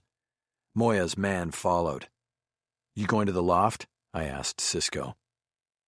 Team Haller had been meeting regularly at the loft after court each afternoon. We recounted the occurrences of the day, as well as talked and brainstormed about the next one.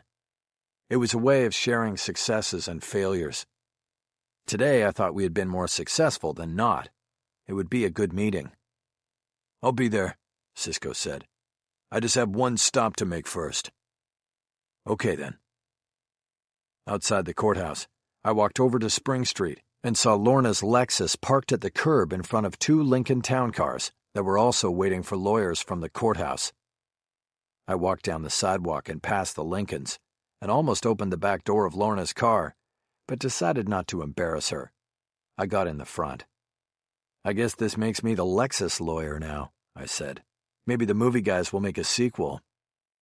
She didn't smile. "Are we going to the loft?" she asked. "If you don't mind, I want to make sure we're all set for tomorrow." "Of course." She abruptly pulled away from the curb without checking the traffic lane and got blasted by a motorist she'd cut off. I waited a few moments, deciding whether I should wade in. I had been married to her once briefly. I knew her moods, and that the quiet, clipped dialogue version could boil over if left simmering on the stove too long.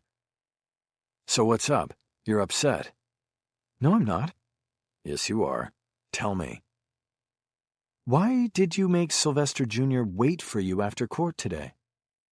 I squinted, trying to see the connection between making Junior wait and her being upset. "I don't know. I guess because I wanted to thank him for testifying. It was a rough day for him." "And whose fault was that?" Now I realized why she was flatlining me. She felt sorry for young Sly.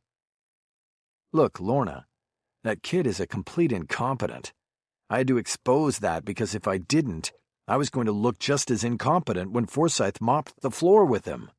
Besides, someday he's going to thank me for that. It's better he get his shit together now than somewhere down the line." "Whatever." "Yeah, whatever. You know something? Earl never gave me any shit about how I run my cases. And look what happened to him." That hit me like an arrow in the back. "What? What's that supposed to mean?" "Nothing." "Come on, Lorna, don't lay that shit on me. Don't you think I already carry enough guilt about it?" I was actually surprised it had taken her 2 months to get to this. "You knew you were being followed. They put a tracker on the car." "Yeah, a tracker. So they would know where I was going, not so they could kill us. That was never on our radar. They put a tracker on the car, not an IED, for Christ's sake." "You should have known when you went up to see Moya, they would know you figured everything out and were a danger." "That's crazy, Lorna. Because I didn't figure everything out, not then and not now.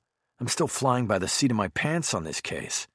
Besides that, the day before, Cisco said they weren't seeing anything, and I'd made an executive decision to pull the Indians back because they were costing us a lot, and you were on my back all the time about the money. So you're blaming me." "No, I'm not blaming you. I'm not blaming anybody.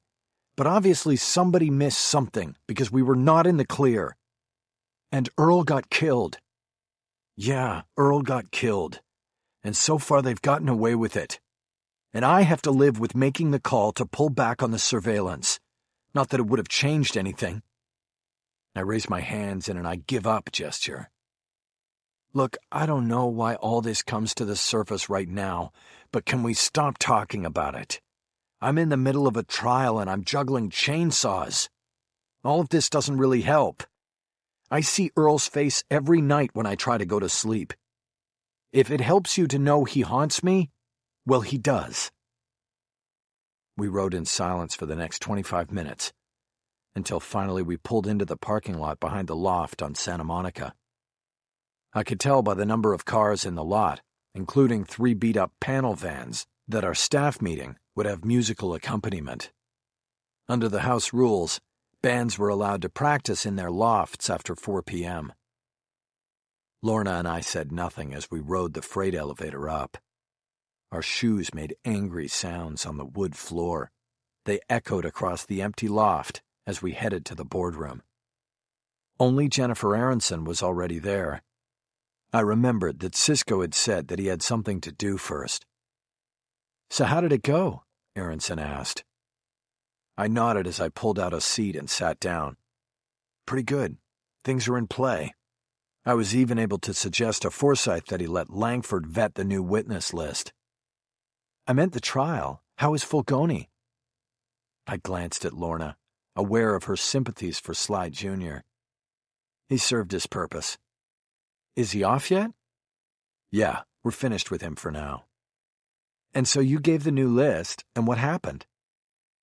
Jennifer had prepared the new witness list, making sure that every new name had some connection to the case, so that we could argue its place on it.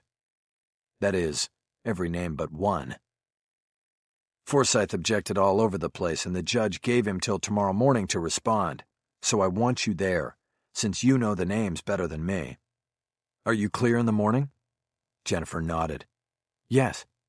Will I be making the response or just whispering to you? You respond.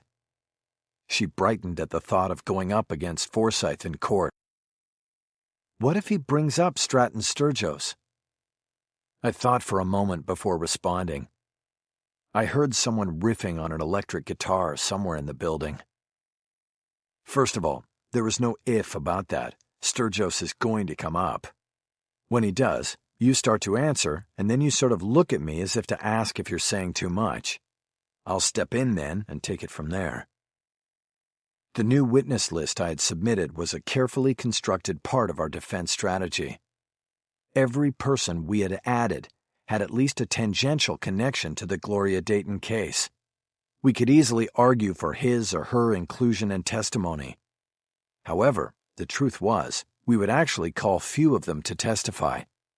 Most of them had been added to the list in an effort to cloak a single name, Stratton Sturgis. Sturgis was the depth charge. He was not directly or indirectly connected to Dayton. He did, however, live for the past 20 years across the street from a house in Glendale, where 2 drug dealers were assassinated in 2003. It was in the investigation of those murders that I believed an unholy alliance was somehow struck between then-Detective Lee Lankford and DEA agent James Marco. I needed to root that alliance out and find a way to tie it in with Gloria. It was called relevance. I had to make the Glendale case relevant to the Dayton case, or I would never get it to the jury. So you're hoping Lankford does the vetting and comes up with Stratton Sturgis' connection, Jennifer said. I nodded. If we get lucky.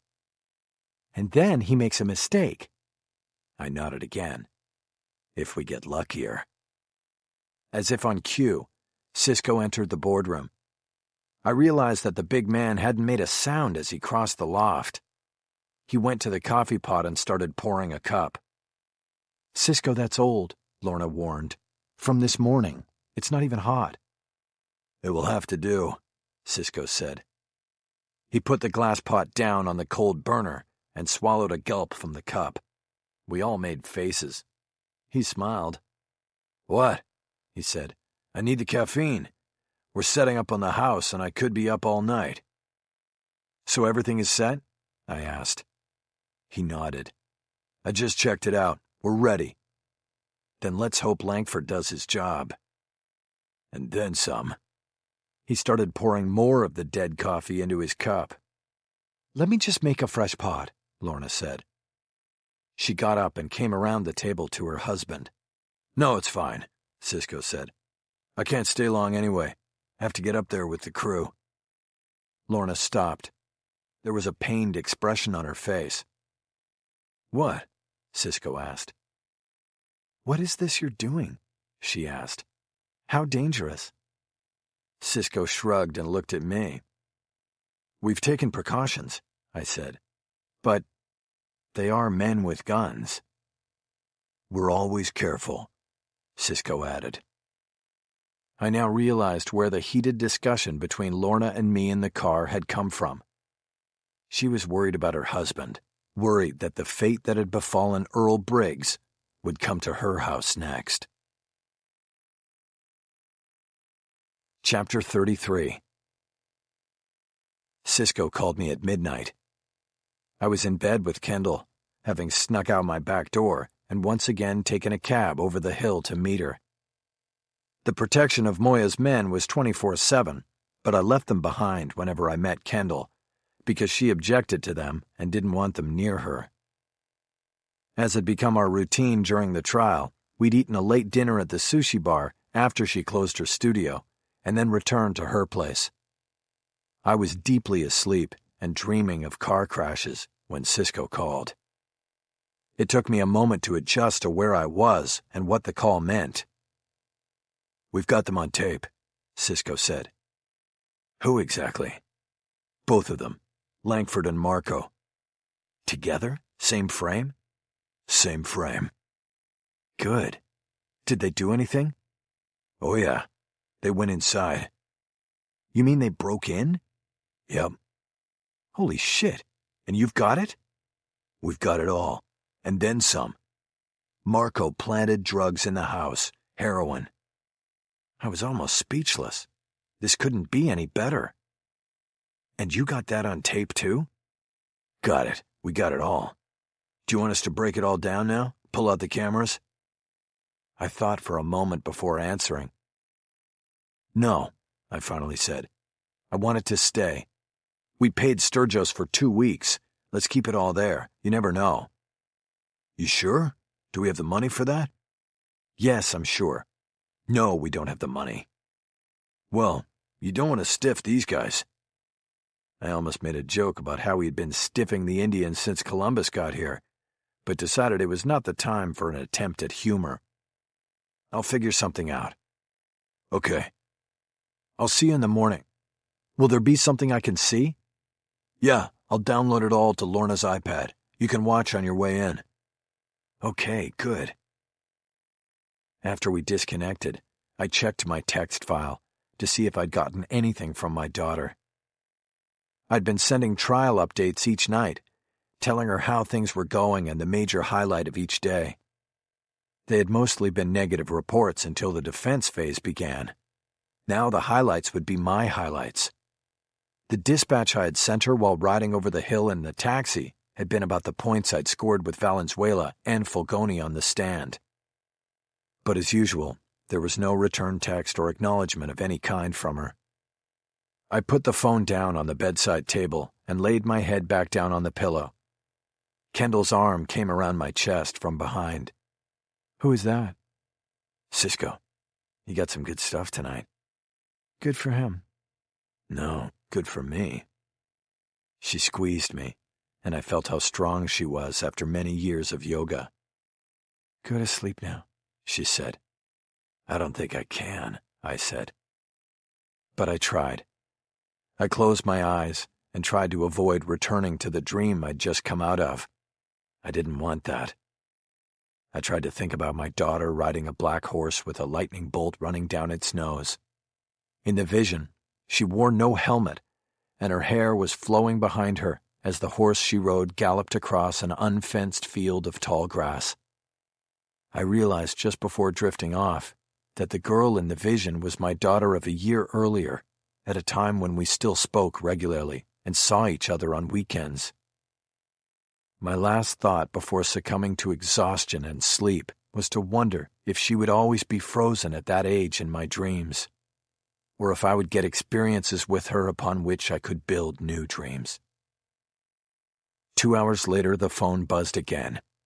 Kendall groaned as I quickly grabbed it off the bedside table and answered without looking at the screen. "What now?" "What now? What the hell you think you're doing, treating my son like that in open court?" It wasn't Cisco. It was Sly Fulgoni Sr. "Sly. Look, hold on." I got up and walked out of the room. I didn't want to disturb Kendall any further than I already had. I sat at the counter in the kitchen and spoke in a low voice into the phone. "Sly, I did what I had to do for my client, and now's not the time to talk about it. Fact is, he got what was coming to him, and it's too late and I'm too tired to talk about it." There was silence for a long moment. "Did you put me on the list?" he finally asked. That was what he was really calling about. Himself. Sly needed a vacation from federal prison, so he demanded that his name be put on the amended witness list. He had decided that he wanted to take the bus ride down from Victorville and spend a day or two in LA County Jail, just for the change of pace and scenery. It didn't matter that there was no need for testimony from him in the Lacoste trial. He wanted me to manufacture an argument for his inclusion on the list and transfer down. If I succeeded, I could then always tell the judge I changed my mind and strategy and no longer needed him. He'd be sent back to Victorville after his little vacation. "Yes," I said, "you're on the list, but it has not been accepted yet. It comes up first thing today, and it doesn't help you waking me up like this. I need my sleep, Sly, so I can be sharp and win the argument." "Okay, I got it. You get your beauty sleep, Holler. I'll wait to hear from you, and you better not fuck me over on this. My son doesn't know any better. He got a good lesson today. Me? I don't need any lessons. You get me down there." "I'll do my best. Good night." I disconnected before he could respond and went back into the bedroom. I was going to apologize to Kendall for the second intrusion, but she had already fallen back asleep. I wished I could so easily do the same. But the second call irreparably broke the sleep cycle, and I moved restlessly in the bed for most of the remainder of the night, only nodding off an hour before I was supposed to awaken for the day. That morning, I called a taxi so Kendall could sleep in. Luckily, I had started leaving clothes at her house, and I dressed in a suit that wasn't that fresh, but at least was different from the one I'd worn the day before. I then snuck out of the house without waking her. Lorna was already waiting for me in the Lexus when the taxi pulled up to my house shortly after 8. Moya's men were there too in their car, waiting to escort us downtown. I took 2 minutes to go up to the house to get my briefcase, and then came back down and jumped into the car. "Let's go." Lorna abruptly pulled away from the curb. I could tell she had not yet given up her anger with me. "Hey, I'm not the one who showed up 10 minutes late," she said. "I was the one who was on time and had to sit and wait, not to mention waiting with the 2 cartel goons that give everybody the creeps." Okay. Let's just drop it, all right? I had a rough night." "Aren't you lucky?" "I don't mean it that way. I had Cisco waking me up, and then Sly Sr. called to chew me out, and I ended up with like 3 hours total. Did Cisco put the video on your iPad for me to look at?" "Yes, it's in the bag in the back." I reached between the seats to the back seat, where her purse was on the floor. It was the size of a grocery bag, and it weighed a ton. "What the hell do you have in this thing?" "Everything." I didn't ask for further explanation. I managed to pull the bag up to the front seat, open it, and find her iPad. I put the bag on the floor between my feet, lest I pull a muscle leveraging it into the back again. "It should be right on the screen and ready to go," Lorna said. "Just hit the play button."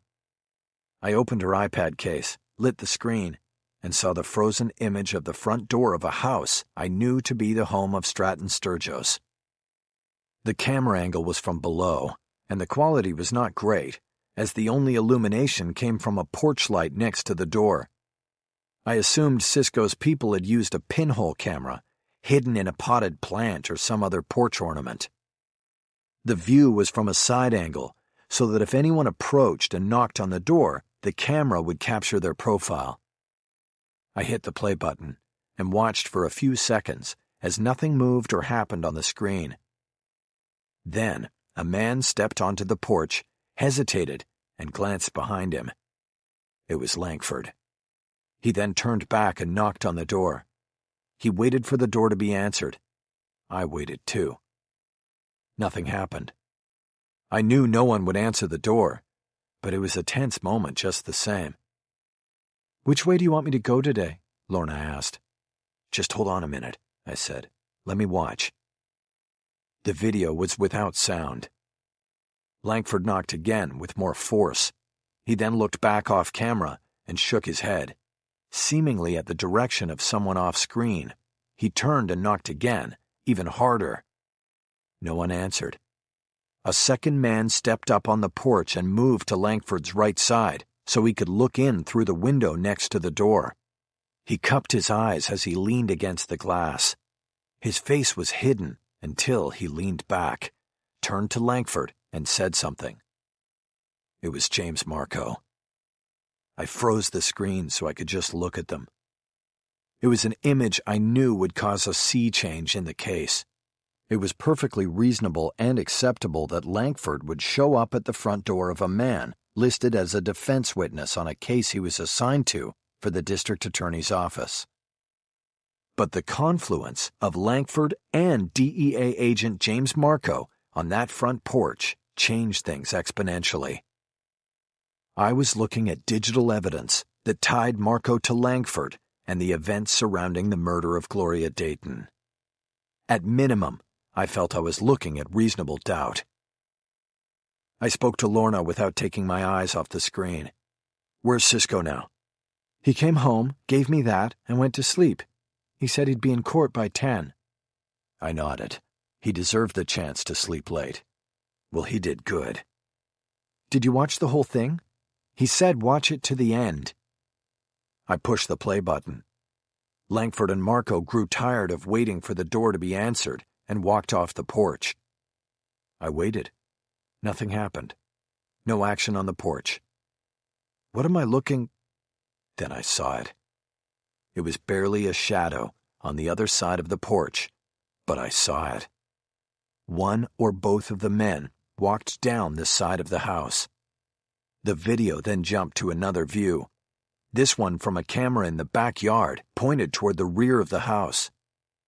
I noticed that the time count jumped backwards 10 seconds. I watched and waited, and then I saw two figures emerge from both side yards of the house and meet at the rear door. Under the light over the door, I could make out their faces. Again, it was Langford and Marco. Langford knocked on the door, but Marco didn't wait for an answer. He squatted down and went to work on the doorknob, obviously attempting to pick the lock. "This is amazing," I said. "I can't believe we got it." "What exactly is it?" Lorna asked. "Cisco wouldn't tell me. He said it was top secret, but a game changer." "It is. A game changer, I mean. I'll tell you in a minute. It's not top secret." I silently watched the rest of the video. Marco got the door open and looked back at Langford and nodded. He then disappeared inside, while Langford waited outside, his back to the door, and kept watch. The video jumped inside the house to an overhead camera in the kitchen.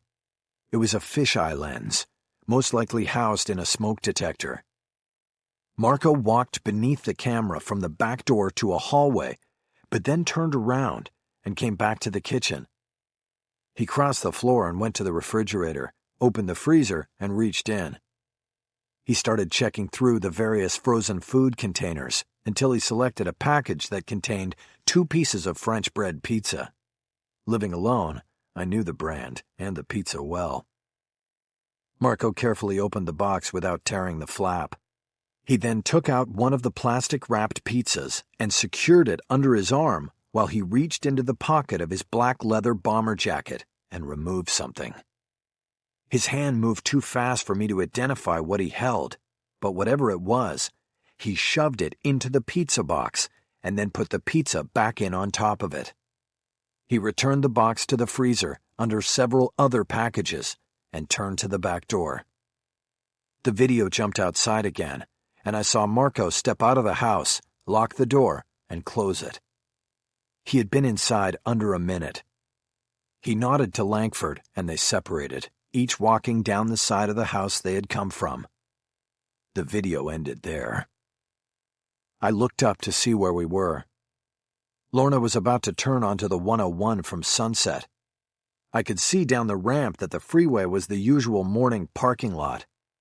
I felt the first slight tightening in my chest that always came with thoughts of being late for court. "Why'd you go this way?" "Because I asked you and you told me to be quiet. You try so many different ways every day, I didn't know what you wanted." "Earl always took pride in beating the traffic. He always tried different ways." "Well, Earl isn't here." "I know." I put it aside and tried to think about what I had just seen on the video. I wasn't sure yet how I would use it, but I knew without a doubt it was courtroom gold. We had captured on film a rogue drug agent and his accomplice planting drugs in Stratton Sturgis's house as some sort of scheme to eliminate or control him as a witness. This took things far beyond anything I was expecting. I whistled low as I closed the iPad and then started putting it back into Lorna's bag. Okay, now can you tell me what that is and what you're so excited about that it has you whistling? I nodded. Okay, you saw that we amended our witness list yesterday, right? Yes, and the judge wants to talk about it today. Right, well that was part of a play. You mean like one of Legal Seagull's moves? Yeah, but it's my move. We're calling it Marco Polo. The amended list had lots of new names on it. You heard Forsyth complain about them. Yes? Okay, one of the names on the list was Stratton Sturgis. The list was designed to make it look like we were cloaking him, sort of hoping to slip him through with all the others. He was listed right in the middle of all the names of the tenants from Gloria's building. But the play is that we wanted the prosecution team to think that we were up to something, and to look for the name that we were hiding in plain sight. Stratton Sturgis. Right. So who is Stratton Sturgis? It's not really who he is, it's where he lives. This video is from his house in Glendale. It is directly across the street from a house where 10 years ago, 2 drug dealers were murdered. And what's that have to do with Gloria Dayton? Nothing directly, but we've been trying to make the connection between Langford, the DA investigator who was following Gloria before her murder, and Agent Marco with the DEA, who she snitched for. For our defense theory to work, those two have to be connected somewhere down the line. That's what Cisco has been working on, and we thought we found it in that unsolved double murder case. The lead investigator on it was then Glendale Police Detective Lee Langford, and the 2 victims were connected to the Sinaloa cartel, the same group Hector Moya is connected to. We know Marco had a hard-on for Moya back then, so it stands to reason he and his unit, the Interagency Cartel Enforcement Team, ICE-T for short, were aware of and maybe even working on the 2 guys that got whacked in that house. Okay. That was her way of saying she still didn't get it. We thought that the double murder was the connection, but Cisco got copies of Langford's old investigative files on the case, and nowhere in any report is Marco or Ice-T even mentioned. So we set up a play with a witness list that we thought would draw them out if there was a connection. I pointed down to her bag where the iPad was stashed. The video proves it. Langford and Marco are connected, and I'm going to turn this trial upside down with it. It's a game changer. I just have to decide when to change the game. But what was the play? How is Sturgis connected? He isn't connected. He just lives across the street from the house where those dealers were killed. We knew we could use him to smoke out Langford and Marco. I'm sorry, don't get angry, but I still don't understand. I'm not angry. Look, Langford now works for the DA. He got himself assigned to the Lacoste case so he could watch over it because, remember, he was following Gloria the night she was killed. So it's his job now to work with Forsyth and help prepare for whatever moves the defense makes. As soon as court was over yesterday, you better believe he and Forsyth sat down with that new witness list and tried to figure out what I was up to. Like, who was important and who I was really going to call. And they see the name Stratton Sturgis. Exactly. They see that name, and it means absolutely nothing to them. So Langford goes to work. He's an investigator. He has a computer and a whole array of law enforcement access and data at his fingertips. He finds out pretty quickly that Stratton Sturgis lives on Salem Street in Glendale, and that would have rung a pretty big bell for him because he worked that 2-bagger on Salem 10 years ago. The double murder he never cleared. Right. So either on his own, or at Forsyth's request, he needs to check out Mr. Sturgis and see what his connection is to the Dayton case. This is what Cisco and I thought would happen. We also thought, or more like hoped, that if that double murder was the point of connection between him and Marco, Langford might call up his buddy, the DEA agent, and say, "I gotta check this guy out. You want to back me up in case we are going to have a problem?" So you set up the cameras. I get it now. But what happened to Sturgis? A week ago, we knocked on his door and said we wanted to rent his house for 2 weeks for a film production. You mean like location scouts or something? Exactly. I smiled, because the ruse we had used wasn't actually a ruse. We had indeed produced a film. Only this film's premiere wasn't going to be a red carpet affair on Hollywood Boulevard. It was going to premiere in Department 120 of the Criminal Courts Building on Temple Street downtown. So Sturgis took our money and then took his wife on a little vacay to see their daughter in Florida. We set up cameras around his house and put the name Stratton Sturgis on the witness list as a depth charge. Now we have this. I pointed to her bag on the floor between my feet. You can tell from the video that Marco was hanging back, I continued. Langford went to the door by himself. If Sturgis had been home and answered, he would have started with a legit interview.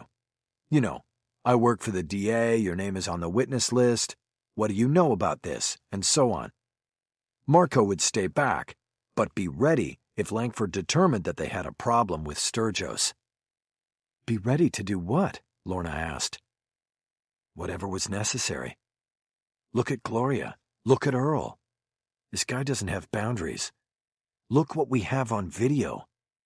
Sturgis wasn't there, so Marco breaks in and plants drugs in the freezer. That was so they could come back and pop Sturgis if they needed to. It would keep him from testifying or ruin his credibility if he did. The whole thing is incredible. And it's going to be pure gold in court. We just need to figure out when to spring it.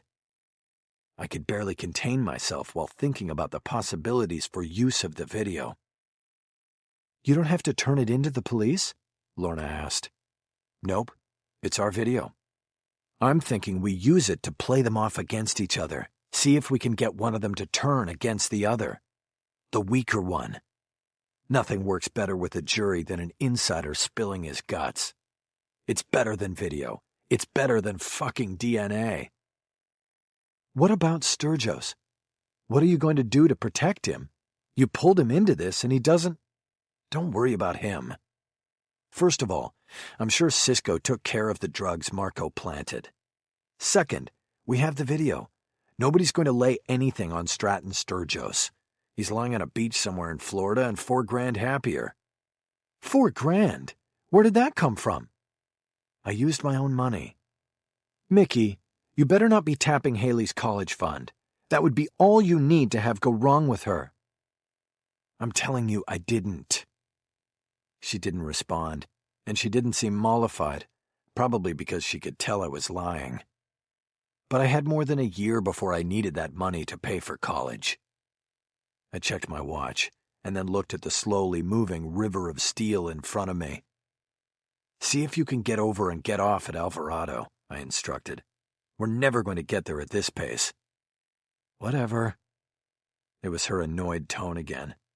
She was still fuming about my being 10 minutes late for pickup. Or maybe about where I had been that made me 10 minutes late. Or maybe it was a holdover from our angry words the day before. Whichever didn't matter. I missed Earl. He never added any tone to his commentary. He never got lost, and he knew better than to sit in the middle of an unmoving freeway when I was due in court. What if Marco Polo hadn't worked? Lorna asked. What do you mean? What if they hadn't zeroed in on Stratton Sturgis? What would have happened then? I thought for a moment. We had other strategies, I finally said, and I'm not doing too bad as it is in trial.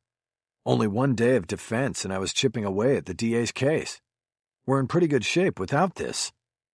I nudged her bag again with my foot. But now, everything changes. Let's hope. Chapter 34. Somehow, I made it into Department 120 at 1 minute before 9. Forsyth was already at his table, with Langford sitting dutifully behind him in his seat against the rail. At the defense table, Jennifer Aronson sat alone. There had been no need for the deputies to bring Lacoste out from lockup, because the jury wasn't coming out until after the hearing on the amended witness list. I traded looks with Langford before pulling out my chair and sitting down. "I thought you weren't going to make it," Jennifer whispered to me in a panicked tone. "You would have done fine. But listen, things have changed since last night. I need to handle this.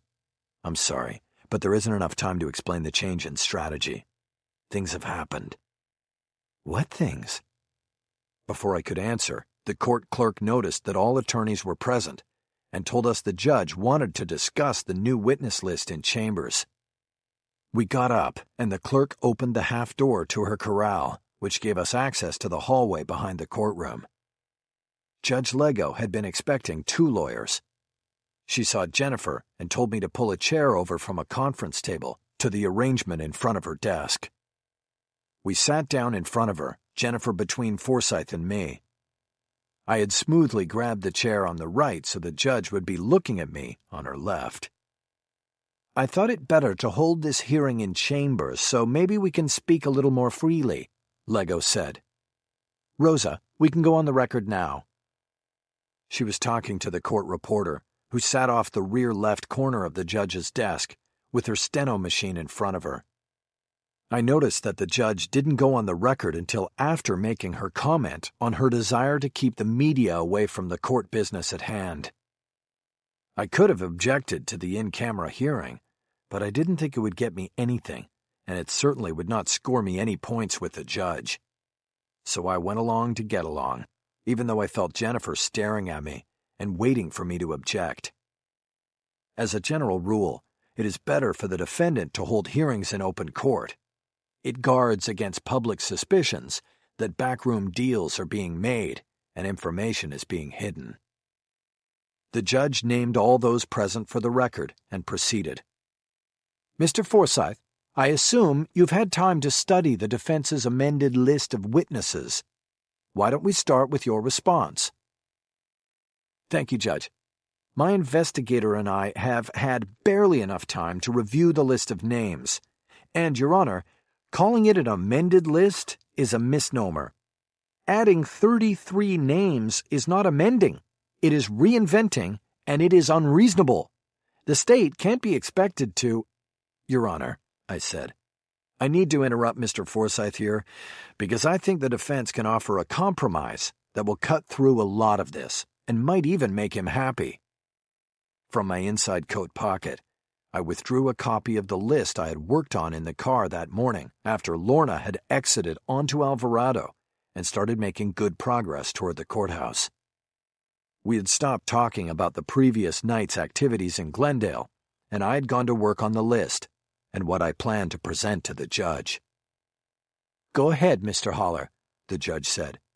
"What is your proposal?" "I have a copy of the amended list here, and I have struck all the names I think we can compromise on." I handed the page to her. I did not have a duplicate to share with Forsyth. It only took the judge 5 seconds of study for her eyebrows to shoot up in surprise. "Mr. Haller, you've scratched off all but 1, 2, 4 of the names. How could 29 names that were so important to you yesterday be so easily and expeditiously dismissed?"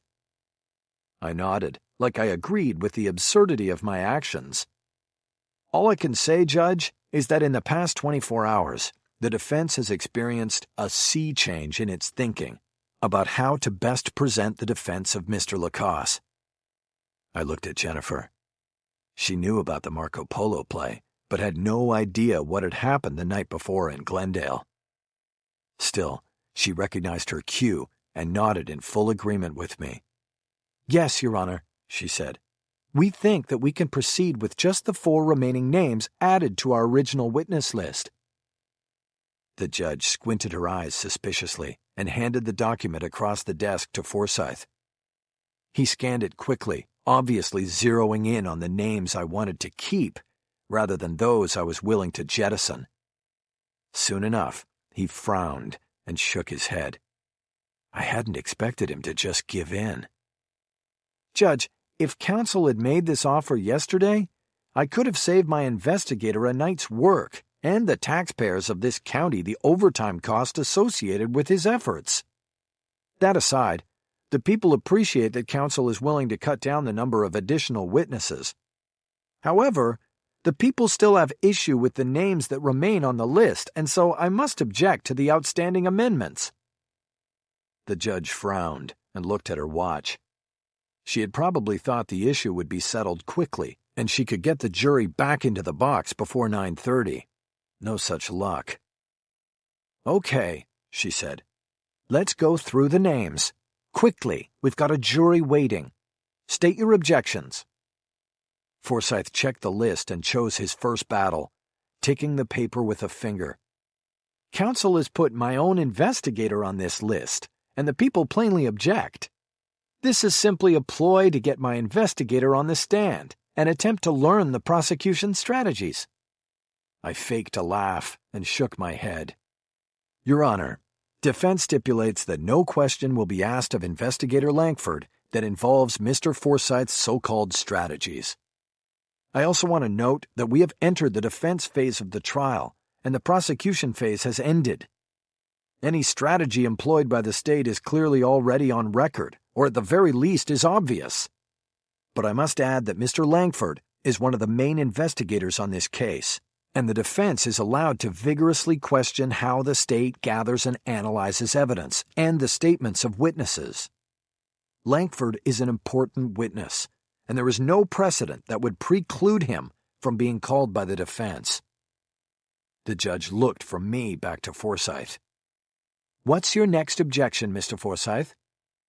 By not making a ruling on a witness-by-witness basis, the judge was revealing that she likely would make a ruling that took all 4 names into account and would have something in it for both the prosecution and defense. She would attempt to split the baby in a Solomonic approach. I had anticipated this when I'd scratched names off the list earlier. Langford was the one witness I wanted.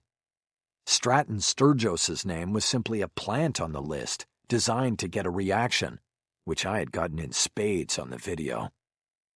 I never intended to actually call him, and therefore could lose him now. The other 2 names were a neighbor in the building where Gloria Dayton had lived, and Sly Fulgoni Sr. I could lose all of them as well, though Sly Sr. would be quite upset about his vacation being canceled. Thank you, Judge, Forsythe responded. Next, the people object to the inclusion of Stratton Sturgos. Our efforts last night have turned up not a single connection between him and this case. He lives in Glendale, far from the events that comprise this case. I'm told he's a retired obstetrician who appears to be on vacation at the moment and out of contact. We could not talk to him, and therefore we are hampered in our understanding of what Mr. Haller is hoping to achieve by calling him as a witness. I jumped in before the judge even had time to turn to me and ask for a response. As Your Honor knows, the defense is presenting an alternate theory in the motivation behind Gloria Dayton's murder. This has already been argued at length in regard to our inclusion of Agent James Marco, Trina Rafferty, and Hector Moya on our original witness list. Same thing here, Judge. We believe Stratton Sturgos may be able to provide testimony that links the Dayton murder to a double homicide that occurred across the street from his home 10 years ago. What? Forsythe cried. You have got to be kidding me! Your Honor, you cannot allow this wild fishing expedition to infect this trial. For lack of a legal term, this is nuts. A double murder 10 years ago is somehow connected to this murder of a prostitute? Come on, Judge. Let's not turn your courtroom into a circus. And that is exactly what the court will be doing if it— Your position is clear, Mr. Forsythe, the judge said, cutting in. Any other objections to names on the list? Yes, Your Honor. I object to bringing Sylvester Fulgoni Sr. down from FCI Victorville. Anything he could contribute would surely be hearsay. I have to say I agree, Lego said. Anything further, Mr. Haller? I would like to turn our last response over to my colleague, Miss Aronson. I nodded to her, and could tell my offer had taken her by surprise. Still, I knew she could respond. Judge Lego, with all due respect to the court as well as to Mr. Forsyth, appellate courts from across this land have repeatedly held that efforts to thwart the defense from exploring all angles and footholds of alternate theories are perilous and subject to reversal. The defense in the instant case is presenting just such an alternate defense, and it would be an error if the court hampered it in doing so. Submitted, Your Honor. Jennifer had skillfully gotten the words reversal and error into her final argument. 2 words that made a judge think twice. Lego nodded her thanks to all 3 of us, then folded her hands together on the desk. If she took even a minute to consider her decisions, then it was a quick minute. I'm going to overrule the objection to the calling of Investigator Langford. He will testify. In regards to Stratton Sturgis, at the moment I agree with Mr. Forsyth. So he is struck. I am, however, willing to take this up again if and when the defense has built a credible path to him. The remaining 2 names are struck as well, until such time that Mr. Haller can make a renewed argument for their inclusion. Outwardly, I frowned, but the ruling was perfect. Sly Fulgoni Sr. wasn't going to get his vacation, but I got exactly what I wanted. Langford. The fact that the judge left the door open a crack on Sturgis was a bonus. Now Forsyth, and by extension Langford and Marco, had to keep in mind that he was out there, waiting to possibly come into the trial and turn things upside down. If nothing else, it might serve to distract them while I worked other angles that were real and more damaging to the prosecution's case. Anything else? The judge asked. We have a trial to get started. There was nothing else. We were excused and headed back to the courtroom. On the way, Forsyth sidled up to me as I expected he would. I don't know where you're going with this, Haller, but you should know that if you drag the reputations of good people through the mud, there are going to be consequences. I guessed that the gloves were now off between Forsyth and me. He was no longer acting as though he was above the fray. He was down in it. It was the first time I could remember him addressing me by my last name only, a sign that we were no longer going to be collegial about things. That was okay with me. I was used to it. Is that a threat? I asked. No, that's the reality of where we're at, he said. You can tell Langford that I don't react to threats well. He should know that from the last time we crossed paths on a case. This isn't coming from Langford. This is coming from me. I glanced at him. Oh, then I guess I should just shut everything down, have my client plead open to the charges, and beg the court for mercy. Is that what you think? Because that's not going to happen, Forsyth. And if you think you can scare me off, then you didn't ask enough of your colleagues about me before we started down this path. Forsyth picked up speed and left me behind as we pushed through the door into the courtroom. There was nothing else to say. I scanned the courtroom and saw Lorna sitting alone in the front row. I knew that Kendall would not be in court because of at least one of the witnesses I planned to call. It was 5 minutes before 10, according to the clock on the rear wall of the courtroom. I walked up to the rail to talk to Lorna. Have you seen Cisco yet? Yes, he's out in the hallway with a witness. I looked back at the judge's bench. It was still empty, and they hadn't brought Lacoste in from lockup. I knew that with Jennifer at the defense table, things could start without me. I looked back at Lorna. Will you come get me in the hall when the judge comes out? Sure. I went through the gate and walked quickly out to the hallway. Cisco was there, sitting next to Trina Rafferty. She was dressed much more conservatively than the last time I had seen her. The hem of her dress even came down over her knees, and she had taken my advice to wear a sweater to keep her warm in the courtroom, because Judge Lego had a habit of keeping the temperature down so jurors would stay awake and alert. Costume-wise, Trina Trix would be no problem. But I picked up the first inkling of an issue when she pointedly didn't look at me when I approached and spoke to her. "Trina, thank you for being here today." "I said I would. I'm here." "Well, I'm going to try to make this as easy as possible for you. I don't know how much the prosecution will have for you, but I won't take long myself." She didn't respond or look at me. I looked at Cisco and raised my eyebrows. "Problem?" He shrugged like he didn't know. "Trina," I said, "I hope you don't mind, but I'm going to take Cisco down the hall a bit so we can talk about private matters. We won't be long." Cisco walked with me over to the elevator alcove. From there, we could keep Trina in sight while we talked. "So what's going on with her?" I asked. "I don't know. She seems spooked about something, but she isn't saying." I asked. "Great, that's all I need. Do you know if she talked to anybody last night? Somebody from the other side?" "If she did, she isn't saying. She might just be nervous about coming to court." Over his shoulder, I saw Lorna waving to me from the courtroom door. The judge was on the bench. "Well, whatever it is, she'd better get over it quick. She'll be on in 5 minutes. I gotta go." I started to make a move to go around him, then remembered something and stepped back. "Great work last night." "Thanks. You looked at the tape, right?" "Yeah, on the way in." "How much did they plant in the pizza box?"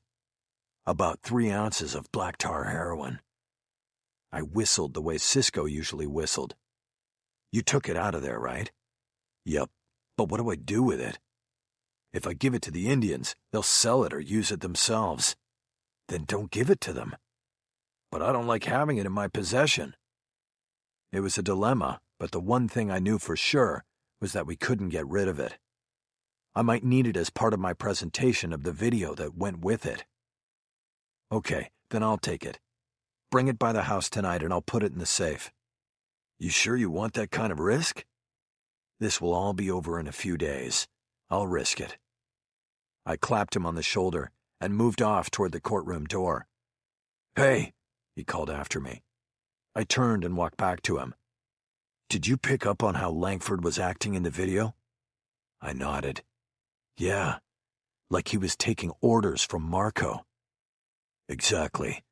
Marco is the alpha." "Right." Chapter 35. The defense strategy was simple. Blaze a path that would lead the jury to James Marco, and the unalterable conclusion that he was a rogue drug agent who is entirely corrupt and willing to kill to avoid exposure. Trina Rafferty was one of the steps on that pathway, and I called her as my first witness Tuesday. She had been associated with Gloria Dayton, and both had come under Marco's influence and control. No matter how conservatively she had dressed, there was something about Trina that still displayed an undeniable tawdriness. The stringy blonde hair and hollow eyes, the pierced nose and bracelets tattooed around her wrists. These were all features found in many respectable women, but the combination of these and her demeanor left no doubt about who she was when she made her way to the witness stand. As she stood to be sworn in, I remembered that there was a time when Kendall, Trina, and Gloria all covered for one another on jobs because they looked so similar. Not anymore. There wasn't even a remote resemblance between Kendall and Trina. Looking at Trina, I knew I was looking at what could have been for Kendall. After Trina was sworn in, I didn't delay in confirming the obvious to the jurors. "Trina, you also have a professional name, do you not?" "Yes." "Can you share it with the jury?" "Trina Trix, spelled with a triple X." She smiled coyly. "And what is the profession you use that name for?" "I'm an escort." "You mean you have sex with people for money, correct?" "Yeah, that's it." "And how long has this been your profession?" "Going on 12 years, on and off." "And did you know another escort named Gloria Dayton, who used names like Glory Days and Giselle Dallinger?" "I knew Glory Days, yes." "When would that have been?" "I probably met her 10 years ago.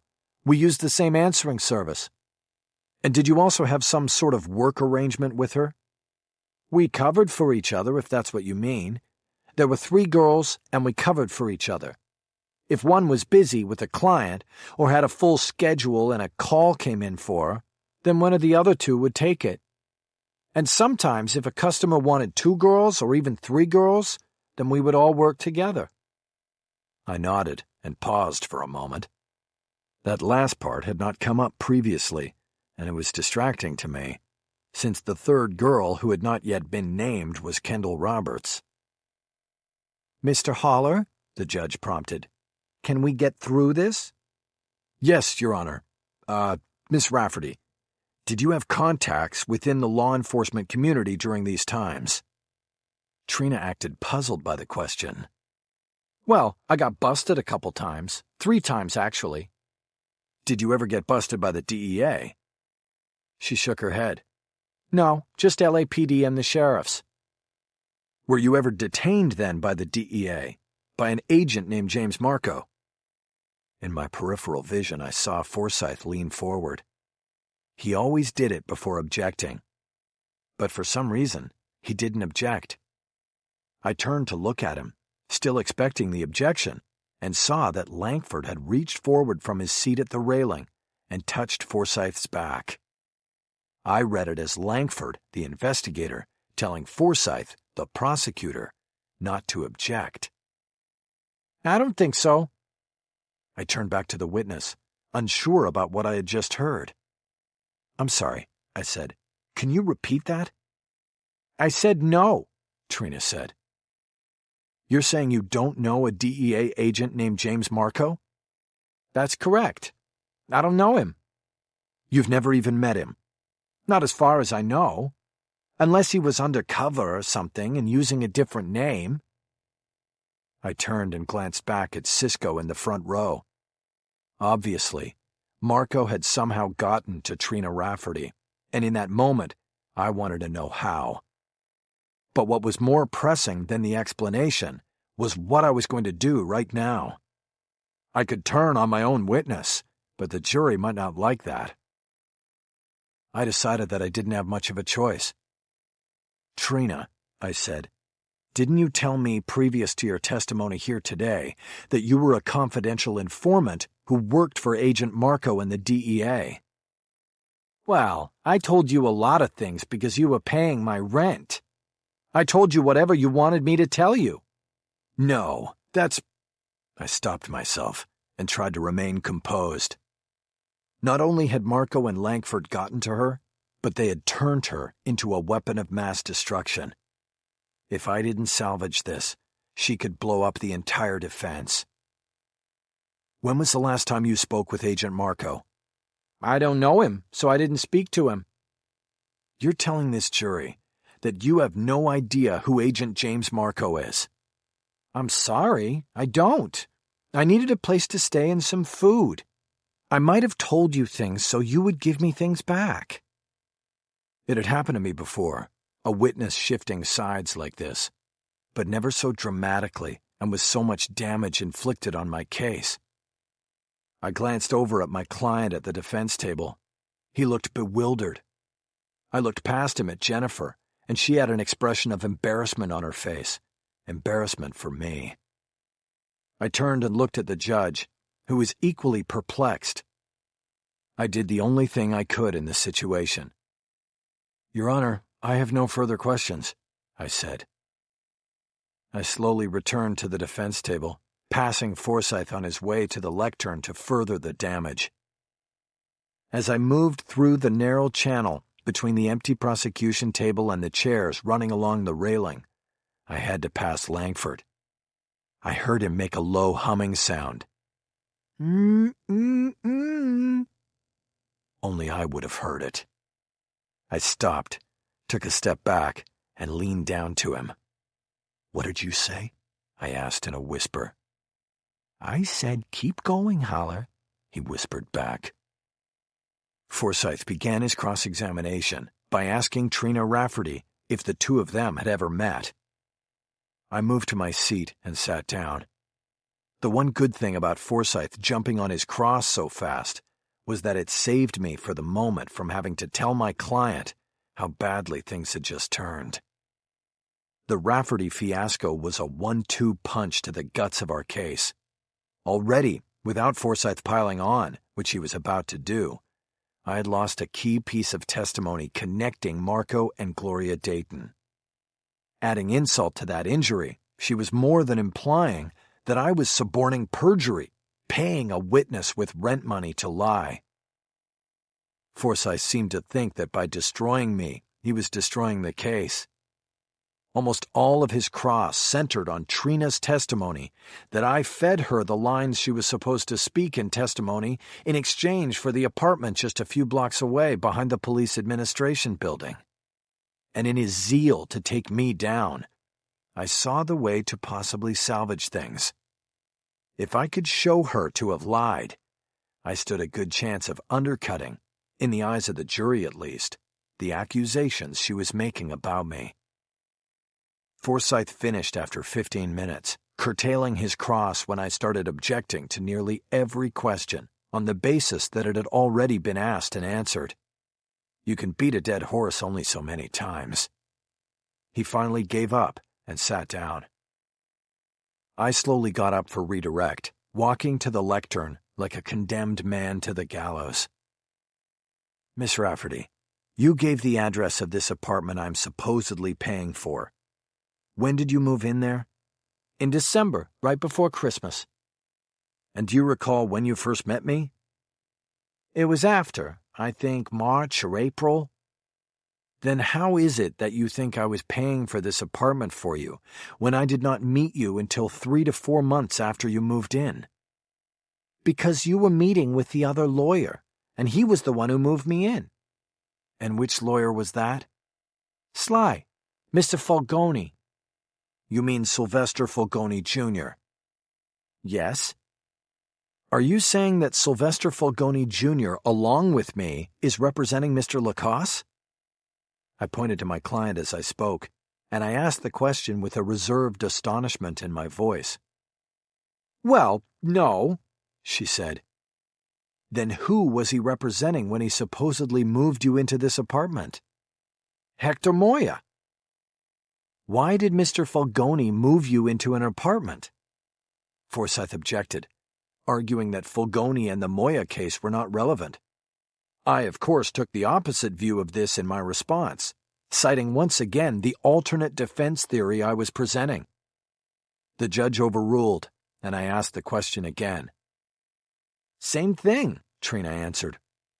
He wanted me to say Gloria Dayton told me that Agent Marco asked her to plant a gun in Hector's hotel room. And you're saying that never happened, that Mr. Fulgoni made it up? That's correct. Didn't you testify a few minutes ago that you never heard of an Agent Marco, and now you say Mr. Fulgoni was feeding you testimony regarding him? I didn't say I never heard of him. I said I never met him, and I never snitched for him. There's a difference, you know. I nodded, properly chastised by the witness. Ms. Rafferty, have you received a phone call or a visit within the last 24 hours from a law enforcement officer? No, not that I know of. Has anyone attempted to coerce you into testifying the way you have today? No, I'm just telling the truth. I had gotten it out to the jury as best I could, even if it was in the form of denials.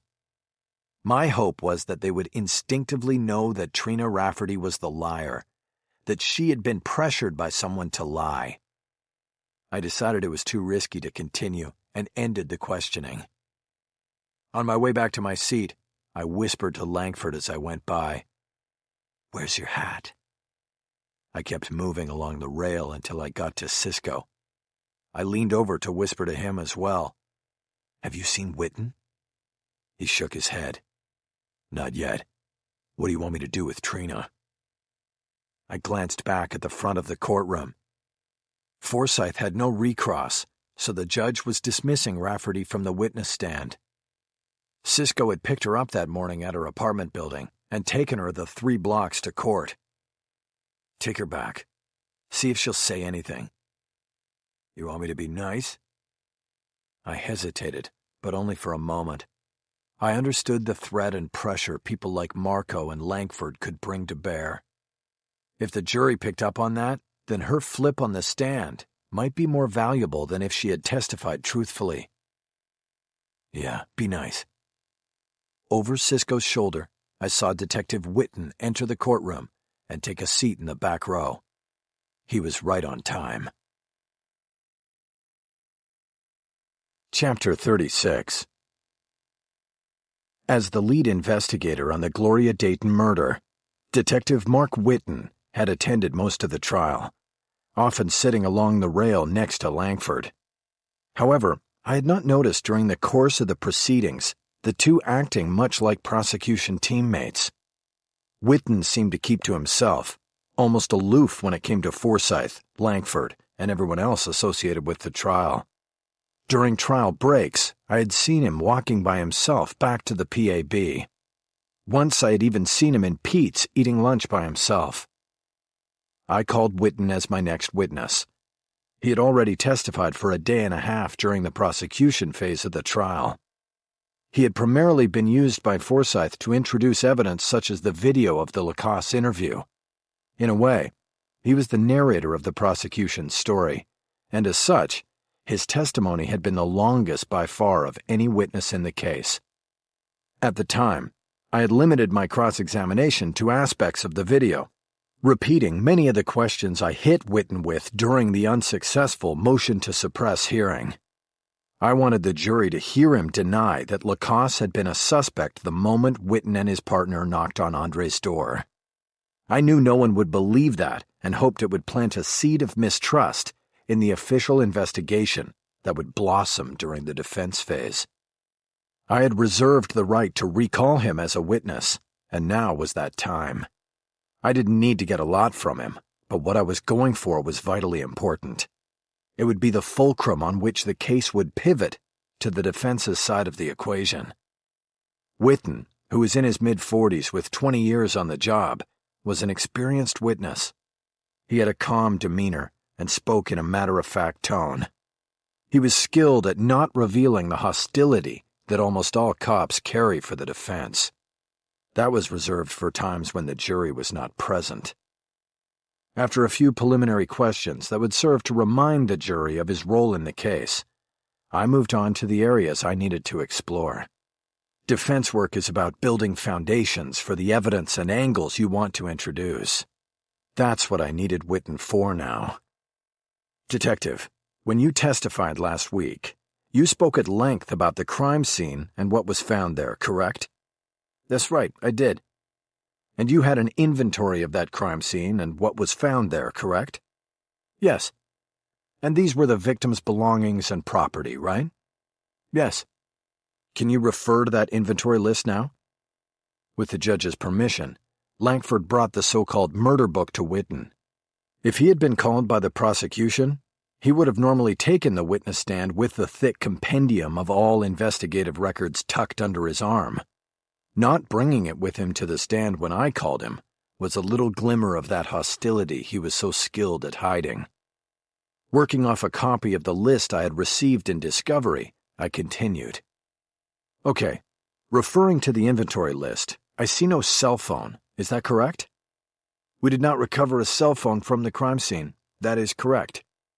Now, Mr. Lacoste explained to you, did he not, that he'd been on a call with the victim earlier that evening, and that conversation was the reason he went to her place in person? Yes, that is what he told us.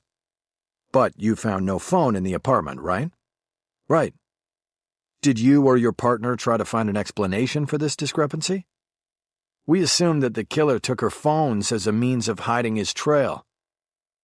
You say phones. There was more than one phone? Yes, we determined that the victim and the defendant used a variety of throwaway phones to conduct their business. The victim also had a cell phone for private use. Can you tell the jury what a throwaway phone is? These are inexpensive phones that come with a limited number of minutes of call time. When you burn up the minutes, you throw the phone away, or in some cases you can reload them with new minutes for a fee. These were used because call records would be difficult to obtain by investigators if the phone was thrown away and you didn't know where to start looking. Exactly. And this is how Mr. Lacoste and Ms. Dayton communicated in the course of their business, correct? Yes. But you found none of these phones in the apartment after the murder, correct? Correct. Now, you mentioned that the victim also had a cell phone for private use. What did you mean by that? This was an iPhone that she owned and that she used for calls unrelated to her escort business. And this iPhone was also missing after the murder. Yes, we never found it. And whoever killed her, you think he took it? Yes. What was the theory behind that? We believed it was an indication that the killer knew her, and that they might have communicated by cell phone, or his name and number might be in a contact list on the phone. So the killer took all the phones as a precaution against being tracked in that way. And the phones have never been found. They have not. So, did this cause you to go to the phone company and order the call records from these phones? We ordered records for the iPhone because we found some bills in the apartment and knew the number. As far as the throwaways went, there was no way to order records when we didn't have the phones or the numbers. There was nowhere to start. I nodded, like I was learning all of this for the first time and coming to a deeper understanding of the difficulties Whitten faced on the case. Okay, so going back to the iPhone, you ordered records, and you had some records you'd found. You studied these records for clues, correct? We did. Did you find any calls to or from Mr. Lacoste on that iPhone? No, we didn't. Did you find any calls that were significant or of note in those records? No, we didn't. I paused there and made a face as I looked down at my notes. I wanted the jury to think I was troubled by the detective's last answer. Now, these records that you ordered, they contained all incoming and outgoing calls on that phone, correct? Yes. Even local calls? Yes, we were able to obtain local records. And you studied these? Yes.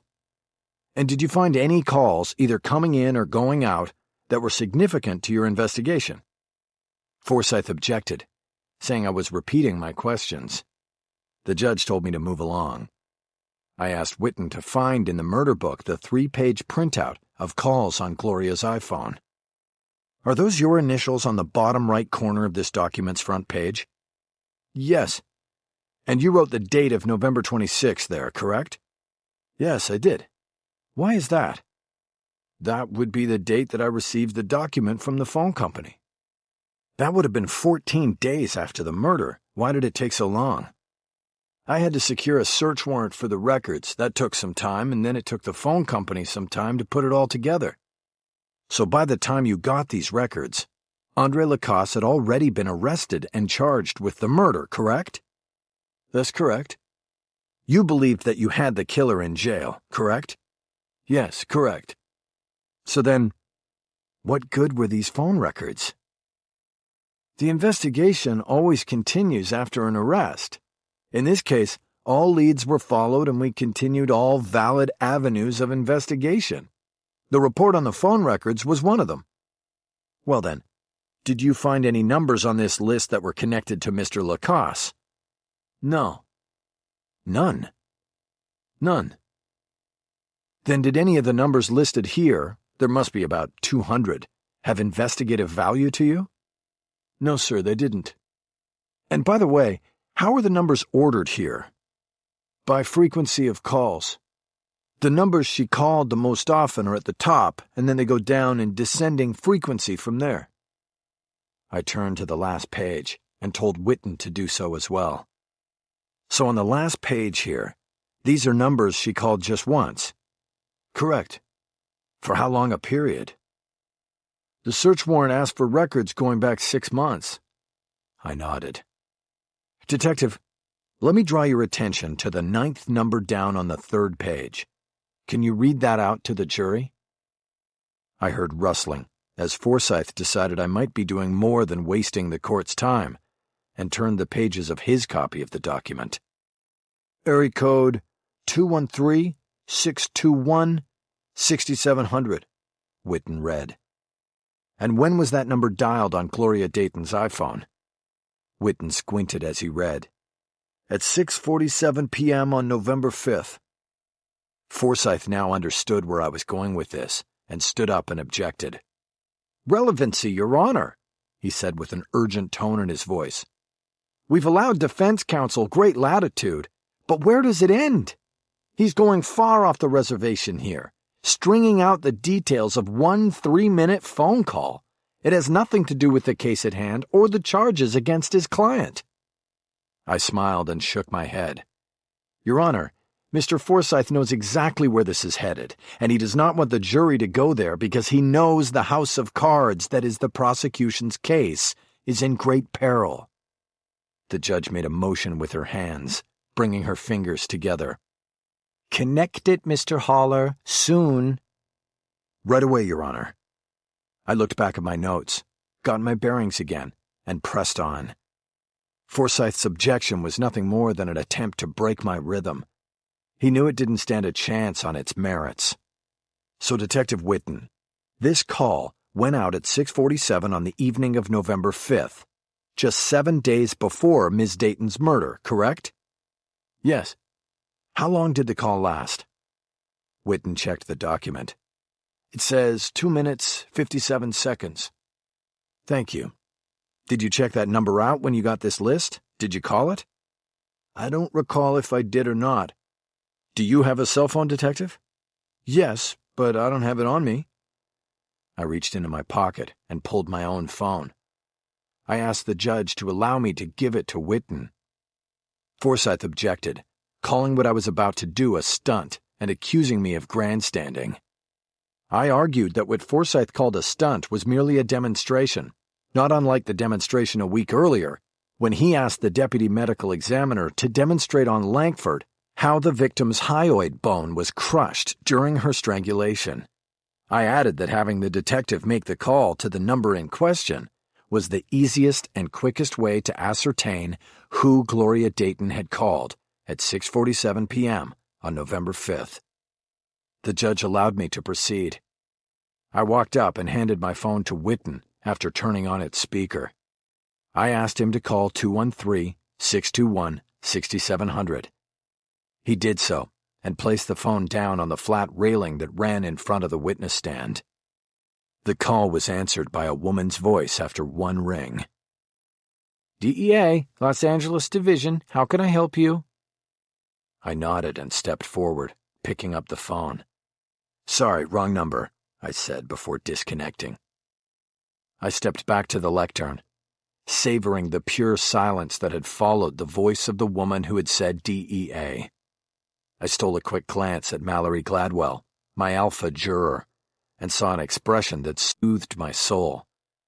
Her mouth was slightly opened in what I took to be an "oh my God" moment. I looked back at Whitten as I pulled a photograph I'd had ready from beneath my legal pad. I asked permission to approach the witness with the defense's first exhibit. The judge allowed it, and I gave Whitten the 8x10 shot that Fernando Valenzuela had taken of Gloria Dayton when he served her with the subpoena in the Moya case. "Detective, you have in your hand a photo that has been marked as Defense Exhibit 1. It is a photo of the victim in this case in the moment she was served with a subpoena in a civil matter styled as Moya versus Rollins. Can I draw your attention to the time and date stamp on the photograph, and will you read that out to the jury?" "It says 6:06 p.m., November 5th, 2012. "Thank you, Detective. And so, is it correct to conclude from that photo and the victim's phone records that exactly 41 minutes after Gloria Dayton was served with a subpoena in the Moya case, she called the DEA's Los Angeles Division on her personal cell phone?" Whitten hesitated as he looked for a way out of his predicament. "It is impossible for me to know if she made the call," he finally said. "She could have loaned her phone to someone else." I loved it when cops dissembled on the stand, when they tried not to give the obvious answer and made themselves look bad in the process. "So then it would be your opinion that 41 minutes after being served as a witness in a case involving an incarcerated drug dealer, someone other than Ms. Dayton used her phone to call the DEA?" "No, I'm not saying that. I don't have an opinion on it. I said that we don't know who was in possession of her phone at that moment. Therefore, I can't sit here and say with certainty that it was she who made the call." I shook my head in a feigned show of frustration. The truth was, I was elated by Witten's response. "Okay, Detective, then let's move on. Did you ever investigate this call, or Gloria Dayton's connection to the DEA?" "No, I did not." "Did you ever inquire as to whether she had been an informant for the DEA?" "No, I did not." I could tell Witten was about to blow his cool.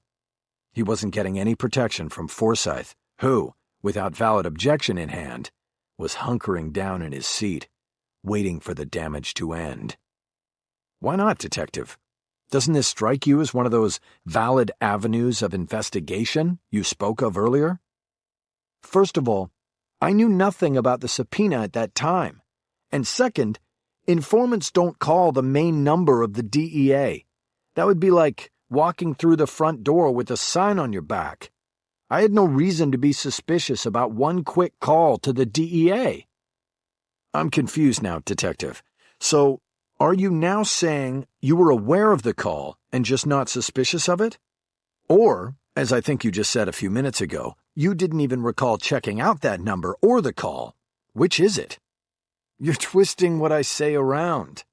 "I don't think so, but let me rephrase. Before testifying here today, did you or did you not know that a call from the victim's personal cell phone had been placed to the DEA 1 week before her death? Yes or no, Detective?" "No." "Okay. So then it is safe to say you missed it." "I wouldn't say that, but you can say whatever you want." I turned and looked back at the clock. It was 11:45. I wanted to take Witten in another direction, but I wanted to leave the jurors with Gloria's phone call to mull over at lunch. I knew if I suggested to the judge that we take the lunch break now, I would end up in lockup with my client for the next hour. I turned back to Witten, needing to string things out at least another 15 minutes. I looked down at my notes. "Mr. Haller," the judge prompted, "do you have any more questions for the witness?" Yes, Your Honor, quite a few, in fact." "Then I suggest you get on with them." "Yes, Your Honor," I said. Detective Witten, you just testified that you did not know that Gloria Dayton had been subpoenaed in a case involving Hector Moya. Do you recall when you found out?" "It was earlier this year," Witten answered. "It came to light through the exchange of discovery materials." "So in other words, you learned of the subpoena she received because the defense told you, correct?" "Yes." "What did you do with the information once the defense furnished you with it?" "I checked it out as I check out all leads that come in." "And what did you conclude after checking it out?" "That it had no bearing on the case. It was coincidental." "Coincidental. Do you still feel that it was coincidental, now that you know that Gloria Dayton's personal cell phone was used to call the DEA in Los Angeles less than an hour after she was served with the subpoena in a case that accused her of planting a gun on a DEA target?" Forsyth objected to the question on multiple grounds, and Lego had her pick. She sustained the objection and told me to rephrase the question if I wanted to get it in. I simplified and asked again. "Detective, if you knew back then, on the day of Gloria Dayton's murder, that a week earlier she had called the DEA, would you have been interested enough to find out why?" Forsyth was on his feet again before I finished the question, and jumped in right away with his objection. "Calls for speculation," he argued. "Sustained," Judge Lego said without giving me the opportunity to argue. But that was okay. I no longer needed Witten to answer. I liked how the question hung out there, like a cloud over the jury box. Sensing it was the right time to pause, the judge called for the lunch break. I moved over to the defense table and stood next to my client as the jury filed out of the box. I felt as though I had recovered from the Trina Tricks fiasco and was back on top. I glanced out to the gallery and saw only Moya's men in the public seats. Cisco had apparently not come back from escorting Trina Rafferty home, and Lorna was nowhere to be seen. No one had been watching. No one who mattered to me.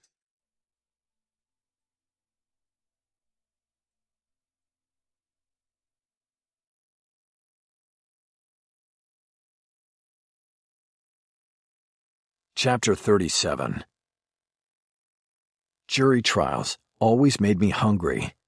Something about the energy expended, in constant wariness of the prosecution's moves while worrying about my own moves, steadily built a hunger in me that started soon after the judge took the bench and grew through the morning session.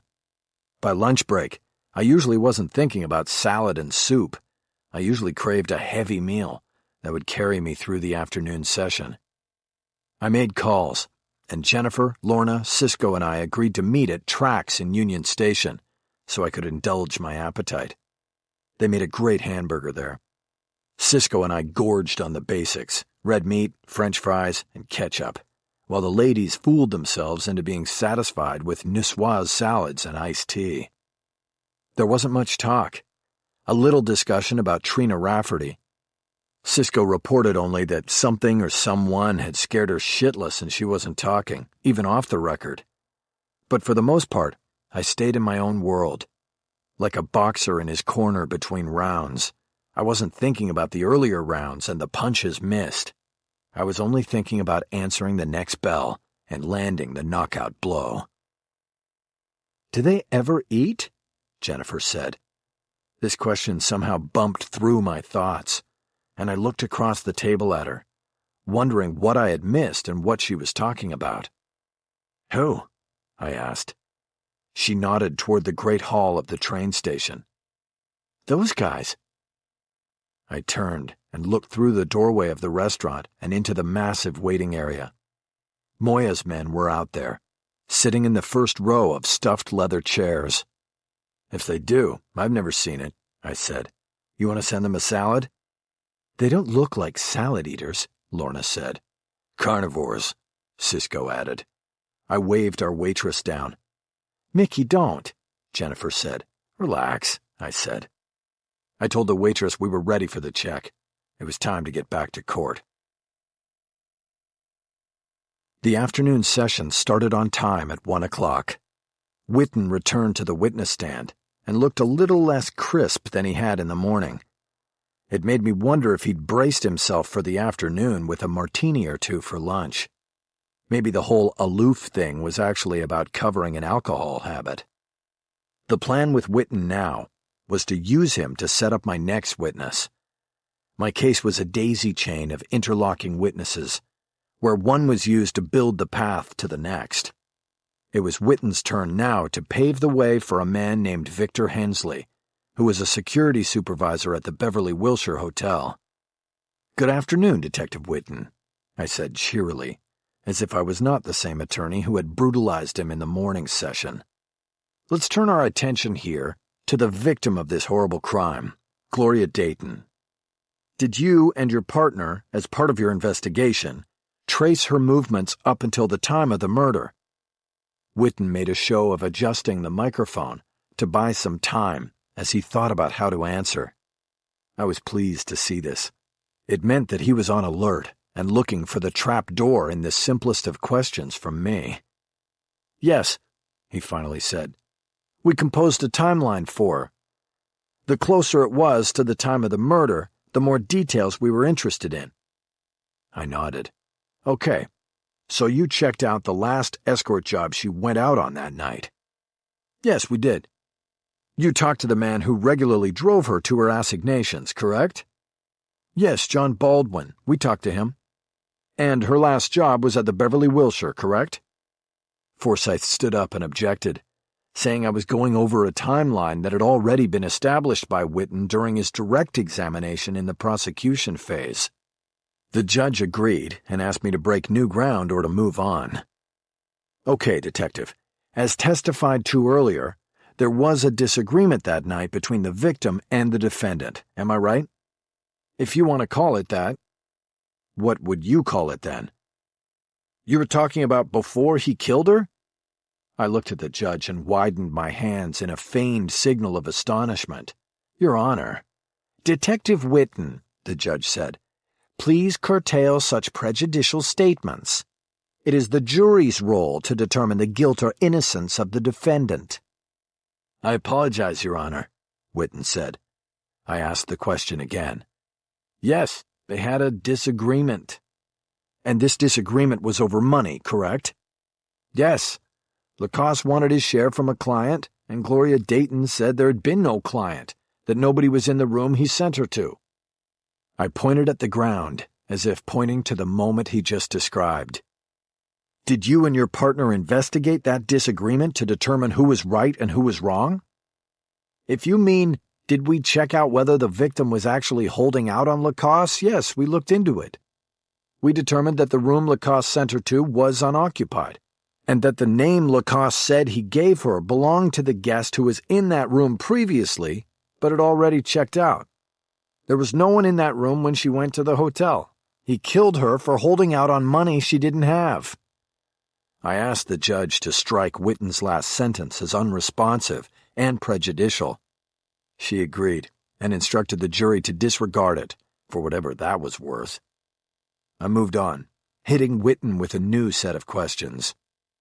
Did you check to see if the Beverly Wilshire had surveillance cameras on site, Detective Whitten? Yes, and they do. Did you review any of the video from the night in question? We went to the security office at the hotel and reviewed their video feeds, yes. And what did you glean from your review, Detective Whitten? They don't have video on the guest floors, but from what we did see of the lobby and elevators videos, we concluded that there was no one in the room she was sent to. She even checked at the front desk and they told her no. You can see it on the video. Why didn't the state present this video to the jury during the prosecution phase of this trial? Forsyth objected, saying the question was argumentative and irrelevant. Judge Lego agreed and sustained the objection. But again, the question was more important than the answer. I wanted the jurors to wish they had seen the video, whether it was germane to the murder or not. I moved on. Detective, how do you account for the discrepancy between Andre Lacoste setting up the date at the Beverly Wilshire and Gloria Dayton going there and finding the room unoccupied? I don't account for it. It doesn't bother you. Sure, it bothers me, but not every loose end gets tied up. Well, tell us what you think happened that could explain what seems to be some kind of mix-up on Andre Lacoste's part. Forsyth objected, saying the answer called for speculation. This time the judge overruled, saying she wanted to hear the detective's answer. I really don't have an answer, Whitten said. I checked my notes to see if I'd forgotten anything, and then glanced at the defense table to see if Jennifer had any reminders. It looked like I was clear. I thanked the witness and told the judge I had no further questions. Forsyth went to the lectern to see if he could bandage the wounds I had opened in the prosecution's case during the morning session. He would have been better off passing, because it came off, at least to me, as though he was more worried about semantics than content. He brought out that Whitten had been an undercover narcotics officer in an earlier part of his career. As such, he had several confidential sources that fed him tips. None of them, he testified, contacted him through the main number of the police station. That would have been highly unusual and dangerous. They all were given private numbers with which to make contact. That was all well and good, but it did not speak to Gloria Dayton's circumstances, and gave me an easy setup when it was my turn for redirect. I didn't even go to the lectern with my legal pad. Detective Whitten, how long ago did you work as an undercover narcotics officer? I did it for 2 years, 2000 and 2001. Okay, and do you still have the same cell phone number from those days? No, I'm in homicide now. You have a new number? Yes. Okay, so what if one of your informants from 2001 wanted to call you today because they had information you needed to have? Well, I would direct this person to current narcotics investigators. You're missing the point of the question. How would that old source of yours reach out to you, since the old established method of contact is no longer in existence?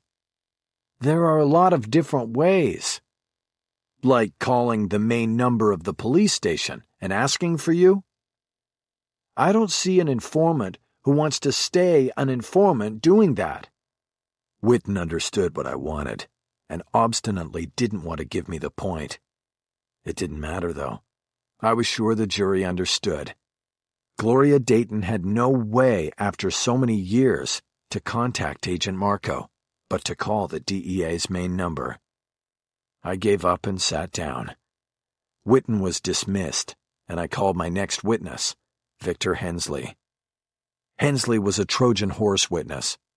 He was the 16th name on the original witness list that the defense turned in before the start of trial. In keeping with court protocol, each name on the witness list was followed by a brief description of who the person was and what his or her expected testimony would be. This was to help the opposing side decide how much focus and time to apply to vetting and preparing for the witness's testimony.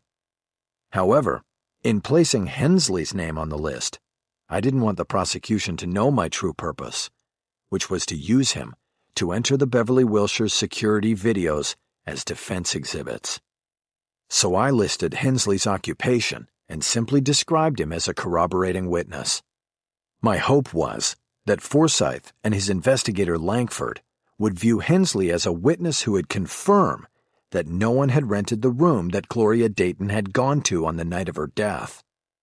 As it turned out, Hensley reported to Cisco during a check-in phone call that during the run-up to the trial, he had only one brief visit at the hotel from Langford and had never spoken to Forsyth at all. All of this boded well for me.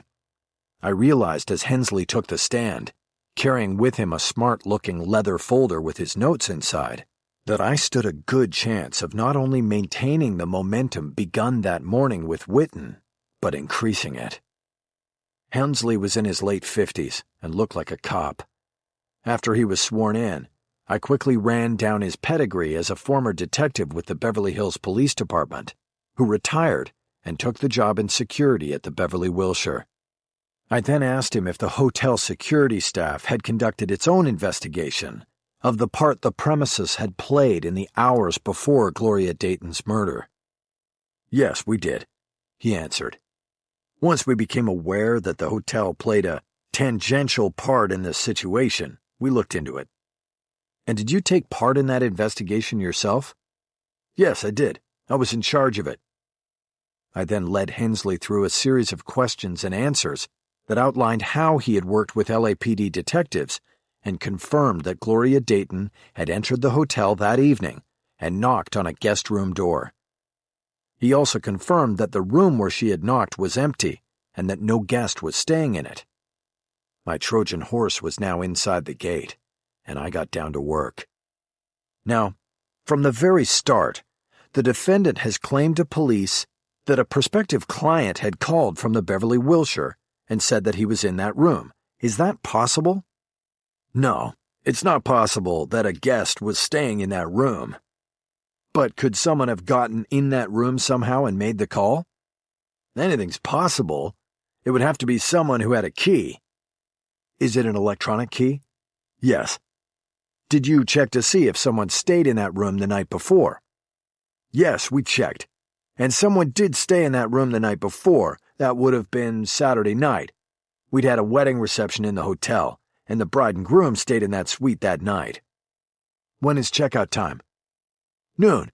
But they asked for late checkout because they had an evening flight to Hawaii. Since they were newlyweds, we gladly accommodated them.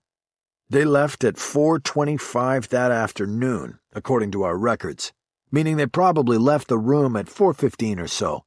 We covered this in our investigation. So the room was occupied until 4:15 or so, and then not rebooked for Sunday night.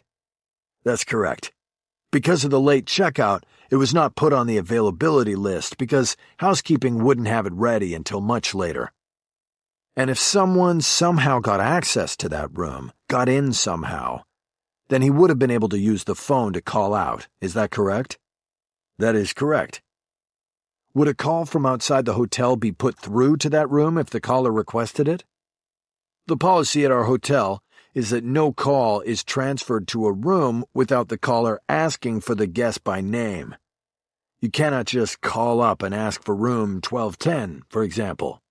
You have to know the name, and it has to be a registered guest. So the answer is no, the call would not have been put through. I nodded thoughtfully before continuing. What were the names of the newlyweds who had the suite the night before? Daniel and... He opened his yellow folder and checked his notes from the investigation. Laura Price. But they were checked out and on their way to Hawaii when all of these events were supposedly happening. Earlier in this trial, the prosecution introduced a video of the police interrogation of the defendant, Andre Lacoste. Are you familiar with it? No, I have not seen it. I got permission from the judge to re-show a portion of the interrogation on the overhead screen. In the segment, Andre Lacoste told Detective Whitten that he received a blocked call from someone named Daniel Price at about 4:30 the afternoon before the murder. As a security measure, he then asked for a callback number, and the caller provided the phone number and a room number at the Beverly Wilshire. Lacoste said he called the hotel back, asked for Daniel Price's room, and was put through. They made arrangements for escort service at 8 p.m., with Giselle Dallinger being the provider. I turned the video off and looked at Hensley.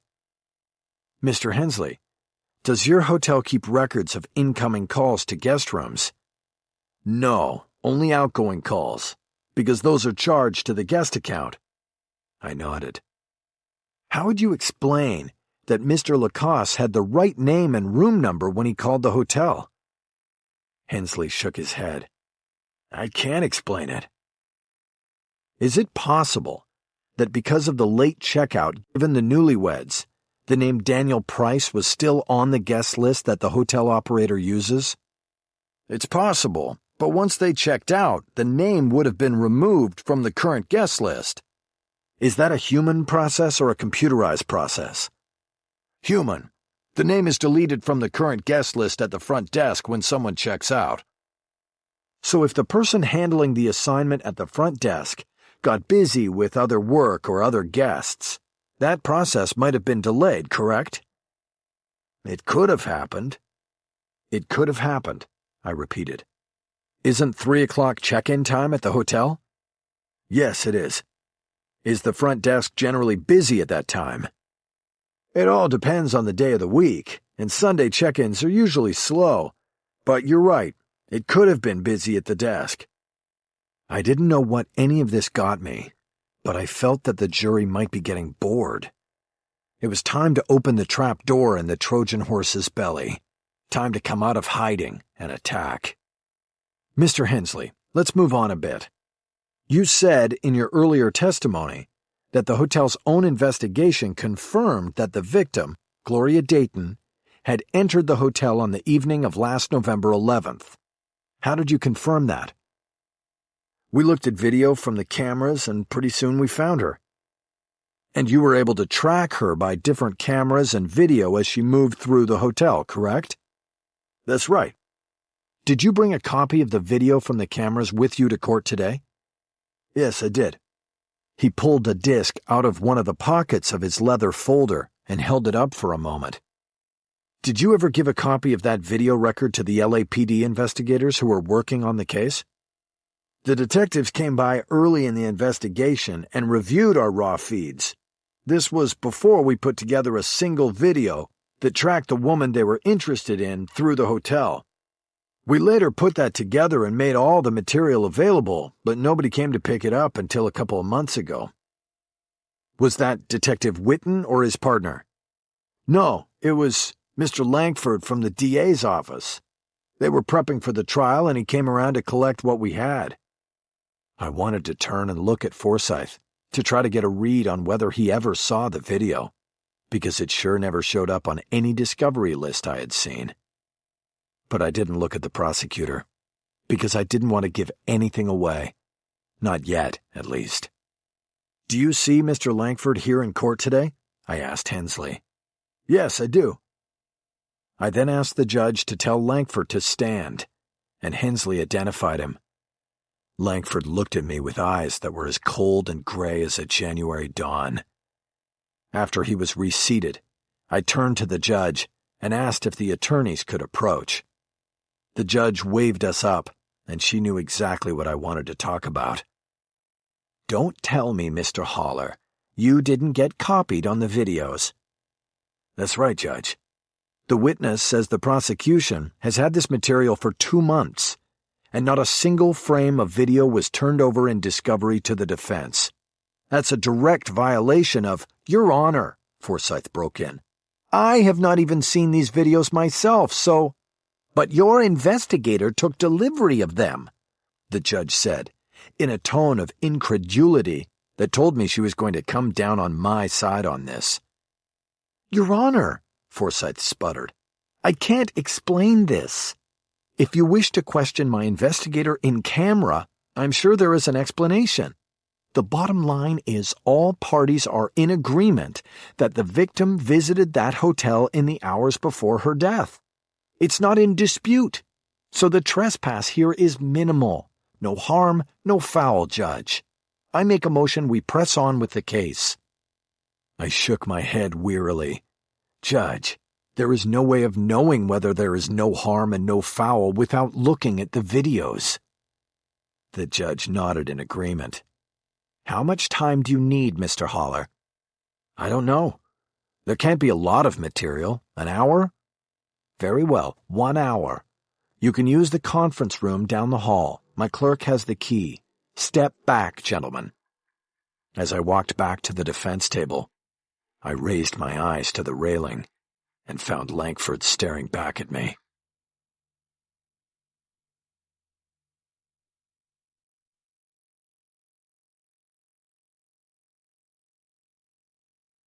Chapter 38. I borrowed Lorna's iPad back from her after the judge broke for the hour. Since I had already studied the Beverly Wilshire videos at length, my purpose in complaining about the prosecution's discovery violation was actually an effort to conceal my own violation in not providing the same videos to Forsyth. Either way, I didn't need an hour to study them again. Instead, I used the time to watch the surveillance video from the Stratton Sturgis house once more, and to strategize its best use in bringing down Marco and Langford on the way to a not guilty verdict for Andre Lacasse. The video was indeed the depth charge I had hoped for. It was waiting below the surface for the prosecution to sail over. When I detonated the charge, Forsyth's ship would sink. My case plan was to take things right up to the bell on Friday and rest my case just before the jury was discharged for the weekend. That would give them 2 full days to consider things before we moved on to closing arguments. This meant I was most likely looking at Friday morning as the introduction point of the Sturgis video. I had plenty of witnesses to present between now and then. At 3:25, there was a single knock on the door, and Lego's courtroom deputy looked in. It said Hernandez on his name tag. "You're up," he said. When I got back to the defense table, the video remote and laser pointer were waiting for me at my place. And my defendant was too. I realized that Andre's downward spiral can now be measured by the hours instead of days. He had actually deteriorated in the hour I had spent in the conference room and he had spent in the courthouse lockup. I squeezed his arm. It felt as thin as a broomstick under his sleeve. "We're doing well, Andre. Hang in there." "Have you decided if I get to testify?" This was an ongoing conversation we'd been having during the trial. He wanted to testify and tell the world he was innocent. He believed, not without some merit, that guilty men remain mute and the innocent speak out. They testify. The problem was that, while Andre wasn't a murderer, he was a man engaged in a criminal enterprise. Additionally, his deteriorated physical condition would likely not garner sympathy from the jury. I didn't want him to testify, and didn't think he needed to. I had come to believe, contrary to my earlier instincts, that our best shot at a not guilty verdict was to keep him in his seat. "Not yet," I said. "I'm hoping that it will be so obvious that you're innocent that it won't matter." He nodded, disappointed in my answer.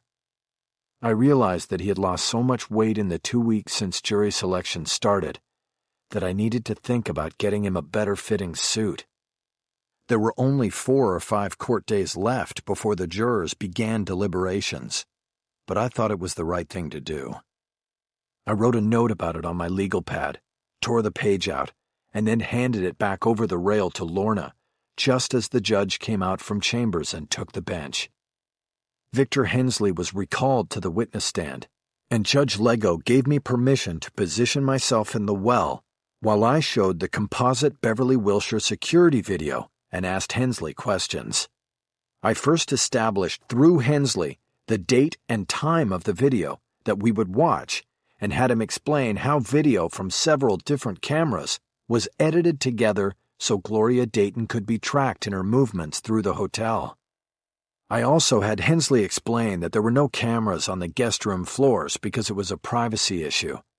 The hotel management apparently thought it was bad for business to film who entered what rooms and when. I handed Hensley the laser pointer so he could keep the red dot on Gloria as she made her way, and he narrated. I realized that the video gave the jurors their first glimpse of Gloria in motion. During the prosecution phase, they had seen autopsy photos, mugshots, and screenshots from her Giselle Dallinger websites. But the video was Gloria as a living person, and when I glanced at the jury, I saw that they were fully engaged in watching her. That was what I wanted, because my next set of questions to Hensley would take them in a new direction. I retrieved the remote and the laser and stood back in the well. I started playing the video trail from the beginning, and then froze the image when Gloria was passing through the lobby and in front of the man in the hat. "Now, Mr. Hensley, can you look at the screen and tell the jury if you have any members of your staff there in the lobby?" Hensley said the man standing at the elevator alcove was part of the security staff. "Anyone else that you can see?" "No, I don't believe so." "What about this man here?" I put the laser dot on the man in the hat, who is sitting on the divan and looking at his phone. "Well," Hensley said, "we can't see his face in this frame. If you play it until we see his face." I hit the play button, and the video advanced. I had drawn eyes toward the man in the hat, but he never changed the position of his head, and his face was not seen. The video jumped when Gloria went into the alcove and then stepped onto an elevator.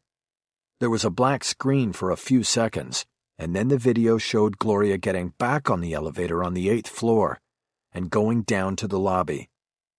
When the video jumped again to her exit walk through the lobby, I hit the slow button on the remote and put the laser dot on the man in the hat once again to orient the jurors. I said nothing while all eyes were on the screen. I held the red dot on the man in the hat as he got up and left behind Gloria. I then froze the image a moment before he left the screen. "Does that man work for the hotel?" I asked. "I could never see the face, but no, I don't think so," Hensley said. "If you could not see his face, how do you know he isn't an employee?" "Because he would have to be a floater, and we don't have floaters." "Can you explain to the jury what you mean by that?" "Our security is post-oriented. We have people at posts, like the man at the elevator alcove. We are posted and we are visible, name tags, green blazers. We don't have undercovers. We don't have floaters, guys who float around and do whatever they want." I started to pace in front of the jury box, first walking toward the witness stand and then turning back to cross the well. With my back turned to Hensley and my eyes on Langford sitting against the rail, I asked my next question. "What about private security, Mr. Hensley? Could that man have been working security for someone staying in the hotel?" "He could have, but usually private security people check in with us to let us know they're there. I see. Then, what do you think that man was doing there? Forsyth objected, saying I was calling for speculation from the witness. Your Honor, I responded, Mr. Hensley spent 20 years as a police officer and detective before spending the past 10 in security for this hotel. He's been in that lobby countless times and dealt with countless situations there. I think he is more than qualified to render an observation on what he sees on the video. Overruled, Lego said. I nodded to Hensley to answer the question. I would bet that he was following her, he said. I paused, wanting to underline the answer with silence. What makes you say that, Mr. Hensley? Well, it looks like he was waiting for her before she even got there. And then, when she comes back down, he follows her out. You can tell when she makes the sudden turn to go to the front desk. That catches him off guard and he has to correct. Then he follows when she leaves. Let's watch it again. I ran the whole video again in real time, keeping the laser dot on the hat. What other observations do you have about the video, Mr. Hensley? I asked afterward. Well, for one, he knew about our cameras, Hensley said. We never see his face because of the hat, and he knew just where to sit and how to wear it so he would never be seen. He's a real mystery man. I tried hard not to smile. Hensley was the perfect witness, honest and obvious. But calling the man in the hat a mystery man was beyond my expectations. It was perfect. Let's summarize, Mr. Hensley. What you've told us here today is that Gloria Dayton came into the hotel on the evening of November 11th and went up to the 8th floor, where she presumably knocked on the door of a room where no one was staying. Is that correct? Yes, correct. And that when she went back down the elevator and left the hotel, she was followed by a mystery man who is not an employee of the hotel, correct? Again, correct. And just over 2 hours later, she was dead. Forsyth weakly objected, on the grounds I was asking a question that was outside the scope of Hensley's knowledge and expertise. Lego sustained the objection, but it didn't matter. Then I have no further questions, I said.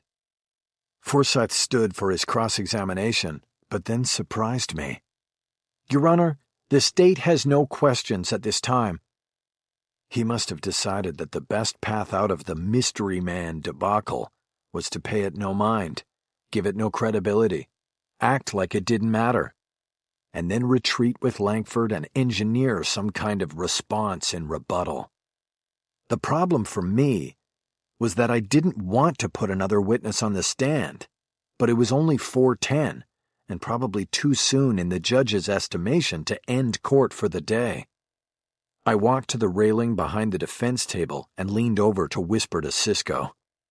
Tell me something, I said. Tell you what? He answered. Act like you're telling me about our next witness and shake your head.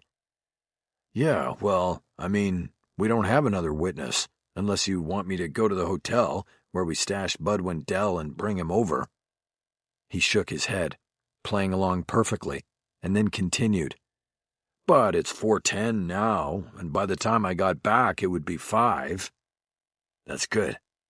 I nodded and returned to the defense table. Mr. Haller, you can call your next witness, the judge said. Judge, I don't exactly have my next witness ready. I thought Mr. Forsyth would have at least a few questions for Mr. Hensley, and that would take us through until 4:30 or 5. The judge frowned. I don't like quitting early. I told you that at the start of the trial. I said have your witnesses ready.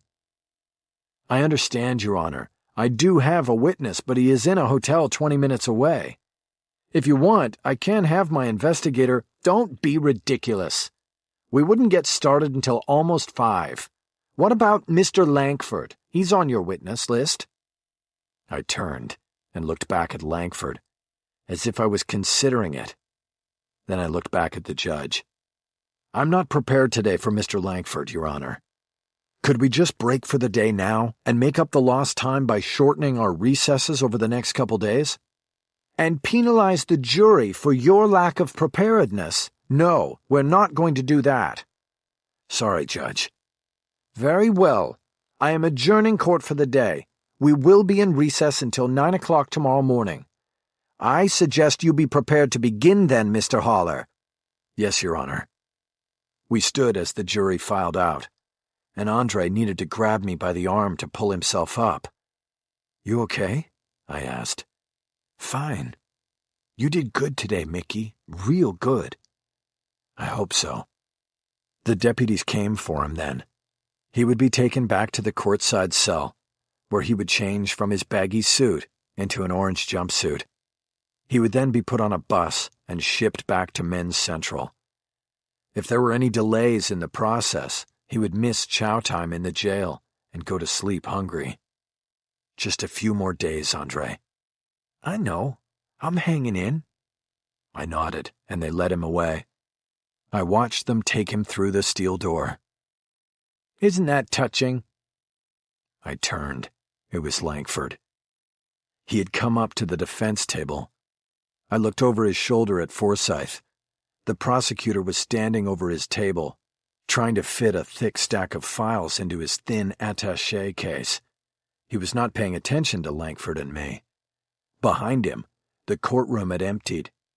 Lorna had gone down to get the car. One of Moya's men had followed her, while the other had moved out into the hallway to wait for me. Cisco and Jennifer had already left the courtroom. It is touching, Langford, I said. You know why? Because that's an innocent man there, and you don't see too many of those around here.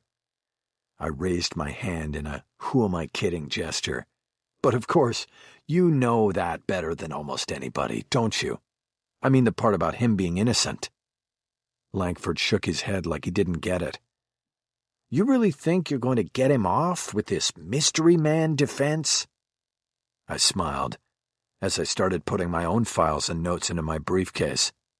We're actually calling it the cat-in-the-hat defense, and believe me, it's a lock. He said nothing in response, and I paused my efforts to look at him. 1 Echo Robert 5676. What's that? Your mother's phone number? No, Langford, it's your license plate number. I saw a split-second change in his eyes. It was recognition, or maybe fear. I kept going, improvising, but following some instinctual path to an unknown destination. It's a city of cameras. You should have lost the plate before you started following her. That next witness the judge wanted to hear today, he's bringing video from outside the hotel, and he's going to identify you as the cat in the hat. The look in Langford's eyes wasn't fleeting anymore. It was the vicious look of a cornered animal. And then you're going to have to explain to the jury why you were following Gloria Dayton before she was murdered, and before you were on the case.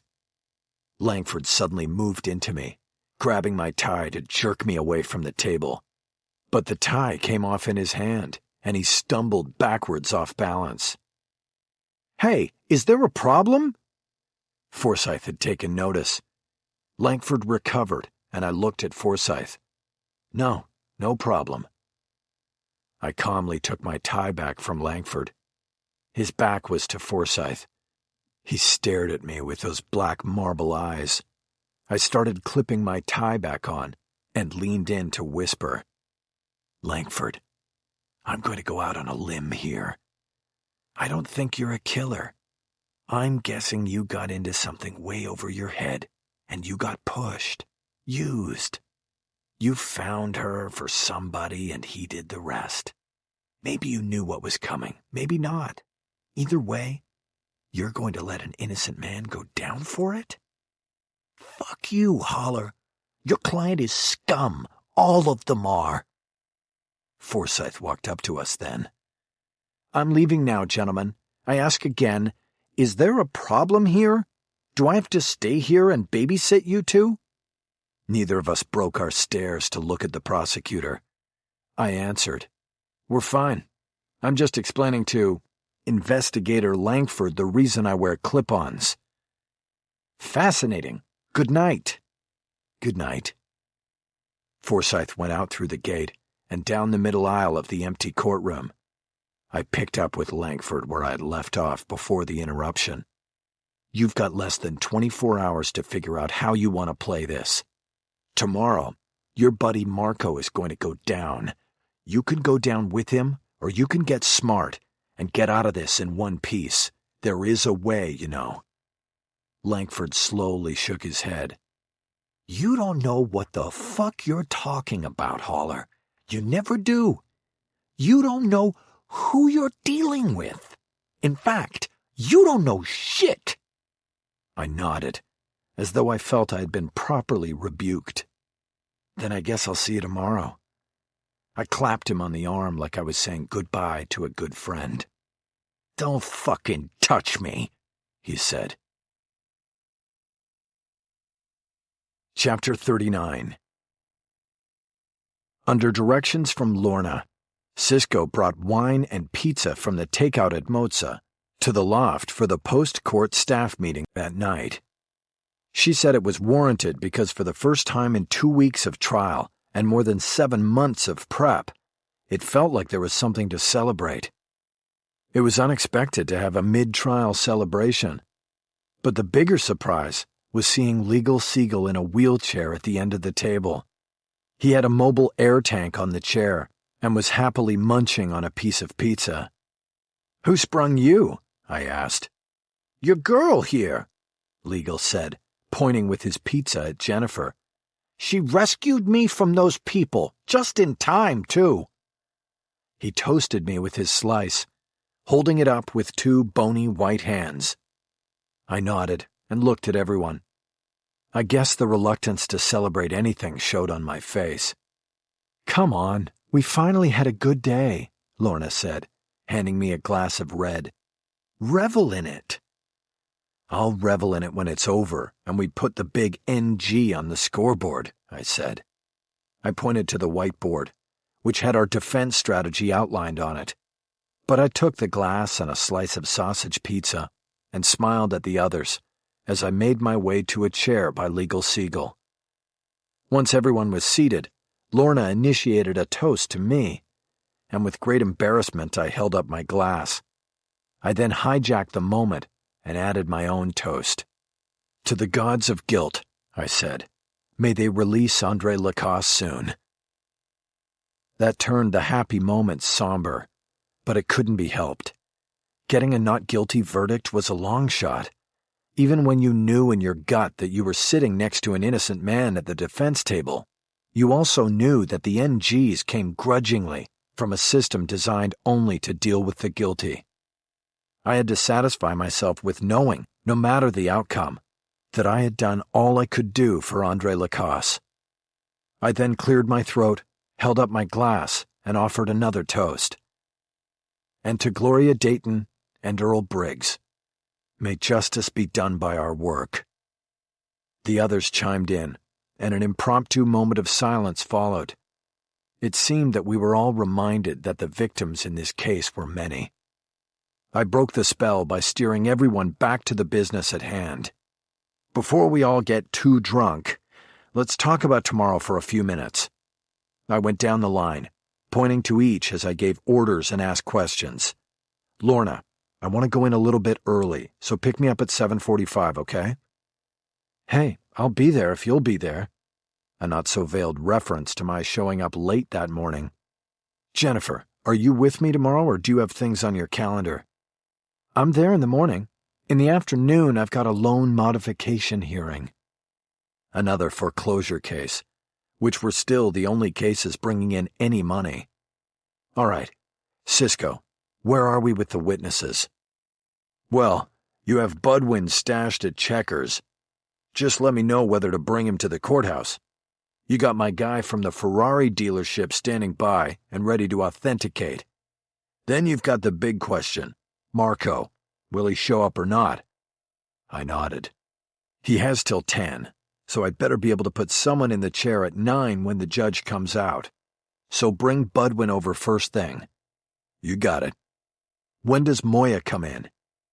They won't divulge an exact time for security reasons, but they are transporting him from Victorville tomorrow. I don't think you can count on him in court till Thursday. That'll work. I nodded. Things seemed to be in place. I would have rather held back Bud Wendell, the gun dealer, until after I knew whether Marco was going to testify, but I had no choice. A trial was always a work in progress, and it almost never rolled out the way you initially planned or envisioned it. "What about going with Langford ahead of Marco?" Jennifer asked, eyeing the witness order I had written along one side of the whiteboard. "Would that work?" "I have to think about it," I said. "It might." "There are no maybes and might-bes in trial," Legal Siegel announced. "You gotta be sure." I put my arm on his shoulder and nodded my thanks for his counsel. He's right. Legal's always right. Everyone laughed, including Legal. The work questions finished for the moment. We went back to eating. I took a second piece of pizza, and soon the wine worked its way into everybody in the room, and the banter and laughs continued. All seemed well in the Holler and Associates universe. No one seemed to notice that I was not actually drinking my wine. Then my phone started vibrating. I pulled it from my pocket, checking the caller ID before answering, because I didn't want to intrude on the moment. LA County Jail. Normally, I wouldn't take a call after hours from the jail. Most of the time it's a collect call from somebody who got my name and number from somebody else. 9 out of 10 times it's somebody who says he has money for private counsel, but ultimately proves to be lying about that and everything else.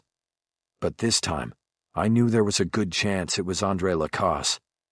He had taken to calling me from the jail after court to discuss what had happened that day and what to expect the next. I stood up and worked my way around the table so I could walk out into the loft and be able to hear the call. "Hello. I'm looking for Michael Holler." It wasn't Andre, and it wasn't a collect call. I instinctively closed the door to the boardroom to further insulate myself from the noise. "This is Holler. Who's this?" "This is Sergeant Rowley at the Men's Central Jail. I'm calling to tell you that there's been an incident involving your client Andre Lacasse." He had pronounced Lacasse wrong. "What do you mean? What incident?" I started pacing across the empty wooden floor, putting more space between me and the boardroom. "The inmate was assaulted early this evening in the transportation center at the Criminal Courts building. Another inmate is being investigated." "Assaulted? What does that mean? How bad is it?" "He was stabbed multiple times, sir." I closed my eyes. "Is he dead? Is Andre dead?" "No, sir. He was transported in critical condition to the jail ward at County USC Medical Center. No other details on his condition are available at this time." I opened my eyes, turned, and unconsciously raised my left hand in an impotent gesture. A sharp pain shot through my elbow, reminding me of my injury, and I dropped my arm to my side. How could this happen? What exactly is the transportation center at CCB? The TC is the staging area in the courthouse basement where custodies are loaded on buses for transport back to our different holding facilities.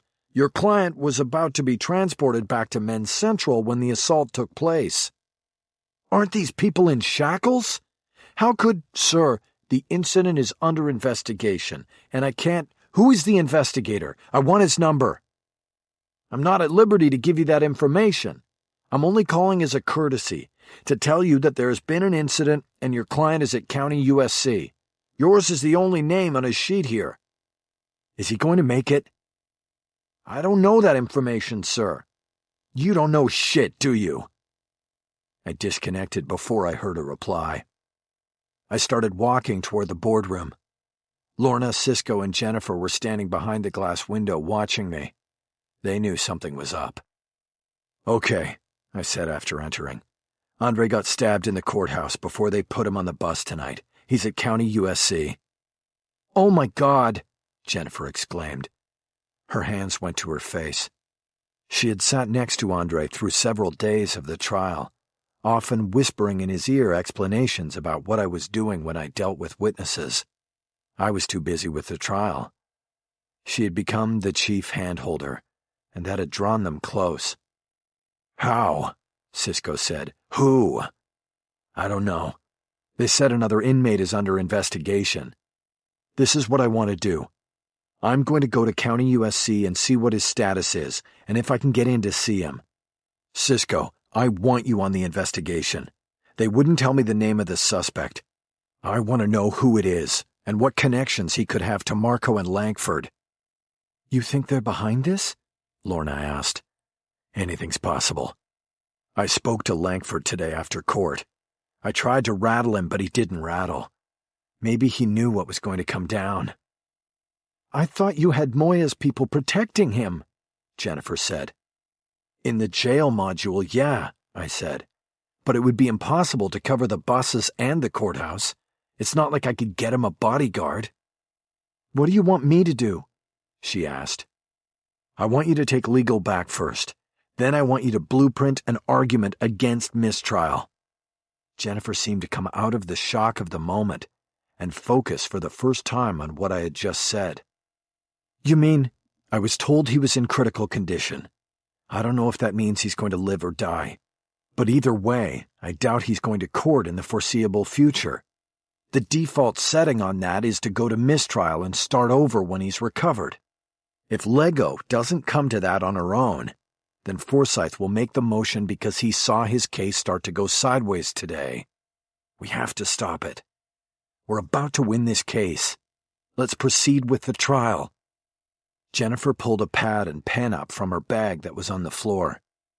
"So we want to continue the trial with Andre in absentia? I'm not sure that will fly." "They proceed with cases when defendants escape during trial. Why not here? There's got to be a precedent. If not, we need to make one." Jennifer shook her head. "In those escape cases, the defendants forfeit the right to be present by their own actions in escaping. This is different." Not interested in the legal discussion, Cisco stepped out into the loft space so he could start working his phone. "No, it's different but the same," I said. "It's just going to come down to the judge and judicial discretion." "Judicial discretion is a big fucking tent," Legal said. I nodded and pointed at him. "He's right, and we have to find space in that tent." "Well, I would say that at the very least, we are going to need a waiver from Andre," Jennifer said. "The judge won't even consider it if Andre hasn't signed off. And we don't know if he's in a condition to sign or understand any of this." "Pull out your computer and let's write up the waiver right now." There was a printer on the counter beneath our whiteboard. We had set things up for printing in the loft after my car was wrecked, and the printer I had was destroyed. "You're sure he'll be able to knowingly sign?" Jennifer asked. "Don't worry," I said. "You write it up. I'll get it signed."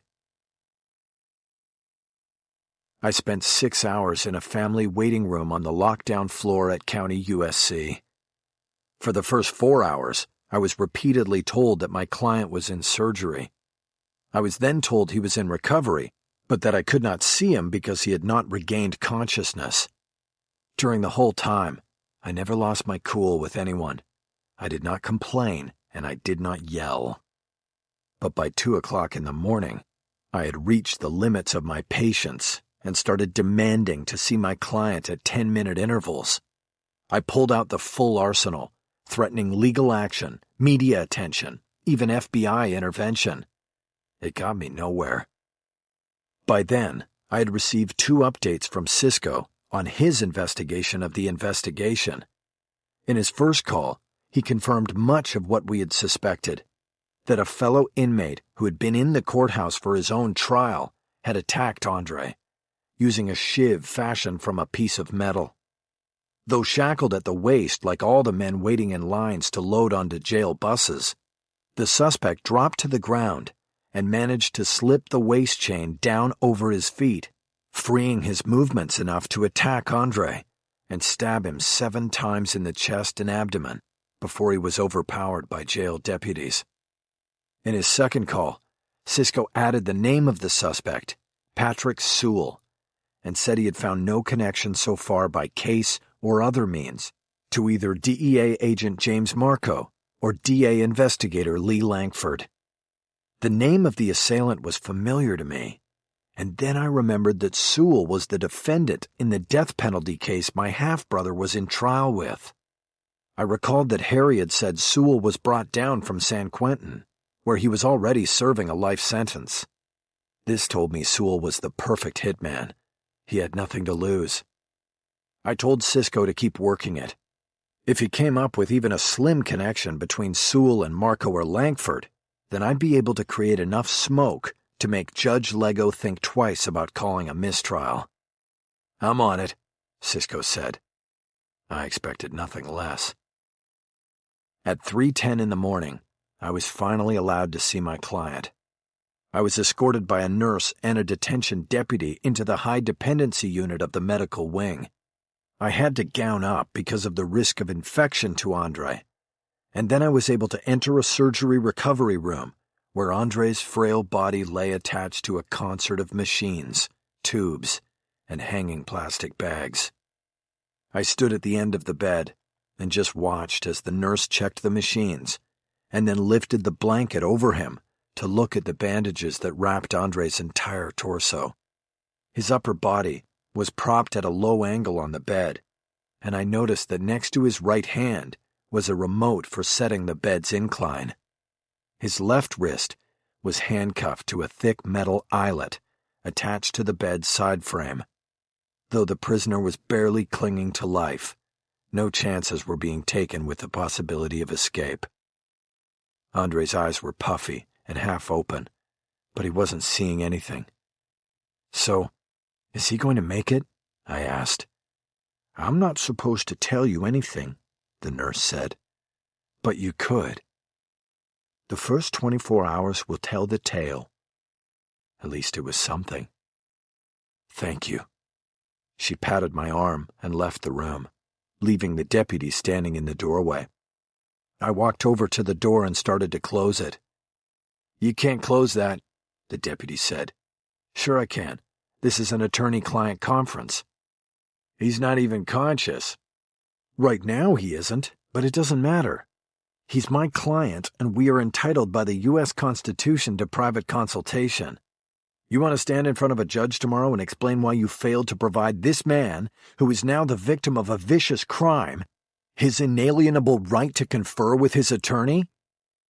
In the sheriff's department, all academy graduates are transferred directly into the detention division for their first 2 years on the job. The deputy in front of me looked like he was 24 at the most, and maybe even still on probation. I knew he would back down, and he did. "All right," he said. "You have 10 minutes. After that, you're out of here. Doctor's orders." "Fine." "I'll be standing right out here." "Good. I feel safer already." I closed the door. Chapter 40. Judge Lego brought the attorneys into chambers first thing the next morning. Lankford was invited in with Forsyth, so he could brief the judge on what was known in regard to the stabbing of Andre Lacasse. Lankford, of course, couched it in terms of the kind of random violence that happens often between incarcerated men. "Most likely, it will be determined to be a hate crime," he said. "Mr. Lacasse is a homosexual. The suspect is already convicted of one murder and is on trial for another." The judge nodded thoughtfully. I could not counter Lankford's insinuations, because so far Cisco had not come up with any link between Patrick Sewell, Lacasse's suspected assailant, and Marco and Lankford. My response was weak at best. "There's still a long way to go in the investigation," I said. "I would not jump to any conclusions yet." "I'm sure they won't," Lankford said. He didn't have the judgmental smirk that was customary on his face. I read that as an early indication of something changing in Lankford. Maybe it was the weight of knowing he wasn't in the clear. If the attack on Lacasse was, as I believed, an attempt to end the case by eliminating the defendant, then it had failed. The question now was how badly it had failed. "Your Honor," Forsyth said, "in light of these events and the recovery time the victim will certainly need, the state moves for a mistrial. I really don't see any alternative. We will not be able to guarantee the integrity of the trial or the jury if the case is continued until the defendant reaches a condition in which he can come back to court. If he ever reaches that condition." The judge nodded and looked at me. "Does that make sense to you, Mr. Haller?" "No, Your Honor, not at all. But I would like my colleague Ms. Aronson to respond to Mr. Forsyth. She is better prepared than me. I spent the night at the hospital with my client." The judge nodded to Jennifer, and she responded with a beautiful and unrehearsed argument against mistrial. With every sentence, I grew prouder of the fact that I had picked her for my team. Without a doubt, she would someday leave me in the dust. But for now, she was working for me and with me, and I could not have done better. Her argument had 3 concise points. The first being that to declare a mistrial would be prejudicial to the defendant. She cited the cost of mounting the defense and the continuation of Andre Lacosse's incarceration, the physical toll it would take, and the simple fact that with the prosecution team having seen most of the defense's case, it would be allowed with a mistrial to retool and be better prepared for the next trial. "Your Honor, that is not fair in any perception," she said. "It is prejudicial." In my opinion, the argument was good enough on its own to win the day, but Jennifer hammered it down with her next 2 points. She cited the cost to taxpayers that a new trial would certainly entail, and she concluded that the administration of justice was best served in this case by allowing the trial to continue. These last 2 points were particularly genius because they hit the judge where she lived. A judgeship was an elected office, and no jurist wants to be called out by an opponent or a newspaper for wasting taxpayer dollars. And the administration of justice was a reference to the discretion the judge had in making this decision.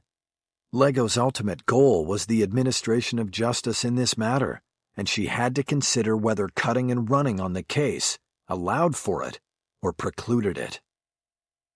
"Miss Aronson," the judge said after Jennifer submitted, "your argument is cogent and persuasive, but your client is in a hospital bed in a critical care unit. Surely you're not suggesting that we bring the jury to him? I think the court is faced with a dilemma here with only one solution." This was the only part that was rehearsed. The best way to get what we wanted was to lead the judge to it, not come out of the gate with it. "No, Judge," Jennifer said.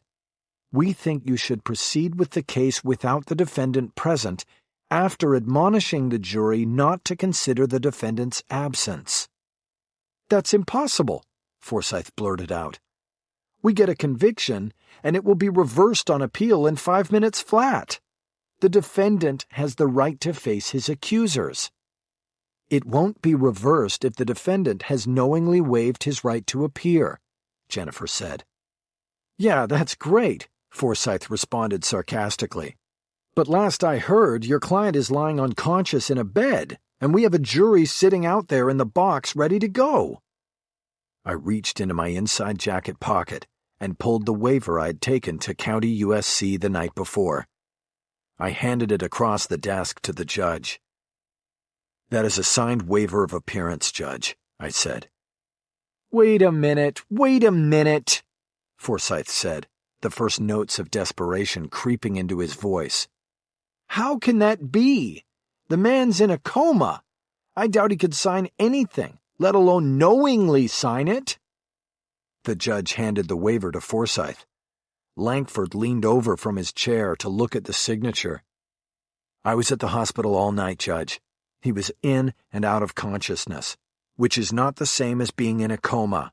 Mr. Forsyth is throwing around medical terms he doesn't know the meaning of. That aside, during my client's periods of consciousness, he expressed to me the strong desire to continue the trial in his absence. He doesn't want to wait. He doesn't want to have to go through this again." Forsythe shook his head. "Look, Judge, I don't want to accuse anyone of anything, but this is impossible. There's just no way that this—" "Your Honor," I said evenly, as though it didn't bother me that Forsythe was calling me a liar. "If it will help with your decision, I have this." I pulled my cell phone and opened up the photo app. I went to the camera roll and expanded the shot I had taken in my client's hospital room. It showed Andre in his bed, propped at a 45-degree angle, a bed table positioned across his midsection. His right hand was on the table, holding a pen and signing the waiver. The shot was angled down from Andre's right side. The angle and the swelling around his eyes made it impossible to tell if his eyes were open or closed. I handed the phone to the judge. I had a feeling Mr. Forsythe would object, so I took this quick shot, something I learned from my process server. There was also a deputy on the room named Evanston. If necessary, we can wake him up and bring him to court to attest to the signature. The judge pointedly handed the phone back to me instead of letting Forsythe look. "The photo isn't necessary, Mr. Haller. You're an officer of the court, and I take you at your word." "Your Honor?" Forsythe said. "Yes, Mr. Forsythe? I would like to request a brief delay to allow time for the state to consider and formulate a response to the defense." "Mr. Forsythe, this is your motion, and on top of that, you were the one just moments ago reminding the court that there was a jury waiting to proceed." "Then, Your Honor, the state requests that the court conduct a thorough examination of the defendant and assure that the waiver Mr. Haller purportedly has was indeed voluntarily and knowingly signed by the defendant." I had to head this off before one of Forsythe's desperate attempts to stop the trial took hold. "Your Honor, Mr. Forsythe is a desperate man. He obviously will say anything to stop this trial. You have to ask yourself why, and I think the answer is that he knows he is going down. We are proving that Mr. Lacoste is innocent in there, and the jury, the gallery, everyone knows it, including Mr. Forsythe. And so he wants to stop it. He wants a court-sanctioned do-over. Judge, are you really going to allow this? My client is an innocent man, and he has been jailed and abused and deprived of everything, including possibly his very life. The administration of justice demands that this trial continue. Right now. Today." Forsythe was about to bark back, but the judge held up her hand to stop him. She was set to make the call, but was interrupted by a buzzing from the phone on her desk. "That's my clerk," meaning that she had to take the call. I winced. I felt that I had her, and that she was about to deny the motion for mistrial. She picked up the phone and listened to something briefly, then hung up. "James Marco is in the courtroom with an attorney from the DEA," she said.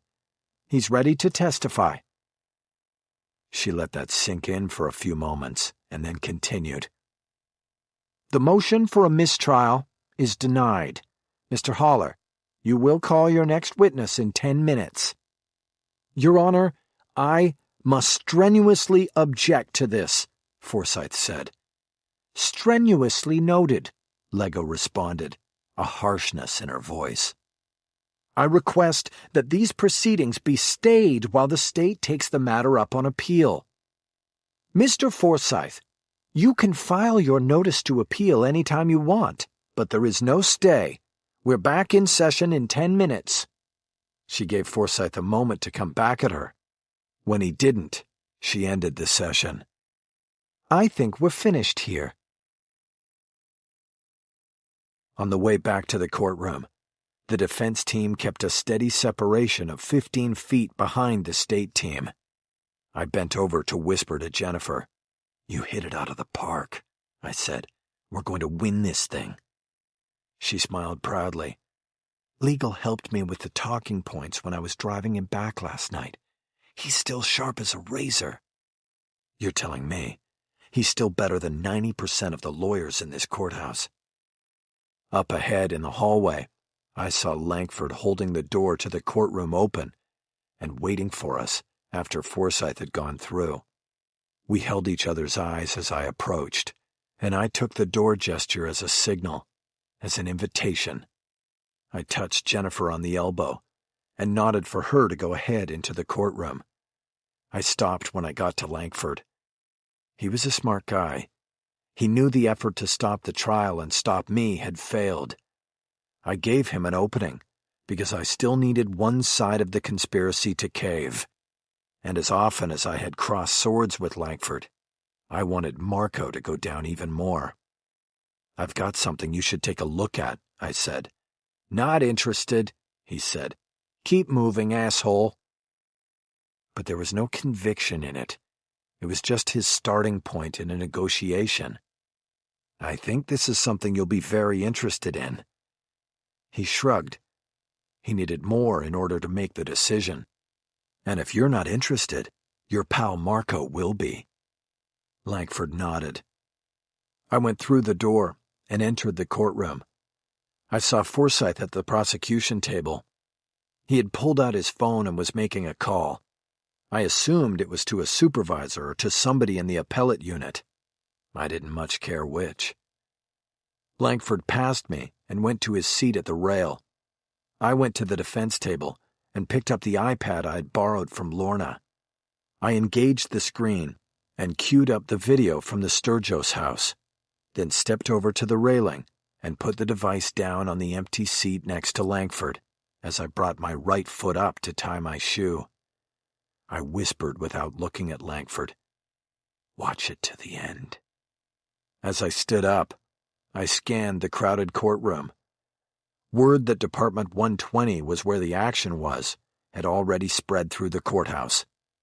In addition to Moya's men, who were in their usual spot, there were at least 6 members of the media in the first 2 rows, a variety of suited men I identified as fellow lawyers, and the highest concentration I'd seen in a long time of professional trial watchers, the retired, unemployed, and lonely, who wander courthouses every day in search of human drama, pathos, and anguish.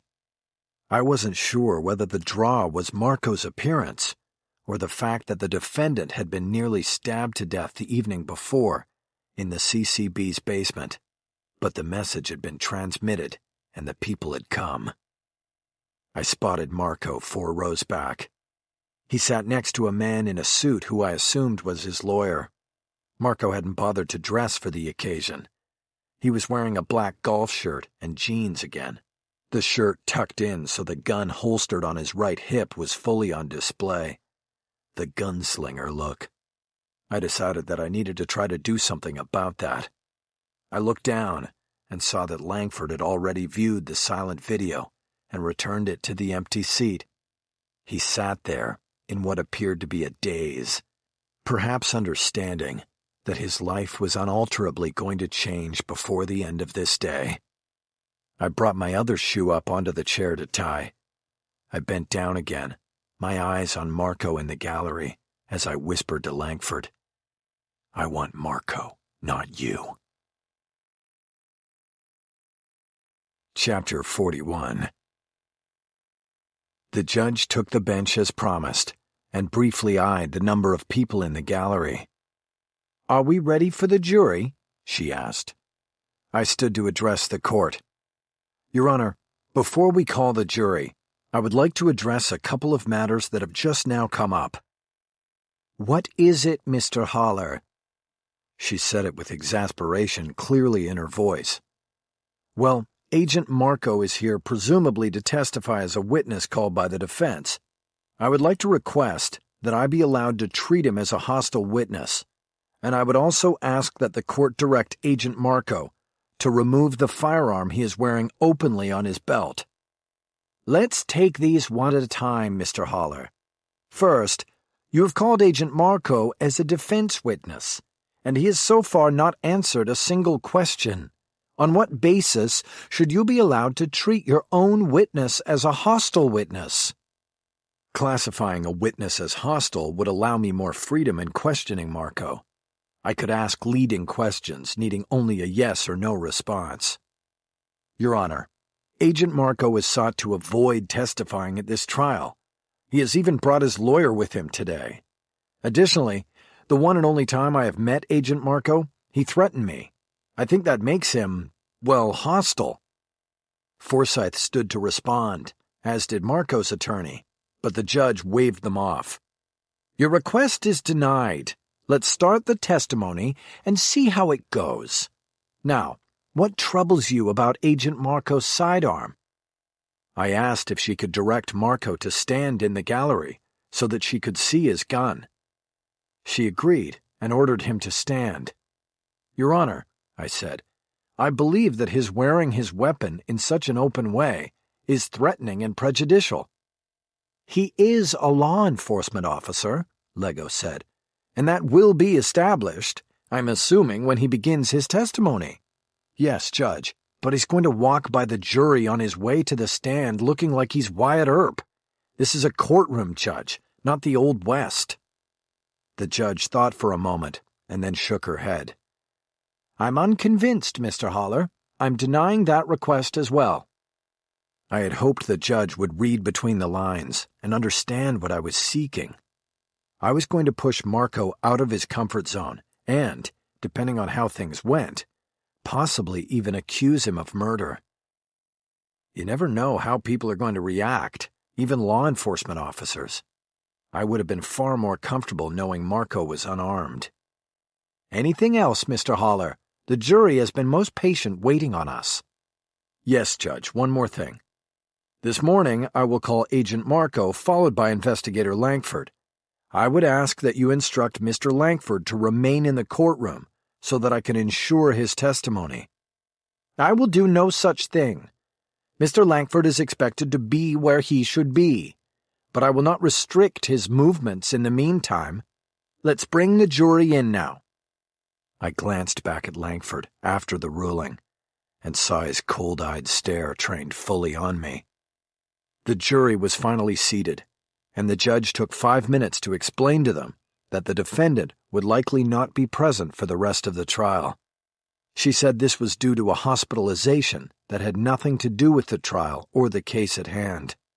She admonished them not to let the defendant's absence affect their deliberations or view of the trial in any way. I then took my place at the lectern and called James Marco to the stand. The federal agent stood in the gallery and stepped forward with an undeniable confidence and ease in his stride. After the preliminaries that identified him as a DEA agent and member of the ICE team, I quickly got down to the script I had worked out in my head during the sleepless night before. Agent Marco, please tell the jury how you knew the victim in this case, Gloria Dayton. I did not know her. We've heard testimony here that she was your informant. Is that not true? It is not true. Did she call you on November 6th to inform you that she had been subpoenaed in a habeas corpus case involving Hector Aronde Moya? No, she did not. Are you familiar with Hector Aronde Moya? Yes, I am. How so? He's a drug dealer who was arrested by the LAPD about 8 years ago. The case was eventually taken over by federal prosecutors, and it landed in my lap. I became the case agent on it at that time. Moya was convicted of various charges in federal court and sentenced to life in prison. And in the course of your work on that case, did you ever hear the name Gloria Dayton? No, I did not. I paused for a moment and referred to my notes. So far, Marco had been nothing but cordial in his responses and seemed unconcerned by being forced to testify. His denials were what I had expected. My job was to somehow open a crack in the facade and then exploit it. Now, you are currently involved in a federal case involving Hector Moya, are you not? I don't know the details because the lawyers are handling it. Mr. Moya is suing the federal government, alleging that you set him up in that bust 8 years ago, is he not? Mr. Moya is in prison and is a desperate man. You can sue anybody for anything, but the fact is, I was not there when he got busted, and it wasn't my case. It came to me afterward, and that's all I know about the whole thing." I nodded, as though I was pleased with his answer. "Okay, let's move on. What about other players in this case? Do you know or have past experience with anyone?" "Players? I'm not sure who you mean." "For example, do you know the prosecutor, Mr. Forsyth?" I turned and gestured toward Forsyth. "No, I don't know him," Marco said. "How about the lead investigator on the case, Detective Whitten?" I asked. "Any past association with him?" Forsyth objected, asking where I was going with this meandering examination. I asked for the judge's indulgence and promised to get to the point quickly. The judge let me carry on. "No, I don't know Detective Whitten either," Marco answered. "Then how about the DA's investigator, Mr. Langford?" I pointed at Langford, who was sitting face forward, staring at the back of Forsyth's head. "He and I go back about 10 years, Marco said. "I knew him then." "How so?" I asked. "There was a case when he was with the Glendale PD, and we crossed paths." "What was the case?" "There was a double murder, and the victims were drug dealers. Langford caught the case, and he consulted with me a couple, maybe 3 times about it." "Why you?" "DEA, I guess. The dead guys were drug dealers. There were drugs found in the house where they got killed." "And Detective Langford wanted to know what? If you knew anything about the victims or who might have killed them?" "Yes, things like that." "Were you able to help?" "Not real," Forsyth objected again, citing relevancy. "We are trying a case involving a murder 7 months ago," he said. "Mr. Holler has shown no relevancy to this case 10 years ago." "Relevancy is coming, Your Honor," I responded, "and Mr. Forsyth knows it." "Soon, Mr. Holler," the judge responded. I nodded my thanks. "Agent Marco, did you just say you were unable to help Detective Langford?" "I don't think I was. As far as I know, they never made a case against anyone." "Were you familiar with the victims in that case?" "I knew who they were. They were on our radar, but they weren't the subjects of an active investigation." "What about in this case, Agent Marco? The Gloria Dayton case. Has Investigator Langford consulted you on it?" "No, he is not." "Have you consulted him on it?"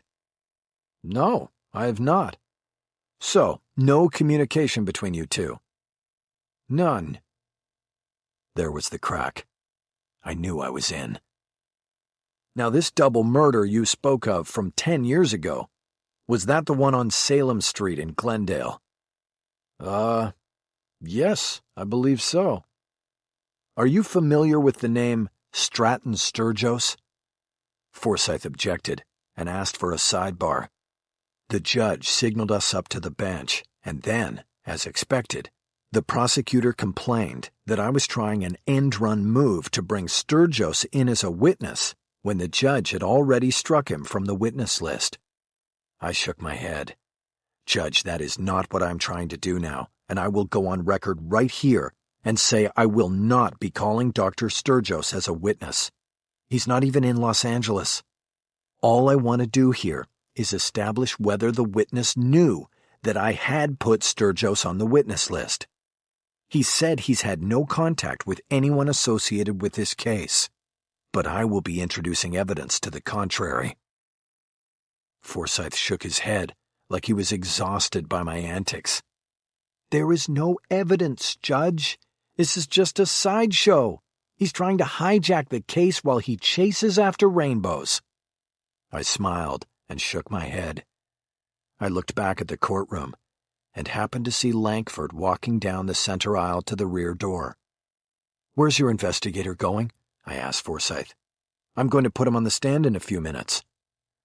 The question to Forsyth alerted the judge. She raised her head to look over us. "Mr. Langford," she called.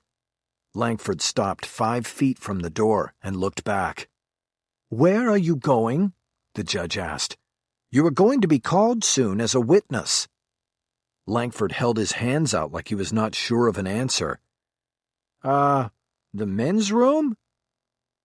"Be back soon, please. You will be needed shortly, and we have already lost enough time this morning. I want no more delays." Langford nodded and continued out of the courtroom. "Excuse me a moment, gentlemen," the judge said.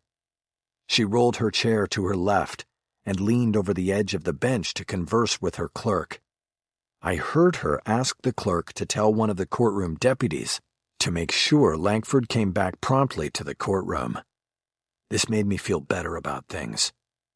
The judge rolled back and returned her focus to the subject of the sidebar.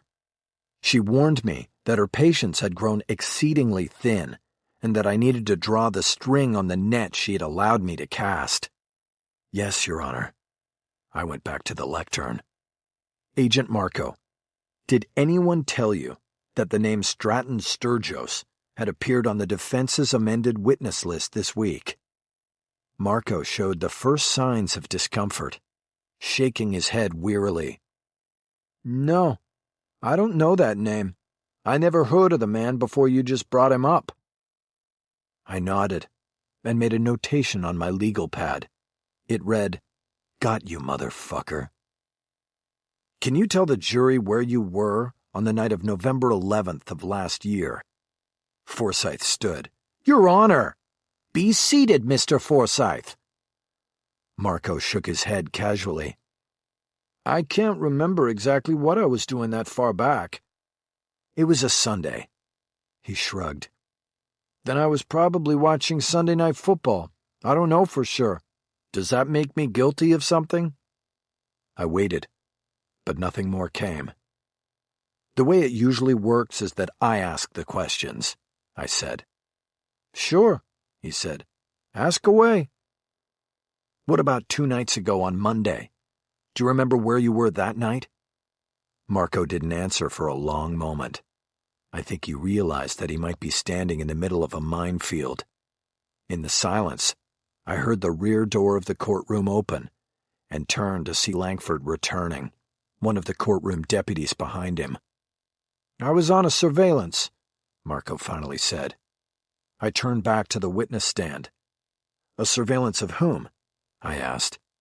He shook his head. "That's a case. I'm not going to talk about it in open court." "Was that surveillance on Salem Street in Glendale?" Again he shook his head.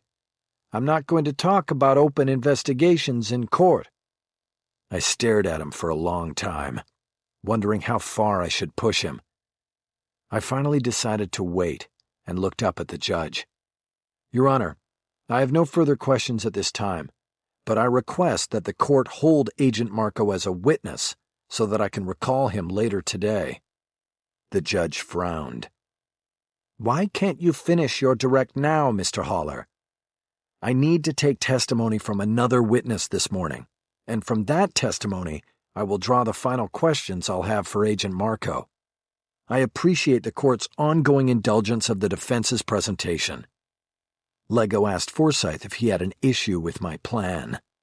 "Judge, the people have grown very weary of defense counsel's flights of fancy, but once more we are willing to take the ride. I know this will be another crash and burn, and forgive me, but I just can't look away." The judge asked Forsyth if he wanted the opportunity to cross-examine Marco before he stepped down. This would be in addition to the opportunity he would have after I brought the DEA agent back to the stand in the afternoon. Without much thought, he opted to wait to conduct one uninterrupted cross-examination. And as a safety measure, he reserved the right to call Marco back to the stand, even if I didn't. The judge told Marco he could step down, but ordered him to return to the court at 1 p.m. She then told me to call my next witness. "The defense calls Lee Langford." I turned to look at Langford. He was slowly starting to stand. "And, Your Honor, we're going to need the audio-visual remote for a video demonstration." I made sure I requested it before Marco and his attorney got out of the courtroom. I wanted them thinking about the video I planned to play. Chapter 42. Langford walked with a steady but slow pace to the witness stand, his eyes staring at a fixed point on the wall behind it. I watched him closely. He looked like a man who was running equations internally while running on autopilot externally. I thought this was a good sign, that he was realizing his one way out was through me. I decided I would know pretty quickly into his testimony which path he had chosen. As the DA's investigator assigned to the case, Langford had been granted a standard exception that allowed him to remain in court, even though he had been listed as a witness by the defense. This meant that going all the way back to jury selection, he had been a familiar presence to the jurors as he sat each day against the railing behind Forsythe. But he had never been introduced before the moment I made him stand and be identified during Hensley's testimony the day before. So I walked him through who he was and what he did, and I included his background as a former Glendale homicide detective, even though that information had been revealed earlier by Marco. I then moved into matters intrinsic to the defense case. It seemed to me that all the tendrils of the case had led me to this one witness. It all came down to this moment. "Okay," I said. "Now let's talk about this specific case. How did it work? Were you assigned to this prosecution or did you request it?" Langford sat with his eyes cast downward. His posture and demeanor indicated he had not heard the question. He remained motionless and said nothing for several seconds. The silence stretched to the point that I felt the judge was on the verge of prompting him when he finally spoke. "We normally have a rotation when it comes to murder cases." I nodded and was formulating a follow-up when Langford continued. "But in this case, I personally requested the assignment." I paused, waiting for Langford to say more, but he was silent.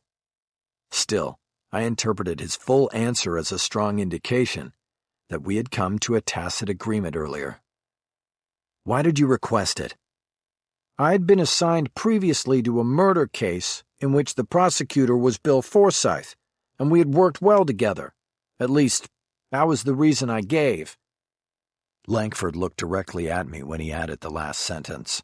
I believed there was some kind of message in it. There was almost a pleading look in his eyes.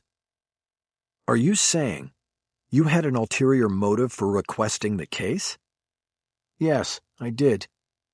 I could almost feel Forsythe tightening up as he sat at the table next to the lectern. What was that motive?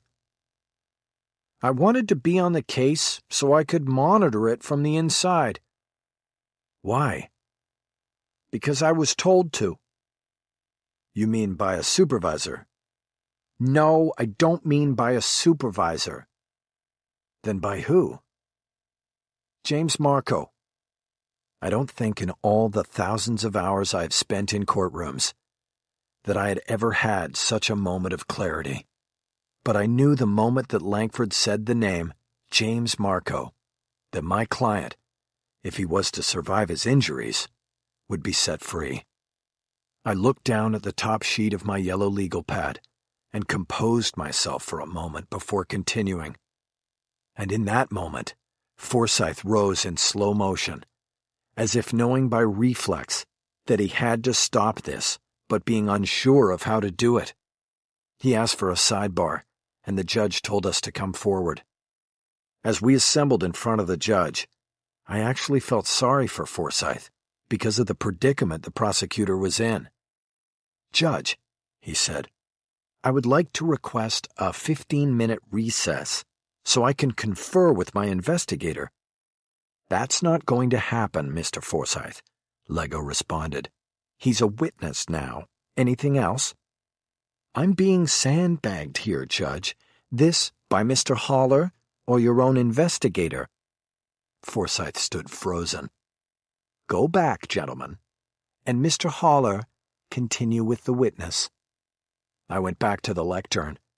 Forsythe sat down and stared straight ahead, bracing for what was coming. "You said that Agent Marco told you to monitor this case," I asked Langford. "Yes," he said. Why is that? Because he wanted to know whatever we could find out about Gloria Dayton's murder investigation. He knew her. He told me she was his informant a long time ago. I made a mark on my legal pad, checking off one of the points I had wanted to make through Langford's testimony. I glanced over at the jury box. 12 for 12, plus 2 alternates. They were riveted. And so was I. I had chosen Langford over Marco as the weaker part of the conspiracy. He saw the Sturgis house video and, of course, knew he was the man in the hat. He knew that his only way out was to carefully attempt to pick his way through his testimony without snagging himself on perjury or self-incrimination. It was going to be hard to do.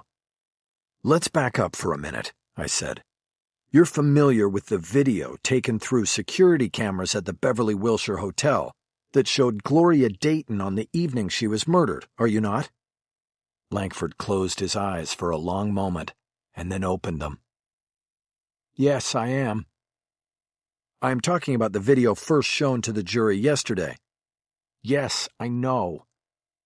When did you first see that video? About 2 months ago. I don't remember the date. Now, yesterday during testimony, Victor Hensley, a security supervisor at the hotel, said he believed that the video showed Gloria Dayton being followed when she left the hotel. Do you have an opinion on that?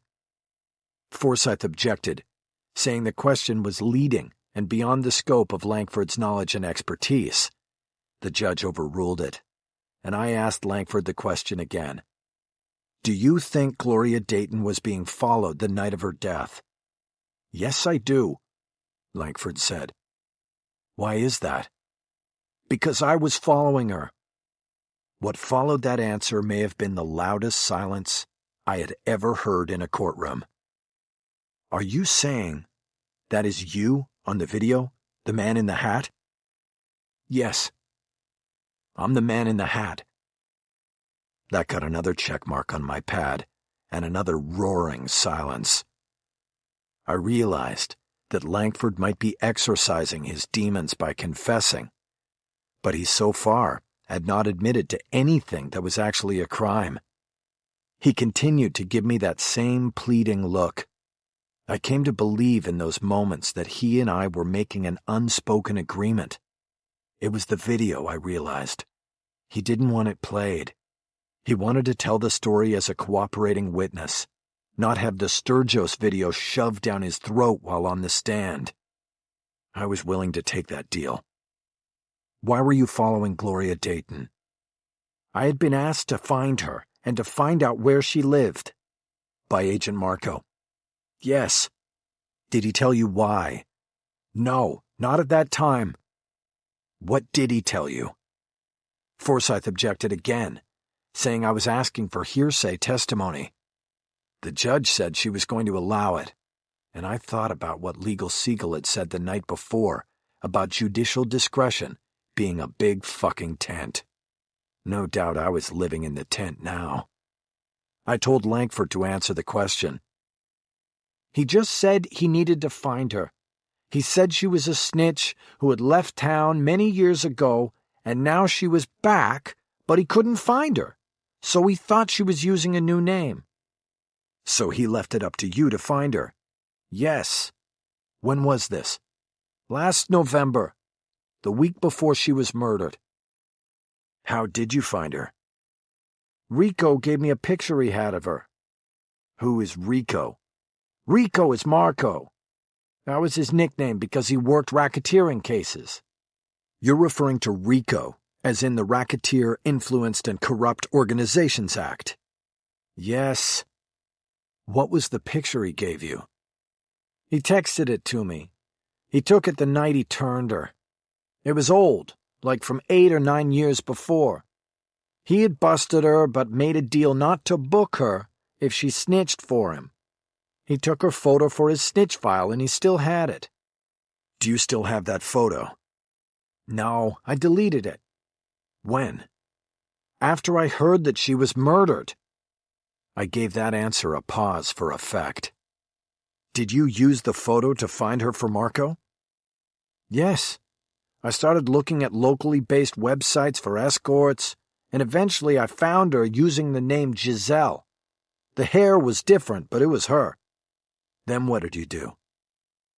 Contact with escorts on this level is usually buffered. They don't just give out their home addresses and cell numbers. On Giselle's page, there was mention of a Pretty Woman special at the Beverly Wilshire. I asked Rico, Marco, to get me into a room there using one of his UC aliases. By UC, you mean undercover? Yes, undercover. What was the name? Do you remember? Ronald Weldon. I knew this could be checked with Hensley and hotel records if I needed to corroborate Langford's story later. The case had suddenly changed dimensions with Langford's testimony.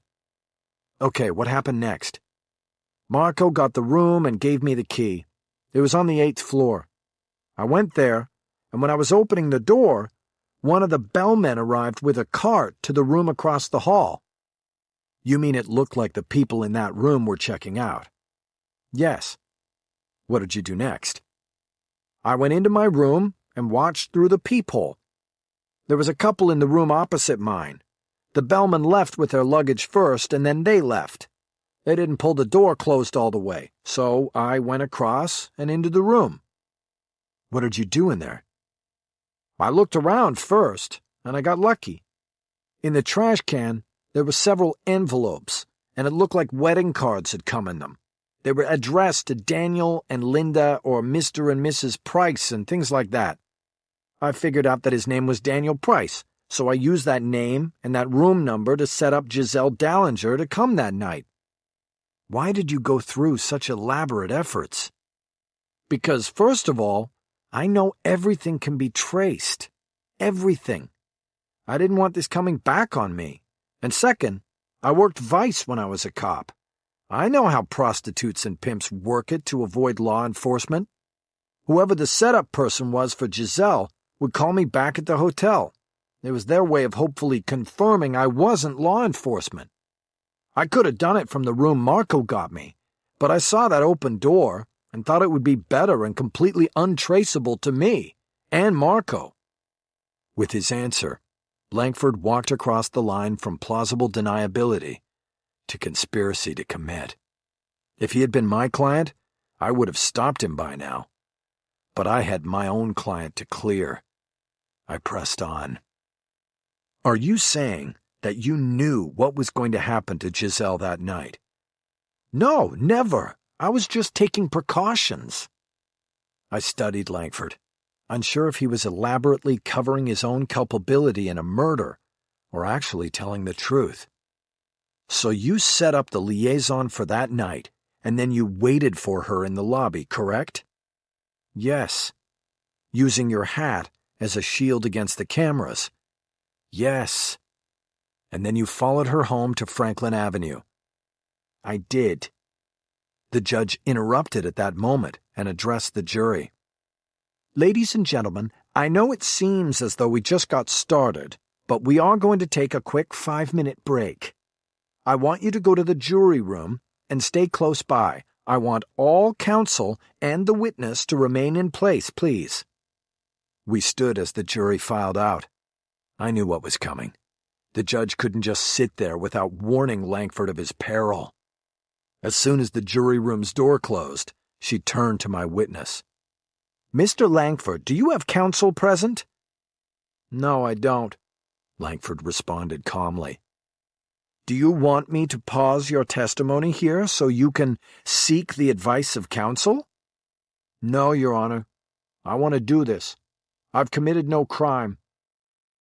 You are sure? The question could be taken two ways.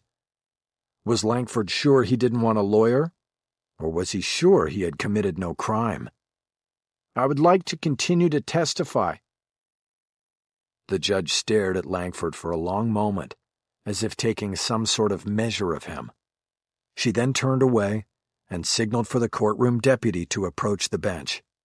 She whispered to the deputy, and then he immediately walked to the side of the witness stand and took a position next to Langford. He put his hand on his sidearm. It looked as if he was about to make an arrest. "Mr. Langford, will you please stand?" Looking puzzled, Langford stood. He glanced at the deputy and then at the judge. "Are you wearing a firearm, Mr. Langford?" Lego asked. Yes, I am." "I want you to surrender your weapon to Deputy Hernandez. He will secure it until your testimony is completed." Langford didn't move. It became clear that Lego was concerned that he was armed and might attempt to harm himself or others. It was a good move. "Mr. Langford," the judge said sternly, "please hand your weapon to Deputy Hernandez." Hernandez responded by unsnapping his holster with one hand and keying his shoulder mic with the other. I assumed he was broadcasting an emergency code of some sort to others in courthouse security. Langford finally raised his hand and reached inside his sport coat. He slowly removed his gun and handed it to Deputy Hernandez. "Thank you, Mr. Langford," the judge said. "You may sit down now." "I have a pocket knife, too," Langford said. "Is that a problem?" "No, Mr. Langford, that is not a problem. Please be seated." There was a collective exhale of relief in the courtroom as Langford sat down and Hernandez took the gun to his desk to lock it in a drawer. 4 deputies flooded into the courtroom through the rear door and the holding area entrance. The judge immediately told them to stand down and called for the jury to be returned to the box. 3 minutes later, things seemed to have returned to normal. The jury and witness were in place, and the judge nodded at me.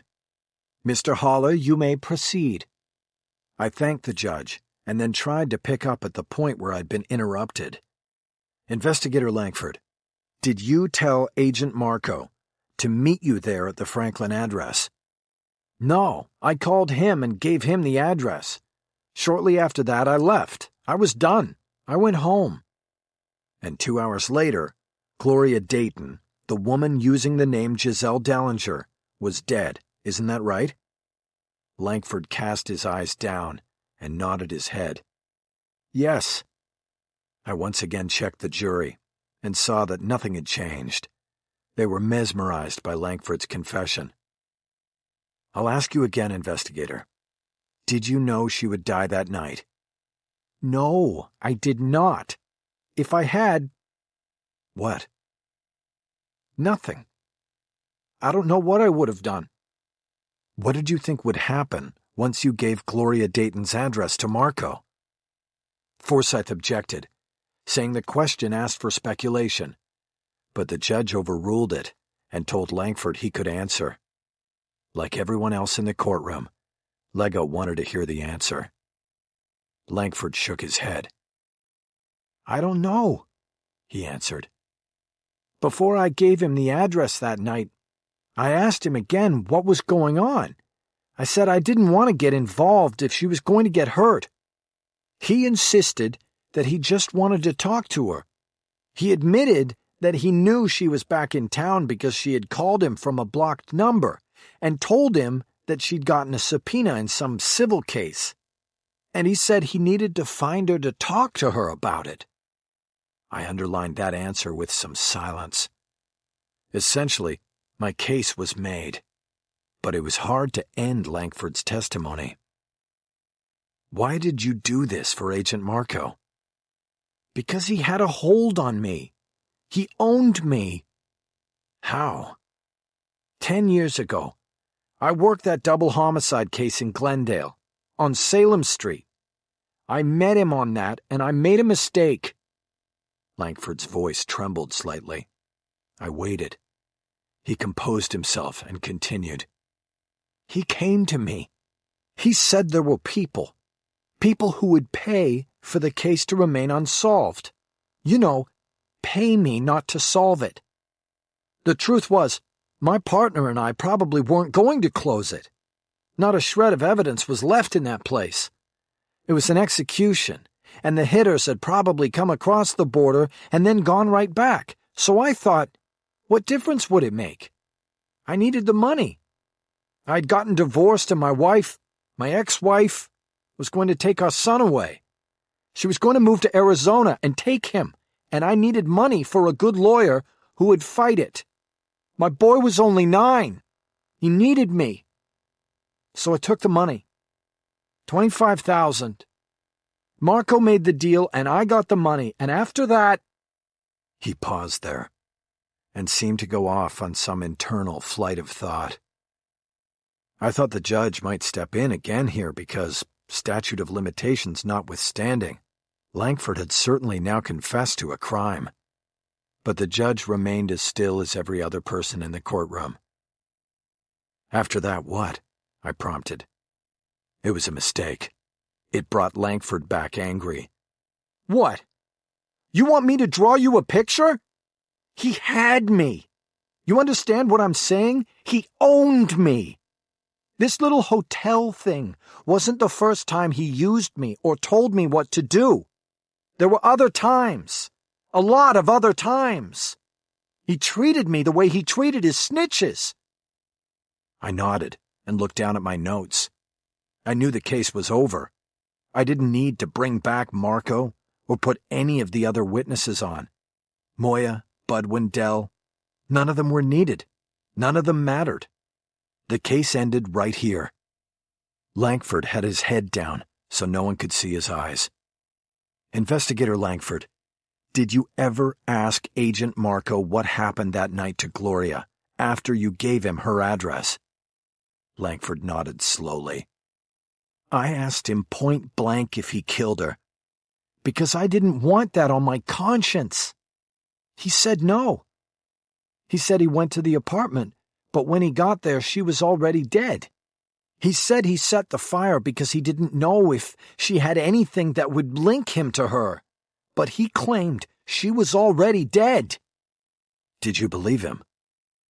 Langford paused before answering. No, he finally said. I didn't. I paused. I wanted to hold the moment for the rest of my life. But then finally I looked up at the judge. Your Honor, I have no further questions. I passed behind Forsyth on the way to the defense table. He remained in his seat, apparently still deciding whether to mount a cross-examination or simply ask the judge to dismiss the case. I sat down next to Jennifer, and she whispered urgently in my ear. Holy shit! I nodded and leaned toward her to whisper back when I heard Langford speak from the witness stand. My son is older now, and he'll be okay. I turned back to see who he was talking to, but he was bent over in the witness stand and obscured by the wood paneling. It looked like he was reaching down to something that had fallen to the floor. Then, as I watched, Langford sat up straight and brought his right hand up to his neck. I saw his fingers wrapped around a small pistol, a boot gun. Without hesitation, he pressed the muzzle into the soft skin under his chin and pulled the trigger. The muffled pop from the gun brought a shriek from the jury box. Langford's head snapped back and then forward. His body listed slowly to the right and then dropped down behind the front panel of the witness stand, out of sight. Screams of horror and fear came from all over the courtroom, though Jennifer Aronson never made a sound. Like me, she sat there speechless, staring at what now appeared to be the empty witness stand.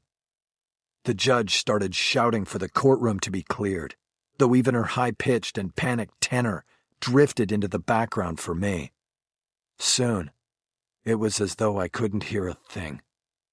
I looked over at the jury box and saw my alpha, Mallory Gladwell, standing with her eyes closed, hands pressed against her open mouth.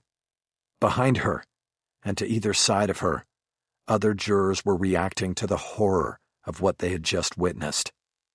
I will always remember the composition of that scene. 12 people, the gods of guilt, trying to unsee what they all had just seen.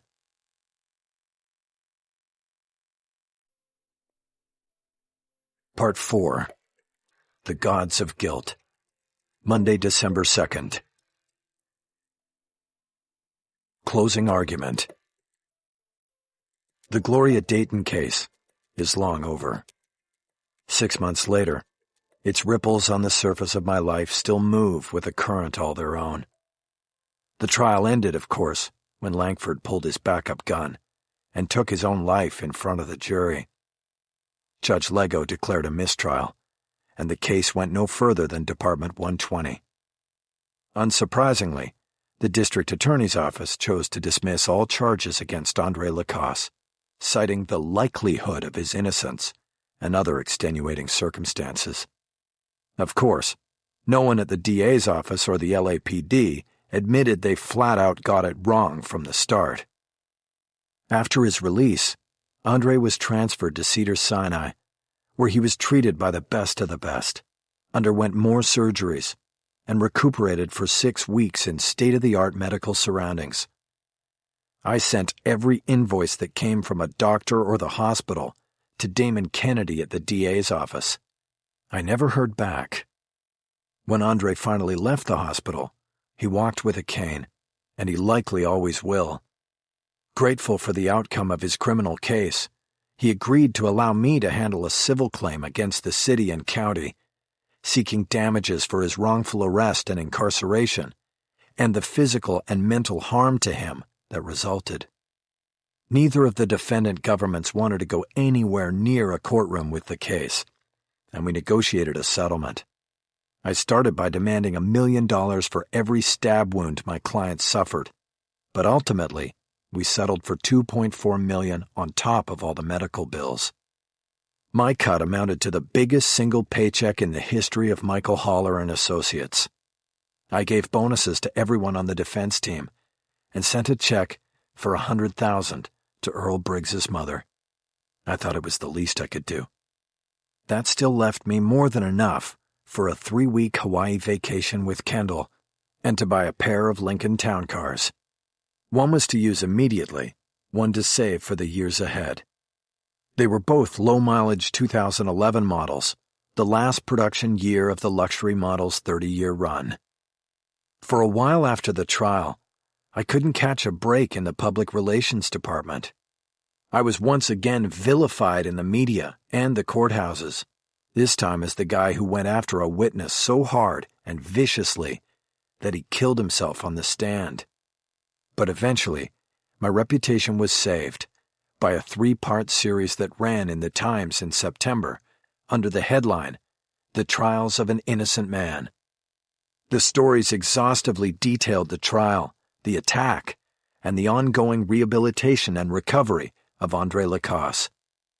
I came out looking pretty good in the stories as the lawyer who believed in his client's innocence and did what he had to do to win his freedom. The articles went a long way towards securing the financial settlement with the city and county. They went even further with my daughter. After reading the newspaper series, she tentatively opened communication with me again. We talk and text a couple times a week now, and I've driven out to Ventura to watch her ride in equestrian competitions. Where the articles didn't help me was with the California bar. An investigator with a professional ethics unit opened a file on me shortly after publication of Part 2 in the Times. That report interviewed the doctors who treated Andre after the stabbing and raised serious questions about whether Andre could have possibly been conscious and of clear mind when he supposedly signed the waiver of appearance I had brought to his bedside at County USC. The bar investigation is ongoing, but I'm not worried. Andre came through with a notarized statement attesting to my legal acumen and recounting how he knowingly signed the document in question. My other one-time client, Hector Arande Moya, was both a winner and loser in the course of the year. Sly Fulgoni Jr., with tutoring from me as well as from his father, won the habeas case, and Moya's life sentence was vacated by the U.S. District Court. But upon his release from the prison in Victorville, he was immediately taken into custody by immigration officials and deported as an undesirable to Mexico. Meanwhile, The fate and whereabouts of James Marco officially remain a mystery. He left the courthouse that day in June, slipping out in the confusion and alarm immediately following the Langford suicide. He has not been seen since, and his face now graces wanted posters in the same federal building where he once worked. He is the subject of wide-ranging investigations by the FBI and his own DEA. According to unnamed sources quoted in the Times series, the crimes and corruption of the ICE team he headed for over a decade run deep, and a federal grand jury will be hearing evidence well into next year. The unnamed sources said Marco was believed to have sided with one faction in a long-running war within the Sinaloa cartel and had been doing that faction's bidding in Southern California. It was even suggested that the effort to put Hector Moya in prison for life came on orders from Marco's bosses in Mexico. Among the other things the grand jury is probing, according to the Times, is an alleged relationship between Marco and the female attorney who represented Patrick Sewell, the man charged with attacking Andre in the courthouse transportation center. The U.S. Marshal's Office is primarily focusing its search for Marco in southern Mexico, where it is believed he may have escaped to with the aid of the cartel leaders who long ago corrupted him. But I'm pretty sure they will never find him. Hector Moya told me once about how his enemies disappear, never to be found. 2 weeks ago, I received an email from an address unknown to me, but with a subject line that simply said, "Saludos del Fuego." I opened the email to find an embedded video and nothing else. It was only 15 seconds long, but the video provided a lifetime's worth of horror. It depicts a man hanging by his neck from a tree. He is obviously dead, his badly beaten face swollen and bloody, his skin and clothes burned black in places. I am pretty sure the dead man is Marco. I forwarded the video to the deputy marshal heading the search for him. Once it is authenticated, I expect there to be an announcement that Marco is believed dead, though it is unlikely they will ever find a body. I have deleted the video from my computer, but it will never be erased from my mind. I have no doubt that it came from Moya, and no doubt that he wanted me to know what became of Marco. When I think about the rogue agent's fate, I remember the night in June at the loft when I was surrounded by my team and raised a glass to justice for Gloria Dayton and Earl Briggs. Some forms of justice are more horrible than others, but in this case, I think justice has been rightly served. Officially, Gloria Dayton's murder remains open because no one has been or will ever be convicted of the crime.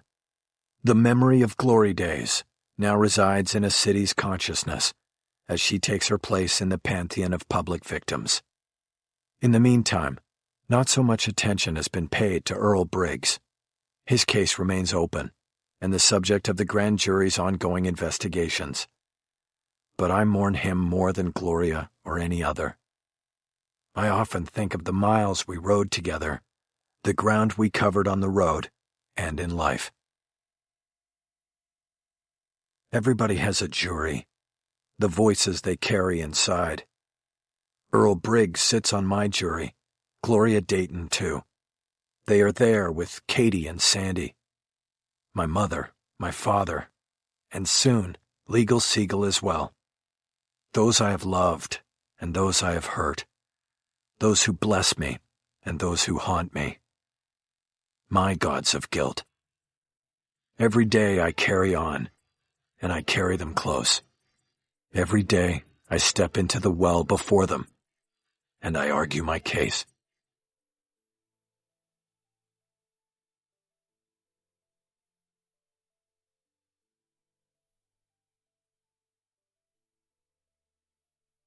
Acknowledgements. The starting point for this story came alive during a discussion with Tom Rosenberg and Gary Lucchese, producers of The Lincoln Lawyer. To them, the author will always be grateful. The author also relied upon the help of many others in the research and writing of this book. They include Asya Muchnik, Bill Massey, Daniel Daly, Roger Mills, Dennis Wojciechowski, John Romano, Greg Kehoe, Terrell Lee Langford, Linda Connelly, Alifair Burke, Rick Jackson, Tim Marcia, John Houghton, Jane Davis, Heather Rizzo, Pamela Marshall, and Henrik Baston. Many, many thanks to all. This has been a Hachette audio production of The Gods of Guilt, written by Michael Connelly, read by Peter Giles, produced and directed by Dennis Kehoe, audio edited by Jennifer Nix and Fred Koch, mixing and mastering by John Kovarik, production supervised by Cheryl Smith. The Gods of Guilt is also available in print and digital formats from Little Brown & Company, a division of Hachette Book Group. Text copyright 2013 by Hieronymus Incorporated. Audio production copyright and published 2013 by Hachette Audio. All rights reserved. In accordance with the U.S. Copyright Act of 1976, the duplicating, uploading, and electronic sharing of any part of this audiobook without the permission of the publisher is unlawful piracy and theft of the author's intellectual property. If you would like to use material from the audiobook, other than for review purposes, prior written permission must be obtained by contacting the publisher at permissions@hbgusa.com. Thank you for your support of the author's rights. This audiobook is a work of fiction. Names, characters, places, and incidents are either the product of the author's imagination or are used fictitiously, and any resemblance to actual persons, living or dead, events, or locales is entirely coincidental.